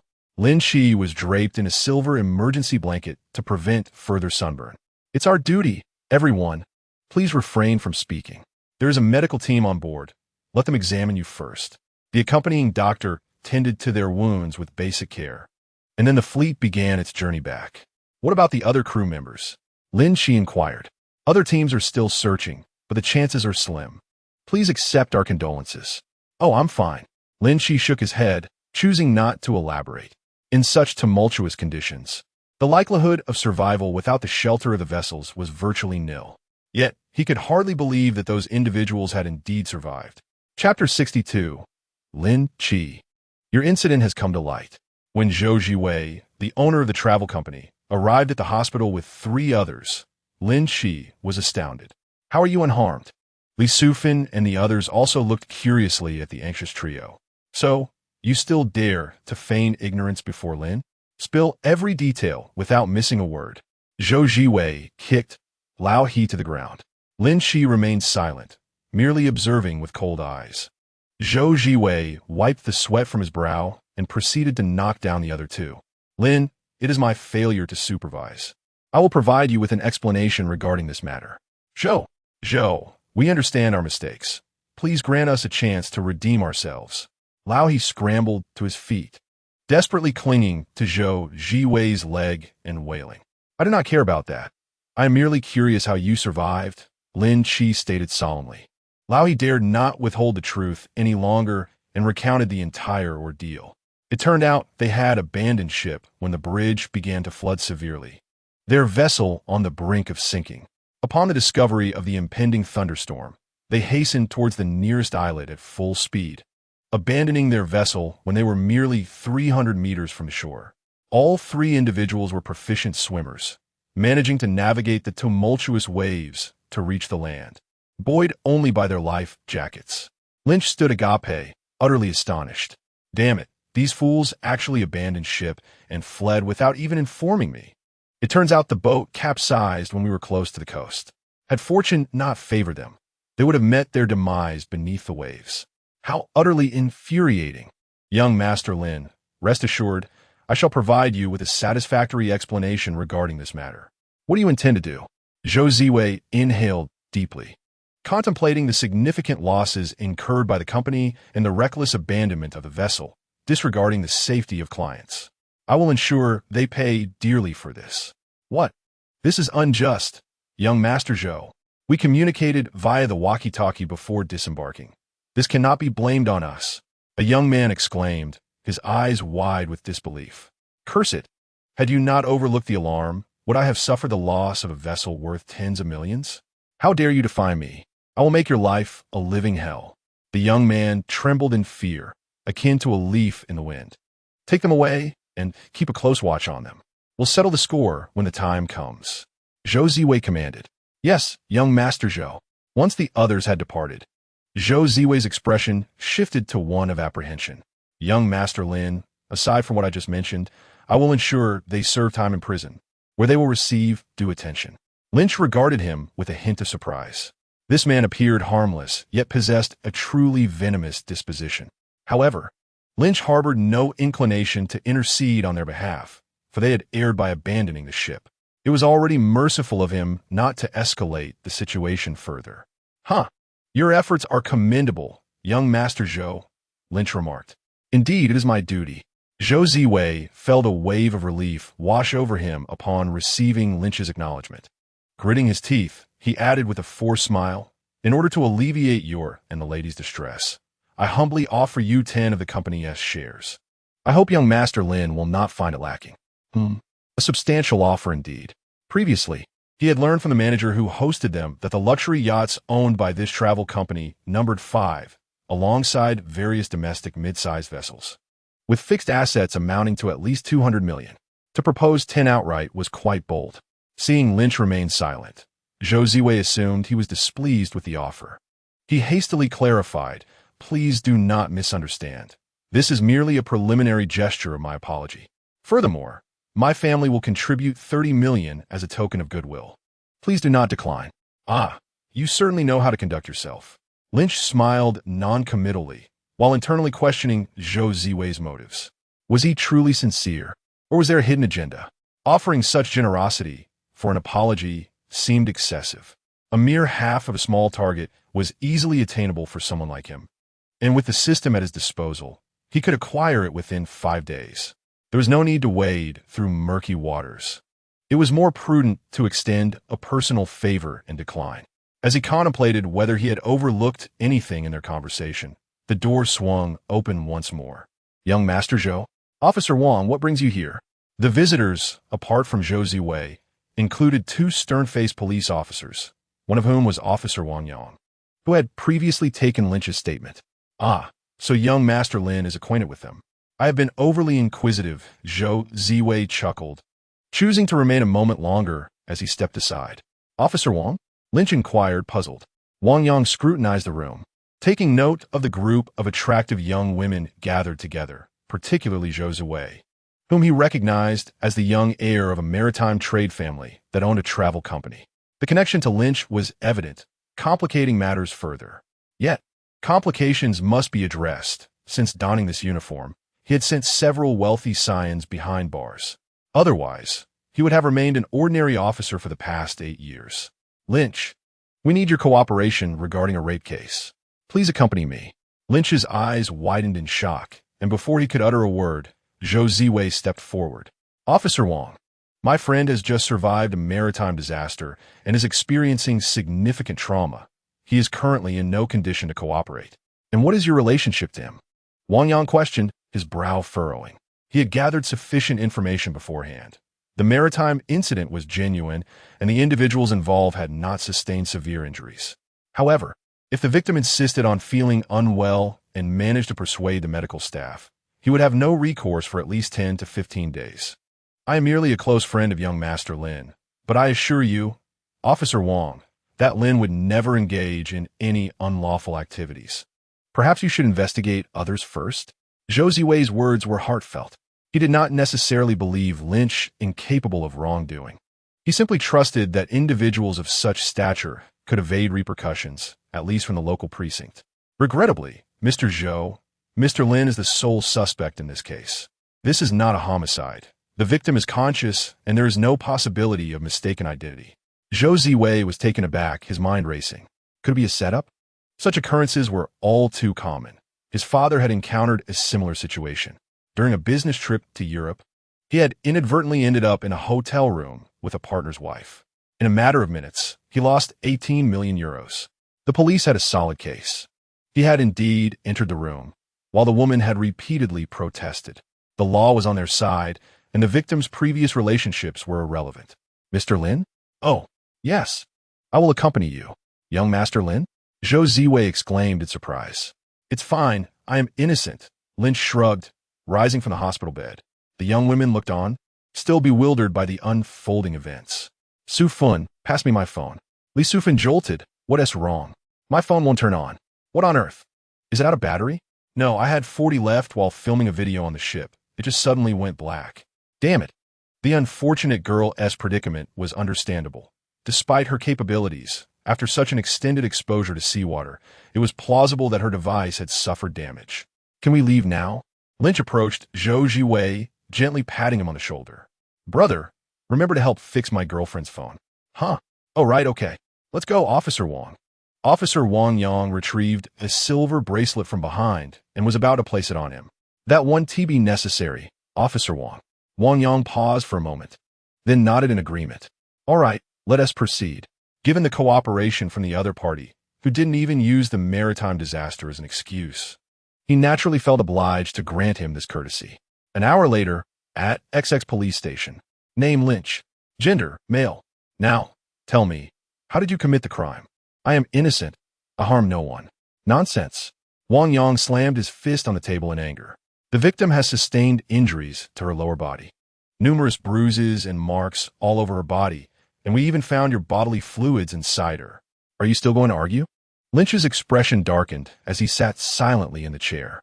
Seeing this, Wang Yang spoke earnestly. Look at those words behind you. Confess for leniency. What comes next? Serve your time to the fullest. What did you just say? Wang Yang's face contorted with fury. It was utterly outrageous. Let me tell you, Lynch, no matter how high your status in my presence, if you are a dragon, you will curl up. If you are a tiger, you'll lie down. I truly am innocent. Don't just believe that woman-esque word, all right? Do you think we, the police, are just sitting idly? The forensic department has already collected your fingerprints for comparison. It is impossible for normal activities to cause such significant harm. All evidence points to you. If you confess now, it might still count as a merit. With the influence of you wealthy young masters, you could have the victim write a letter of forgiveness, serve 3 to 5 years, and then be released. As Wang Yang sought to persuade him, he awaited news from the forensic department. Such cases are the hardest to handle when confronted with obstinate individuals. Due to the special nature of the case, most of the time there is only indirect evidence, making it troublesome to advance without a confession. Insufficient evidence might even lead the prosecutor's office to send it back for further investigation. Now, he could only pray that the DNA and fingerprints matched. He was waiting, and so was Lynch. Truly, misfortune often arrives in torrents, and just when one thinks they are saved, they find themselves in another predicament. After surviving a maritime disaster, he was just rescued, only to end up in a police station. He had prepared himself, yet, ironically, his phone had taken on water and was now unresponsive. It was truly maddening. On the other side of the city, within a digital mall, Zhou Jiwei held a Mate 60 Pro, feeling utterly lost. He knew how to buy a phone, but how to repair one. Throughout his life, he had never fixed such a device. Yet, he dared not purchase a new one to send over, as Lynch had specifically instructed him to have it repaired. There must be evidence within it that could turn the tide, especially after that sister-in-law mentioned that the phone wasn't actually hers. Sir, is there something you need? Finally, a busy sales assistant found a moment to attend to him. Yes, my phone has water damage. Where can I get it repaired? Right this way, please. Zhou Jiwei sighed in relief, following the assistant through twisting corridors to a phone repair shop. Xiao Lu, I need to fix a phone. Upon hearing it was a phone repair, the boss immediately deflated. What is wrong with it? It got wet. Oh, just leave it here. Come back in 3 days. 3 days? Does it really take that long to repair a phone? Can't you speed it up? I urgently need it. The boss, Xiao Lu, glanced up at him, noticing a young man drenched in sweat and wearing an Armani suit. Water damage is minor, but damage to the internal components is significant. I need to check each part. Naturally, it won't be quick. Stop wasting time. I'll pay you 10,000, just fix it right away. What? 10,000? Xiao Lu stared at him, as if he were a fool. With that money, why not just buy a new one? You heard me correctly. I want it done quickly. The files inside must not be damaged. If you can't do it, I'll go to another shop. Xiao Lu perked up immediately. Just wait and see. How long? Half an hour. What? Half an hour later, Zhou Jiwei beamed as he watched the phone screen light up, eagerly paying the fee. WeChat payment 10,000. Though the phone was password protected, it did not dampen his excitement.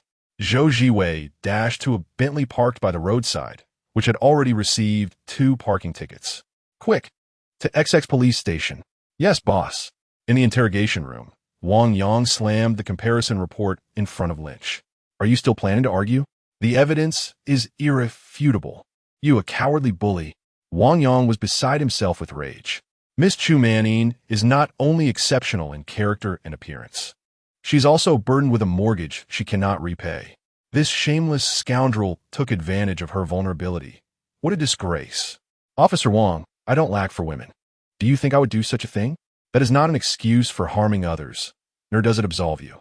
Now, with both eyewitness and material evidence, your confession is unnecessary for your conviction. Lynch's complexion darkened.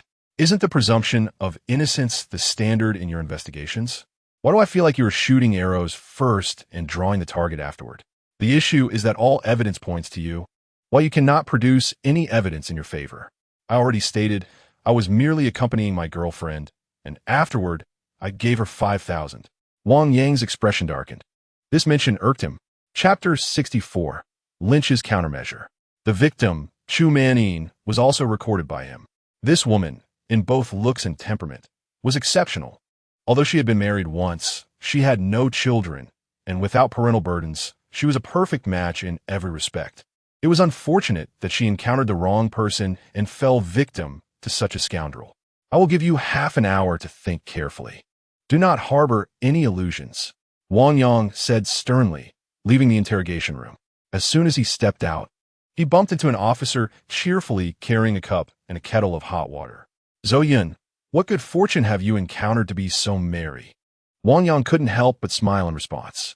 After spending so long in this profession, even smiling felt stiff. What good fortune could I have? You're just rambling. By the way, has that kid cracked? Zhou Yun casually inquired, yet his gaze involuntarily drifted to the side. Stubborn as ever, Wang Yang scoffed. What? Are you unhappy to see me? You think you could just run after a couple of words? Oh, come now. I'm afraid it'll get cold. Isn't there any water in the break room? This is tea Guanyin from the director's drawer. Don't let it slip out. You little rascal, always eyeing the director's treasures. I've taken quite a bit. Do you want some? Wang Yang's eyes widened. Make mine a cup. Huh, and you say that to me. The two continued their banter as they walked, soon arriving at a break room. Wang Yang Bao said, So it was you who poured for Miss Chu. I thought you were unusually attentive lately. Heh, Brother Wang, I genuinely like her. This isn't against the rules, right? Wang Yang rolled his eyes. Let me warn you, don't use this uniform to make friends. If you get into trouble, I want to help you. I understand. Zhou Yun grinned mischievously, putting on a serious expression at the door before pushing it open. Inside, Chu Manning bore no trace of her former radiance. Her hair was disheveled, and dark circles hung under her eyes. Officer Zhou? Officer Wang, what brings you here? Miss Chu, please remain seated. I shall pour you a cup of water. Zhou Yun discreetly glanced at her and promptly offered the tea with great courtesy. Extending her hand to accept the cup, only to inadvertently grasp his fingers. Thank you, she murmured, her face instantly flushed. Retracting her hand with a voice softer than a whisper, Zhou Yun felt a sudden fluttering in his heart. The exchange of glances between the two was so evident that even Wang Yang could no longer bear to observe. I am Miska. Officer Wang, what is it? Has there been any development in the case? Not exactly. The suspect has been interrogated, and with irrefutable evidence against him, his defiance is futile. I see. Chu Manning's expression turned slightly hesitant. Zhou Yun, brimming with righteous indignation, declared, What does he have except for a handful of filthy riches? Do not fear him, Miss Chu. We shall ensure you receive justice. If he is convicted, will he retaliate against me? Chu Manning inquired with concern. Zhou Yun, thumping his chest in reassurance, replied, Rest assured. The suspect's identity is rather unique. Once the case is forwarded to the prosecution, I will personally ensure your safety for a period. If he dares approach, he will not escape unscathed. Upon hearing the term personal protection, Chu Manning appeared somewhat bashful, casting a glance at Wang Yang. Officer Wang, how long might he be sentenced? With a good attitude and the victim's understanding, it could be at least 3 to 5 years, but he seems to hold significant influence. However, you need not worry. He cannot evade the law's consequences. The minimum sentence is 3 years. If you do not provide a letter of understanding, a 5-year sentence is quite plausible. In criminal cases, once filed, there is no possibility of withdrawal. Even if you were to recant and claim the incident never occurred, the police would pursue the matter thoroughly, unless new evidence emerges to prove Lin Qi's innocence. Hearing Wang Yang's words, Chu Manning exhaled a sigh of relief, inwardly reflecting, Lin Qi, if only you had obediently given me 2 million, none of this would have happened. We could have continued our arrangement, provided you were willing to meet my price. Now look at you, with the silver bracelet you wear as a reminder of your predicament. Do not blame me for my ruthlessness. It was you, Lin Qi, who first insulted me. With such thoughts, Chu Manning maintained a facade of shyness, even instinctively distancing herself from Zhou Yun. The two officers understood that victims of such cases often exhibit a range of symptoms, one being shame, as they feel tainted and burdened by guilt and humiliation. Another symptom is a fear of interacting with the opposite sex. Had it not been for the sense of security provided by Zhou Yun's police uniform, she might have fled long ago. Miss Chu, if you have matters to attend to, you may return to rest. We will notify you should there be any developments in the case. Chu Manning shook her head. No, I dare not stay alone. I will wait here. This statement pained Zhou Yun's heart. Damn the rich second generation. Look at the good deeds you've done. Very well. I shall have Dr. Li come and speak with you shortly. Do not resist. The sooner a psychologist intervenes regarding any mental health issues, the better. Thank you, Officer Wang. Chu Manin managed a small smile. Thank you, Yingo. Not at all. It is our duty. We shall not disturb your rest any further. Please take a moment to relax. Zhou Yun exerted great effort to suppress his laughter as he followed Wang Yang out of the break room. Once they left, a cold smile crept across Chu Manin's face. Let's see what it feels like to be disgraced. Whether Lin Qi would face disgrace was uncertain. But Zhou Ziwei felt that the day of reckoning for the woman who reported him had arrived. At that moment, he held his phone, having found Wang Yang in the office reviewing the transcripts. Young Master Zhou, if you wish to pull strings, please take your leave. Our XX precinct is not a playground for your kind. Zhou Ziwei remained cheerful. Officer Wang, my family instills strict values. I would not engage in unlawful activities. I am here to deliver something to young Master Lin. What is it? If it's clothing, it's a bit premature. The interrogation is still ongoing. Zhou Ziwei shook his head. It's his phone. I suspect there is evidence within that could prove his innocence. What did you say? Wang Yang's expression shifted. His mind immediately leaped to the possibility of evidence fabrication. For individuals of their wealth, it would be trivial to recruit others to provide false testimony or create an alibi. Yet why would he deliver the suspect's phone? Wang Yang regarded him warily. How do you know there is evidence on his phone? Who told you? Young Master Lin is not one to fall into a trap. Unless he encountered a maritime disaster that soaked his phone, I reckon he would have been released by now.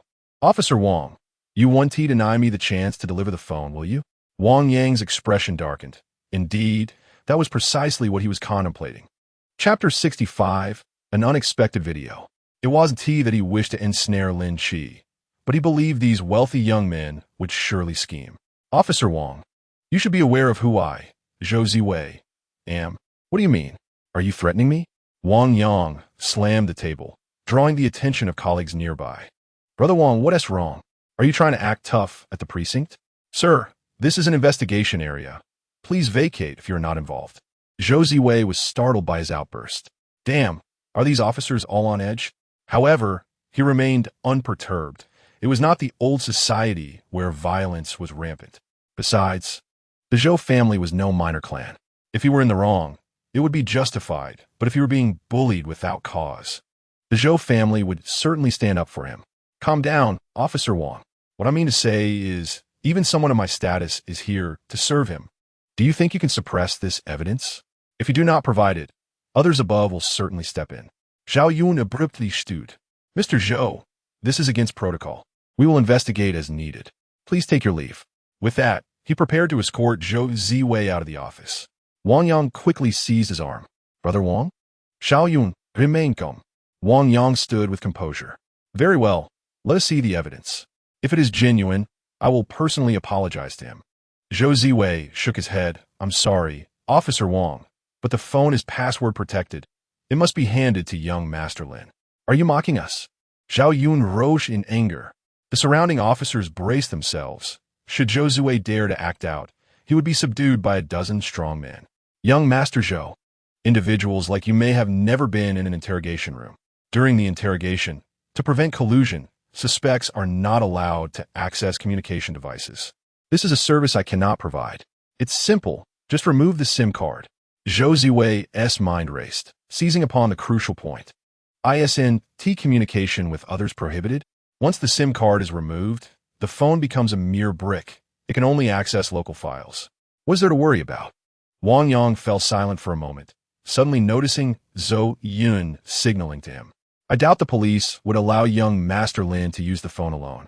There are monitors and personnel present, so what risk is there of him tampering with it? Fine, I shall give him that chance. Brother Wang. Zhou Yun's expression changed. Wang Yang's demeanor hardened as he patted Zhou Yun's shoulder. Zhou Yun, we are police officers first and foremost. Investigating the case is our mission. Officer Wang, you have a keen perspective. Zhou Ziwei complimented casually as he handed over the phone. Wang Yang instinctively pressed a button on the device in his hand. The battery still had 32 remaining. I'll wait here. I'll take it to him, he said. Zhou Yun, Come with me. All right. Zoyan shot a glare at Zhou Ziwei, maintaining a stern expression as he followed. Inside the interrogation room, Lin Qi was handcuffed to the chair by a silver bracelet, unable even to stretch his limbs. A wave of drowsiness washed over him, though sleep eluded him. In the room, a female officer stood with her arms crossed, fixedly watching him. Truth be told, the female officer was rather attractive. "Officer, could you please uncuff me so I can move a bit?" Lin Qi implored. "Once you confess, you won't need to wear them anymore," she replied. "I am truly innocent. Why won't you believe me?" "Save that for the presiding judge. Let's see if he believes you," she retorted. Lin Qi sighed, shifting the topic. "What is your name, officer?" "My badge number is 12,138. You can use that if you wish to file a complaint." "I simply want to know your name, not to complain. I'll tell you once you confess. If you won't, then forget it." Bang! At that moment, the door swung open, and the female officer quickly stood up. "Brother Wang, Officer Zhou." Thank you, Jingwu." Wang Yang nodded at her. He then approached the surveillance monitor and used a card pin to extract the card tray. Upon witnessing this, Lin Qi suddenly chuckled. "You seem quite pleased?" "Not pleased. Just exhilarated at the prospect of soon clearing my name." Zoyan glared at him darkly, enunciating each word. "Don't think we won TC through the fabricated evidence presented in such a short time." Lin Qi maintained his composure, smiling as he replied. "If this evidence is authentic, then there shouldn't be any issue, right?" Wang Yang placed the phone on the table. "Please, then I shall not be modest." Lin Qi casually accepted the phone, his expression instantly brightening as he unlocked the screen. "That woman believes herself to be clever, but I am a cautious individual." With a smile, Lin Qi opened the WeChat chat history between him and Chu Manning. "I want 2 million. I've been injured. Didn't I already give you money? If you're injured, go see a doctor.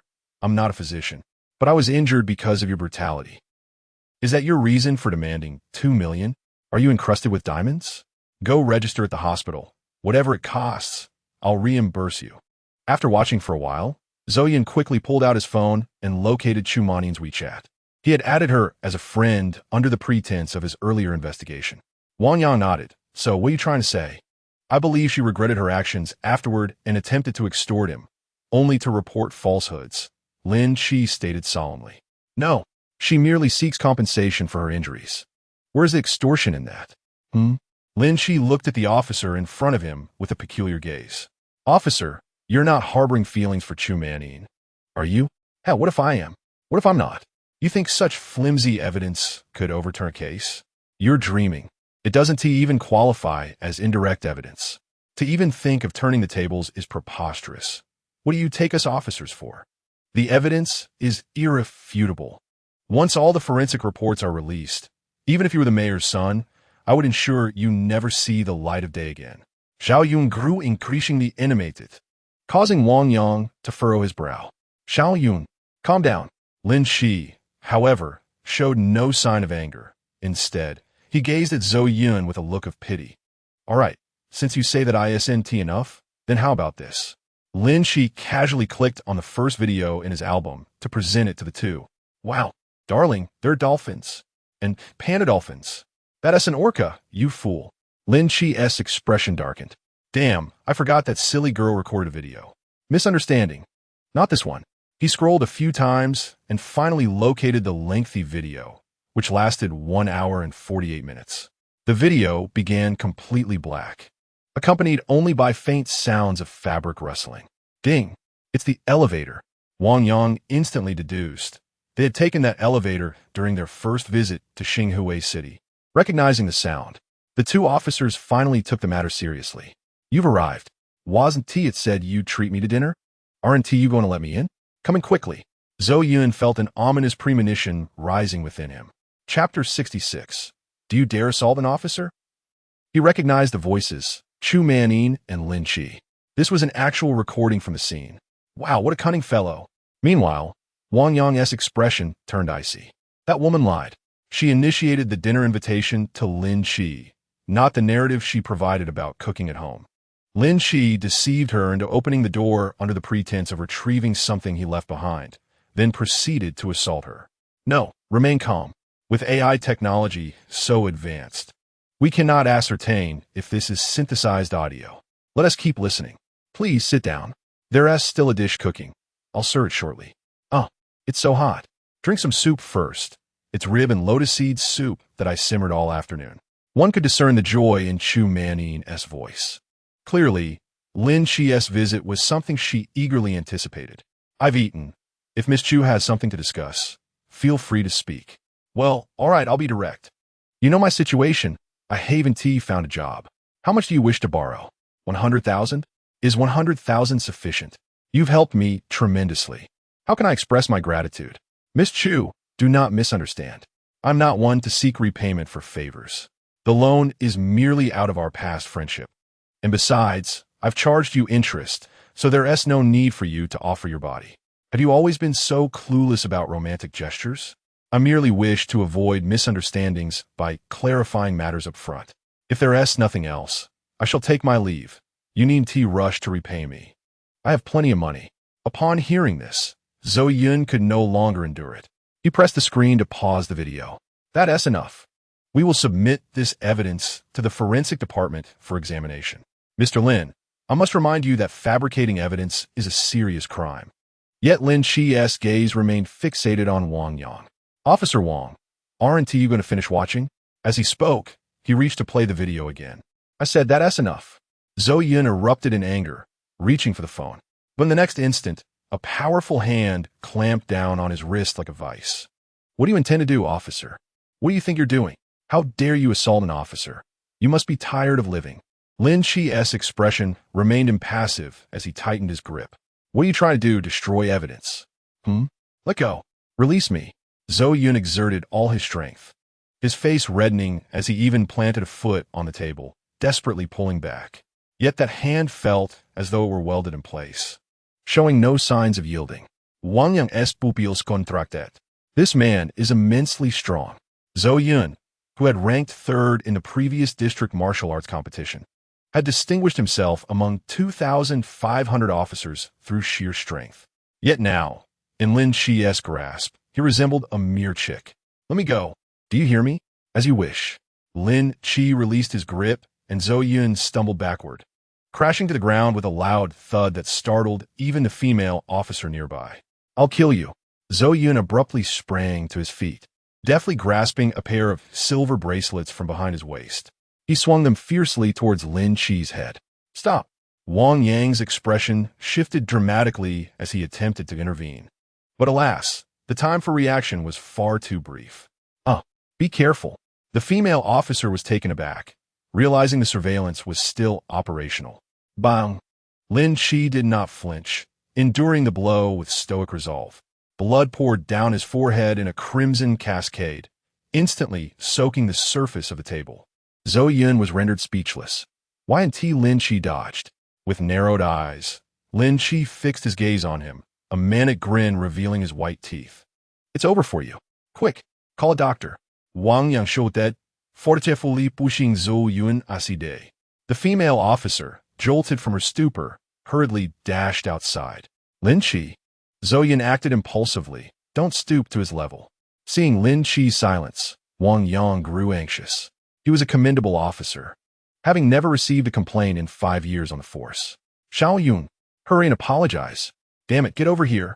Lin Qi's face, half concealed by blood, bore a smile that appeared almost deranged. Never received a complaint? Well, he certainly will now. I demand to see my personal physician. Personal physician?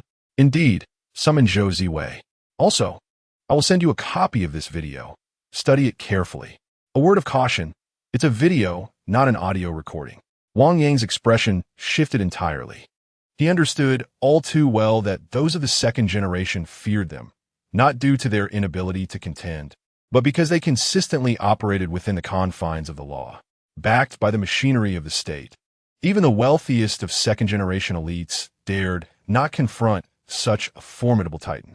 Yet now, Zhou Yun had shattered that very decorum. Damn you, Zhou Yun. Have you lost your mind?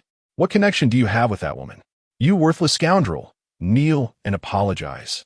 Wang Yang forcefully dragged the stunned Zhou Yun closer, delivering 2 swift kicks. Wang Yang, on what grounds do you strike me? Which side are you on? Xiao Yun retorted. What did you say? Wang Yang stared at him incredulously. I'm saving you. Are you out of your mind? Huh. I used to think you were a paragon of justice, Wang Yang. But it seems the money just hasn't arrived yet. Can't you discern such an obvious AI-generated fake recording? Is it that once the funds are sufficient, you can retire in peace? Xiao Yun erupted entirely. At that moment, one singular thought consumed his mind, to transform this case into an ironclad conviction. He had contemplated the possibility of the recording being genuine. What of it? If it were true, he would not face any reprimand. The deed was done. What more could happen? Better to gamble. Should the situation escalate, even the director would be unable to suppress it. He would take it straight to the municipal bureau. Let us see if you dare maintain your arrogance. Moreover, he was not devoid of assurance. He had been consistently checking in on Chu Manin, and, at night, neither dared sleep without the voice chat activated. Does she not know herself well enough? A woman would never jest with her own integrity. You've truly lost your mind. Wang Yang ground his teeth. Huh, I wonder who's truly insane. Wang Yang, you're a veteran. You're familiar with the methods of the disciplinary committee. No matter whether it's cash or a transfer, you want to escape. Just wait. With that, Zhou Yun turned and exited the interrogation room, colliding with the incoming doctor. Hey, Xiao Zhou, watch where you're going. Oomph. Zhou Yun coldly regarded them, then turned on his heel and walked away. Hey, aren't you going to apologize for bumping into someone? Zhou Yun stopped. The female officer, frowning, called after him. Yet, the figure showed no hesitation, vanishing around the corner in an instant. Huh, this is truly amusing. Lin Qi couldn't help but chuckle, as if the injury on his forehead were not his own. Chapter 67. Impossible, I believe her. Wang Yang recognized that Zhou Yun had committed a grave error. Despite the latter's unsavory nature, they had been colleagues for many years, and he could not restrain himself from pleading on Lin Qi's behalf. However, Lin Qi had endured far too much hardship in this world to suffer such a significant loss. Moreover, judging by the earlier exchange, it was evident that Zhou Yun had no intention of letting him off the hook. There was nothing left to say. If Zhou Yun sought to exert pressure, then let them see whose influence reigned supreme. Officer Wang, there's no need for further discussion. I require medical attention and insist on seeing Zhou Ziwei immediately. He acted impulsively. Can we not grant him one chance? Consider it a personal favor owed to you. Huh. Lin Qi laughed. What is this? I thought Officer Wang was the most righteous among us. Why are you playing these games now? Wang Yang found himself at a loss for words. He instinctively glanced at the camera overhead. Fine, I'll go fetch Zhou Ziwei. Jingwu, please make a copy of that video on his phone. Understood, Brother Wang. Wang Yang turned to leave, leaving only Lin Qi, a doctor, and the stunned female officer in the room. Hang in there, young man. I'll perform a simple treatment for you, the doctor said amiably, placing his medical kit on the table. He then retrieved tweezers and alcohol wipes. Not yet. I'll wait for my people to arrive. That's reckless. The wound is quite deep. If it becomes infected, you'll be the one to suffer. Lin Qi smiled at him. It's precisely because the wound is deep that I'm keeping it. The doctor hesitated. A patient unwilling to cooperate left him in a quandary. He set the tools aside and began to inquire about the events leading up to the incident. Upon learning that Zhou Yun was responsible, he immediately began to scowl. I told you that kid would eventually get into trouble. He is as stubborn as they come. TSK. Hey, don't tell me you can read faces now? A bit of understanding, perhaps. The old doctor then began to elaborate on Zhou Yun's faults, employing the adage of shooting arrows after drawing the target, making it sound somewhat plausible. Just don't spread rumors about him. We may see each other again, and it wouldn't do to have that circulate. The female officer interjected, unable to contain herself. Ridiculous. Old Liu, have been a doctor my entire life. I've worked with 4 directors and fear no young whippersnapper. Lin Qi raised his hands in front of him. Isn't it time to remove these handcuffs? That's against protocol. Don't make me laugh. Is there a rule that permits police to assault others? The female officer was momentarily at a loss for words, ultimately assisting him in unlocking the cuffs. Lin Qi stretched languidly, not even flinching as the recently scabbed wound reopened, feeling a sense of relief. Just then, Wang Yang re-entered with Zhou Ziwei. Lin Xiao? Who did this? Zhou Ziwei was both astonished and delighted. When Wang Yang had called him earlier, he hadn't revealed the nature of the situation, but upon arrival, he saw Lin Qi with a gaping wound on his forehead, blood soaking his clothes. He was shocked that someone had the audacity to strike in the interrogation room. Yet, he was also elated. This was his opportunity. Having navigated the treacherous waters of the city for years, he had never encountered anyone from the Lin family. Lin Qi was clearly a formidable figure, a dragon crossing the river with shallow roots in this locality. At this moment, a jester had emerged, conveniently offering him a knife. "I'll take care of this for you." "Who did this?" "We must inquire with our officer Wang." "Zhou Xiao, could you do me a favor and take a picture?" "Understood." Wang Yang had yet to intervene when the camera had already clicked several times. "Officer Wang, is there a possibility that the surveillance could malfunction?" Lin Qi observed him with a bemused expression. Wang Yang's face darkened. "No, it won't." "That's a relief. I must head to the hospital now. Please arrange for a few officers. Jing Wu, you shall accompany him. No contact with the outside world. I want every word they exchange recorded verbatim." "Understood." After dispatching the individuals, Wang Yang, still frowning, made his way to the director's office. This matter was far too significant for a mere junior officer to manage alone. "What did you say? Zhou Yun assaulted someone?" "Yes, it's captured on video. Bring him to me immediately. I wish to see what audacity he possesses to act out, relying solely on his uncle in the cultural sector." The director was furious. Wang Yang was aware of Zhou Yun's uncle, a deputy director in the propaganda department, whose title sounded impressive but held no real power. Years ago, he had chosen the wrong side and was now awaiting retirement, unable to change his position. 5 minutes later, Zhou Yun was brought in, maintaining his righteous demeanor. "Now, Zhou, enlighten me as to why you resorted to violence." "I hit him, so what? He's just a hardened criminal. Can he turn the world upside down?" Zhou Yun replied disdainfully. Presently, he had no alternative but to resolutely push for a solid case, hoping for a glimmer of survival. The director clapped his hands together with exaggerated enthusiasm, his tone laced with sarcasm. "Ah, our brilliant detective. Have you procured any evidence?" "What more evidence do you need?" "Biological traces exist, the DNA matches, and we have the testimonies. Even if the king himself were to intervene, it wouldn't excuse the crime." "Oh, so you managed to break through Lin Qi's testimony?" "Not exactly, but we possess the victim's account, and the physical evidence has already formed a chain of proof. If he remains silent, the prosecution will simply view it as stubbornness on his part." The director erupted, slamming his fist down onto the desk, leaving a crack in its surface. "Do you think the prosecution operates on your whims? You say what you please, and it becomes law?" Zhou Yun was taken aback, but quickly regained his composure. "Have I said anything erroneous? Is it the physical evidence or the testimonies that are flawed?" "You're spouting nonsense. Biological evidence can only prove that they were intimate. It does not substantiate a crime. Have you forgotten your years of service?" "Zhou Yun." Zhou Yun faltered momentarily. It wasn't that he couldn't fathom this. Rather, he refused to entertain such thoughts. Miss Chu was far too gentle a soul to lie. "Impossible, I trust her." The director, exasperated, had lost count of the profanities he had uttered that day. Gazing at the steadfast younger man before him, he felt a wave of despondency wash over him. "Wang Yang, call the Economic Investigation Unit and inquire about their progress. We must acknowledge our mistakes and accept responsibility, but it is indeed challenging to prove that lad's innocence." "Understood. I will ask right away." Wang Yang promptly grabbed his phone. The investigation had commenced as soon as the case was filed. Yet the Economic Investigation Unit had remained unresponsive. Ordinarily, the underlying issues would be difficult to uncover, but the visible sources of assets should not be so complicated. Was it truly necessary for it to take this long? From the outset, this case had exuded an air of peculiarity. "Hello, Director Liu. This is Wang Yang." "Ah, Xiao Wang. Are you inquiring about Lin Qi's matter?" "Yes. Why is it so arduous for you to investigate individuals? There has been no news for such an extended period."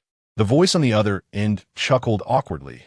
"There are absolutely no issues with financial transactions on our end. You need not pursue this direction any further." "Is that it? Just a single statement, and that's all?" "Indeed. That is the directive from our leadership. Please refrain from probing further." "Could it be Director Zhang?" "Do not jump to conclusions. Our leadership is simply following orders. As long as his financial sources are sound, you may investigate elsewhere. Wang Yang felt a chill run down his spine. The Economic Investigation Unit was of considerable stature, and the director was a member of the Standing Committee, holding a vice-ministerial rank. The notion that Director Zhang was merely following orders unsettled him, and he quickly expressed his gratitude before hanging up. Wang Yang cast a sympathetic glance at Zhou Yun and discreetly murmured a few words in the director's ear. "Are you serious? I dare not jest about such matters." The director took a deep breath, relieved that there were no further instructions from above. The underlying implication was that this individual could not be implicated financially, but if he had committed crimes in other respects, they were free to act. He had encountered a similar individual previously, a man who served as a facilitator for several prominent second-generation elites in the capital, operating on a grand scale and specifically targeting foreign investments in the primary and secondary markets. The higher-ups turned a blind eye as long as domestic citizens were unharmed, and the profits remained within the country. In reality, he was entirely correct. Every penny in Lin Qi's accounts originated from several significant foreign investment accounts, each starting at a scale of billions of dollars. His few million domestic currency was but a drop in the bucket. "Zhou Yun, did you hear that? And so what? No financial issues do not equate to the absence of crime. That audio is undoubtedly AI-generated." Wang Yang's expression turned peculiar. "What if that isn't audio, but video?" "What do you mean?" Wang Yang produced his phone and handed it to him. "You'll find out if you drag the progress bar back." Zhou Yun's heart sank. Could it be that Miss Chu had truly deceived him? No, that was impossible. Well then, let's see what tricks he is playing. He clicked on the video, and the familiar exchange grated on his ears, even as he believed it to be AI-generated. However, when he dragged the progress bar an hour ahead, the screen unexpectedly lit up. The camera revealed a room. "Is this Miss Chu's bedroom?" Zhou Yun's breath hitched as he continued to watch. Before long, a face brimming with allure appeared on the screen. None other than the beautiful visage of Chu Manning, the one he had longed for. "Is the phone more entertaining than I am?" He, who was begging just now? "I'm replying to a message. Don't interrupt." He was not replying to a message. He was secretly recording. Zhou Yun's fury surged within him. He nearly crushed the phone in his grasp. She had given him everything, surely. She wouldn't expect him to repay her? "Let us keep our matters separate. I never asked you for anything. However, since you're being so proactive, it would be a disservice to a beauty if I did not reciprocate. We can discuss money later. I'm not in a hurry." It's annoying to say such things. I merely speak the truth. Then the camera went dark, clearly indicating that Lin Qi had placed the phone on the nightstand. Yet, the sounds of their encounter were recorded without omission. Zhou Yun's eyes blazed with fury. "I will confront her." "Stop. What do you intend to do? Is this chaos not enough?" The director admonished. Having reviewed the circumstances, he comprehended what had transpired and was profoundly disappointed in Zhou Yun. He no longer considered how to protect him, but rather sought to minimize the fallout. He wanted to preserve some semblance of dignity for the precinct. Zhou Yun was momentarily speechless, gritting his teeth as he stood still. The director stepped forward, placing a hand on his shoulder, and spoke earnestly. "Xiao Yun, I have watched you grow up. Consider this incident a lesson. Do not act so impulsively in the future. Do you understand?" Xiao Yun remained tight-lipped, his teeth clenched in silence. What he yearned for most at that moment was to confront Chu Manning and demand the truth. Why had she lied? Why had she deceived him? "Calm down. Just take a breath. Let your brother Wang accompany you to speak with the complainant. Refrain from resorting to violence." "Understood." Zhou Yun shot a steely glare, his neck stiff as he exited the room, oblivious to the fleeting glint of coldness in the director's eyes. What a farce! Who would dare protect you after such a colossal blunder? At this juncture, strutting around with an air of superiority, finding fault with everyone. Wait until the disciplinary action strips you of that smug attire, and then you'll truly know fear. Inside the lounge, Chu Manning leisurely poured herself a cup of Tiguanyin tea, her face adorned with a meticulously applied visage, the makeup already done without him noticing. Hearing a commotion by the door, she turned with a faint smile. "Brother Yin, what brings you here?" "Brother Yin?" Zhou Yun said nothing, his gaze fixed on her with unyielding intensity. A flicker of panic crossed Chu Manning's heart, yet she quickly composed herself, the vibrancy on her face visibly dulled. transforming into a pitiful countenance in the blink of an eye. Is something the matter? Did Lin Qi say something to you? She babbled on. He is quite the silver-tongued charmer. Otherwise, I would never have fallen for his tricks and let him into my room. Oh dear. Chu Manyin continued her disjointed lament, her eyes meeting Zhou Yun's, and in an instant, tears cascaded down her cheeks like pearls rolling from a broken necklace. She sobbed for a full half-minute, the room devoid of any response from him. What was happening? Why wouldn't Zhou Yun comfort her? Could it be that Lin Qi truly possessed some incriminating evidence? No, that was utterly implausible. When I set the trap for Lin Qi, I was exceedingly cautious, and he had no reason to have recorded anything in advance. The WeChat chat logs could easily be explained. Unless Lin Qi had the gift of foresight, there should be no loopholes. How could she have imagined that Lin Qi, delivering takeout, would cross paths with her husband's cousin? Why did you lie? What are you saying, Brother Yin? Que manière feignée d'ignorance. Impossible, absolutely impossible. Why would you deceive me, you wretched woman? Zhou Yun's eyes flared crimson, his hand raised, poised to strike her. Fortunately, Wang Yang intervened just in time, restraining him. Xiao Yun, what are you attempting to do? Is it not chaotic enough already? Zhou Yun panted heavily, his gaze still locked on Chu Manyin. Officer Wang, what is happening to him? What's going on? Wang Yang's eyes flashed with disdain as he noted her continued pretense of innocence. That night, Lin Qi recorded everything, from the moment you entered until the end. It was all captured on tape. Impossible. Zhou Yun suddenly erupted in laughter, disbelief etched on his face. You find this hard to believe, don't you? Well, I find it equally incredulous. Come on, Chu Manyin, tell me, did you intentionally set me up? Do you harbor some grudge against me? Chapter 69. Officer, are you a doctor? You filthy whore, speak up. Zhou Yun lunged towards her, consumed by a singular desire for revenge. Indeed, what a remarkable coincidence. Who would think to record such an encounter beforehand?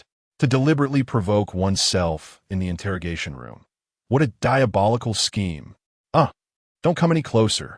Gumanya shrieked, stumbling back, her head colliding painfully with the corner of the desk. Behave yourself. Zhou Yun, do you truly deserve to wear that uniform? Get out of my way. Zhou Yun forcefully shook off Wang Yang's grasp. Fine, this is your own doing. Wang Yang swiftly subdued him, pinning him to the ground and securing him with handcuffs. Wang Yang, let me go. Xiao Yun protested vehemently. Watch your language. I possess decorum, but I'm not without temper. Silence. Feeling the lethal intent emanating from Wang Yang's gaze, Zhou Yun's heart tightened, but his indignation flared anew. Unshackle me. Bang. This time, Wang Yang could no longer contain himself, delivering a swift kick to Zhou Yun's abdomen. Gagging, Zhou Yun collapsed to the floor, writhing in discomfort.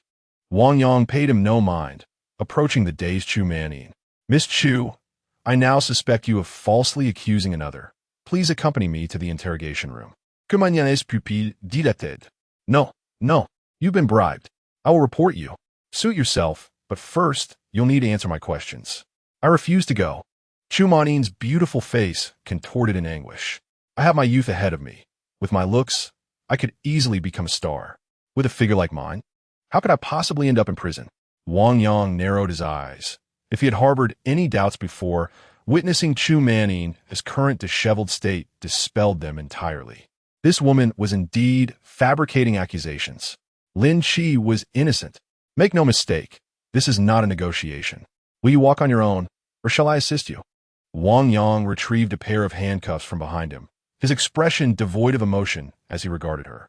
10 minutes later, in the familiar interrogation room, the lingering scent of blood still clung to the air. Name? Gumanya. Gender? What was your motive for reporting a strongman assault? Gumanya fed silent. That's quite all right. We have ample time. She had plenty of time, but another person's time was running short. Zhou Yun's punishment was swiftly administered, suspended pending investigation, and placed under residential surveillance. Upon hearing the news, Zhou Yun was bewildered. Impossible. I merely committed a minor infraction. How could I be suspended? Wang Yang, this is personal vengeance. ISNT it. Wang Yang cast a disdainful glance in his direction. He had truly been blind in the past. The director furrowed his brows. Xiao Yun, there may still be hope for you. Do not disrupt others' work. Return home and await further news. I will not leave. You are all in collusion. I demand to file a formal complaint against you. Damn it. Do you think I'm afraid to arrest you? The director erupted, shouting at several officers. Cuff him and take him to solitary confinement. If he wishes to file a complaint, prepare a mailbox and phone for him. The officers exchanged glances, hesitating to act. Hurry up. Brother Zhou, my apologies. Let me go. Xiao Yun struggled relentlessly. Hey guys, don't hold back. Let him cool down for a bit. It took a full 5 minutes to restore order to the chaotic scene. The director, his face etched with frustration, rubbed his temples. Wang Yang, let us head to the hospital to check on that Lin Qi fellow. Lu, continue interrogating the woman. Strive to extract a breakthrough in her testimony. Understood. Meanwhile, across the corridor in the hospital, do you feel any other discomfort? I feel a bit dizzy and nauseous. Li Sufan rushed forward to soothe his back. What's going on? Aren't we supposed to prevent violent enforcement? Officer Zhuang Jingwu stood awkwardly to the side. And? The doctor frowned, jotting notes in the medical record. What did you just say, doctor? Lin Qi asked, bewildered. The doctor adjusted his reading glasses, his gaze returning to the x-rays. Dizziness, nausea, accompanied by memory loss, is highly likely to be a brainstem injury. The young man must pay attention to rest during this time. Come back for a re-examination tomorrow. All right, Lynch nodded, leaving Zhou Ziwei utterly bewildered. What is going on? Wasn't T fine when he arrived? Why are there more illnesses the more we examine? Upon returning to the ward, Li Sufan immediately opened her mouth, bombarding Lynch with questions. Listen, I still have matters to discuss with young Master Zhou. You should go play with Xiao Yuan and the others for a while. Okay, but if you feel unwell, just call me, Li Sufan replied, turning back multiple times as she left. In front of Officer Zhuang Jingwu, Lynch clasped Zhou Ziwei's hand, tears streaming down his face, exclaiming, Young Master Zhou, please hire the best lawyer for me. I must defend my rights through legal means. I am so wronged. Zhou Ziwei's lips twitched. All right. Rest assured, young Master Lin. The lawyer is already on the way. I've engaged the second best lawyer in Magic City. It's absolutely foolproof. Seeing the situation turning favorable, Lynch immediately lifted his head, showing no sign of having just wept. You handle the matters, and I am at ease. You may go about your business. I wish to rest for a while. Understood. Young Master Lin, I will wait for the lawyer outside. Call me directly if you need anything. Due to the head injury, he required a peaceful environment and was placed in a single room. Once Zhou Ziwei departed, only Zhuang Jingwu and Lynch remained. After a few seconds of silence, Zhuang Jingwu could not restrain herself, asking, Can we let him off this time? Officer, what do you mean by that? I do not comprehend. Stop pretending. Your head is definitely fine. The symptoms are all in act. Having been a police officer for 2.5 years, Zhuang Jingwu had heard her predecessors discuss such matters, even if she had not personally encountered them. The legal and practical standards for assessing injuries differ. If it were merely a scrape on the head, it would not even qualify as a minor injury in legal terms, insufficient for criminal charges. The parties could reach an agreement to settle with some compensation without the need for detention. However, a brainstem injury constitutes a level 9 disability, undeniably categorized as a minor injury.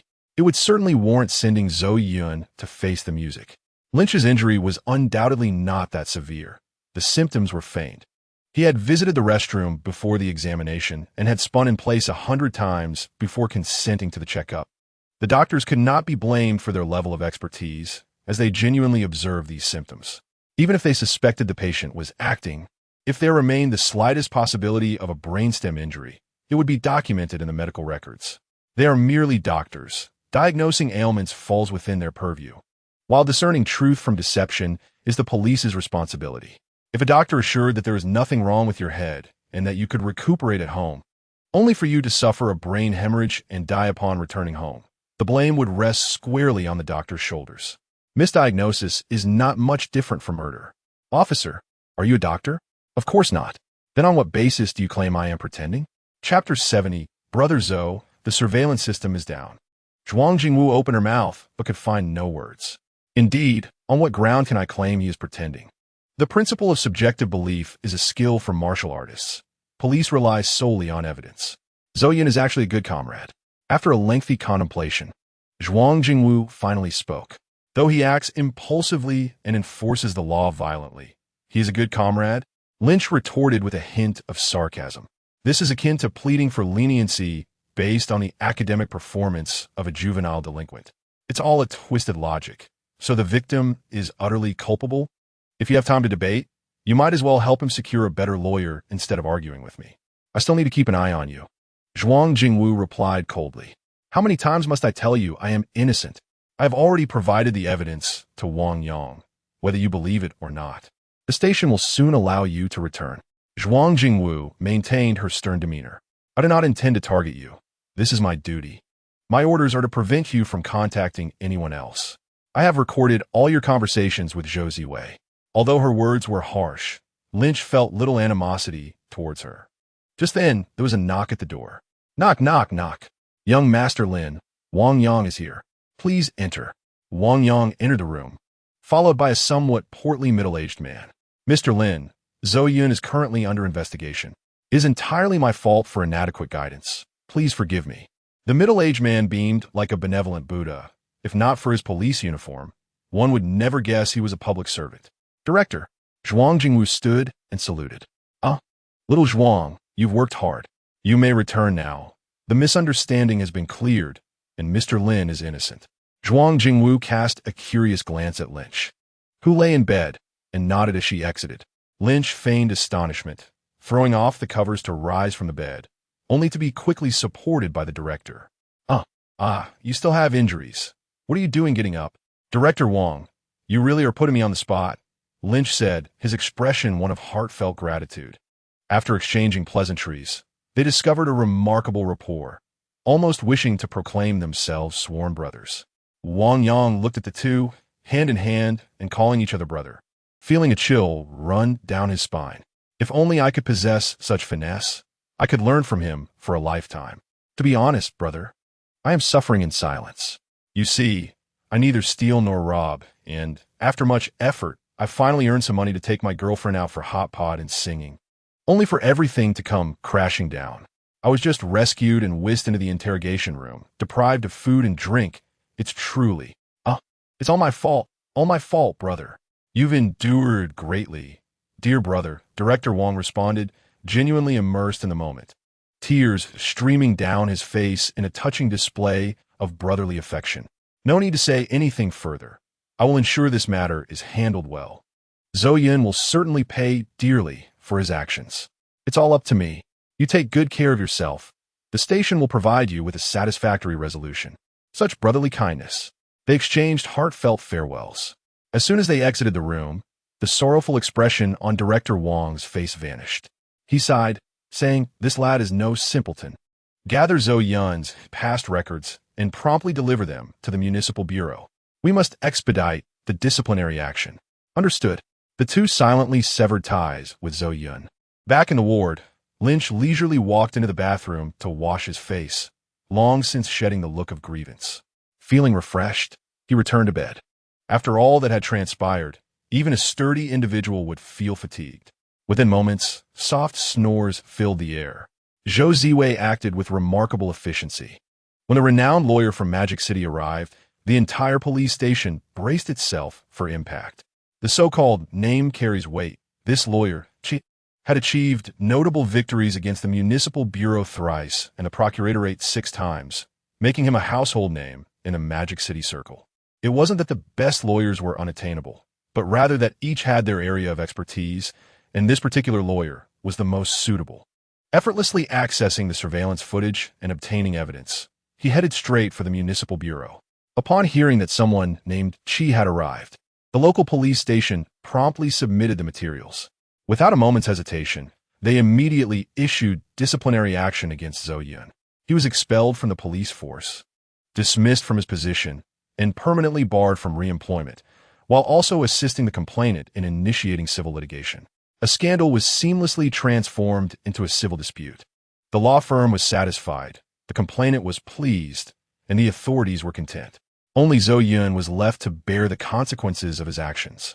Had it not been for the fact that there were influential figures backing him, matters would have been more manageable. The following day, while still confined in the detention room, Zhou Yun received a summons from the court.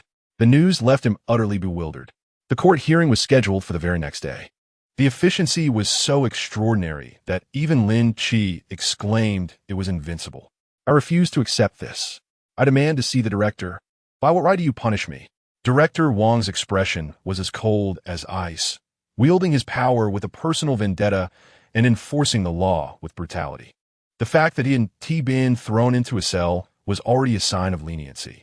Zhou Yun, I advise you to refrain from self-deception. What personal vendetta?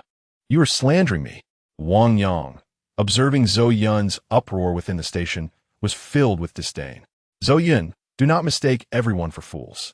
Infatuated with a deceitful woman. How dare you create such a ruckus here? Zhou Yun's face flushed crimson with humiliation. It was indeed a disgraceful reality. Chu Manin had been proven to have falsely accused him, and given the director's temperament, she should certainly face charges of false accusation and entrapment. Consequently, for the subsequent years, Chu Manin would find herself serving time in prison. You're no longer a police officer if you continue to make a scene here. Do not blame me for being merciless. Director Wang delivered a harsh ultimatum before turning on his heel and departing. Zhou Yun glared at his former colleagues with gritted teeth. Fine. Very well. You are all commendable indeed. Colleagues and comrades selling each other out. Who could be worse than the instigator? This statement was particularly cutting, implying that having betrayed him once, they would certainly do so again. It was tantamount to cursing everyone, including the city bureau and the director, to their faces. Could Wang Yang tolerate such insolence? He rushed forward and struck Zhou Yun twice, leaving him momentarily stunned. You dare lay a hand on me? Go report to Wang Jia. Xiao Yun retorted in disbelief. You ungrateful wretch. After all the years you have spent here, which predecessor hasn't looked out for you? The director has always groomed you as a successor. Yet what have you done? A white-eyed wolf. Bah! Zhou Yun was on the verge of madness, hastily making his way to the dispatch window. Wang Jia, I want to file a report. Wang Yang assaulted me for no reason. Did he hit you? I didn't see it, Wang Jia replied, rolling her eyes. How amusing! You were just cursing us a moment ago, and now you're feeling the pain? Xiao Yun, still oblivious to the gravity of the situation, pointed at the surveillance camera above and shouted, The footage will prove it. Xiao Zhang, hurry to the monitoring room. The officer called Xiao Zhang awkwardly smiled and said, Brother Zhou, the camera is broken. Chapter 71, A Visit to Old Friends. You, go. Do not disrupt our work here. A security guard timely intervened, ushering him away. Uncle Ali, even you too.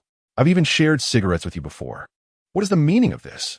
Uncle Li didn't even spare him a glance, reaching into his pocket and pulling out a half-empty pack of cigarettes, stuffing it into Zhou Yun's pocket. It's been 5 years. I've shared a red double happiness with you. Here, as half a pack back. Stop causing a scene. It's embarrassing for everyone. Zhou Yun had matured somewhat over the years. When he first arrived, he spoke with an air of arrogance. Coupled with the leadership's favor, he often made jokes at others' expense. Truth be told, not many were fond of him. There were originally a few who might have defended him, but good heavens, he had scolded everyone upon his arrival. Well, you Zhou Zhao or something else. With your uncle to back you, you won't miss my support. You might as well die. Ultimately, Xiao Yun left in disgrace. As he departed, he secretly vowed to make these individuals pay dearly. At worst, he could go cry to his uncle for a few days, while the old man held no real power. His mere presence still commanded some respect. Helping a minor police officer to ascend might be a stretch, but ensuring his return to work should not pose a significant issue. However, what he received instead was not a reinstatement notice, but a court-enforced execution order.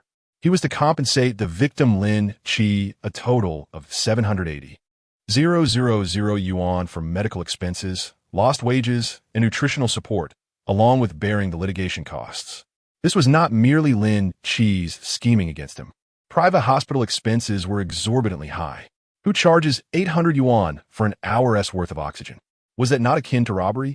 Fortunately, Director Wang had already given notice that all expenses would be covered by young Master Zhou. Lin Qi declined several times, ultimately having to acquiesce with tears in his eyes. These individuals were practically wishing for his demise. Listening to Zhou Ziwei's report, Lin Qi chuckled. During the court session, he was engrossed in playing King of Glory with a few girls and did not even attend the hearing. Who could say otherwise? But if you ask me, that lad brought this upon himself. Simply compensating him is too lenient. Zhou Ziwei laughed ingratiatingly. He had been keeping a close watch over Lin Qi in the hospital, almost like a devoted follower. It was not that he lacked wit. Rather, he had learned through the Zhou family about Lin Qi's identity. The person he consulted was none other than the head of the Municipal Bureau's Economic Crime Unit. The latter had simply stated, as long as he doesn't act foolishly, no one can bring him down. Instantly, Zhou Ziwei felt reassured. Following such a formidable figure was not a disgrace. However, what puzzled him most was that this young Master Lin had actually spared Zhou Yun. Although he had lost his status and faced a hefty financial penalty, at least his life was preserved. Zhou Ziwei believed he could never show leniency to someone who had attacked him, but one phrase from Lin Qi had completely swayed him. In all endeavors, one must operate within the rules. Zhou Ziwei suddenly awakened to the realization. This was the essence of true perspective. The so-called rich heirs do not sully themselves in the mire. By playing within the rules, one could incapacitate others without incurring personal risk. During this time, Zhou had been of great assistance. Young Master Lin, you jest. It is my honor to serve you. Should you require anything in the future, do not hesitate to ask. Zhou Ziwei repeatedly downplayed his own contributions, yet inwardly he was elated. Then I shall not disturb young Master Lin's rest. Watching Zhou Ziwei leave, Lin Qi reclined in bed, resuming his mobile phone activities. The small injury on his head had healed long ago. The reason for his continued stay in hospital was simply that renovations at home had not yet been completed. The conditions here were excellent, and there was no urgency for private hospital beds. It felt akin to residing in a hotel. He took out his phone and replied to several messages. He hadn't informed Shi Xiaoyan about the incident earlier, knowing only that she had gone on a business trip. As for Wang Peitzen, this woman was quite self-aware. After attempting to contact him twice without a response, she patiently waited at home for news, not even daring to make a phone call. Lin Qi chuckled, transferring 20,000 cash to each of them. As his women, obedience and understanding deserve to be rewarded. Hubby, come join me in King of Glory. Li Sufan peeked her head through the door, grinning widely. The girl was hesitant to enter the room. All right, sneaking around like a thief, come in. But you mustn't scold me. What would I scold you for? It's just a phone. Come sit. Oh, okay. Li Sufan cheerfully climbed onto the bed, diving under the covers. Hurry and get on the game. We're just waiting for you. Who isn't playing? Lin Qi glanced at the Apple 15 in her hand and shook his head in resignation. During the shipwreck, they had lost all their phones. Zhou Ziwei had volunteered to help the sisters purchase new phones. The concept of politeness was utterly foreign to these girls. Li Sufan finally got her long-desired phone. Xiao Yuan went down to order food. Let us play first. Hey, why is it lagging? Of course, you're using an Apple and still care about the signal? Oh, but I just like it. Accompanying her in 2 rounds of play, Lin Qi surmised that Zhang Xiaoyuan should soon return. He playfully pinched her backside before retreating to his room, leaving me to attend to some matters outside. To be candid, ever since she began taking beauty and health supplements, this young lady's figure has become increasingly alluring. Among them, Mi Jian had always stood out due to her genetic advantage. Now, however, Li Sufan seemed to be on the verge of surpassing Mi Jian. Her figure had begun to develop in all the right places, transforming dramatically within just a few days. Well, make sure to come back early, she said. You're starting to worry about me? Hurry along now, he teased. I'm just concerned about you. Li Sufan pouted and gave him a quick peck before departing with satisfaction. Lin Qi stood, changed his clothes, and took his car keys before heading out. It wasn't anything of great consequence. Calculating the time, he anticipated that the case concerning Chu Manin should soon yield results. He planned to inquire with Wang Yang about the situation. Upon arriving at the XX police station, he announced his name, drawing curious glances from several officers nearby. Officers, you're not planning any revenge on me, are you? Haha, Mr. Lin, you jest.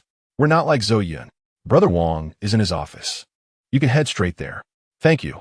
As he entered the office area, he spotted Wang Yang seated at his desk, arms crossed, eyes closed in contemplation. Officer Wang, Taking a break from duty today? Thanks to you, I've been promoted to team leader. Wang Yang opened his eyes, giving Lin Qi a meaningful look. Lin Qi clapped his hands. Congratulations on your promotion, Captain Wang. If I had known, I would have brought a gift. I never accept gifts. Is Captain Wang still holding a grudge against me? Lin Qi inquired as he pulled up a chair opposite. Wang Yang sighed, his tone softening. I must apologize for my earlier actions. I arrested you without thorough investigation, nearly causing a catastrophe. Lin Qi accepted this without resentment. Had he not suspected Chu Manin's involvement and recorded evidence in advance, the outcome could have been dire. Chapter 72. I knew you couldn't forget me. That's all in the past. Yes, all in the past, Wang Yang affirmed. Haha. Even Zhou Yun received his comeuppance, having fallen out with his uncle. Truly satisfying. Lin Qi regarded him with surprise. Weren't they quite close before? Why the sudden glee at Zhou Yun's misfortune? Is he directing a subtle jab at me? He cautiously asked what happened. What's there to say? That fellow couldn't pay up and turned to his uncle for a loan. He could have at least been polite about it, acting as if he owed the man. Ah, that is quite deserving, Lin Qi mused. As for the tens of thousands in compensation, it's merely a drop in the bucket. I wouldn't lament not receiving it. Getting him on the blacklist is already a victory. You didn't come here merely to indulge in gossip, did you? Wang Yang remarked, his expression both amused and skeptical. Am I that dull? Lin Qi retorted, pulling out a cigarette and offering one to Wang Yang. Wow, even a big boss like you smokes? I've grown accustomed to it. I'm not overly particular. Wang Yang's impression of him improved slightly. So, has there been any progress on Chu Manin's case? Haha, I knew you would ask that. Wang Yang lit his cigarette and chuckled. It's already been handed over to the prosecutor's office for charges of false accusation and entrapment. The evidence is irrefutable, just awaiting the trial. Quite efficient. Lin Qi remarked, with Wang Yang inwardly attributing the speed to the lawyer he had engaged. Cheetah, are you not eager for her to receive her sentence? Wang Yang asked, half-jokingly. Of course not. Wang Yang regarded him in astonishment. Was this man experiencing a change of heart? Or was he reluctant to part with that enchanting figure? Lin Qi displayed a bemused smile.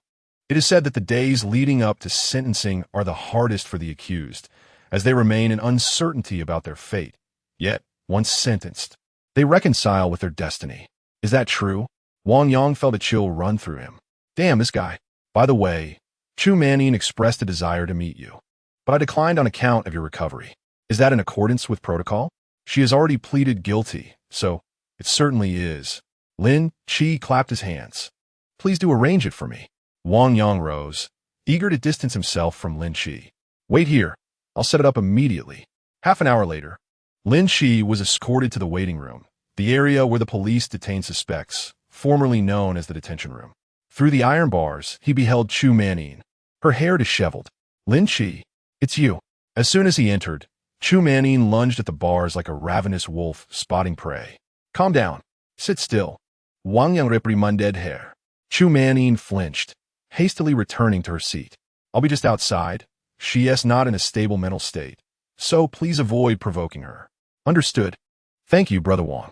A Wang Yang exited, Lin Qi les yeux scrutinisés que mania. Surprisingly, even disheveled and haggard, she remains undeniably alluring. Miss Chu, it's been a while. Lin Qi said, flashing a bright smile. This is all your fault. It's all you're doing. I want to kill you. Que mania erupted, pouncing at the bars in a frenzy, attempting to claw at the man before her. Nearby, several slackers in the cell chuckled. Dude, save your breath. This woman is a lunatic. What a waste of such a fine figure. Her face is beautiful too. TSK, TSK. If it weren't for the fear of losing my manhood, I'd definitely want to sample that. The men laughed shamelessly, their eyes never leaving Chu Manin's curvaceous form. A beauty of this caliber they'd only ever seen in high-definition live streams. Lin Qi, appearing unaffected, gazed at Chu Manin's delicate fingers. Your nails are quite lovely, Miss Chu. Where did you have them done? I'll kill you. I'll kill you. Chu Manin was beyond reason, her eyes filled with madness. Lin Qi chuckled. Fear not, Miss Chu. I shall summon the finest psychiatrist for you. I assure you, you'll be well before the trial. Huh? You can speak? Lin Qi clapped his hands in delight. I knew I had a knack for medicine. A little effort, and voil, you're cured. The madness faded from Chu Man's face, replaced by a pitiful plea. Lin Qi, I swear I won't misbehave again. Will you forgive me? Of course, I've already forgiven you. Lin Qi replied with a nod. Really? Que Magnan exclaimed, heure de joie palpable. She had rehearsed countless strategies during her time of reflection, even practicing this meeting numerous times. The first step was to evoke sympathy, portraying herself as a victim of her own misdeeds, then earnestly pleading for forgiveness. Chu Manning thought to herself, as long as he accepts me again, I would do anything. Little did she anticipate that Lin Qi would be so accommodating. Of course it's true. I'll write a letter of understanding for you shortly. While you're in here, be sure to behave, reform yourself, and strive for an early release. What? Que Magnan est pupille constricted. Things seemed to take an unexpected turn. Lin Qi retreated a step, astonished. You don't believe I can have the prosecution drop the charges, do you? Surely not. Surely not. In matters concerning criminal cases, it is typically the prosecutor, representing the public prosecution office, who initiates legal proceedings. It is not sufficient for you, as the victim, to simply declare your intention to not pursue charges. Would that not trivialize the law? Such a notion is utterly implausible. Given your considerable wealth, you undoubtedly possess the means to navigate this situation. Brother Qi, you must have a solution, do you not? Do not give up on Manning just yet. Miss Chu, I advise you to choose your word with caution. Lin Qi's expression darkened as he declared, I am a law-abiding citizen and would never engage in illegal activities. The nearby inmates found this highly amusing. It's clear he has no intention of rescuing you. It's time to abandon hope. Instead, why not devise a way to ensure our comfort? We have connections at the women's prison. Rest assured, you will not be mistreated upon your arrival. Chu Manyin's face contorted with despair. She was acutely aware that Lin Qi was merely placating her. Yet, he was her only lifeline at this moment. Regardless of what demands Lin Qi might make, she would acquiesce. It is inconceivable that you entered here merely to witness my misfortune. You still cannot relinquish your feelings for me, can you? Is it possible that I am indeed here just to see you fail? Lin Qi stifled a laugh, thinking that this woman was perhaps overly self-assured. Am I not appealing enough in bed? Is my figure lacking, or is my beauty insufficient? I can make changes. I could travel to Korea or Thailand if that is what it takes, as long as you assist me. Stop right there. I have already given you an opportunity, which you failed to seize. What? Chu Man-in was taken aback. When did you ever give me a chance? I provided you with 5,000 yuan, and I informed Wang Yang that I was here for a girlfriend. Did he not relay that to you? Chu Man-in felt as if she had been struck by lightning. Officer Wang had indeed inquired whether it was a transactional arrangement, and she had rebuffed him at once. Chapter 73. Brother-in-law, please come in.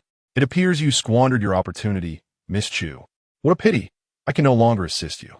Lin Qi shook his head with a look of feigned regret and turned it apart.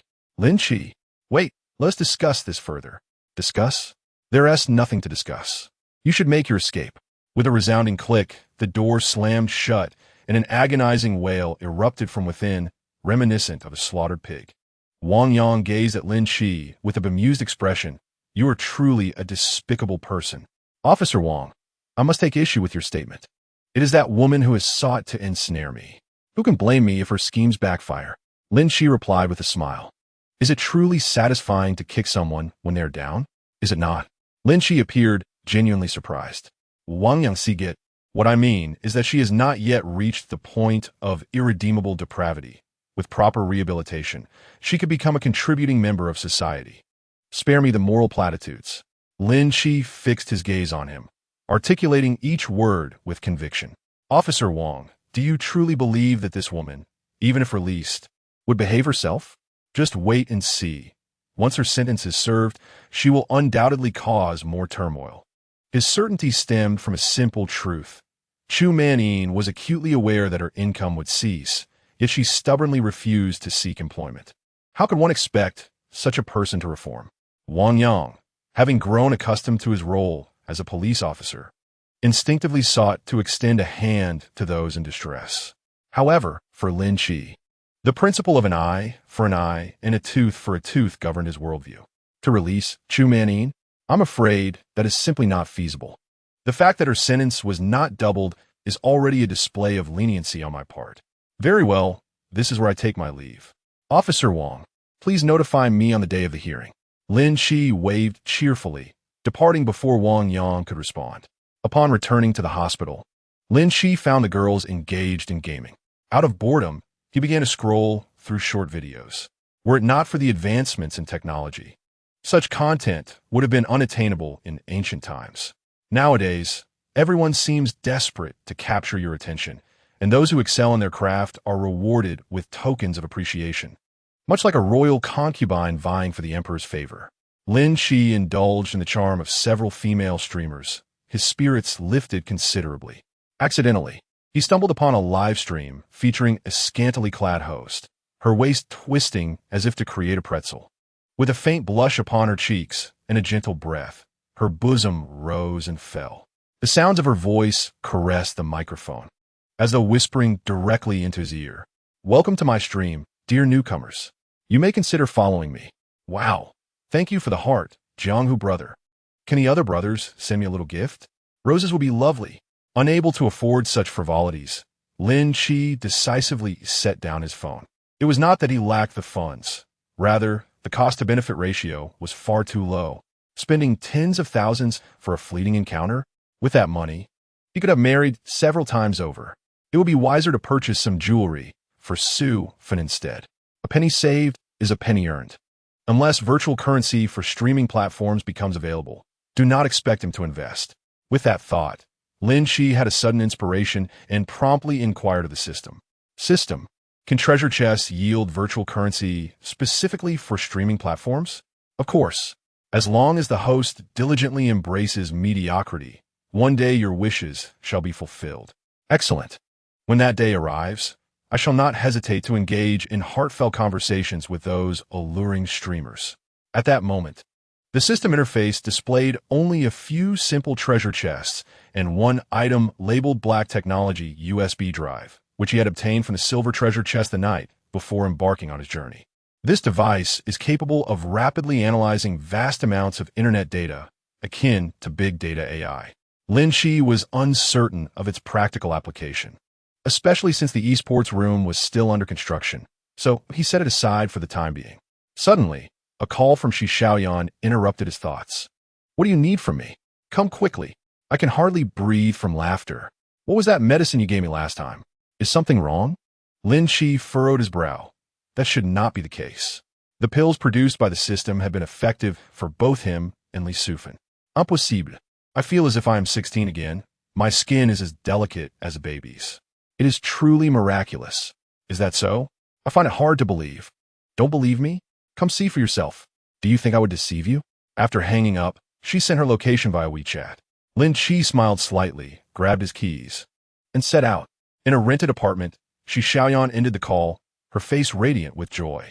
After a brief tour of the kitchen and discovering a lack of ingredients, she hurried to her room to change her attire, opting for a pair of Balenciaga stockings. With a Chanel bag in hand, she prepared to leave. Hey, Sister Xiaoyan, didn't you say it was too hot to go out? Her roommate, Yin Xiaoyu, asked, clutching a tub of ice cream with curiosity.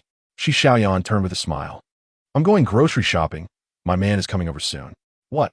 Why didn't you say so earlier? The place is such a mess. We think we are untidy?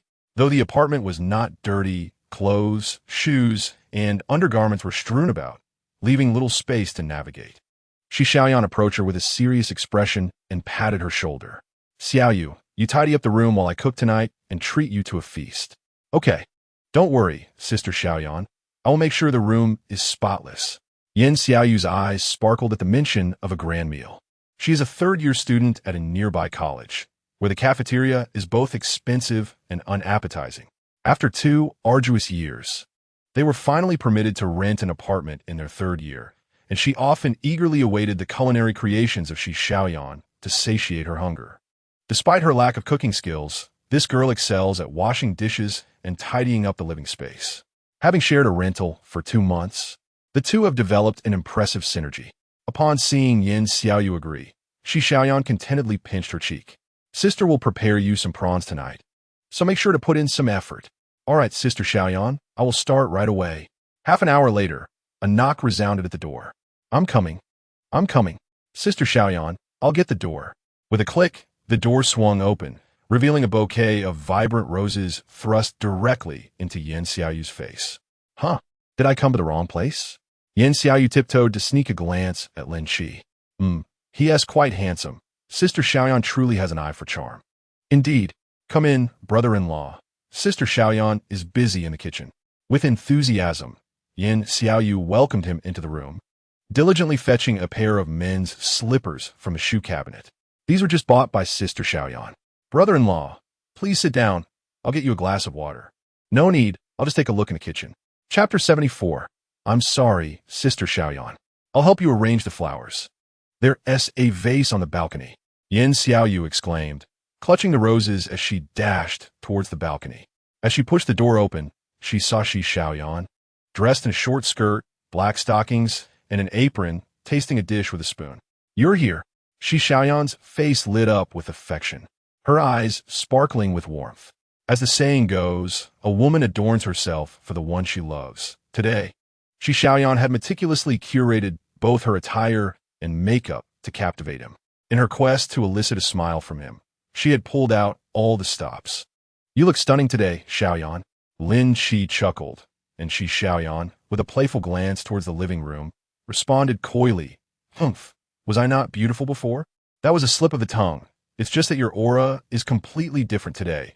It's left me momentarily flustered.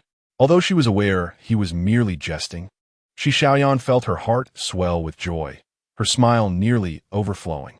Hee, this is the Japanese makeup I recently learned. It's said to be the most suitable for a virtuous wife. With a gentle smile, she urged him, why don't you wait in the living room? The meal will be ready shortly. No wonder her demeanor seemed transformed. Previously, Shi Xiaoyan typically presented herself as an urban beauty. Now, donned in an apron, she had seamlessly transformed into the epitome of a devoted wife. Combined with her regular exercise, she stood tall and graceful. Everything about her was perfectly poised. Noticing he was still lingering, Shi Xiaoyan playfully ushered him out of the kitchen, saying, go sit down and chat with Xiaoyu. All right. No need to push. I can walk myself. Xiaoyu, keep your brother-in-law company. After calling out to the balcony, Shi Xiaoyan returned to the kitchen. Before long, Yan Xiaoyu returned with a 40-centimeter high vase. Spotting Lin Qi lounging on the sofa, she beamed, brother-in-law, how do you think I arranged it? Lin Qi assessed the flowers. They look lovely. Hee, I told you I have a knack for this. Setting the vase down, Yan Xiaoyu comfortably settled beside him, inquiring about how the two had met. Naturally, Lin Qi refrained from divulging the truth of their blossoming romance, instead fabricating a tale of heroism. Yan Xiaoyu's eyes sparkled with excitement. Wow, how romantic. Brother-in-law, you're truly amazing. What's so amazing? Shi Xiaoyan emerged from the kitchen, carrying a bowl of chicken soup. A teasing smile on her lips. Yan Xiaoyu quickly clarified, Sister Xiaoyan, don't misunderstand. I meant that brother-in-law was incredibly dashing when he rescued you. Did you feel frightened when he single-handedly defeated 500 ruffians? Indeed, my legs felt weak at the time. Shi Xiaoyan covered her mouth, chuckling at the memory. Lin Qi, unfazed, modestly remarked, oh, that was all in the past. Yan Xiaoyu gave him a thumbs up, asserting, brother-in-law, you're so impressive yet so humble. That's incredible. Ha ha ha. Both burst into laughter, with Yan Xiaoyu blissfully unaware of the inside joke, joining in the merriment. This girl was determined to impress with the feast, morphing into quite the sycophant. No matter what Lin Qi said, she found ways to shower him with compliments. Little did she know, Yan Xiaoyu was calculating. With brother-in-law as frequent visits, she could indulge in delicious meals every day, savoring dishes like spicy prawns, oil-braised prawns, and butter-roasted prawns. The dishes are ready. Come eat. I'll serve the rice. Yan Xiaoyu eagerly dashed into the kitchen. Moments later, she emerged with 3 bowls of glistening rice. After more than half an hour of preparation, they had 6 dishes and a soup, alongside Yan Xiaoyu's favorite freshwater prawns. The trio feasted until they found it difficult to move. Oh, I'm so full. Sister Xiaoyan, I need to rest for a bit before heading back to my room. Having indulged to her heart's content, Yan Xiaoyu exhibited great awareness, leaving space for the couple to enjoy some privacy. Sit back and digest. Even if you love food, you can't overindulge. Be careful not to develop a stomach ailment. Shi Xiaoyan sighed, observing that 2.5 pounds of freshwater prawns had mostly vanished into Yin Xiaoyu's mouth. It was a marvel how that petite cherry blossom mouth could accommodate so much. Seeing that Lin Qi had nearly finished, Shi Xiaoyan promptly rose to fetch napkins and toothpicks. Lin Qi casually accepted them, inquiring, "Xiaoyu, are you still studying?" Yes.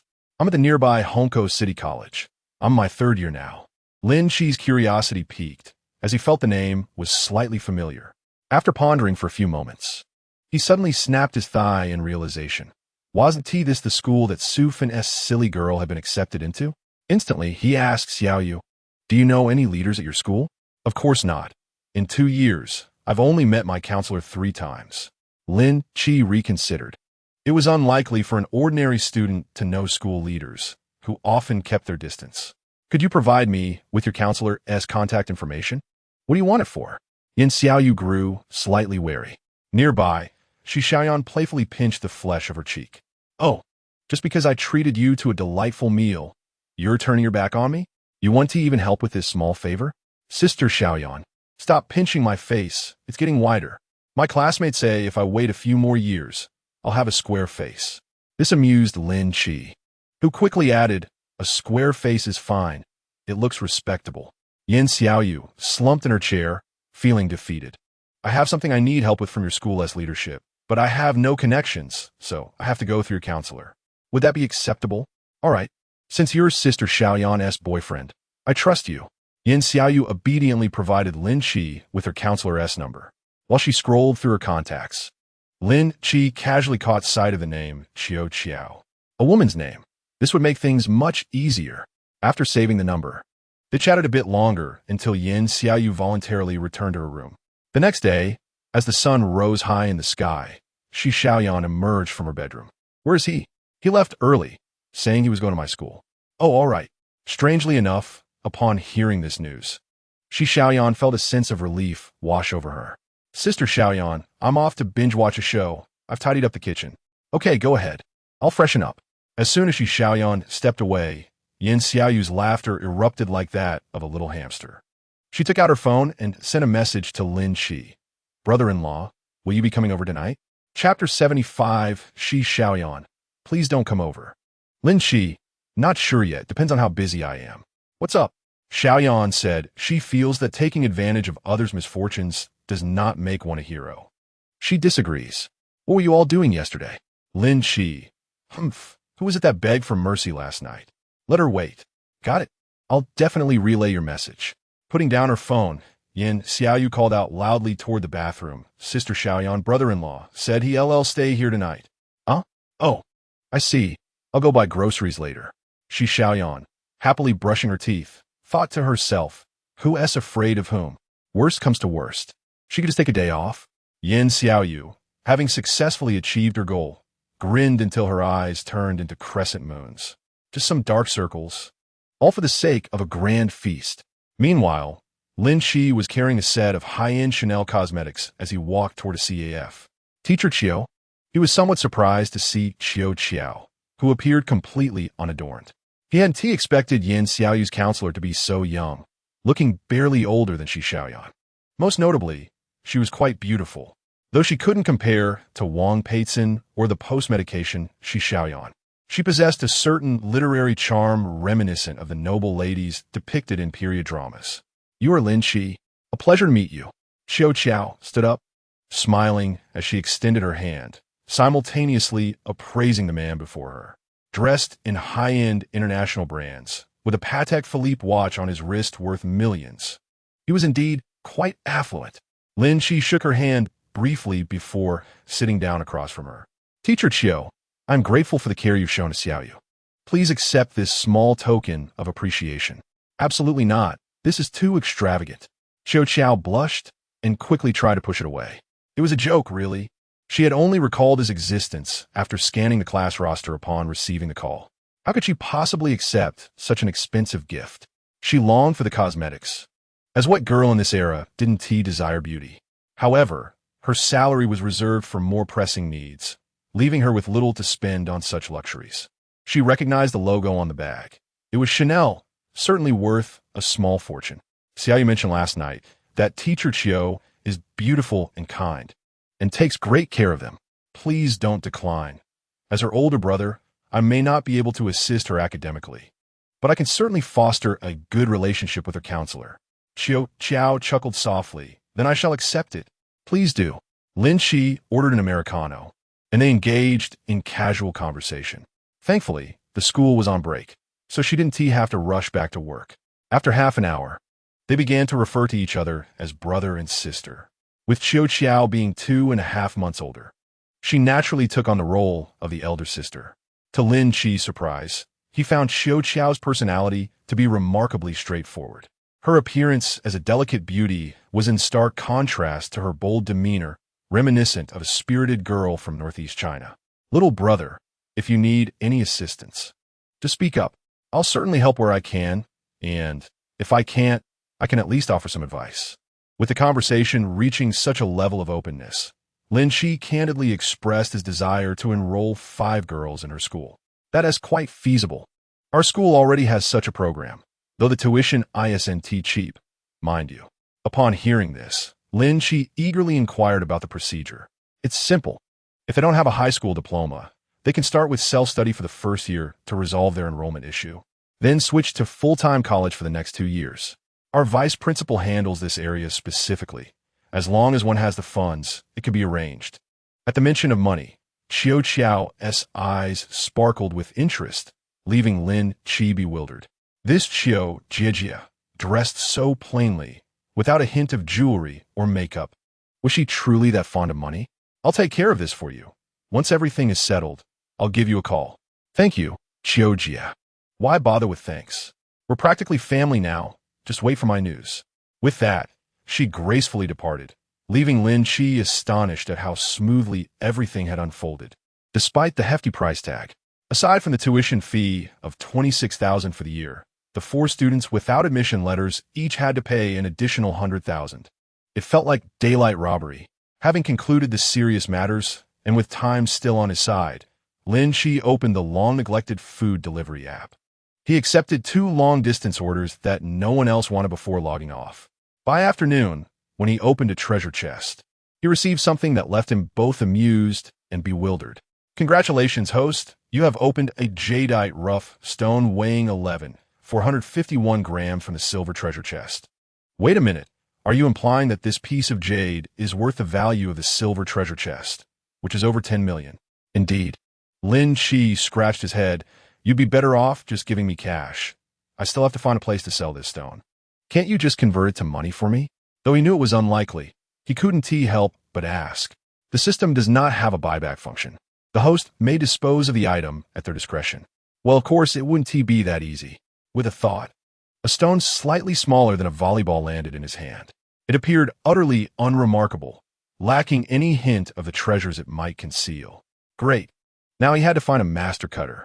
Since items taken from the system could not be recalled, Lin Qi reluctantly placed the rough stone in his storage cabinet, awaiting a day when he could seek out a stone cutter and subsequently sell it at a jewelry store. Before night fell, he took the time to return to Longhu Manor. After a few days of absence, he noticed that Zhou Yun had visibly slimmed down, clearly having been under considerable stress. According to her, it was a form of weight loss, saving her gym fees in the process. Lin Qi felt touched and urged her to hasten her work. Upon returning to Shi Xiaoyan's home, the 2 lovely ladies were eagerly awaiting his arrival. With ample time for preparation, the dishes on the table had noticeably improved in quality. There were braised pork knuckles, red braised lamb, and of course, large shrimp, Yin Xiaoyu's favorite. The meal left the 3 of them sweating profusely. Wow, this is absolutely delicious. Brother-in-law, can you stay this way from now on? Yin Xiaoyu exclaimed, practically devouring a pork knuckle, her mouth dripping with grease. Mind your manners, Yin Xiaoyu. You're getting grease all over your collar. Be a bit more ladylike. Shi Xiaoyan chided her. It's only because Sister Xiaoyan cooks so well. Yin Xiaoyu whimpered. Lin Qi couldn't help but give a thumbs up. This is simply divine. The meal lasted nearly an hour, leaving them so full they could barely move. You should rest for a while before showering. I'll go prepare some fresh clothes for you. Thank you so much. Lin Qi lit a cigarette and reclined leisurely on the sofa. Chapter 76, Betting on Stones. The following morning, Lin Qi stepped out with renewed vigor. He found an upscale dim sum restaurant and, while waiting, began searching for jadeite sources in the Magic City. Damn it, this search engine is filled with nonsense articles. Thankfully, there was still Douyin. Although the short video platform was rife with marketing ads, it could accurately pinpoint what he was looking for. Before long, Lin Qi stumbled upon a live streaming session selling jade stones located in the Magic City. He opened the personal information of Qingyuan Jewelry and sent them a message. Curious Sponge, do you sell raw stones at your establishment? Shortly thereafter, a reply arrived. Qingyuan Jewelry. Indeed, we do, sir. Our address is XX Street, XX District. We can also assist you online, depending on your needs. Goodness, online stone gambling? Isn't that simply a ruse? He is no fool, and promptly expressed his desire to see the stones in person. After finishing breakfast, Lin Qi activated his navigation system and set off towards the destination. 40 minutes later, he arrived at a location resembling a factory entrance. The guard, without a word, opened the gate upon seeing the U8. With little effort, he found the stone gambling area. It wasn't due to any supernatural ability. Rather, the sheer number of people in the factory was overwhelming, with exclamations echoing intermittently. Oh no, that cut ruined it. I said just to make a window, but you wouldn't listen to the advice of the elders. Nonsense. I just heard you declare that the cut would surely yield profit. You were spouting lies. After years of observing stones, how could I make such a mistake? Do not speak recklessly. Lin Qi squeezed through the crowd, carrying a bag, and encountered a young man whose expression was one of utter despair. Nearby stood a middle-aged man in his 40s, washing mud off his hands. Young man, are you still cutting? The young man gritted his teeth and replied, yes. Once this cut is made, I shall not waver. Just go straight to the cutting machine. That way, the losses will be minimized. All right, this gamble with stones could lead to both riches and ruin, and experienced craftsmen charged exorbitant fees. Particularly those masters who insisted on meticulous polishing, their charges ranging from hundreds to thousands, even tens of thousands. However, a machine could swiftly split the stone, usually reserved for materials deemed hopeless. Though the young man struggled to accept the loss of the expensive material, he remained sensible. Every bit saved could be used to select a smaller stone later, perhaps even recouping his losses. Where there are children crying daily, there are gamblers losing perpetually. Lin Qi, still clutching his bag, wandered around to better understand the stone unveiling process. Typically, one would purchase raw stones in the material area, with the option to take them home or have them cut on site. The sales staff would recommend various stone cutters based on the client's needs. Confident proprietors would hire the more expensive masters, who would first make a window using sandpaper, gradually sanding away the outer shell of the raw stone. It was here that the true value began to reveal itself. A crowd inevitably gathered during the stone unveiling, consisting not only of spectators eager to learn from the experience, but also personnel from various jewelry companies, all waiting for a chosen one to unveil exceptional material that they could purchase on the spot. Lin Qi felt the stones in his bag, contemplating whom to approach for advice. He approached a lean old man in his 50s or 60s who was squatting on the ground smoking a pipe. Upon noticing Lin Qi, the old man grinned and said, "Young man, are you here for stone unveiling? My fees are not cheap. You're also a stone cutter, then? My apologies." Lin Qi replied, surprised, as he quickly offered the old man a cigarette. The old man glanced at the cigarette, and accepted it. How novel. Otherwise, why would I carry all this equipment? At that moment, Lin Qi noticed an array of cutting tools beside the old man. Unlike the grimy stalls of other cutters, this elder kept both the ground and his machines impeccably clean, making for a much more pleasant sight. With such meticulous care for his tools, his skills must be exceptional. Lin Qi mused. Could it be that this elder is a hidden master? My machines are of course pristine after a day without work. Ha! I'm just joking with you, the old man chuckled. I have been cutting stone since I was 16. My craft is naturally proficient. However, even with great skill, I cannot transform waste into ice jade. If you have the funds, I suggest you visit the shop next door. Their fees are considerably lower than mine. Lin Qi, Taken aback, thought, is there truly someone who refuses to profit? Sensing Lin Qi's confusion, the old man chuckled. That shop belongs to my apprentice. One should not let good fortune flow to outsiders. Ah, so that was the reason. Nevertheless, the apprentice's area had a queue of individuals clutching stones. And with labor costs included, the price wasn't likely to be much lower. Lin Qi decided to place his bag on the ground. I shall have my stone unveiled here. What are your fees? For a cigarette, I will charge you 2,800. A bargain, the old man replied. No problem, let us begin. Ah, splendid. The elder, with a grin, tossed aside the cigarette and retrieved the stone from Lin Qi's bag. Isn't this merely a piece of common rock? Young man, are you jesting with me? The smile vanished from the old man's face as he glared at Lin Qi. Who would be so bored as to engage in such antics? Rest assured, just make a window for me. This must surely be a stone found on the roadside, the old man muttered as he began to wash it. Based on his decades of experience, this was nothing more than an exceedingly ordinary large pebble, strikingly similar to those in his own backyard. The materials in the factory were primarily of the Pekin variety, predominantly grayish-white and yellowish-white skins. This piece was clearly brought in by someone from elsewhere. Which pit did you purchase this stone from? I do not know. It was a gift from a friend. If I call out to the system, saying it was a gift, would that be a lie?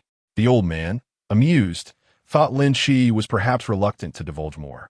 He surmised that Lin Qi had probably been deceived by someone, gifted a mere stone, and mistaken it for treasure. Such occurrences were not uncommon. Small-time bosses often employed this tactic. Instead of gifting cash, they would find a seemingly decent stone from a construction site to present to the supervising leaders. They would claim it was $1 million piece of Burmese raw stone, delighting the leaders.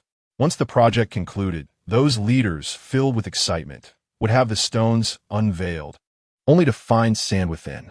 The old man chose not to expose the truth, diligently beginning to sand the stone. As word spread of the old man's stone unveiling, a crowd gradually gathered, including familiar faces greeting the elder. Lin Qi learned the old man's name through their conversation. It seemed he was quite well known. Ah, Huang Laotu has business today. After 3 days of inactivity, he must be feasting for 3 days now. The old man laughed and scolded, Go away. Do not bring your bad luck here.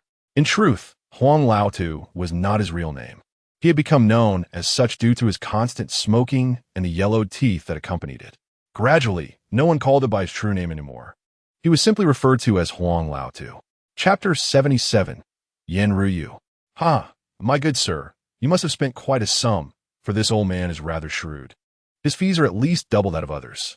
Lin Qi merely smiled, considering 2,800 a reasonable price. Oh, the middle-aged man, with a pronounced belly, looked as though he had seen a ghost. When did Huang Laotu change his ways? He usually charges a minimum of 20,000, yet those bosses adore his style, always requesting him by name. Good sir, may I ask your name?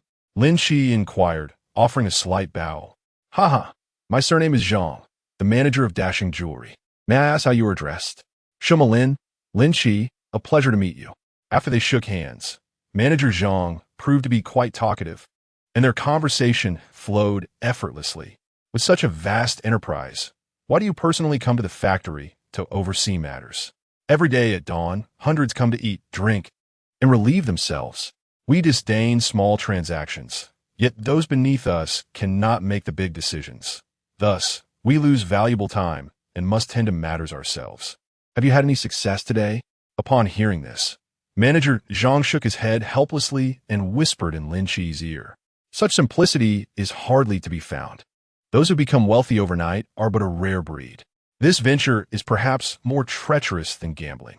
Society is fixated on the fortunate few, turning a blind eye to the countless souls who have lost everything. At the end of the day, what treasures can be unearthed? As Manager Zhang spoke, his gaze remained fixed on the commotion surrounding old Huang. He also scoffed at those peers who merely glanced and walked away. Such short-sightedness. Do they truly believe they can compete with me? Would they have sought out old Huang for stone appraisal if they possessed even a modicum of confidence? The fees are exorbitant, after all. A mere glance at the surface, and they declare it worthless. If their vision were so keen, they might as well gamble themselves. Indeed, this was a stroke of serendipity for Lin Qi, who simply wished to avoid the queue and save some trouble. To him, it mattered not who opened the stone.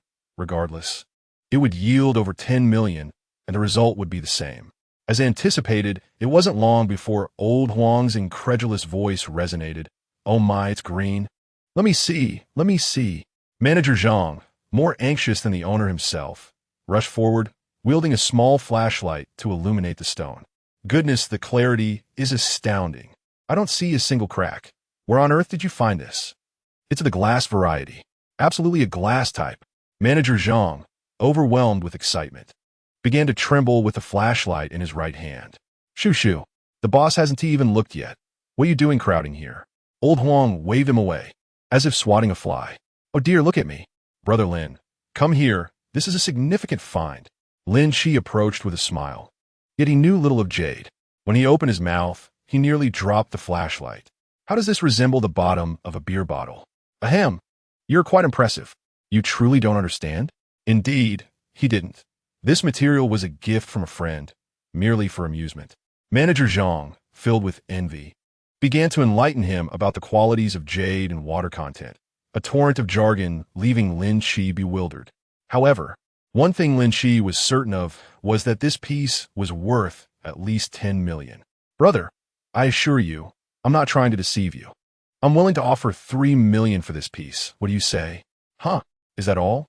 Lin Qi regarded him with suspicion. This man was quite the actor, preparing to swindle him, no doubt. "I'm not deceiving you. If you don't believe me, ask around. Who can offer a higher price? This is merely the opening bid. Who knows what lies within? What if it contains no water or color? Wouldn't that be a total loss?" Lin Qi then realized, he was apprehensive. "No worries. Old Huang, you carry on polishing. Make it shine all over." Old Huang's face darkened. This would incur an additional charge. "No discounts. Just charge according to your usual rates." "Now that's more agreeable." Only then did Old Huang reveal a smile and promptly began polishing the other side. Meanwhile, Manager Zhang sighed heavily, lamenting the risks of gambling and the importance of knowing when to withdraw, akin to a worried elder. "Enough, Brother Zhang. I know what I'm doing. There's no way this will fail." "Let us hope so." His concern was genuine. He truly wished for Lin Qi to unveil a top-tier piece. With no competition, even at market prices, he would stand to gain significantly. After all, he was in the jade processing business. The higher the quality, the greater the value he could create. But lo and behold, what one fears often comes to pass. The crowd suddenly parted, revealing a striking red-haired beauty accompanied by 2 bodyguards. "Yen Ruyu." Manager Zhang's expression shifted dramatically. "Do you know her?" Lin Qi inquired with interest, surveying the newcomer. She was as beautiful as the moon on a frigid night. Exuding a serenoha. Her skin was as smooth as jade, and her brows were like ink strokes, striding gracefully in high heels. A faint smile graced her lips, radiating an allure that commanded reverence. Of course, she is the heiress of Qingyuan jewelry. This is disastrous. Disastrous? Why? Lin Qi asked, perplexed. Manager Zhang's face turned ashen. "She's exceedingly wealthy, and so I cannot compete." Lin Qi burst into laughter. Yen Ryu made no haste to greet him. By experience, her very presence would captivate the crowd. Those who came to gamble would instinctively approach her, even if they knew their chances were slim. In such moments, he could effortlessly set a price and secure the prize goods. Standing still, Lin Qi caught Yen Ryu's eye, who merely smiled at him before returning to her aloof demeanor. This fleeting glance stirred gasps among the onlookers. "Goodness, did Yen Ryu just smile at me? Could it be that I have a chance? Please, spare me your delusions. With that receding hairline, does she fancy your baldness or your lack of wealth?" She was clearly smiling at me. "Do not humiliate yourselves. Please, you're not much better off." As the crowd bickered, Old Huang issued another exclamation. "Oh my, this base is as transparent as the heavens." Manager Zhang craned his neck to take a look. "Goodness, this cannot be a top-tier jadeite encased in a thin layer of skin. Inside, there isn't a single crack. This is a rare find of top-tier jadeite, worth at least 8 million. What? Only 800,000? Lin Qi was instantly displeased. To look down on me is one thing, but to underestimate Brother Tong is unacceptable. Whenever I say it's 10 million, It's 10 million. It must be polished. Old Huang, invigorated, was thrilled. How often does one encounter such a top-tier treasure? Naturally, he was ecstatic. He even declared he would only charge 2,800. Anything more was unnecessary. Did he think he was being generous? This old man was shrewd. Once the stone was opened, would he not raise the price? For the sake of that little labor fee, he could earn it back in a day. Chapter 78. If you wish to pursue me, you must join the queue. So it was. With this understanding, Lin Qi ceased to insist. Saving money was indeed the best option. As Manager Zhang was explaining how to assess the quality of jadeite, a delicate, white arm suddenly extended from the side. Yen Ruyu, may I introduce myself?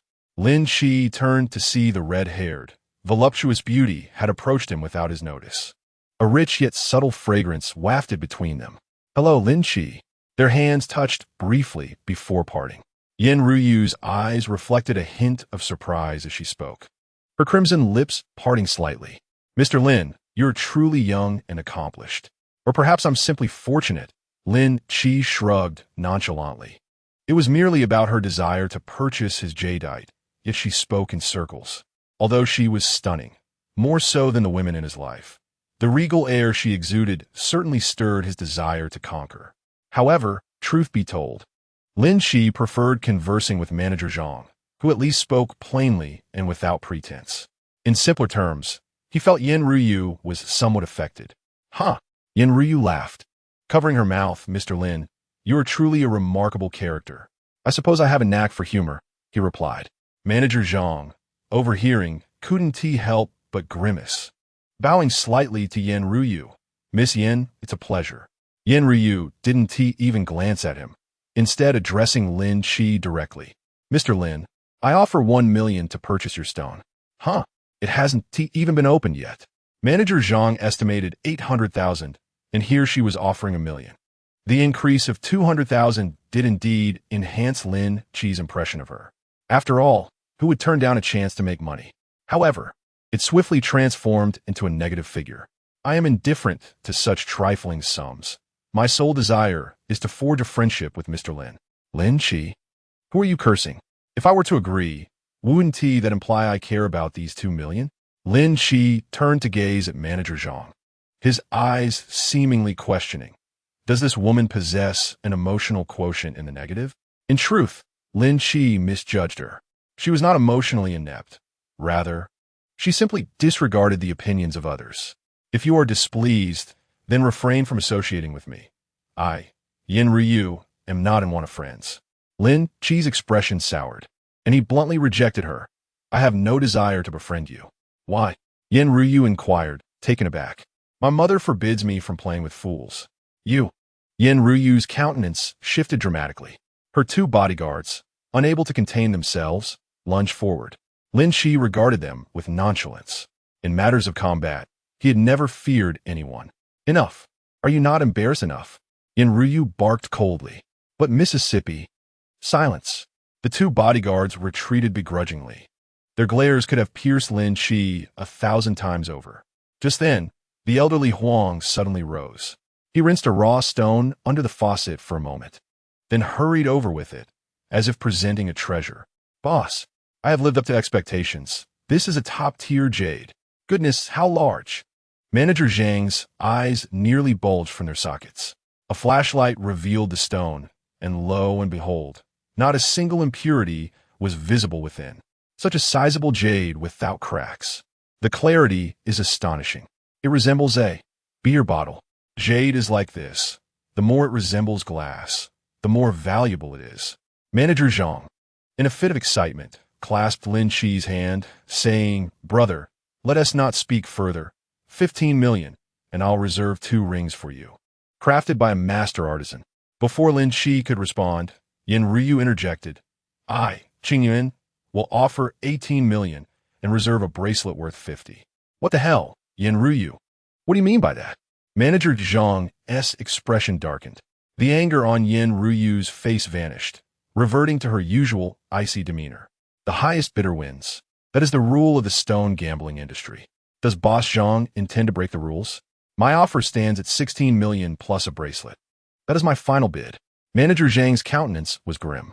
There was no way. Qingyuan's channels far surpassed those of their firm, Daosheng. Their profit margins were simply higher, and competing on price was futile.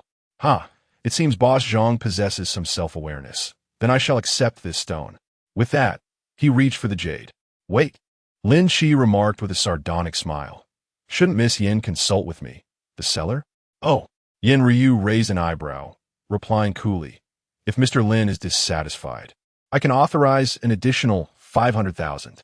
You need not consider others. In Modu, there is no higher offer than Qingyuan's. Therefore, Yin Ryu smiled brightly. This stone is beyond the reach of anyone but me. Who says so? Lin Qi shoved the jade into Manager Zhang's hands. Brother Zhang, we agreed on 16 million plus a bracelet. Now the transaction is yours. The crowd of onlookers erupted in astonishment. My goodness, 2 million. Is this young man insane? You know nothing. This is called a strategic retreat. Just wait. Yin will remember this face for at least a year. Goodness, this is a master at work, a master. You. Yin Ryu's eyes blazed with fury. What of it? The stone belongs to me. I shall sell it to whomever I please. Your opinion is irrelevant. Lin Qi scoffed dismissively. Nonsense. I am not one of your sycophants. Why should I hand over my property to you? Mr. Lin, now is not the time for childish antics. This is 250,000. You must consider carefully. Lin Qi shrugged nonchalantly. I do not care for such trivial sums. I simply wish to avoid friendship with you. He then feigned surprise, turning to Manager Zhang. Brother Zhang, why are you dawdling? Hurry and transfer the funds. Oh, I shall call finance immediately. Good brother, please provide your account number. Within 3 minutes, 16 million was deposited, adding the over 10 million from the house sale. He now had a staggering 27 million in cash on his card. Goodness, I have never fought so wealthily. Perhaps it is time to prioritize the house issue. However, the esports room at home is still under renovation. Perhaps I should inquire about purchasing that villa? After all, the landlord is abroad and may not return. While contemplating when to ask Shi Xiaoyan about the villa's price, Yin Ryu stepped forward. Her breathtakingly beautiful face was mere inches from his own. Their noses nearly touched. You are quite something. Lin Qi, is it? I shall remember you. Lin Qi, unwilling to yield, smiled back, refusing to retreat. Do not think you can attract my attention this way. I have many women. If you wish to pursue me, you will need to queue behind them. Splendid. You are quite the individual. Yin Ryu beamed, yet her gaze was frigid. Let us go. Back to the company. Yes, Mississippi, Chapter 79. Just you wait. Yin Ryu, her expression grim, led her people away. In all her life, no one had dared to humiliate her so. Just wait, Lin Qi. In the lobby, the onlookers raised their thumbs in approval. Well done. Heroes emerged from youth. They were not genuinely impressed, but rather delighted that Yin Ryu, who had been accustomed to bullying in this establishment, had finally met her match. Of course, many seasoned observers felt that Lin Qi had acted impulsively. Brother, while I'm grateful for your sale of the stone, it truly is not worth offending Miss Yin. Manager Zhang, caught between laughter and tears, furrowed his brow in advisement. It matters not. I am not in the jewelry industry and do not rely on her for sustenance. What can she do to me? Such kindness requires no thanks. Brother, if you need any assistance in the future, do not hesitate to contact me. Manager Zhang clasped his hands in farewell. This matter is significant. I must swiftly deliver the stone to the company. No worries, Brother Zhang. You may go. I shall linger a while longer. The two exchanged contact details, and Manager Zhang then hurriedly summoned a few employees to follow him out of the factory. After all, carrying over 10 million in goods could be perilous if they encountered desperate individuals. After selling the stone, Lin Qi deliberately transferred 30,000 as a labor fee to the elderly Huang, despite the latter's insistence that it was unnecessary. Your craftsmanship is indeed unparalleled. If you do not accept this payment, how will I present any future good finds to you? The old man reluctantly acquiesced, wishing Lin Qi prosperity in his endeavors. After observing a few failed stone gamblers, Lin Qi finally drove away from the factory. Just as he arrived at the hospital, Zhou Yun's call came through. The house renovations are complete. When will you come for inspection? So soon? Wasn't it said there were still a few days left? Zhou Yun's tone was weary. It was not until you kept urging me that my brother worked 30 consecutive hours to finish. Then wait. I shall return now. All right, I'll wait for you. Upon hearing that the esports room was finally finished, Li Sufin and the others clamored to return home. Since they were already there, it made sense to bring them along. Finally, they would have computers to play on. They had been cooped up for days. Li Sufin held up her phone, taking selfies while exclaiming. In the back seat, Zhang Xiaoyun and the others nodded fervently, asserting that there were no internet cafes in the vicinity of their residential area, which felt utterly backward. Is your assessment of a place's development truly based on the presence of internet cafes? Lin Qi asked in astonishment. Of course. How can one claim to be a top-tier city without even a single internet cafe? They retorted. Lin Qi found himself too weary to engage in a rebuttal. Living in their own little world wasn't necessarily a bad thing. By the way, I've reached an agreement with a vocational college by the end of August. You all can start your studies. Really? Bai Wanqing, usually quiet, exclaimed with surprise.